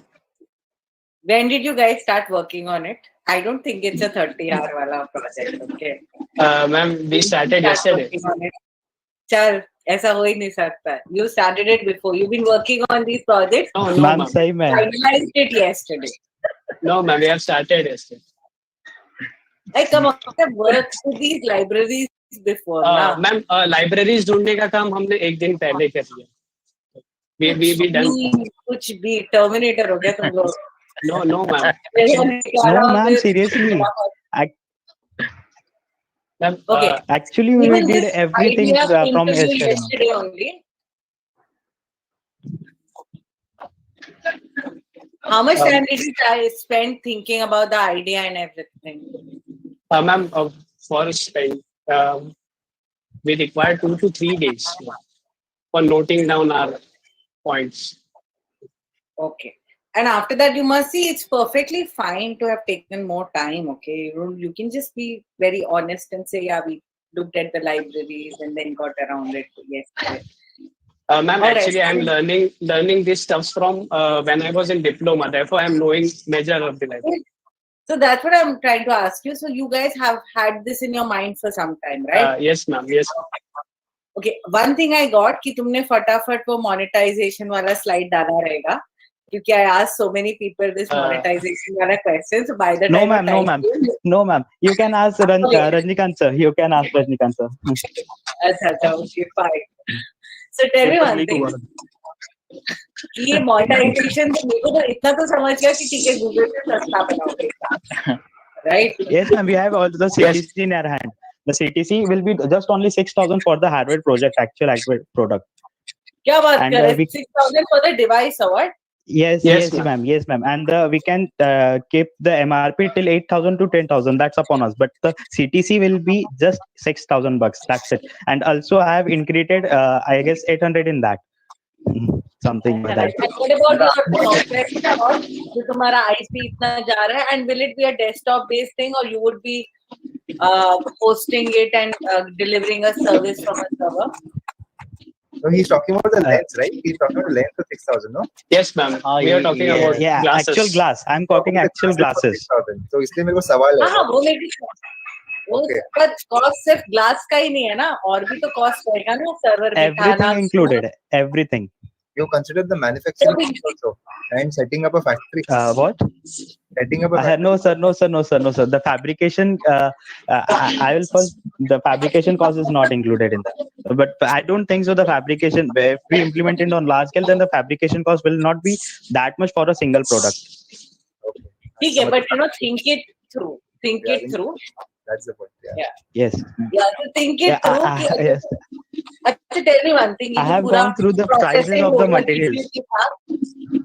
तुम files भेजोगे online, वहाँ से result आएगा कि तुम खुद कोई device पे करोगे? Device तो कर ही नहीं सकते, server के पास जाएगा ही ना?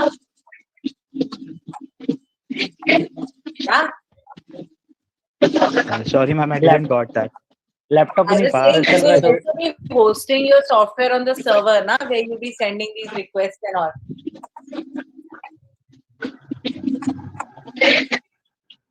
Are you getting my point? Yes, ma'am. Yes, ma'am. We will be storing that stuff. Okay, anyways, one last thing.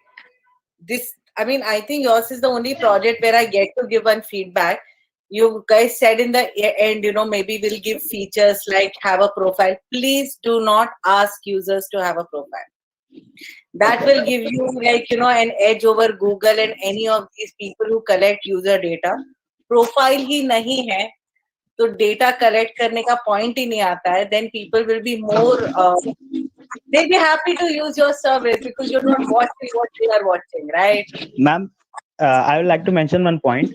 In my 6,000 that budget, I have not included any servers, any database, nothing. It's just simply a glass which will have camera module and mic and speakers. It will just scan the thing and it will print that, and it will just run the prefetch code. So by that thing, it will not store anything. So your point is mentioned in this thing that it will not store anything. So the user's security, personal data will not be asked. It will ask nothing to not even it's his name. Yeah, it would be like the browsers of the yesteryear, right? That's it. Yes. That's it. You just come onto the glass and it will scan it.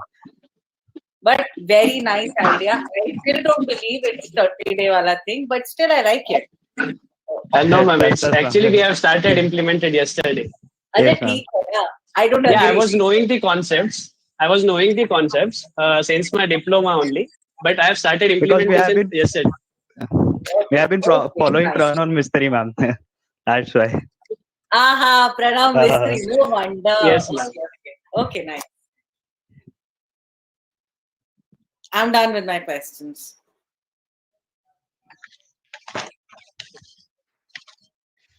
So, ma'am, should I stop presenting? Yeah, you will have to ask Yogesh Jain. Yeah. Yes. Thank you, Team 17. Now, next we have Team number 19. I would request them to share their screen and pitch their solution. Oh, good evening, judges. Hello, am I audible? Yes. Yeah, good evening, judges. So, We'll be sharing the screen now. Adesh, please share.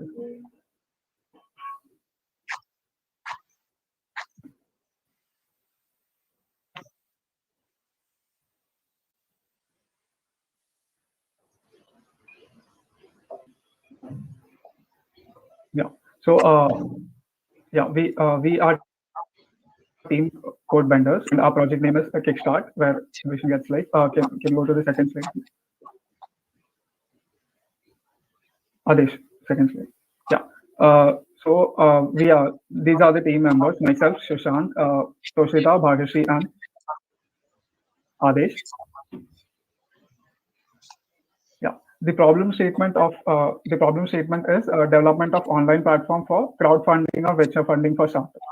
So this is the online platform, and the problem is the funding is mostly crucial for early stage startups. So they can get the seed funding, but the afterwards after that for crowdfunding and everything, it is a little problem for them. So what we thought is we'll be developing a web application where the investors and startups can register themselves, and the investors can actually see the startups and they can invest in it. Yeah.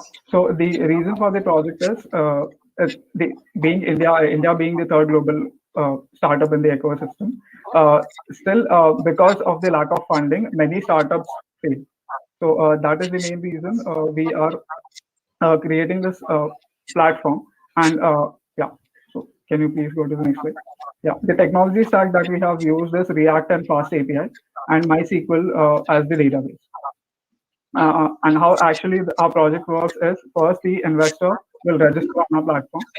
After registering on our platform, the investors will be able to see the startups who have already been registered over here.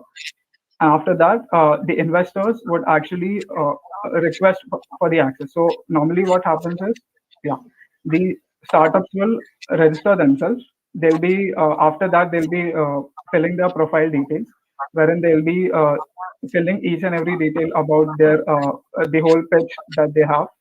After that, when the investors come to this project, they'll be able to see the startups, and if they want, they'll be only able to see the problem statement at the first, and if they want to see the whole idea, if they like it, they'll be requesting for the access for the whole idea about the startup, and then the communication can happen between the investors and the uh, so the whole project model and the demo of the project will be given by Adesh.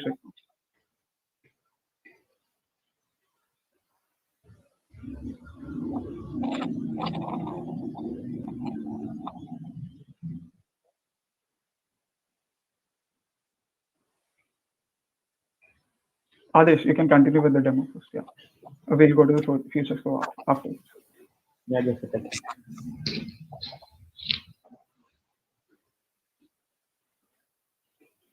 So this is our web app, and this will be the landing page. Any person who doesn't even have a account on our website can view this landing page and look at the companies that are registered with us. Currently, this is just a dummy data, and this I have entered. This is not the real company. So once the users can register themselves, this is the registration page, and the users I mean by investors or the startup can register from here, and their account types will be saved in the database, and we can use that to segregate them. If I go to login, and I will log in.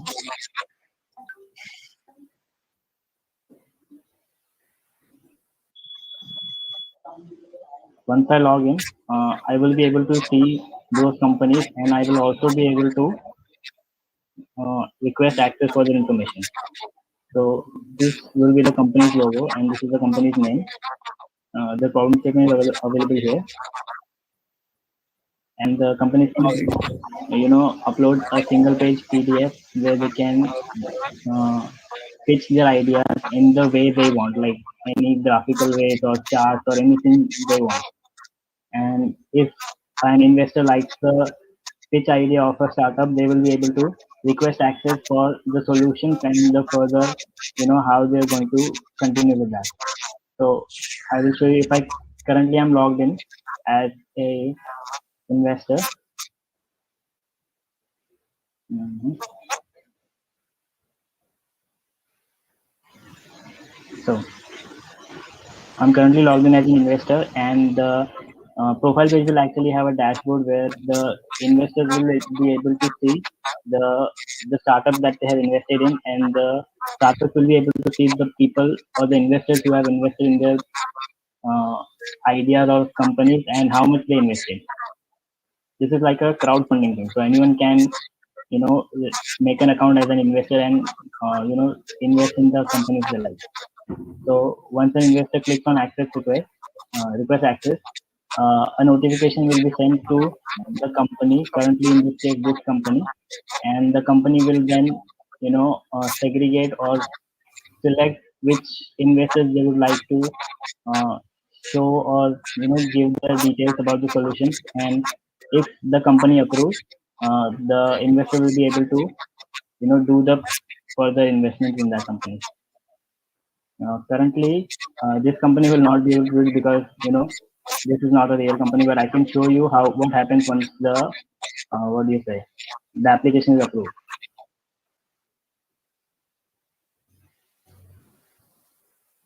Mhm.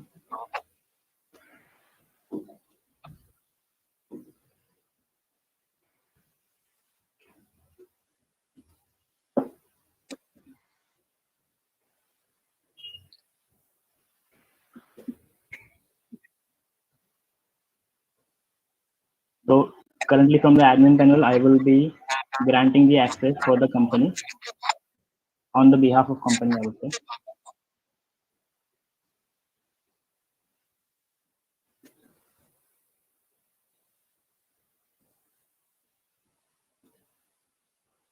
You see, once I refresh, the application was approved and the investors can invest on this. And we were thinking about integrating what do you say, payment gateway, but we weren't able to do that because of the time management, and we just started working on this yesterday morning. So there are a lot of things we were not able to finish. Anything you want to ask?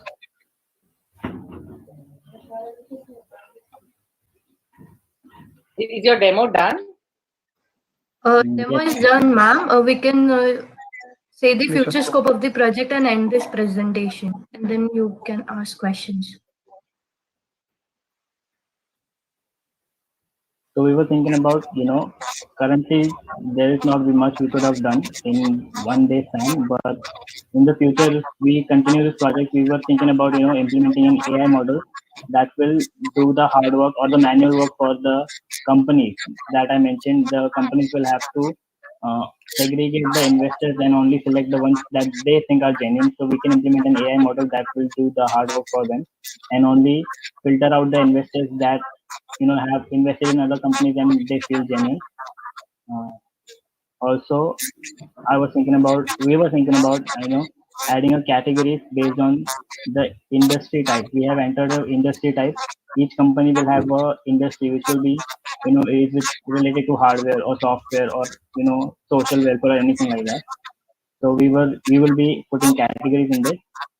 We can add what do you say, graph on how much the investor funds have been collected till now, and also keep track of the current progress of the startup. Like we can ask the startups to keep posting the investors about where they are right now, like in the early stage, how much work is done, and when will the startup actually get going.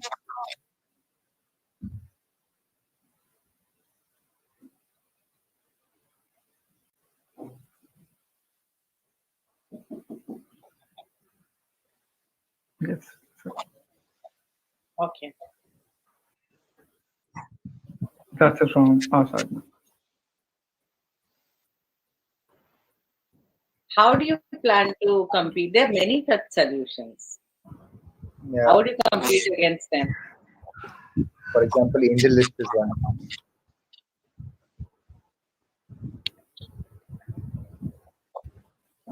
Yes, ma'am. Okay, so What's the question? You guys are answering, right? yeah, so actually we have like researched a little on this as well.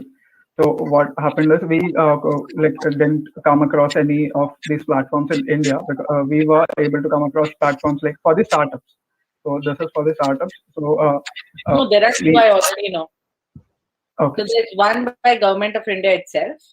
Okay. So they've integrated this app called as My Biz Planner, which is fantastic when it comes to collecting information from startups. So their profile pages are extensive.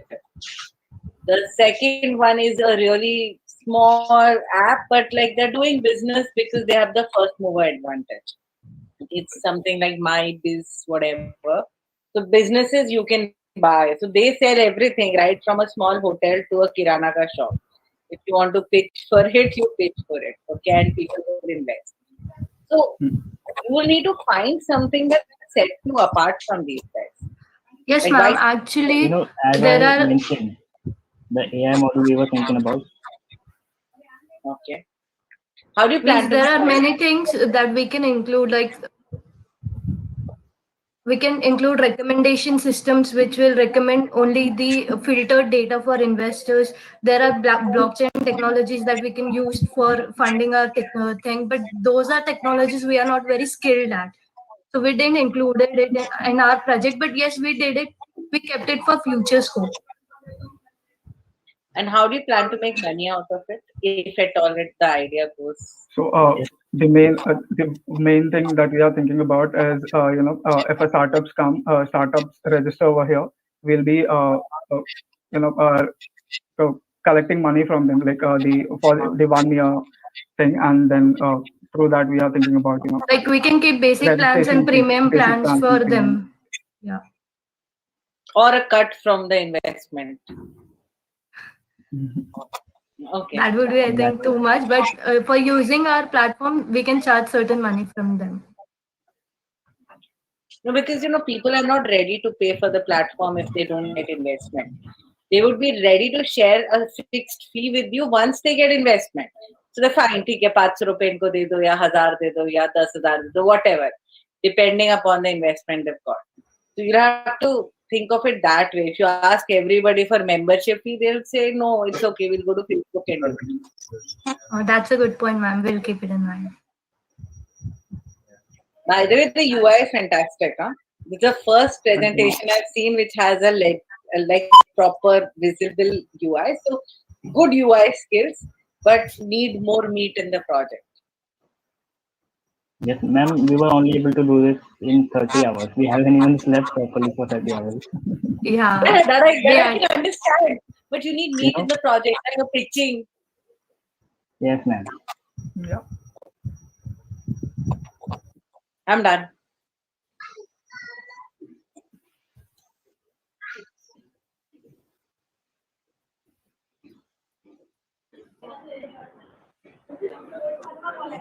So thank you, team number 19. Next, I would request team number 7, team importance, to share their screen and push their solution.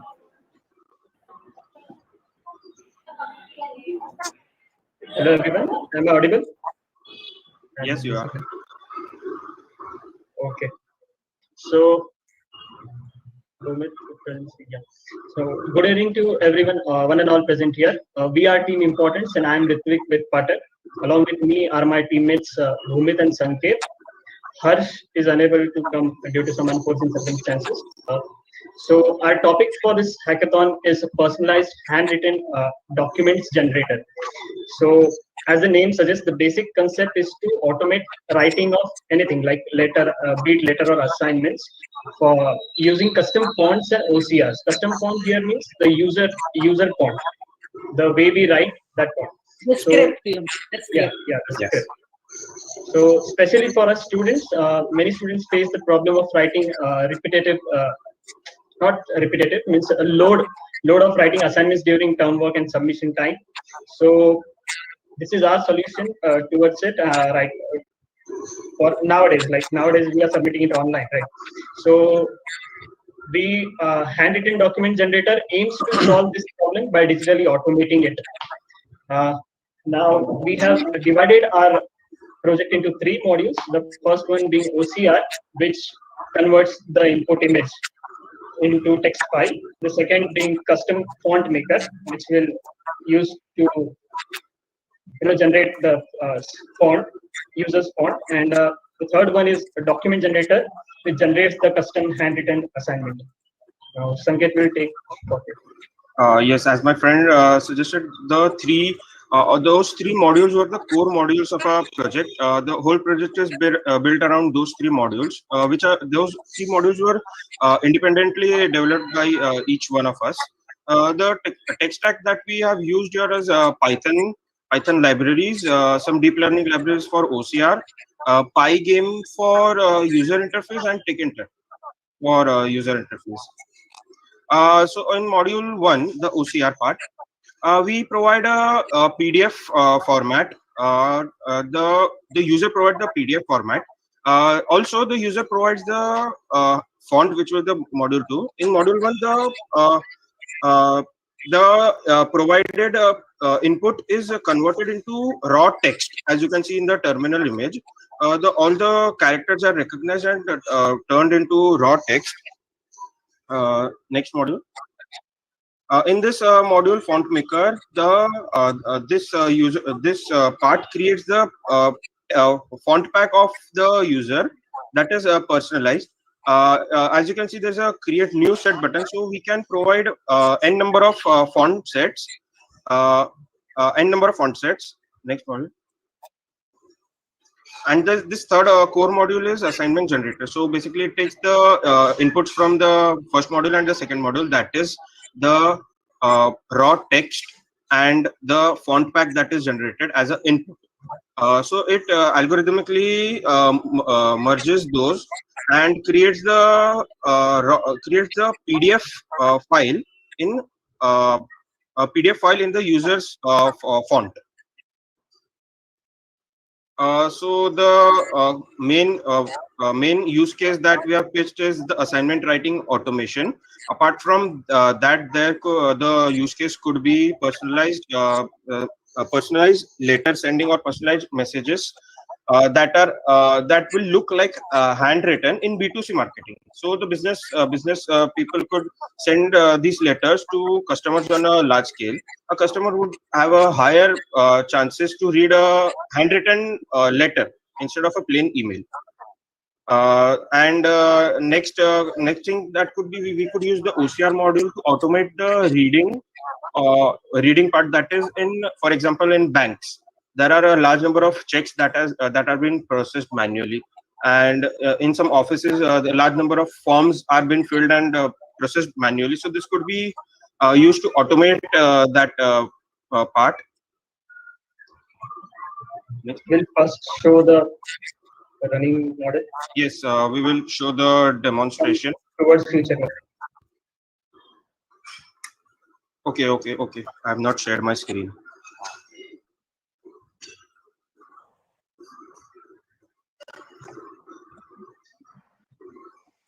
Is my screen visible? Yeah, it is. Okay.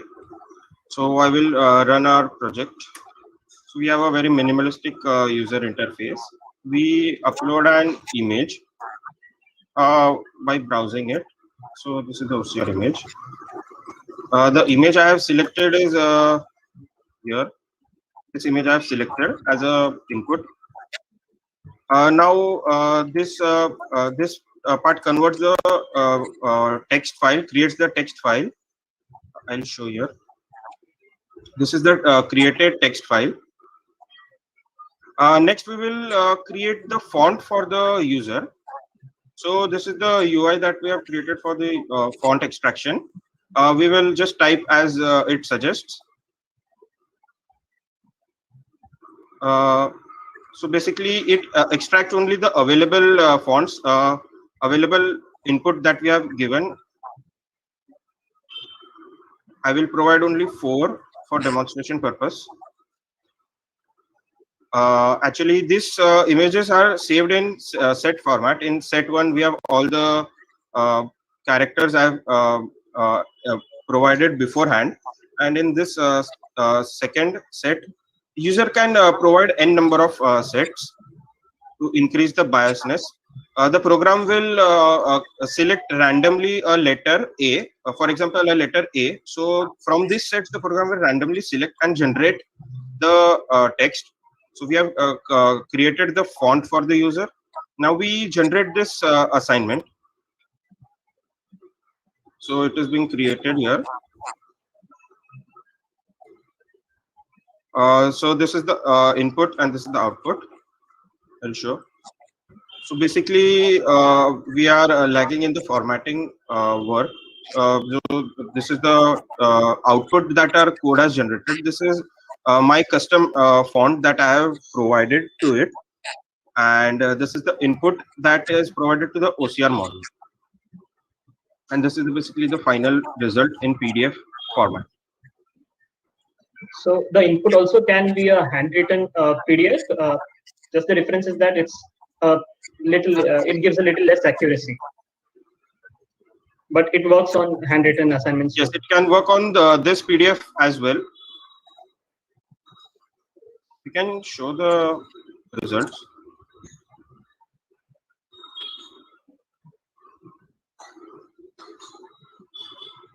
So it is recognizing the font. Oops. Okay, it has recognized. And we'll click generate. So this is just printing the recognized font in terminal. So as you can see, there is a name Shubham Patil, roll number, class, computer. And this is just the first page that we have, first two pages. So basically this is the output.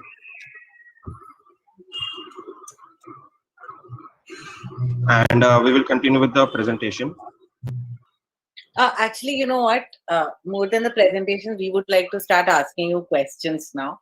We love seeing the demo, and we would like to get into the questions, if that's okay with you. Sure, ma'am.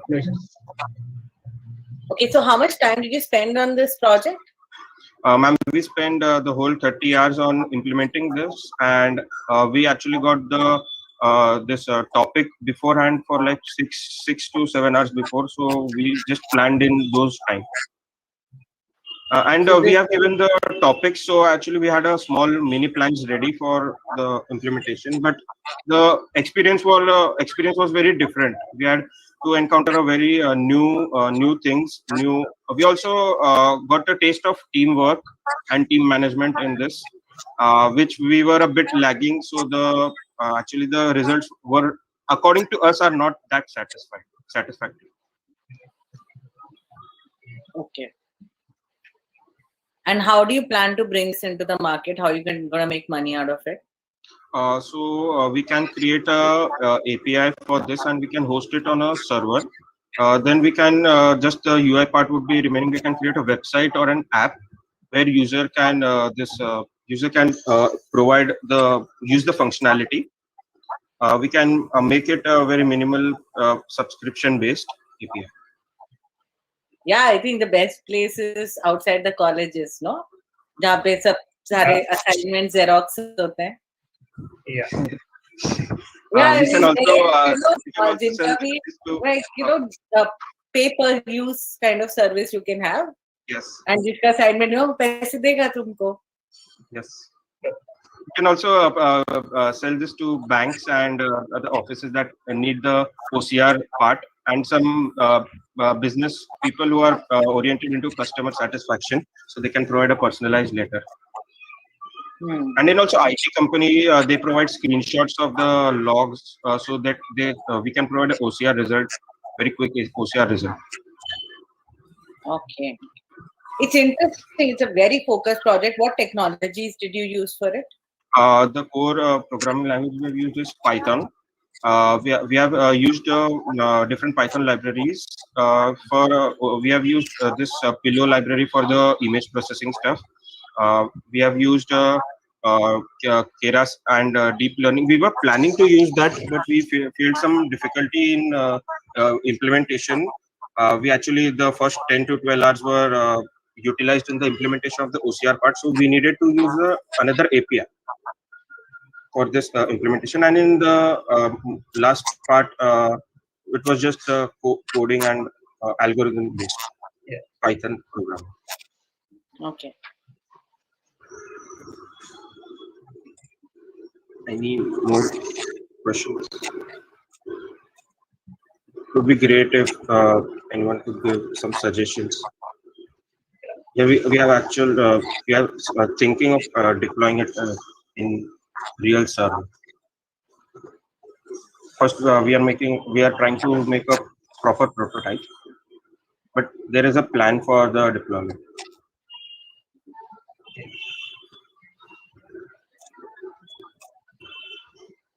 Any more questions, anyone?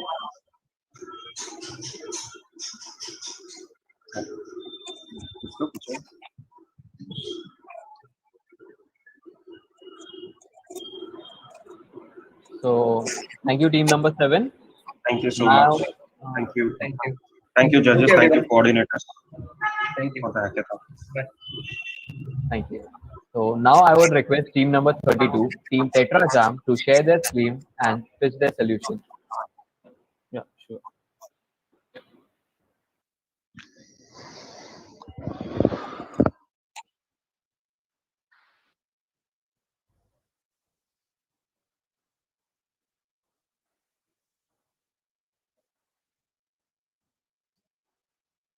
I hope my screen is visible.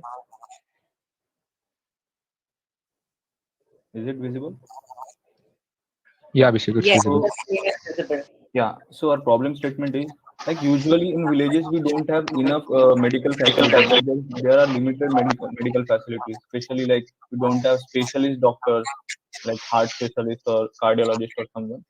So these people from small towns or villages need to visit cities to do checkups or something like regular checkup or something like that. So, but these villages do have basic medical facilities such as like cholesterol or systolic or diastolic pressure, where they can get like pathology labs where they can get these basic features. Okay, so what we are planning is we are planning to we have made a dashboard where that particular person or a technician within a pathology lab will be entering those features, basic features like age, height, systolic and diastolic pressure, if that person is smoker or not, these all these features on a dashboard, and based on that, that person will be suggested that if he really needs to consult to a doctor. Like sometimes it even happens that person is having some acidity or muscular pain, and he is concerned about like is he really having some cardiovascular disease or not. So this is our problem statement. Okay. Now solution we have created is like basic dashboard, whatever I explained, and technician will be someone who will be entering data, or even depends on person. That particular person can enter, but usually in villages or small towns, even this thing happen that they don't have enough resources, or they are not even like they can't use these devices or something like that. Okay. So key features are they'll get to know if they really need to consult to a doctor, and some basic analysis and plots will be displayed on dashboard, like smokers, these many percent of smokers have like cardiovascular disease and all this. They will be suggested with nearest heart specialist, uh, like list of top cardiology hospitals will be displayed, and BMI will be calculated. Okay, these are key features. Now I'll show what we did actually. So this, like, we trained our model based on these 11 features. Okay, and data was available on Kaggle itself. So we first of all like got an overview of data, and just cleaned it where like whatever things were needed. For example, diastolic pressure is never greater than systolic pressure. So this thing was like all these rows were eliminated. And after pre-processing these data, we trained two models. So random forest regressor and support vector regressor. Out of that, one that we got lesser, like mean square error, was random forest regressor. So this one we use for making our application. So basic application looks something like this, where that person or a technician needs to enter basic things like what is your height, what is your weight.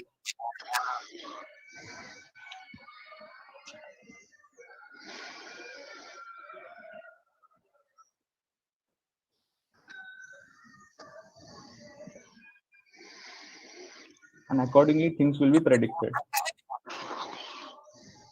So, these are stats based on like our data, gender, plot, and smoker, alcohol, and this age related. And this thing is predicted based on whatever we train model. And the snap suggests nearest cardiology center. So yeah, that's our product.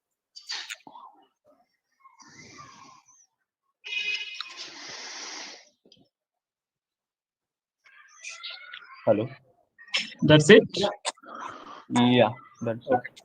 Like here, that particular person is suggested if he really needs to consult a doctor.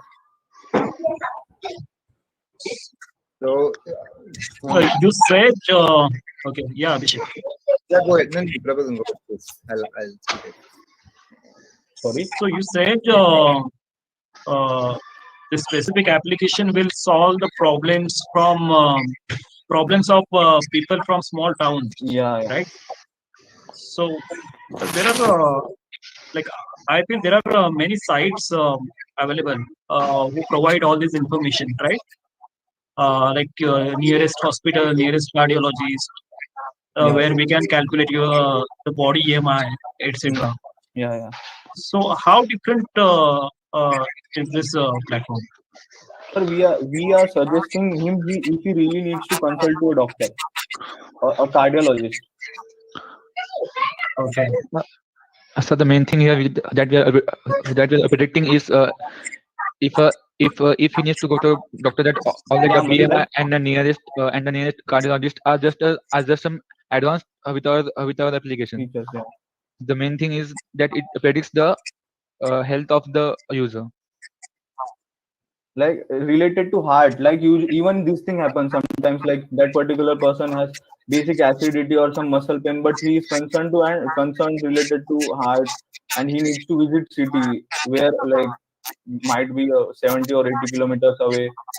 So just to avoid this hustle, this application may help out that particular person. See, like at this point of time for these values, like risk level is 22%, so you're more likely not suffering from cardiovascular disease. It's a lot of probability that I'm seeing here. So couple of concerns that I have. Does it take the patient's history into consideration? No. Takes his history.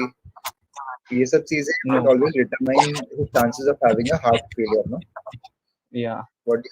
That is one thing. Secondly, one suggestion, you will have to put a disclaimer below your website saying like, please do not treat this as medical advice.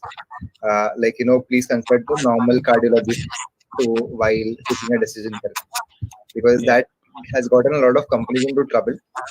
So that you need to put as a disclaimer somewhere. Yeah, sure. It's a vast field, right? Cardiology is a very vast field. We are very limited in our knowledge. You have to be very responsible with technology. Yeah. Information should be authentic. Verified, authentic. Yeah. Always give a disclaimer. That's very safe advice to give anyone. Always give a disclaimer. Sure. Yeah, you see, medicine is very well regulated. So it'll cause problems. And I think while you have tried to, it looks a little bit inspired from Arogya Setu, if I'm not wrong. Huh? From? In the sense, simplicity where you put things across, it looks a little bit like Arogya Setu. Is that your plan to make it that small? No, not actually. No, ma'am, we haven't referred any of the apps for that for this UI. We In had fact, just that's the plus that I was saying, because you know what, this kind of an app, if you go to a small village, they're not going to use it, right? It's a web app. Yeah. It has to be in their language. So, I mean, any person who's using this app can actually go online on Google and find out their diastolic, etc. And Google will give you that kind of advice with lots of disclaimers because they only mine data. Correct. So I have to make it very simple. Like so simple कि वो लोग बस type करें और उनको थोड़ा information मिल जाए in a format that's easy for them to understand. Otherwise, you can't. It's not appealing to your target market. You're getting my point. अब मैं बोलूँगी villages के लिए मैंने बनाया, पहले तो मैंने अंग्रेजी में site बनाई है. ऊपर से first of all it's in English and then it's on a web. Like you're expecting them to have a desktop. It has to be small, appish, SMS based or whatever. Reachability will be the key here. Yeah, so like related to future scope, what we are planning is that particular page will be displayed in regional language as well, like support regional language, and then that particular person's history will be maintained, as sir said, and like in here he can book even appointment of doctor from same page. And right now he needs to enter data manually, so instead he could upload a PDF or something like that. Okay. So this future scope and technology stack, like two machine learning algorithms, and for backend we use Django, front end React, and basic things.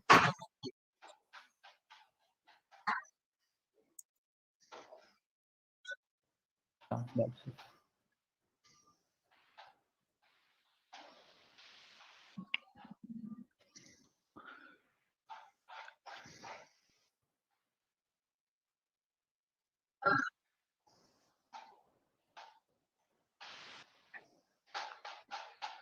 Yeah, ma'am. That's our presentation. Yeah, I'm done with my questions. Okay. I think it's up to Yogesh Jain to decide what to do next. Yeah. Thank you, Team 32. So let's move to our next team. Thank you. I would request team number 29, Team Code Runner, to share their screen and pitch their solutions.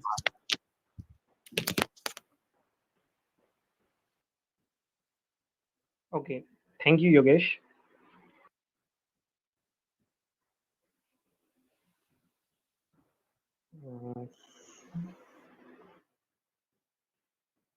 Good evening, everyone. Yeah.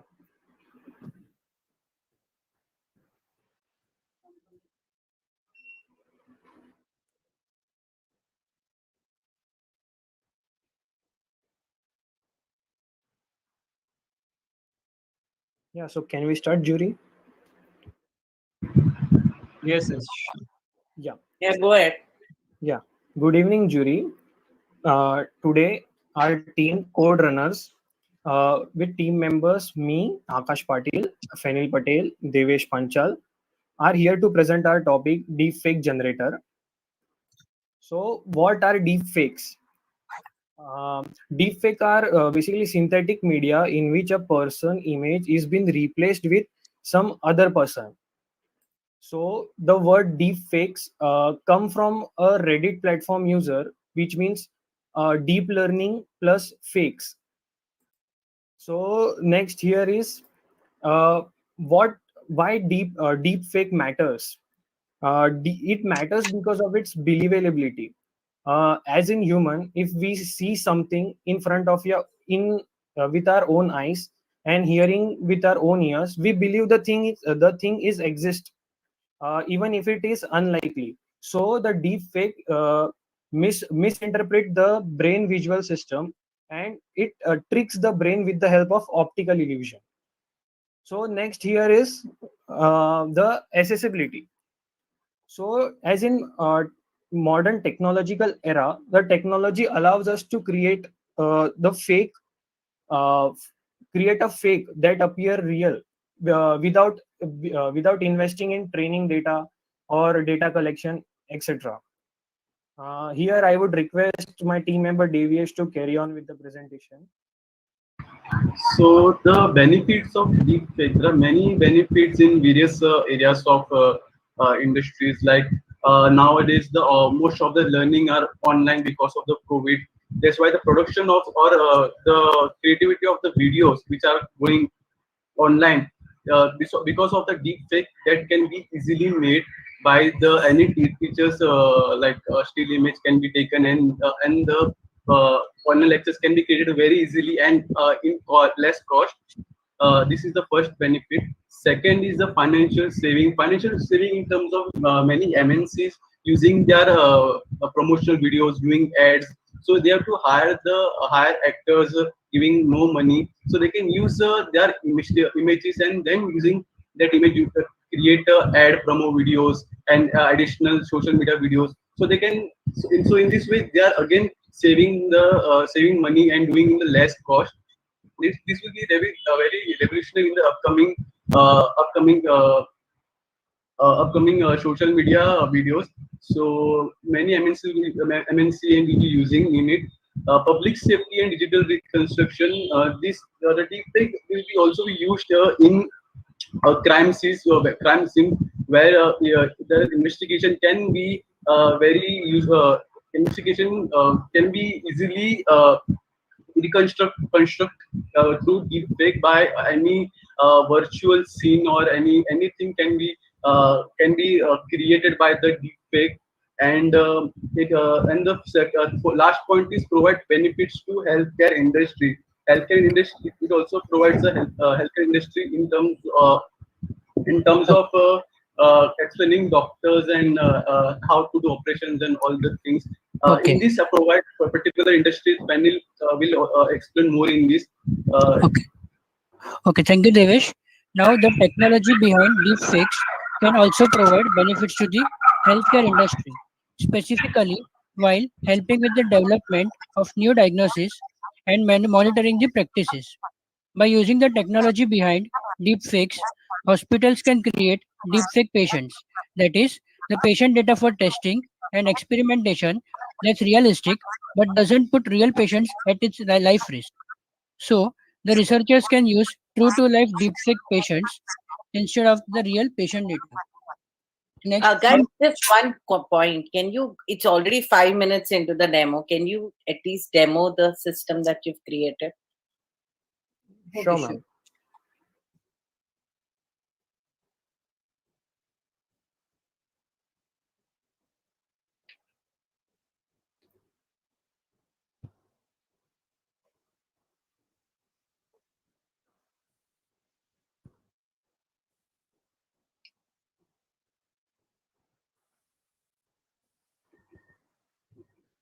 yes, is the screen visible? Yeah.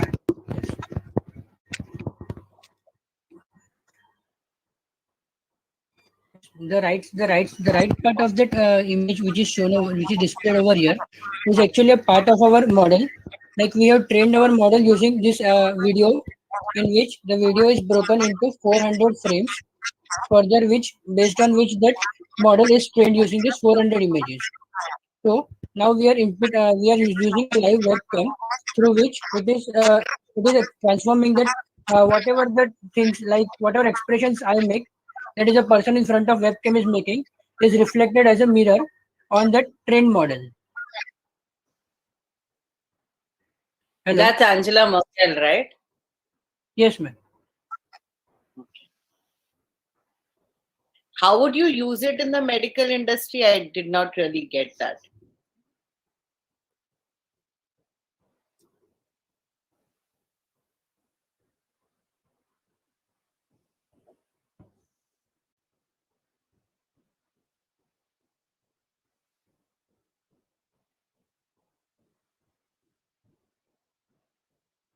Hello. Hello, are you guys there? My question was, in your last slide, you mentioned you can use it in the medical industry. So I get it's interesting, but how do you use it in the medical industry? It's not Ma'am, about. It actually it can be used like certain kind of testing and all can be done on them, like dummy kind of. But they can't do testing on a video, right? Yes. Testing is done with blood and skin, something like that. Yes, Ma'am, and another the future scope of this project, or maybe one can say future scope or benefit.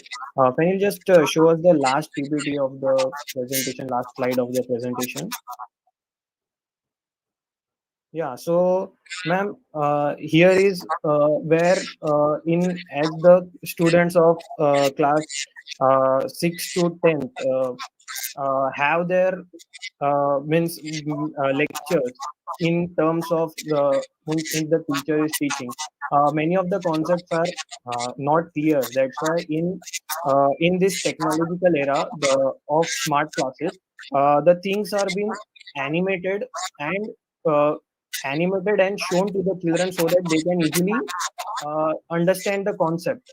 But with the help of deepfake, what if take an example of King Akbar? What if he sitting in front of you and speaking or telling about his history or conversing with you?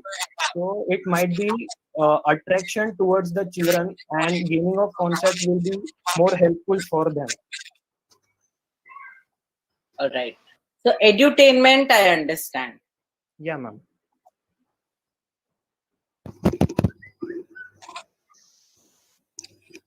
Uh, so going with the just in short, going with the workflow of my project of our project. So basically, we had just uh, taken input as a video and created its 400 original images. And with that, we had just with the help of Dilip,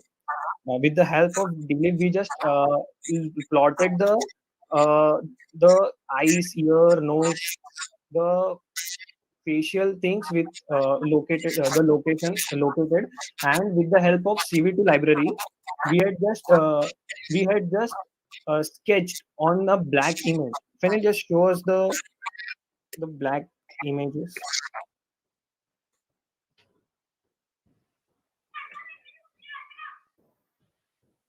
Yeah, so actually the edges of the person the edges of the person is been sketched here, and we had trained the original image and this image, and after we had used here webcam.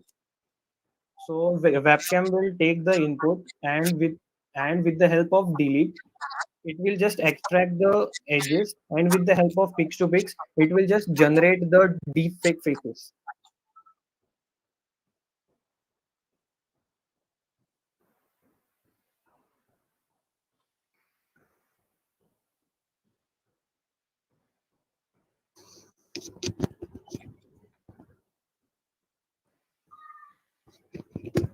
So any question from your side? No, I'm done. How do you plan to monetize it again? Sorry, ma'am. How do you plan to make money out of it? Any idea? Or is it Well, for entertainment only? no, not for entertainment, but we can use in educational sectors and also in the film sectors where uh, might means we can see that all in some of the cases the hero is not available. So we can just with the help of this with deep fake generator, we can just replace the other person, and with the help of this model, we can just replace his face with the hero's face, the actor face. All right. All right.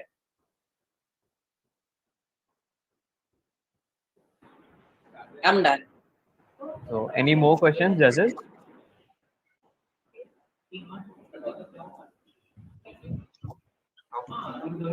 Okay, so thank you, team number 7.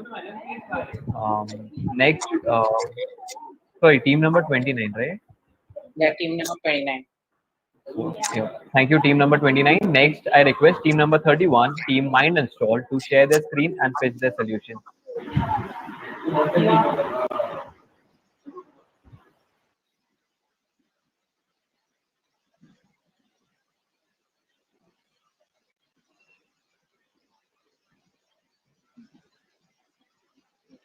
Priyanka, can we start? Yes, please. Hello everyone, I am Priyanka Asrani and we are from Vivekanand College, and my team members are Sorangi Dali, Sejal Kriplani, Brunmai, and our topic is Clock Me, my monthly companion. Next slide. So these are the content of our presentation. Next slide.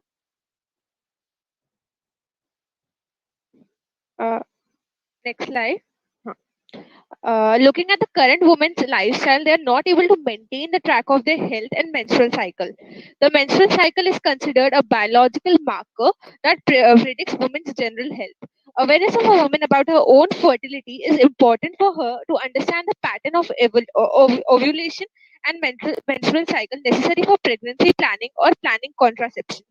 In order to overcome this, mobile application can be a valuable tool to help women track their periods, as they offer effective feature for self-care and symptom management. So I would like to like to ask Sejal to continue the presentation further. Thank you, Priyanka. Next slide, please. Yes. Let's have a look at the problem definition of our project. So, due to the current lifestyle and fast moving world, sometimes we tend to forget to connect to themselves. Our app Clock Me would be a companion of women to get some awareness about the menstrual cycle and track their cycle. The teenage girls can get a help by looking at the tips and tricks and also get some home remedies of the issue. So, moving on to the next slide.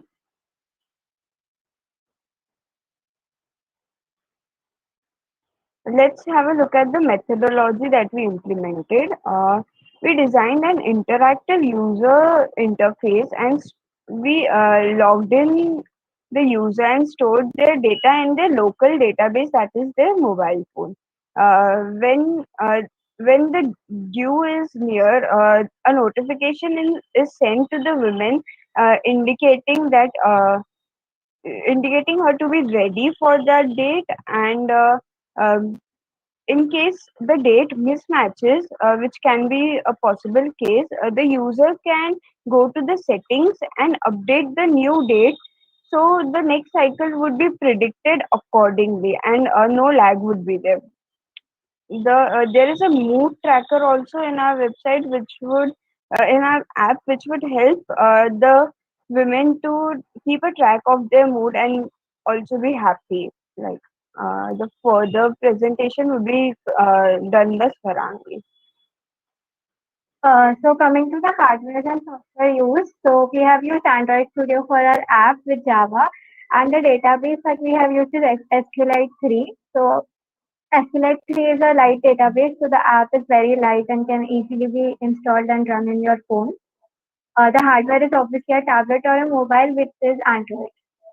So this is the block diagram. So the user user will register in the app, and once it registers, so it is able to see the calendar view, which will have the events and when is the next date and everything. On the date or prior 2 days, it will get the notification.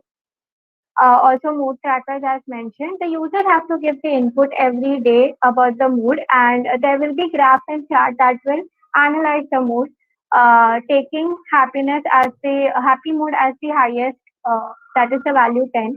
Also, there are tips for different symptoms like home remedies and everything for each pain. Now, I would like to give the demo of the app.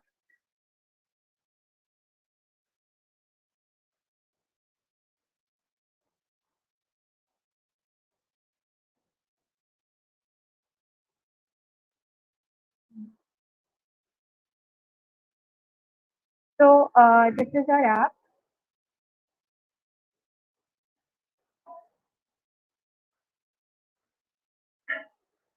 So this is the register page that comes over here. So I'll register with the name.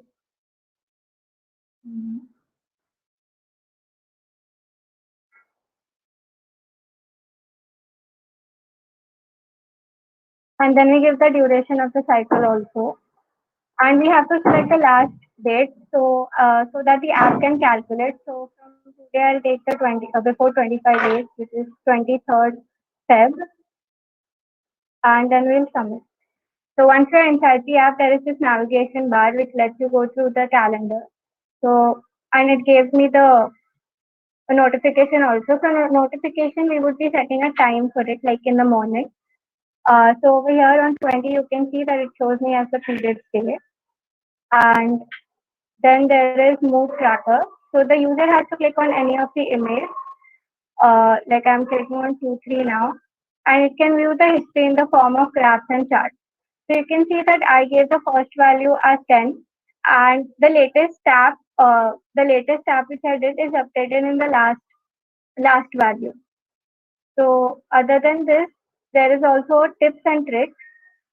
So for every thing, like right now we have just put 3 of them, so there will be many more, and all the like home remedies or any tips that they can use for the pain.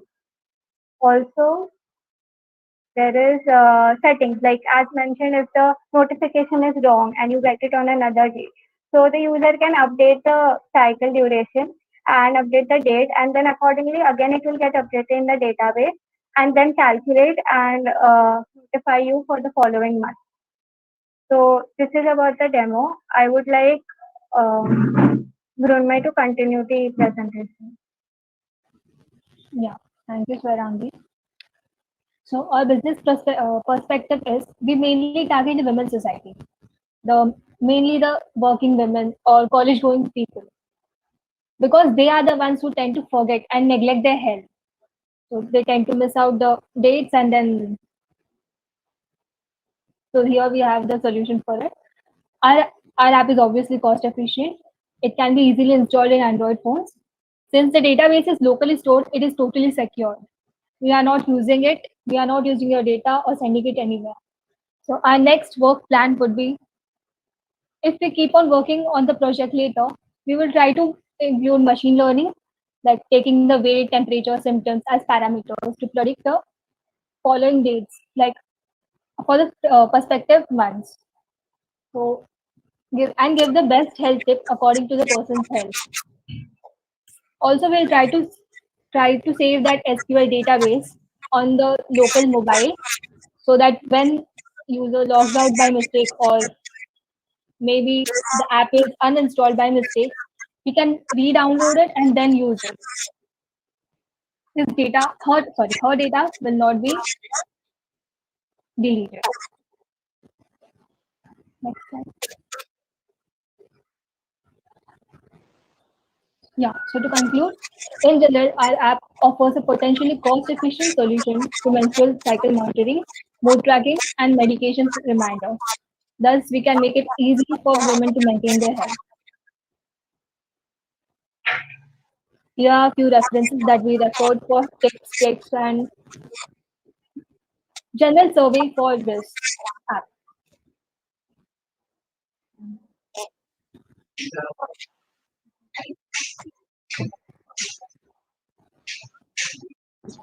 Ma'am, you're done with it. So, Swarangi and team, can you tell me how different is this idea from Baby Center? Sorry, how different is this idea from? Yeah, Baby Center. Have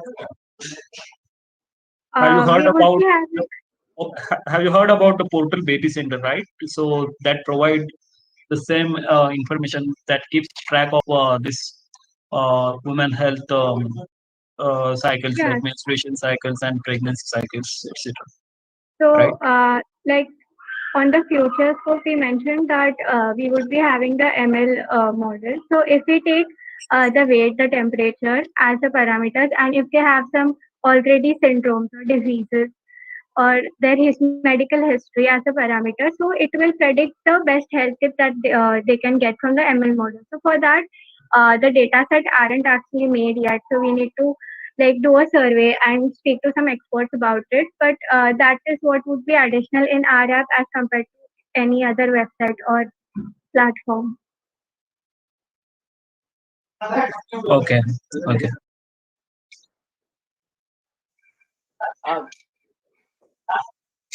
I don't have any questions as such, but I just have a suggestion. You guys have a very narrow scope. I mean, I can set up a calendar for it, you know. It's as Yes, you can set up a calendar, but if we include the ML model and also a lot more of things, like one of the things which we came to know during the hackathon was contacting doctors, like the specialist doctors. You can like already now also it is online, so you can also get contact the doctors or request for a video call to the specialist instead of actually taking appointments.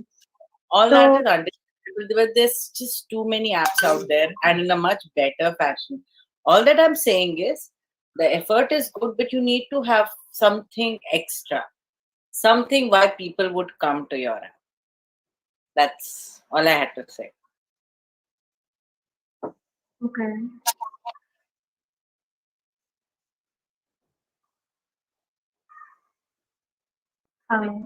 Any other questions? Can you provide us the overview of the technology?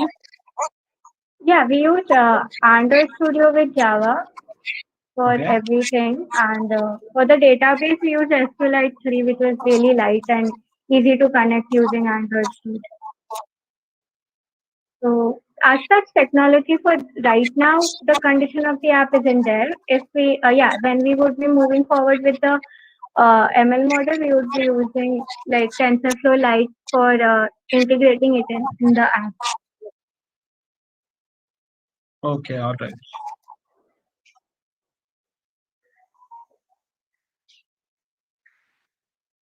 Anything else?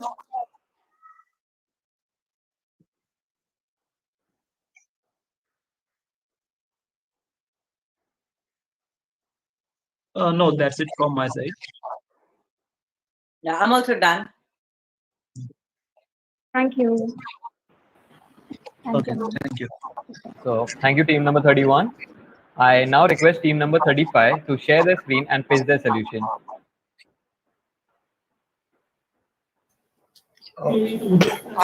Yes.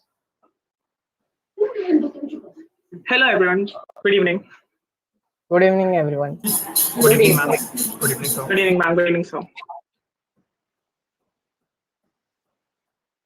Is my screen? Yeah. Yes. All right, so we'll start. So I'd like to start off by quoting a very wise quote of John F. Kennedy. The farmer is the only man in the economy who buys something at retail, sells everything at wholesale, and pays the freight both ways. As we all know, that India's major occupation is agriculture. In this nation, more than 500 million people rely on agriculture for their daily survival.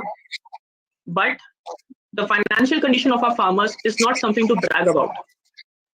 People are all we see them in the shortage of money and resources, and added to this, they have always this pressure over them to send in their goods to the market, and this is a very costly affair because this is something which is very persistent, and this is going to happen till the time there is no better solution over here. And on that note, I like to introduce my solution, AgriPool. So firstly, I'll introduce ourselves. We are team number 35. We go by the name Ukku, and myself Moil Khare, along with my teammates Jaideep More, Keshav Mishra, and Vedant Kokate. So the main intention behind this application was to provide a tool which will connect the transporters and the farmers. So I like to explain us with a scenario. For example, in India, there are several agricultural lands clustered in a particular area. For example, in Maharashtra, there is a lot of farming going on in Bhusawal. So there are obviously a lot of farms over there. So these farmers need to send their goods to the main market for wholesale selling. Now, for this, people tend to do tempos. Now, these tempos may or may not be always full. Now, if the tempos are not full, this is a loss to the one who is sending the goods. So we want to use the scope and provide other farmers who live nearby an opportunity to pool that share and provide a much economical expedient transit of crops from point A to point B. So to overly simplify it, I like to describe my application as an Uber pool for farmers.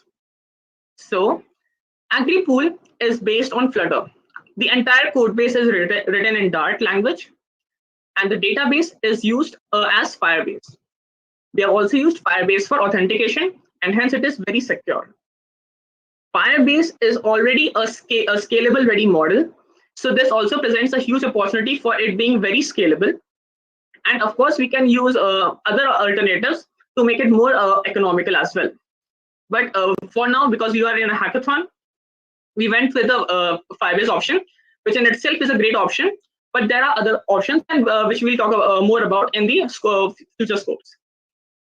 So we want to establish an ecosystem where the transporters and farmers coexist. They both have profits, and this is a win-win situation for both of them. Next slide. So with this application, what are the problems we believe we are trying to solve? We want to reduce the cost of goods, and this will happen because when the transportation cost decreases, in turn the processing cost decreases, and hence the cost of goods will decrease. This will also provide more opportunities to drivers and farmers. The drivers can make extra incentive through this application, and the farmers will be able to transport their goods at a much lower cost. And because we are reducing the amount of vehicles coming from villages to city, this will also reduce pollution. Next slide. Now, we know that for any app like this to succeed, this has to be very well monetized. So we plan on asking for a yearly fees from the transporters, and we'll keep the app free for the farmers. And we think that when the transporters see the profit coming their way, they won't mind paying a small fees, which will be charged to them yearly. So this is one way of getting the income. Other ways, of course, you putting in ads in our application. But we have to understand that this is an application for the farmers, and farmers are not very technically advanced, so they can get very confused with the confusing UI. So we can put ads, but to a very minimum extent, because we don't want to compromise on UI and UX. Another approach is where we are very less inclined to. We can cut down. We can take a small transaction fee per transaction, but we don't really want to do this. So to reiterate, we are scalable, we are very secure, and right now we are very excited to show you the demo. So Keshav, please present the screen. Yes, give me 1 second. Sure.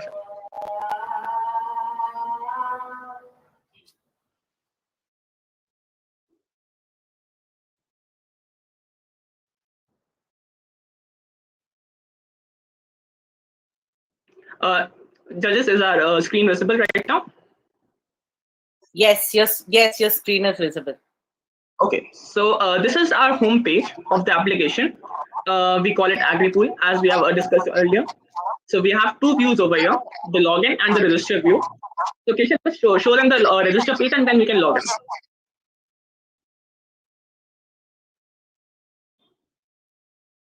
Now, as we are doing this, I'd like to let you know that the entire database is stored in a Firebase. Firebase has this service called as Firestore, which is a NoSQL database, and it is very efficient in storing data like this. And authentication also is done by the Firebase itself. This ensures that the user's data is highly secure, and there is a very minimized chances of this being hacked. So Keshav, just log in now.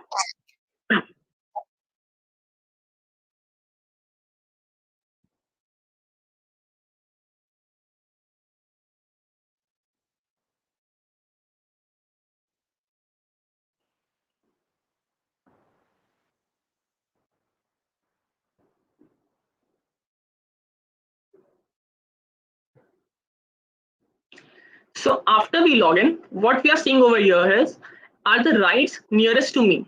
So this is a list of the rides which are scheduled by other farmers or other transporters and they're telling us that okay, we are going from Mumbai city to some other place, and this will happen on some particular date and time. So this is for open access to each and every farmer, so they can plan their transit accordingly. So if we click on the view details, we can see all the details correctly. So all the description is there. So as you can see over here, we have the right description. Why right description is important? Because we don't want the perishable and non-perishable goods to go together. The fishes and the grains can't go together. That will be a very problematic situation. There are other fields like the expected price and phone number.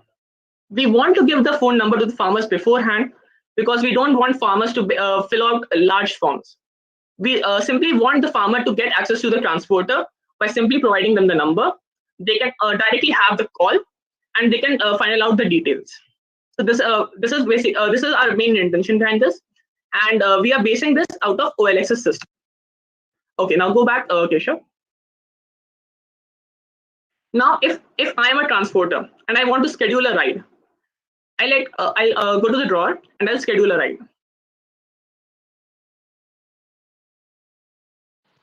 So now over here we have added this interesting feature where the transporter can literally just point on the map for the source and destination. And for this, we have used the OpenStateMaps API, and this will give us the opportunity to interact with the map completely. And the place where we tap will be chosen as the point for source, and then the next one will be chosen for destination.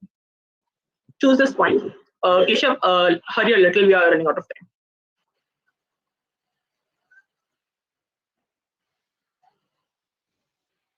So similarly, we'll be choosing the destination as well. Phone number.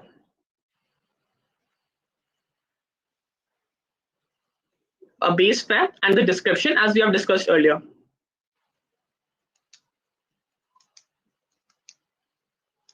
After this is done, we can click on submit. Yeah, this is our calendar view. We can choose the date and time accordingly. No need to type that. We can just simply just tap on it and choose it.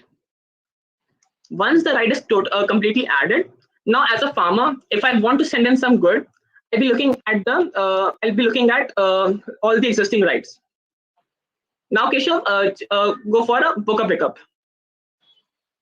Now, this is listing all the rides nearest to me. So we have sorted this number of rides based to the proximity to me. So the Mumbai city is closest to me.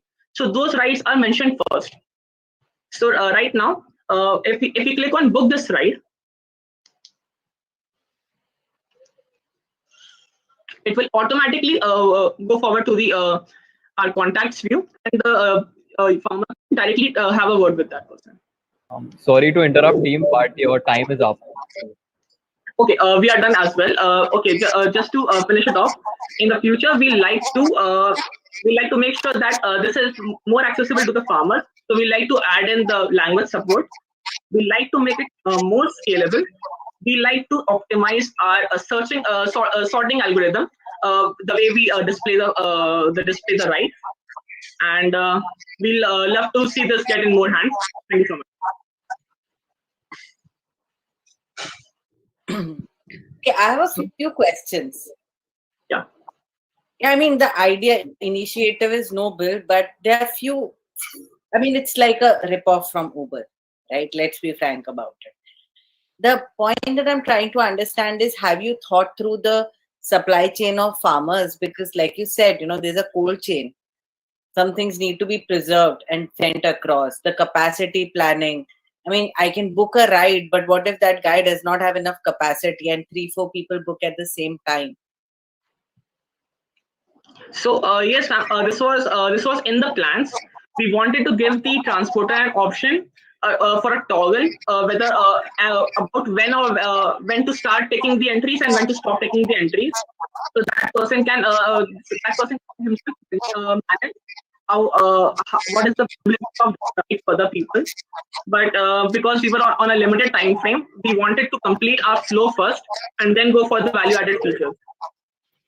One last question is, how do you know? I mean, the farmers could already be doing something like this. Maybe not on an app, something more accessible to them. Because the transporters never spend a penny, of their petrol without loading their trucks to the full. So why would they go for your app? The biggest advantage is exposure, of course, because if we sideline the current version and if we look at the bigger picture, I see this app going to the places like if I'm specifying a point A and B, okay, and if that transporter has to do some multiple drops and picks, that certain point that thing can be empty. The filling can be empty. So I want the farmers. I want the system to be such efficient that the farmers can load and unload the goods in between the route itself. So that will, in turn improve the efficiency of their entire thing.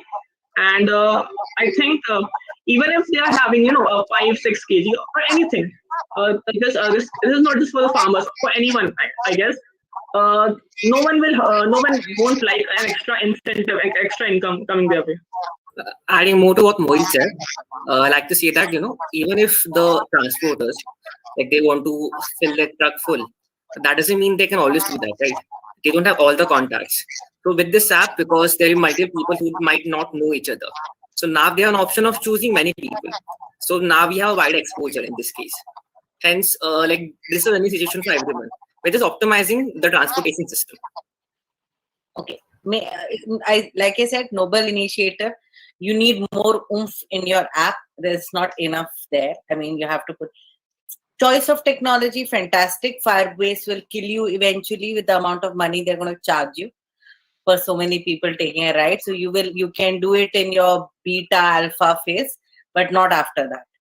It's going to kill you. You won't be able to monetize at all. But nevertheless, Flutter, fantastic, very good. It's coming to the web also. But yeah, you need to put more oomph in your project. Definitely. Yes, ma'am.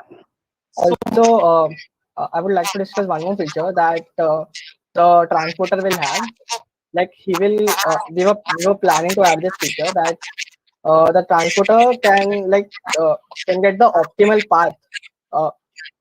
path where he can pick up the goods and products and move along his original route. All right. This where he can get maximum loads, and, right? Yes. Exactly. And also, security was a bit of a concern when we were when we were on the planning stage. So we also had one thing figured that we wanted to add something called as a credibility score, which will be we will be assigning to each and every driver. So after each and every successful delivery, we'll prompt the farmer how satisfied that person was with the entire delivery process, or maybe on a 5-star scale. And based on that, we'll be generating a trust rating, and that way we can also, we can give the farmers an option to sort by maybe the trust scale rating or the distance from that person's current location. So all these things were in the talk, but the time was limited, ma'am. Yeah, I think put timeliness and condition of goods when delivered into the parameters, because that's exactly what they're going to look at. Yes, ma'am. No, I'm done. I'm done with my questions. So on technology front, Mohil, I saw you feed the addresses in the form of longitude and latitude. So is that required? Yes, sir. Sir, what we are doing over here is reverse geocoding, and we wanted to include the maps in our system, and the map API which we were using was giving us the information in the form of latitude and longitude. So, in order to make sure that we can give a much more interactive experience to the user end, we made sure that we can convert back these lats and longs into the real city names. That's called reverse geocoding, and we used API for that. I guess it was open. Position stack. The API's name is position stack. Yeah, position stack. Correct. Yes. Okay. It is an open source API actually. Okay. All right. Overall, it's nice. So, any more feedback from your end, ma'am? No, I'm done. All good. Thank you, ma'am. Thank you, sir. Thank you, everyone. Thank you, Judy. Very much. Thank you. So thank you, team number 35. Now I would request the last team, team number 39, to share their screen and pitch their solution.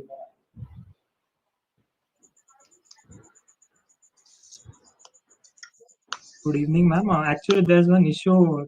One of our member couldn't join. He's trying to get into the meet.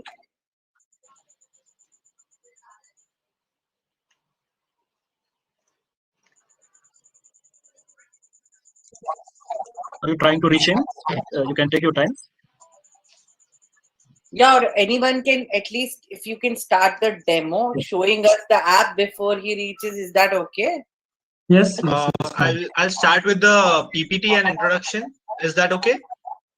Yeah, all right. Just don't Yeah, spend too start much with the time on the presentation. PPT. Yeah, but don't No, spend no, too no, much no, time on not, PPT. not at all, not at all, not at all. Okay, Just give me a second, please. no worry.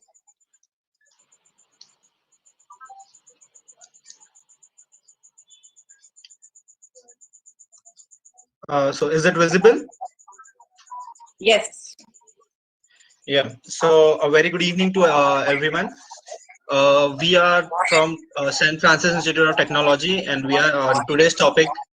Topic is indoor navigation system. Okay. Actually, I can hear my voice back.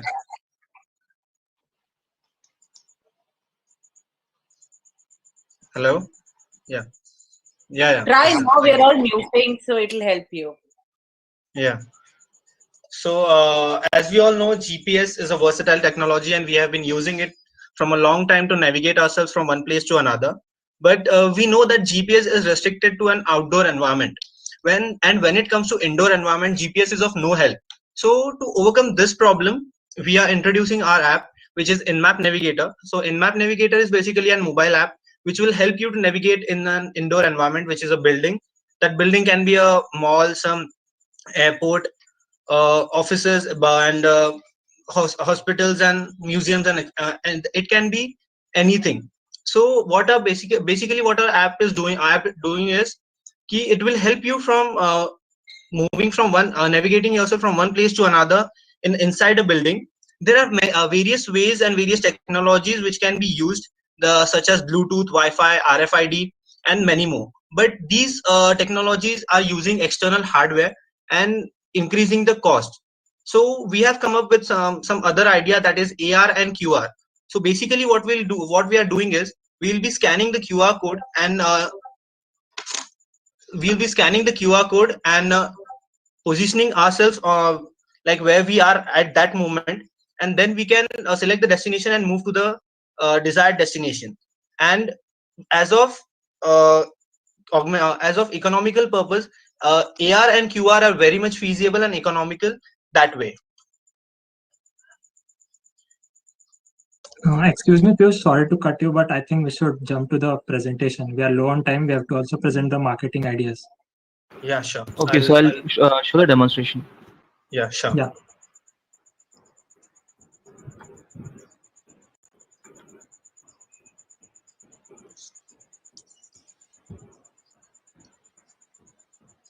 Is it visible now?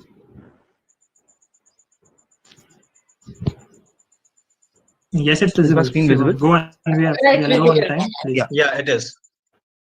Yeah. So the first stage of the application would be to scan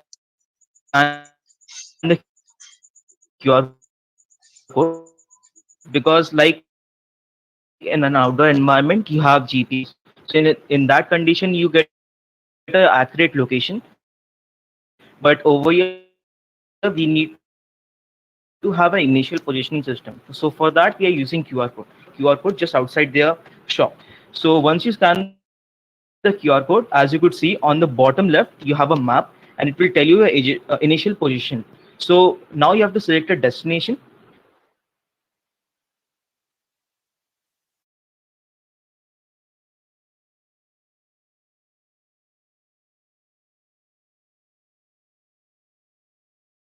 Shivam, the video isn't playing. Shivam, do one thing. You can play the video and mute yourself, as well as your link. You can stop your video so that your net will work faster, and we'll be able to see the video. So what basically the app is doing is when we start the Okay, I'll give you the brief idea about it. When we are starting the app, there's a QR code scanner which will be helping us to scan a QR code and let us know our initial position. And there are two things which will be helping us. There's a switch view button, and there's a scan marker, so that in any case if there is an issue with the positioning, we can scan the code and know our location as again. After that, we can select the destination, and 3D model will be will be appearing on our screen, which will be navigating us to the destination, and there will be a map in the left hand side left bottom corner, which will be helping us to let us know our position on the actual map on of that place. Was it disconnected? I guess I was disconnected. Yeah, you were disconnected. Shivam, are you Would you like presenting? to see the demo I can once show the again? video. Yeah. We are really sorry for this. Actually, he's No facing a worries. little bit of Try connection. again. It's all right. Yeah.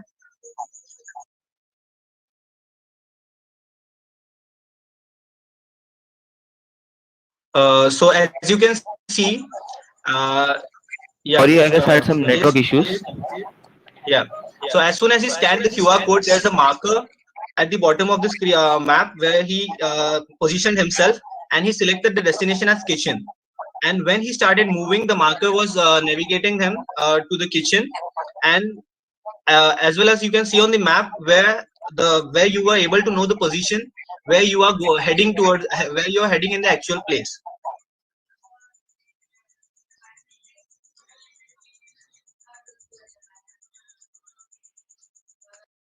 Tejas, can you stop? Like, Yeah. I'll show my screen also, the other video. I guess, is it visible now? My screen, is it visible? Yeah. Your screen is visible. Yeah.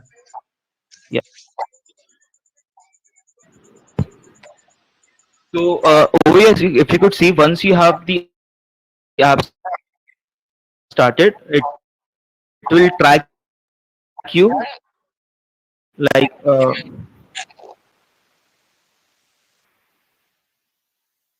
Shivam, your voice is cutting in between. yeah. So as you could hold on. see, I'll take over. like in the start, if you Shivam, your voice is cracking. I'll take move over. freely Shivam, 1 second. You can just play the around, video. the He app is will the be narrator. tracking you, no matter if I guess he's not able to hear us. you have just scanned once. If you select You know, I think the Yogesh tracking can mute Shivam so that you, these guys can talk. and once you select path from that Yes. indoor environment, so like Yeah, we are really sorry. So once you scan the QR code, you don't need to scan it again and again. So and when it's scanned, you can no matter if you don't select the destination, even if you are moving freely, the pointer will be moving itself with you on the whole map. I'm getting disconnected And again. I'm really sorry. I was really Shivam, yeah. I'll, like your voice is cracking a lot, so we'll do it. Sure. So and there's one more function which we are using is when the phone comes parallel to the ground. There's in one video it is shown that when a phone comes parallel to the ground, there's no need of camera. So the app switches to the map view where you can see the path as well as yourself navigating from one to the destination without the AR and the 3D model. Shivam, stop presenting, man. Just after that, to come on the marketing part, our I'm having target some issues. audience will That's why it's be not stopping starting only. from shopping malls and private organizations such as some company which is having a big office. Like they can ask their new employees to have this app installed so that they don't get late on their first day itself. Later on, we are as a future scope, we are planning to add voice instructions and voice command so that it will be really helpful for the visually impaired people. And as soon as we implement that, we can go for government offices and infrastructure, and later we can release our APIs to the crowd. All right, looks good. I was just going to ask how you're going to monetize it, but now I get the gist. So basically, malls it is, right? Yeah. And probably universities, etc., which have large campuses and all, and don't want to share their data that way. Okay. Yeah. Ma'am, also one of the future scope which we had was, ma'am, I can hear again from your feed. It's fine. Thank It's you. fine. Just go on. So, ma'am, actually, we had a future scope where we were going to implement voice commands in this app, so that would help visually impaired people. So basically, they wouldn't need anyone to tag along with them when they have to go anywhere. And so this whole thing, if I get it correctly, Yeah. this navigation that you're doing, it's very accurate. Or what if I want to get? I mean, come on, like the visually impaired person just wants to go from his bed to the bathroom. Yeah. Ma'am, we will convey the command in terms of steps, because visually impaired people count in Correct. terms of steps. Yeah. Will it be that accurate? Like Yes, ma'am. you're touching the Yes, ma'am. table, so Yes. go to the table, go straight to the It's pretty bathroom. simple. Like we can convert the average step of a human being into meters or foot or anything. Okay. And could you tell me what technologies you used for this? Yes, ma'am. We have used Unity. Go on, Krish, if you want to. Yeah, we have used Unity for modeling and designing the app, as well as we have used AR Core for implementing the AR part in the app. And for path finding algorithms, we have used NavMesh. NavMesh. Actually, Shivam, can you present the technical side of things? I'm still having a lot of issues actually with the net. So like I'll share my screen, but I'm not sure if it will be visible or not. Maybe you share should the just screen not so that share they your can see. audio. Just Hello, share. team. Sorry to interrupt, but your time is up. If we have any question answer session, so we can start with it. Sure. Yeah, fine. So, ma'am, any questions from your side? Okay. Okay. You wanted your teammate to show something, right? What was that? Yeah. Actually, it Ma'am, was it's just the the technical part. If we can skip on that if you want to. Abhishek, What actually, Abhishek sir has seen everything. Unity At model that time, it was and pretty smooth. the 3D model in Unity and how everything was implemented, like the nodes and all, the NavMesh part, how it is implemented, as well as the navigating part and walking area. As you said that as you spoke about the accuracy part. Okay. All right. So I think I'm done with all my questions. Other judges can proceed. I have one question. So this you have done in the same 30 hours, or it has been like some your other project which you continued into a hackathon? Actually, what we did was we took some a friend's flat, so and we were not having the exact blueprint of it. So we did measurement, and the 3D modeling part was done before the hackathon, but the implementing of NavMesh and AR Core was done in these 30 hours. Basically, the 3D modeling and the coding part was done during these hours. Okay, thank you. That's it from my side.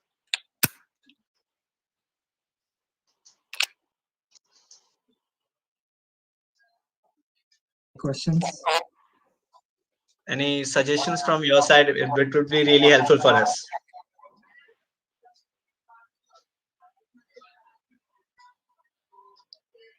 Yeah, I think you need to make it very, very accurate and actually targeted for blind people, blind, visually impaired, whatever, So you have to focus. The technology looks cool. Yeah. You need to have precision.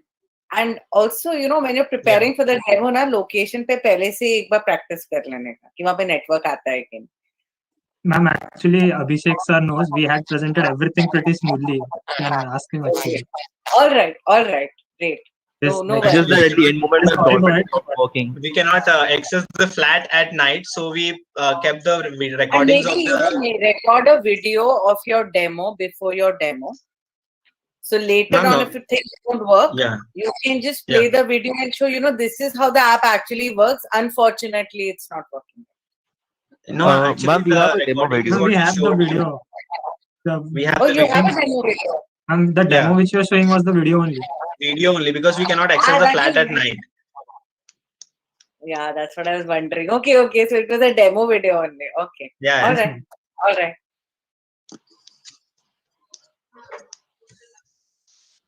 So if you have any other But questions. then any of the two of you could have shown the video. Now, why were you asking him to show?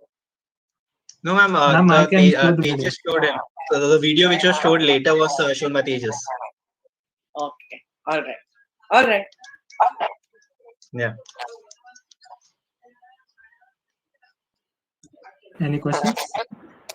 Any suggestions or questions?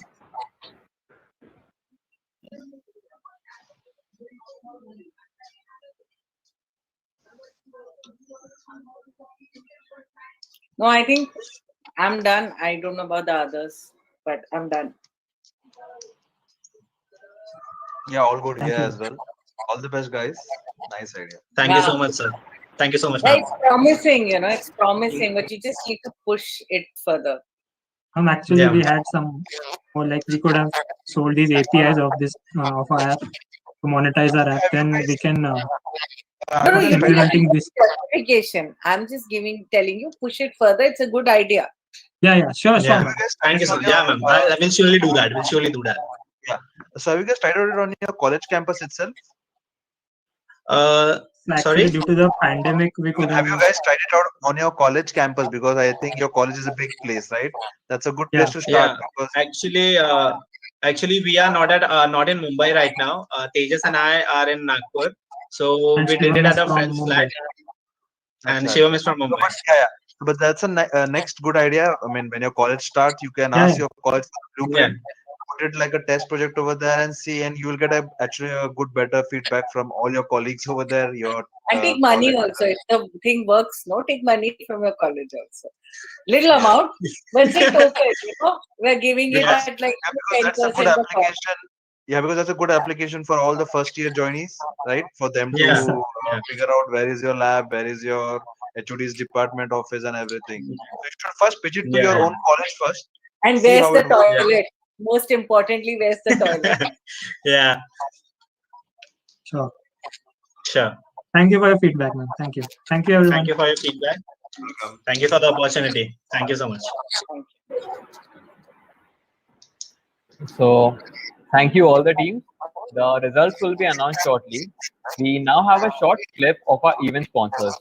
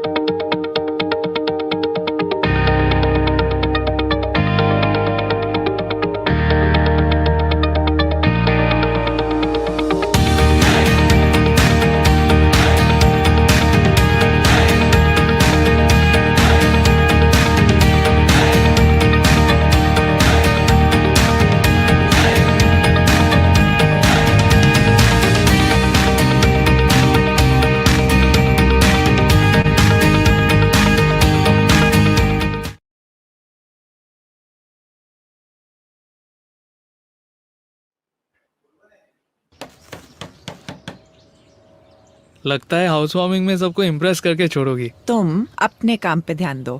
Ji madam.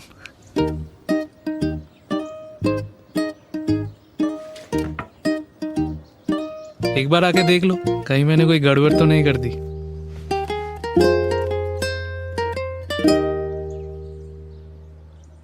सिर्फ मेरा नाम क्यों? अरे जिसने घर खरीदा है उसी का नाम होना चाहिए ना। और फ्रेंड्स क्या कहेंगे? फ्रेंड्स कहेंगे कि काश अपनी बीवी भी ऐसी होती। पिछले 100 सालों से ऐसी हर अच्छी शुरुआत का साथ दे रहे हैं हम और हमारी new age banking services union bank of India.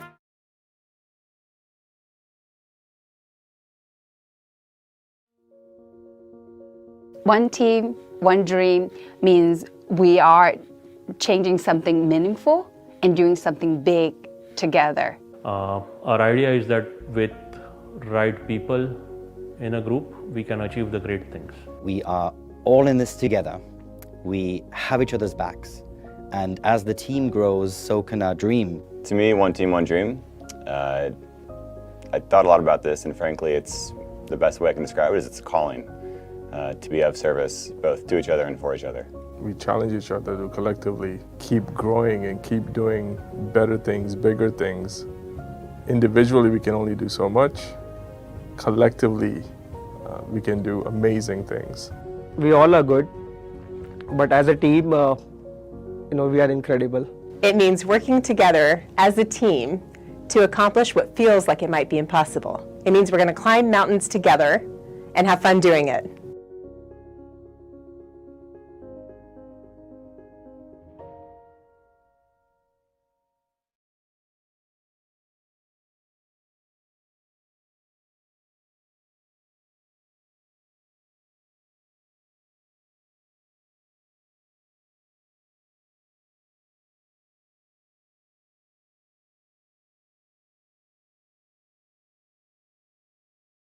Pathan, and it gives me a great pleasure to be here as a jury member in VCET Hackathon 2021. I still remember my hackathon journey back in 2018 when I was one of the organizers and one of the participants, and it was such a great experience just being part of the hackathon. And it was so different back then. I have seen VCET Hackathon evolve so much over the years, in last 3 to 4 years, and today here we are like with so many different teams with different creative and innovative ideas. And I think hackathon plays really an important role for any, be it a student or a professional. Basically, it's this concept of hackathon where you have to code something, you have to build something.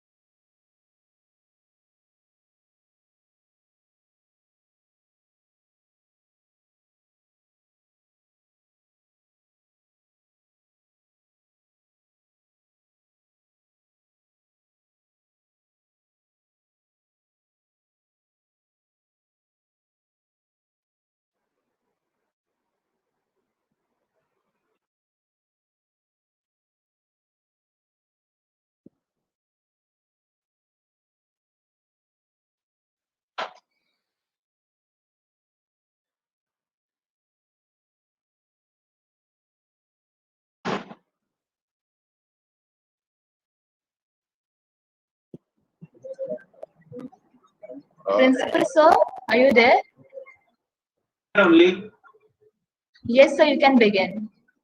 You can just share a few words with us. Very good evening to all. Head of the Department of IT, Dr. Varnali, the participants of this Hackathon 2021, the respected judges, without whose help this tournament could not have been a great success. That is what I feel. I take this opportunity to congratulate all the teams who have participated, and we are thankful to them for their participation. I'm also thankful to the judges who are a part of this Hackathon 2021. So as I said in my earlier inaugural speech, that what are the things we are targeted when we talk about the tournaments like Hackathon. So there are various aspects like the team, all the teams have gone through. It may be just working in the team, but ultimately the collaboration in the what we call is the time frame. Maybe that is one of the important aspect, which I feel is the highlight of this kind of tournaments which we are talking about the Hackathon. And definitely, we hope that the experience which these teams are getting in this tournament, definitely it will help them in future with respect to the next level of the tournaments where we talk about Smart Hackathon, as well as maybe as other tournaments which are held at the Indian and Asian level. So congratulations to all, and I would also like to congratulate all the organizing team who have taken a hard trouble in making this event a great success. So on behalf of management of Vidyavardhini College of Engineering, I thank everybody. Thank you everyone.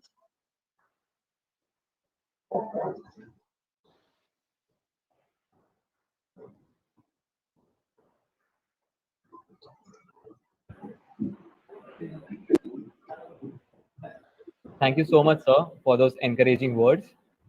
I would now like to just read out a small message sent by our judge, Mr. Abhishek Gharat, as he is not here in the meet. Hi everyone, I'm sure it has been a challenging and exciting last 30 hours for most of you. Some of you might not have even completed your sleep in this pursuit, but whatever the case, pat yourself on the back. In a few moments, all the judges will have made a decision, and whether your group wins or not, everyone will breathe a sigh of relief. The hackathon's winners will probably party tonight, and the rest may be a little sad, but I know they won't lose their spirit. But if you ask me, the true winners aren't going to be decided today, because we judges can see your present idea but not your future. The true winners are those who will continue evolving and pursuing an idea, despite challenges and harsh falls. One of you in this room is working on the world's next big idea. In your mind, you have your doubts and you don't know if it will work right now. You even have your share of challenges. I know how it is. All of us judges have gone through it. That one person or that one team in this room will not give up. And when the time comes, the world will choose them as the true winners. Are you the one? I will look forward to meet and have your autograph one day. These were the words by our judge, Mr. Abhishek Garat.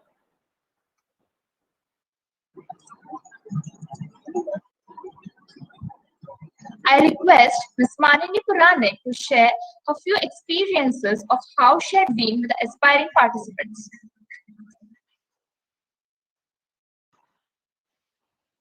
Ma'am, you're not audible. Your mic is off. All right. Can you guys hear me now? Yes, ma'am. All right. So I had great fun. Okay, first off. And some of the ideas were fantastic. Whatever be the hiccup, somebody's demo did not work, somebody's program errored out. Believe me, it all works based on Murphy's law. What has to go wrong will go wrong. And throughout your life, whatever demo you're going to give, you're going to face these issues. So just be better prepared. That's what you're going to learn from this. I mean, I learned to be better prepared at my job, not before that. You have the opportunity to learn before that. There's just few things I want to tell you. I mean, whether you become an entrepreneur or an intrapreneur, which is you work in a company and you become innovative and everything, just few things, know your market, understand your monetization plan. How are you going to make money out of it? Because too many startups, too many ideas come every day and they have a big fall simply because they were not able to sustain that idea. So think through that, It just takes some time, where you guys are talented, you're programmers, right? So you can build this idea versus that idea.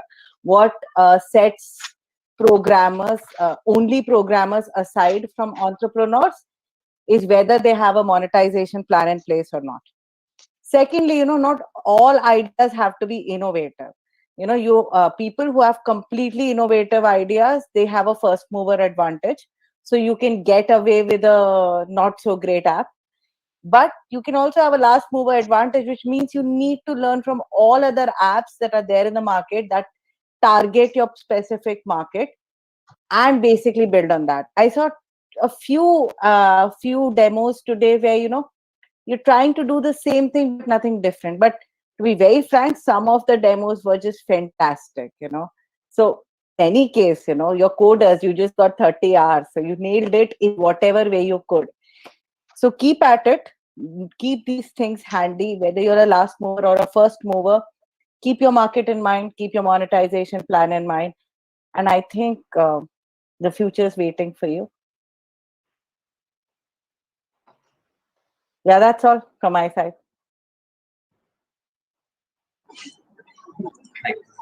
Thank you so much, ma'am. I will request Mr. Prabodhan Patil to give some valuable inputs from his side.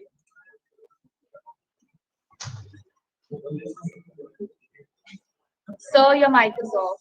You can just on. Thank you, Jitnasa. Good evening, everybody. Thank you, Principal Sir. Thank you, judges, and thank you all coordinators and volunteers. So first of all, it was immense pleasure to be the part of this VCET technology event. And I'm thankful to the management, especially Professor Sai Patil and Professor Chandan Kolbankar, and the management for serving me an opportunity to evidence this mesmerizing ideas of young participants. I could feel at the college, though I was not as intelligent as you, and this event has literally made me nostalgic. So it takes actually it takes a courage and a lot of passion to accept such challenge to create something within just 30 hours. So yeah, everybody, each participant has great future, I think. And as Manini said, they can monetize their projects by collaborating with big organizations. So organizations can hire them, they can like sell their product to them, and they can also serve the society. Again, thank you for each and everybody who has taken this painstaking efforts to make it make this event excellent. Yeah. So I would not judge any team basis on this particular event or basis on this 10 minutes interview or demo, because there is a saying, the whole is always more than sum of its parts. And from my side, I would like to give one piece of advice which I got from my mentors. Probably you felt discouragement while your program was not running, your system was down, your network was not intact. But my piece of advice to you is that in the future, you plan the things in such a way that you don't have to regret. My mentors told me, if you get an hour to cut the tree, spend your 45 minutes to sharpen your axe. So that's the suggestion, and you won't have a regret anymore. Again, I'm congratulating all the stakeholders for their enthusiasm and creating such a quality event. I will also congratulate all the participants Thanks for participating. Winning and losing is different thing. So just keep working and all the best. All the best, everybody. Thank you. Thank you so much, sir, for those great words. I would now invite the head of VCET Hackathon 2021, Ms. Saima Sayed, to extend the vote of thanks. Thank you so much, Yogesh, for the invitation. So, first of all, I'd like to say a very good evening to each one of you present here, especially Dr. Harish Vankudre, our principal sir, our HOD sir, and all the wonderful judges present here. Today, I actually initially planned to say a lot, but it has been too much time. So let me choose an informal way and try to keep it short. So as you all know, it has been an intensive 2 months, which were both productive as well as fruitful.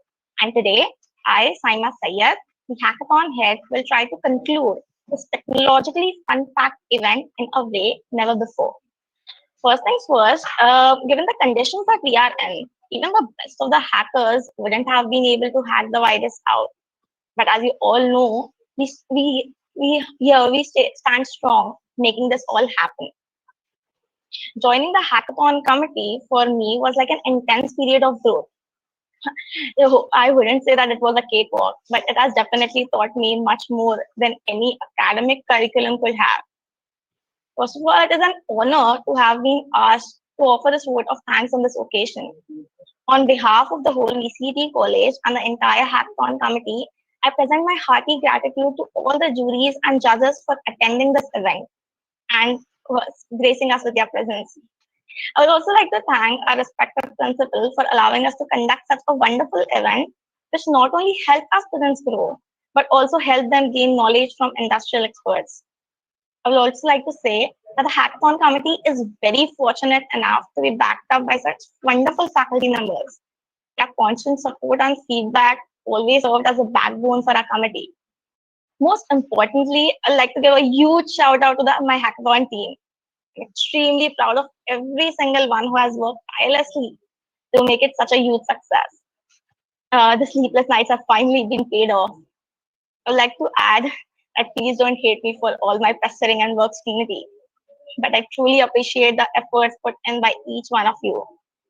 I'd like to personally thank some of the core hackathon members, such as Kaushik for his awesome technical and editing work, Abhinav for keeping our accounts in check, and Samir for all management of this event.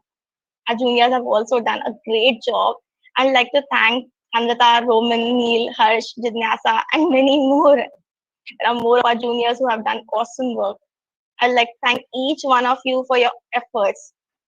Finally, I couldn't possibly go home without thanking our lovely participants, right, who showed up in large numbers.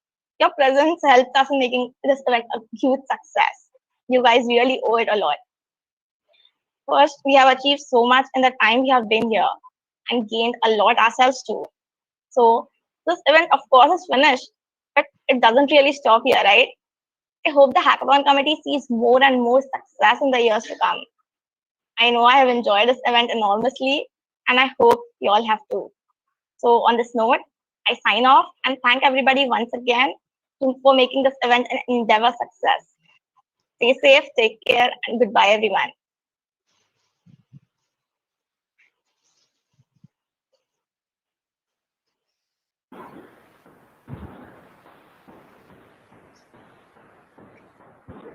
Thank you, Saima. That was very encouraging. I will now just confirm if we are ready with the winners or not, so I request the participants to stay tuned.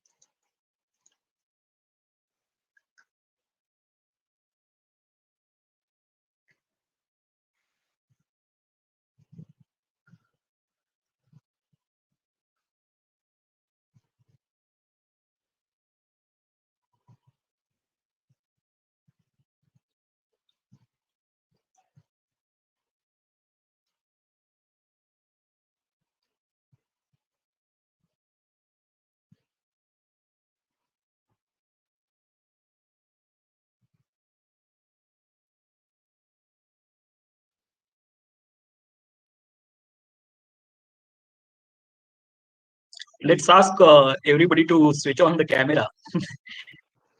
It's time for celebration.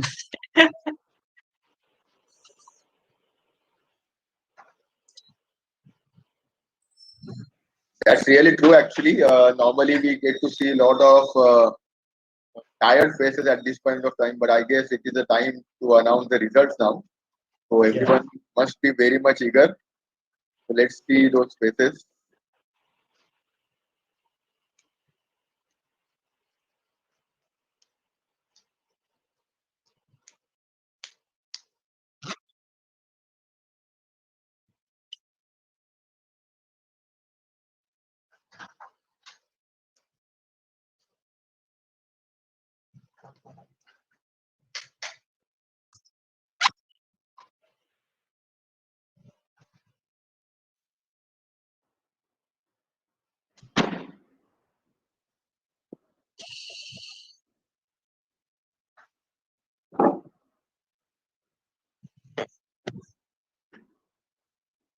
Yeah, the technical team is, I guess, busy with something. So by the time I will take this opportunity to take the control of the show.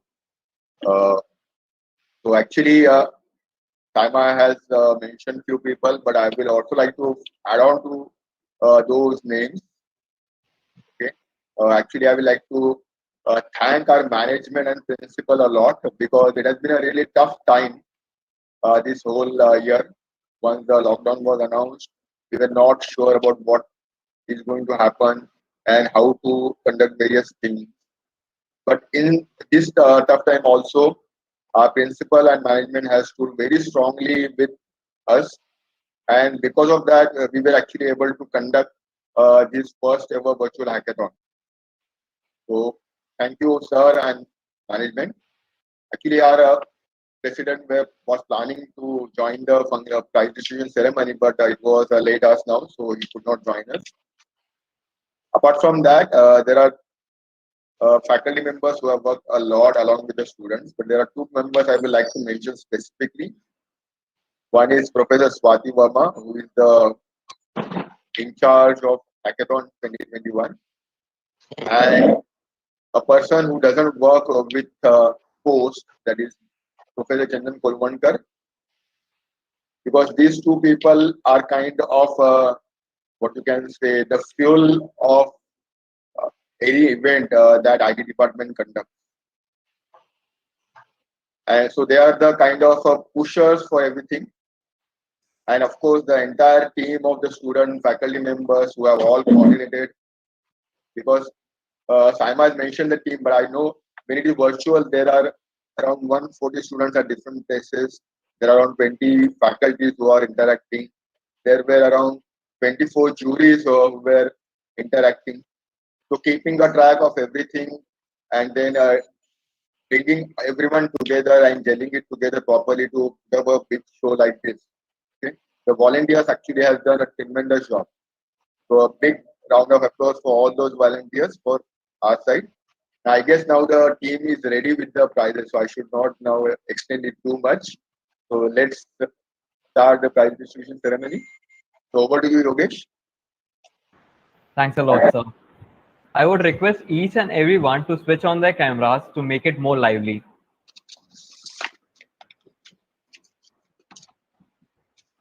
It's now time to announce the winners, but before that, please allow me to quote Phil Jackson.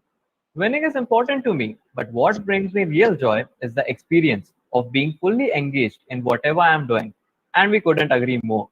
So many congratulations to all you supremely talented minds. After the overwhelming response from the participants, we have some exciting rewards for the top 6 teams. The first jury round saw teams presenting their innovative ideas and thoughts, and the team with the best idea will be getting free courses from Fox Miller. I request the HOD of Information Technology Department, Dr. Ashish Vanmali sir, to announce the team with the best idea. Thank you, Yogesh. So I'm getting a chance to announce the team with the best idea. But let me tell you, for me, all the 40 teams actually had all 40 brilliant ideas. Okay, but it is just a competition where we have to choose one. So there was a debate also to whom to give this prize. But finally, based on the originality and the way the things were presented to the juries, The team that has received the prize for the best idea is team number 39, Team Enigma. Congratulations. Thank you, sir. Thank you. Congratulations. Thank you. Congratulations to Team Enigma. I would like to take the name of the team members, Shivam Sinha, Tejas Dayal, and Piyush Surkar. Congratulations, team, and thank you so much, sir.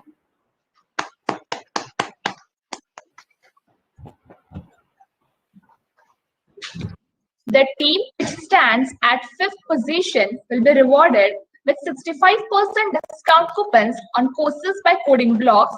This card will provide lifetime membership on their accounts. Geeks for Geeks will offer them discount coupons worth ₹300. Also, JetBrains will be providing free access to the JetBrains Student Support Program and JetBrains IDs, and Foxmulla will be providing free courses to the team members. I request Mr. Rajnikant Puchari to announce the team which stands at 5th position. Yeah, hi. Okay, so this was one of the interesting, and I think it is one of the unique ideas that we saw in this hackathon. So the 5th place goes to, once again, the team Enigma. Congratulations, guys. You are the winner for the 5th place. I'll play the sound of clapping. Thank you. Thank you. You should have the background sound of clapping.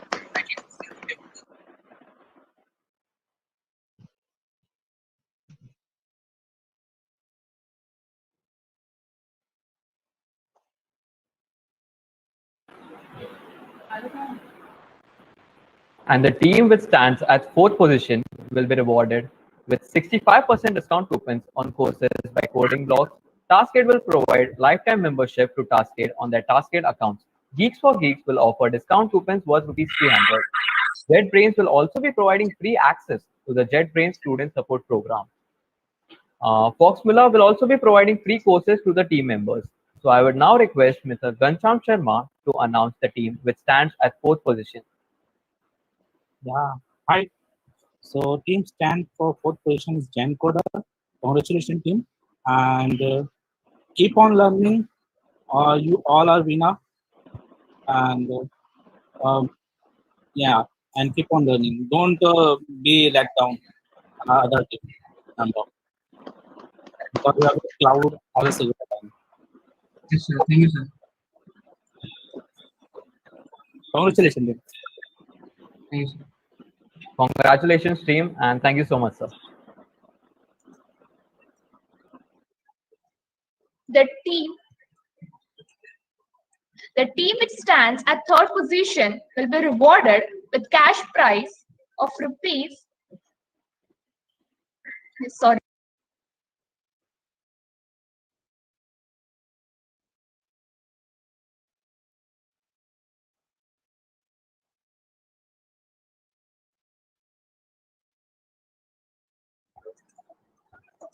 Yes, actually, we were just discussing about it.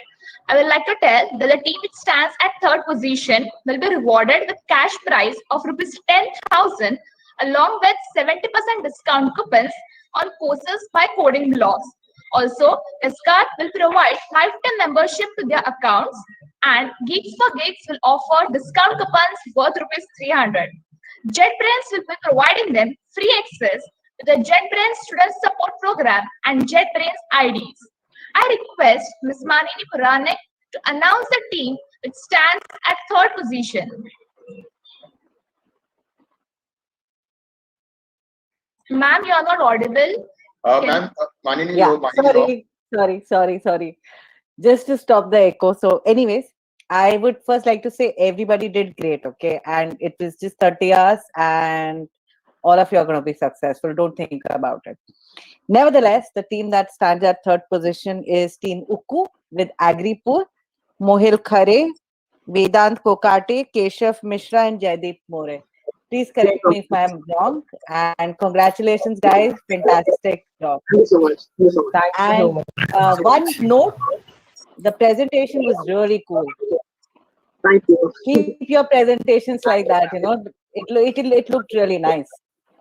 Thank you so much. Thank you so much, ma'am. Thank you, ma'am.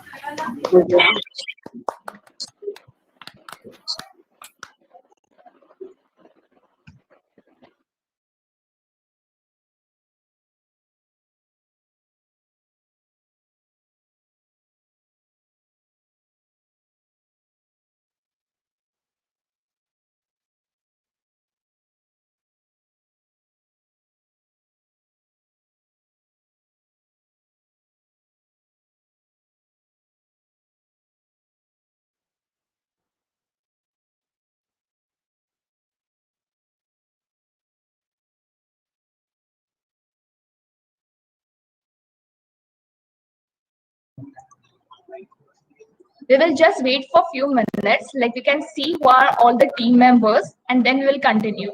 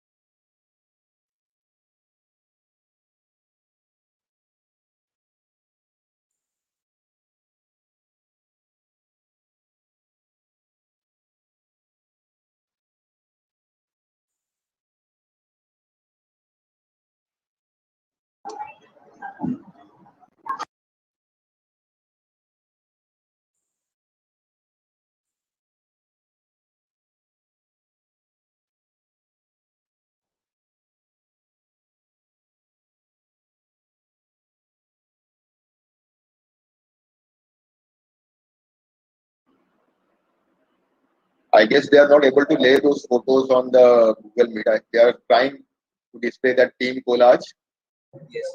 Yes, sir. We are actually trying it so that everybody who are live on YouTube can see them.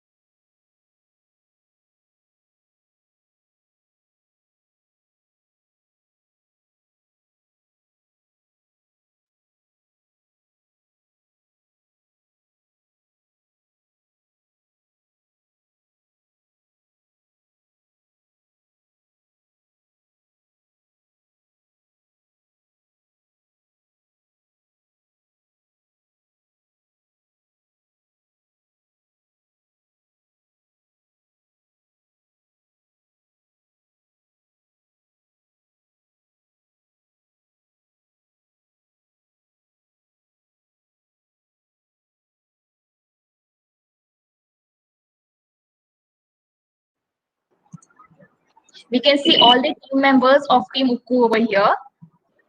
They have done very well for this. So I would like to congratulate them for this. Thank you. Thank you so much. Thank you. Thank you so much. Thank you. Thank you.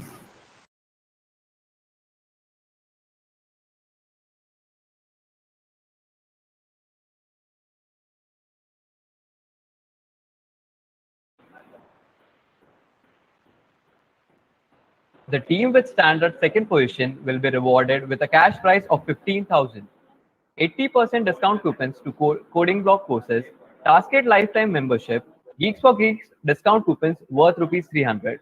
Also, JetBrains will provide free access to the JetBrains student support program. I request now Mr. Prabodhan Patil to announce the team with standard second position. Okay, so I'll give a hint here. They are 10,000 crores in numbers. And if you put them one after another, they will make one complete round to the earth.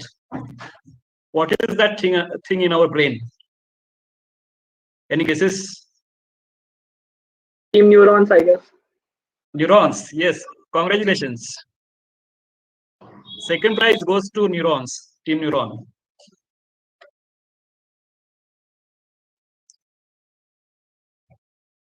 Hello. Hello. Hello. Are you able to hear Yes. me, sir? Thank you very much, sir. Thank you. Pleasure to participate in this hackathon. Congratulations, Team Neurons. That was so Thank great you. for you. Thank you, ma'am. Congratulations, team. Wishing you great success in life.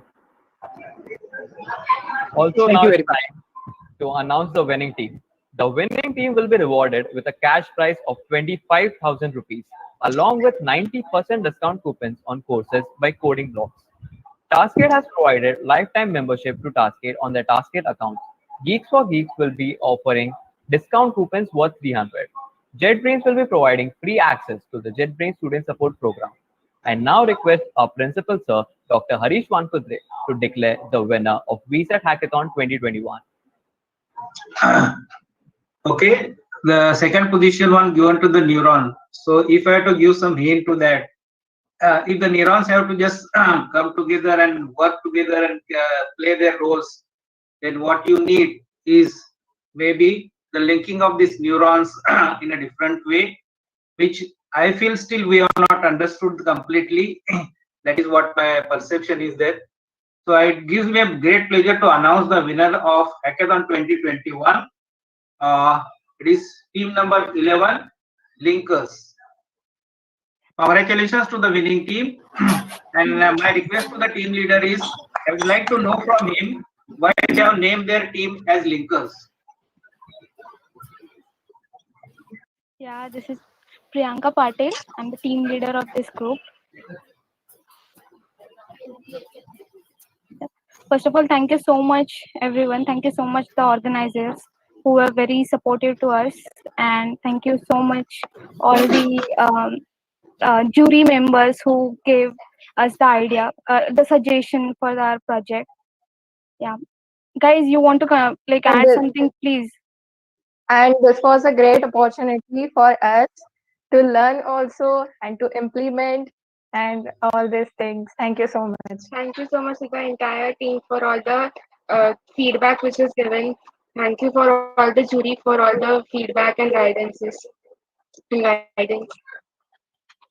Thank you, everyone. The question is asked why our team name is Linkers. Because in our project we fetch the 3D assets model and auto source, and we link both together, and also we use a Viforia link to the Android engine, so that we gave the name as Linkers.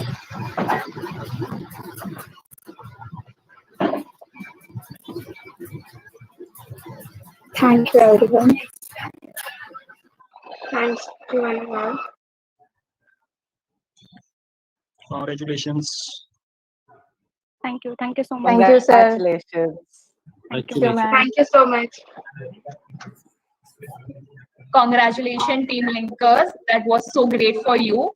You will be rewarded all the prizes, and all those things will be made to all the teams about all the courses. Okay. So, as all good things come to an end, and the same must be said about our event. While we had a great time hosting the event, and we absolutely loved seeing your enthusiasm, the time has come to call it a day. On this note, we sign off and thank everybody once again to make this endeavor successful. Thank you so much.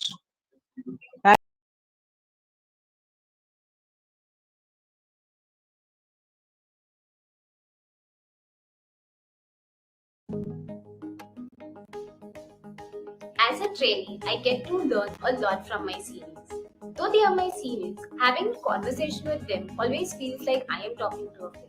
People here are so friendly and welcoming. The training period itself has helped me boost my confidence a lot. People here are really fun to work with, and they always keep us inspired and motivated.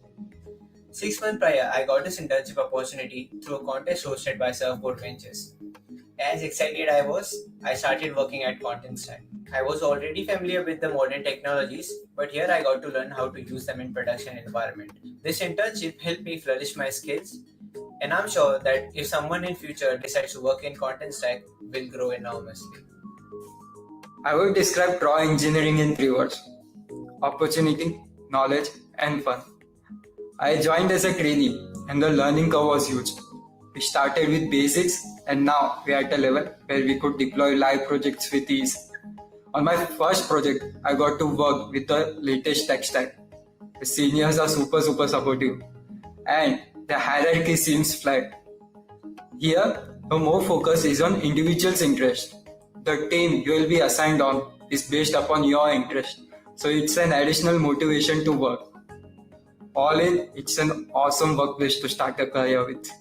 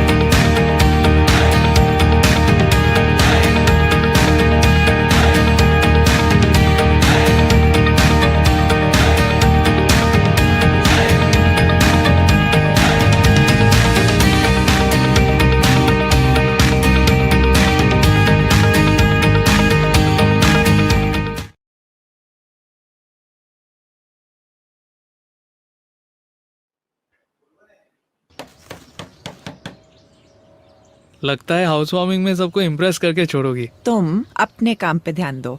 Ji madam.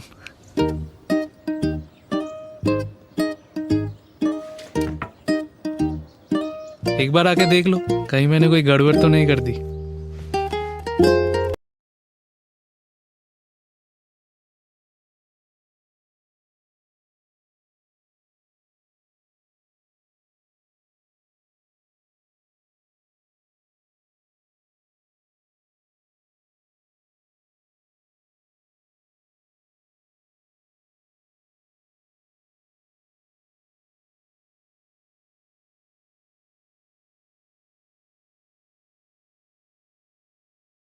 Goosebumps every time.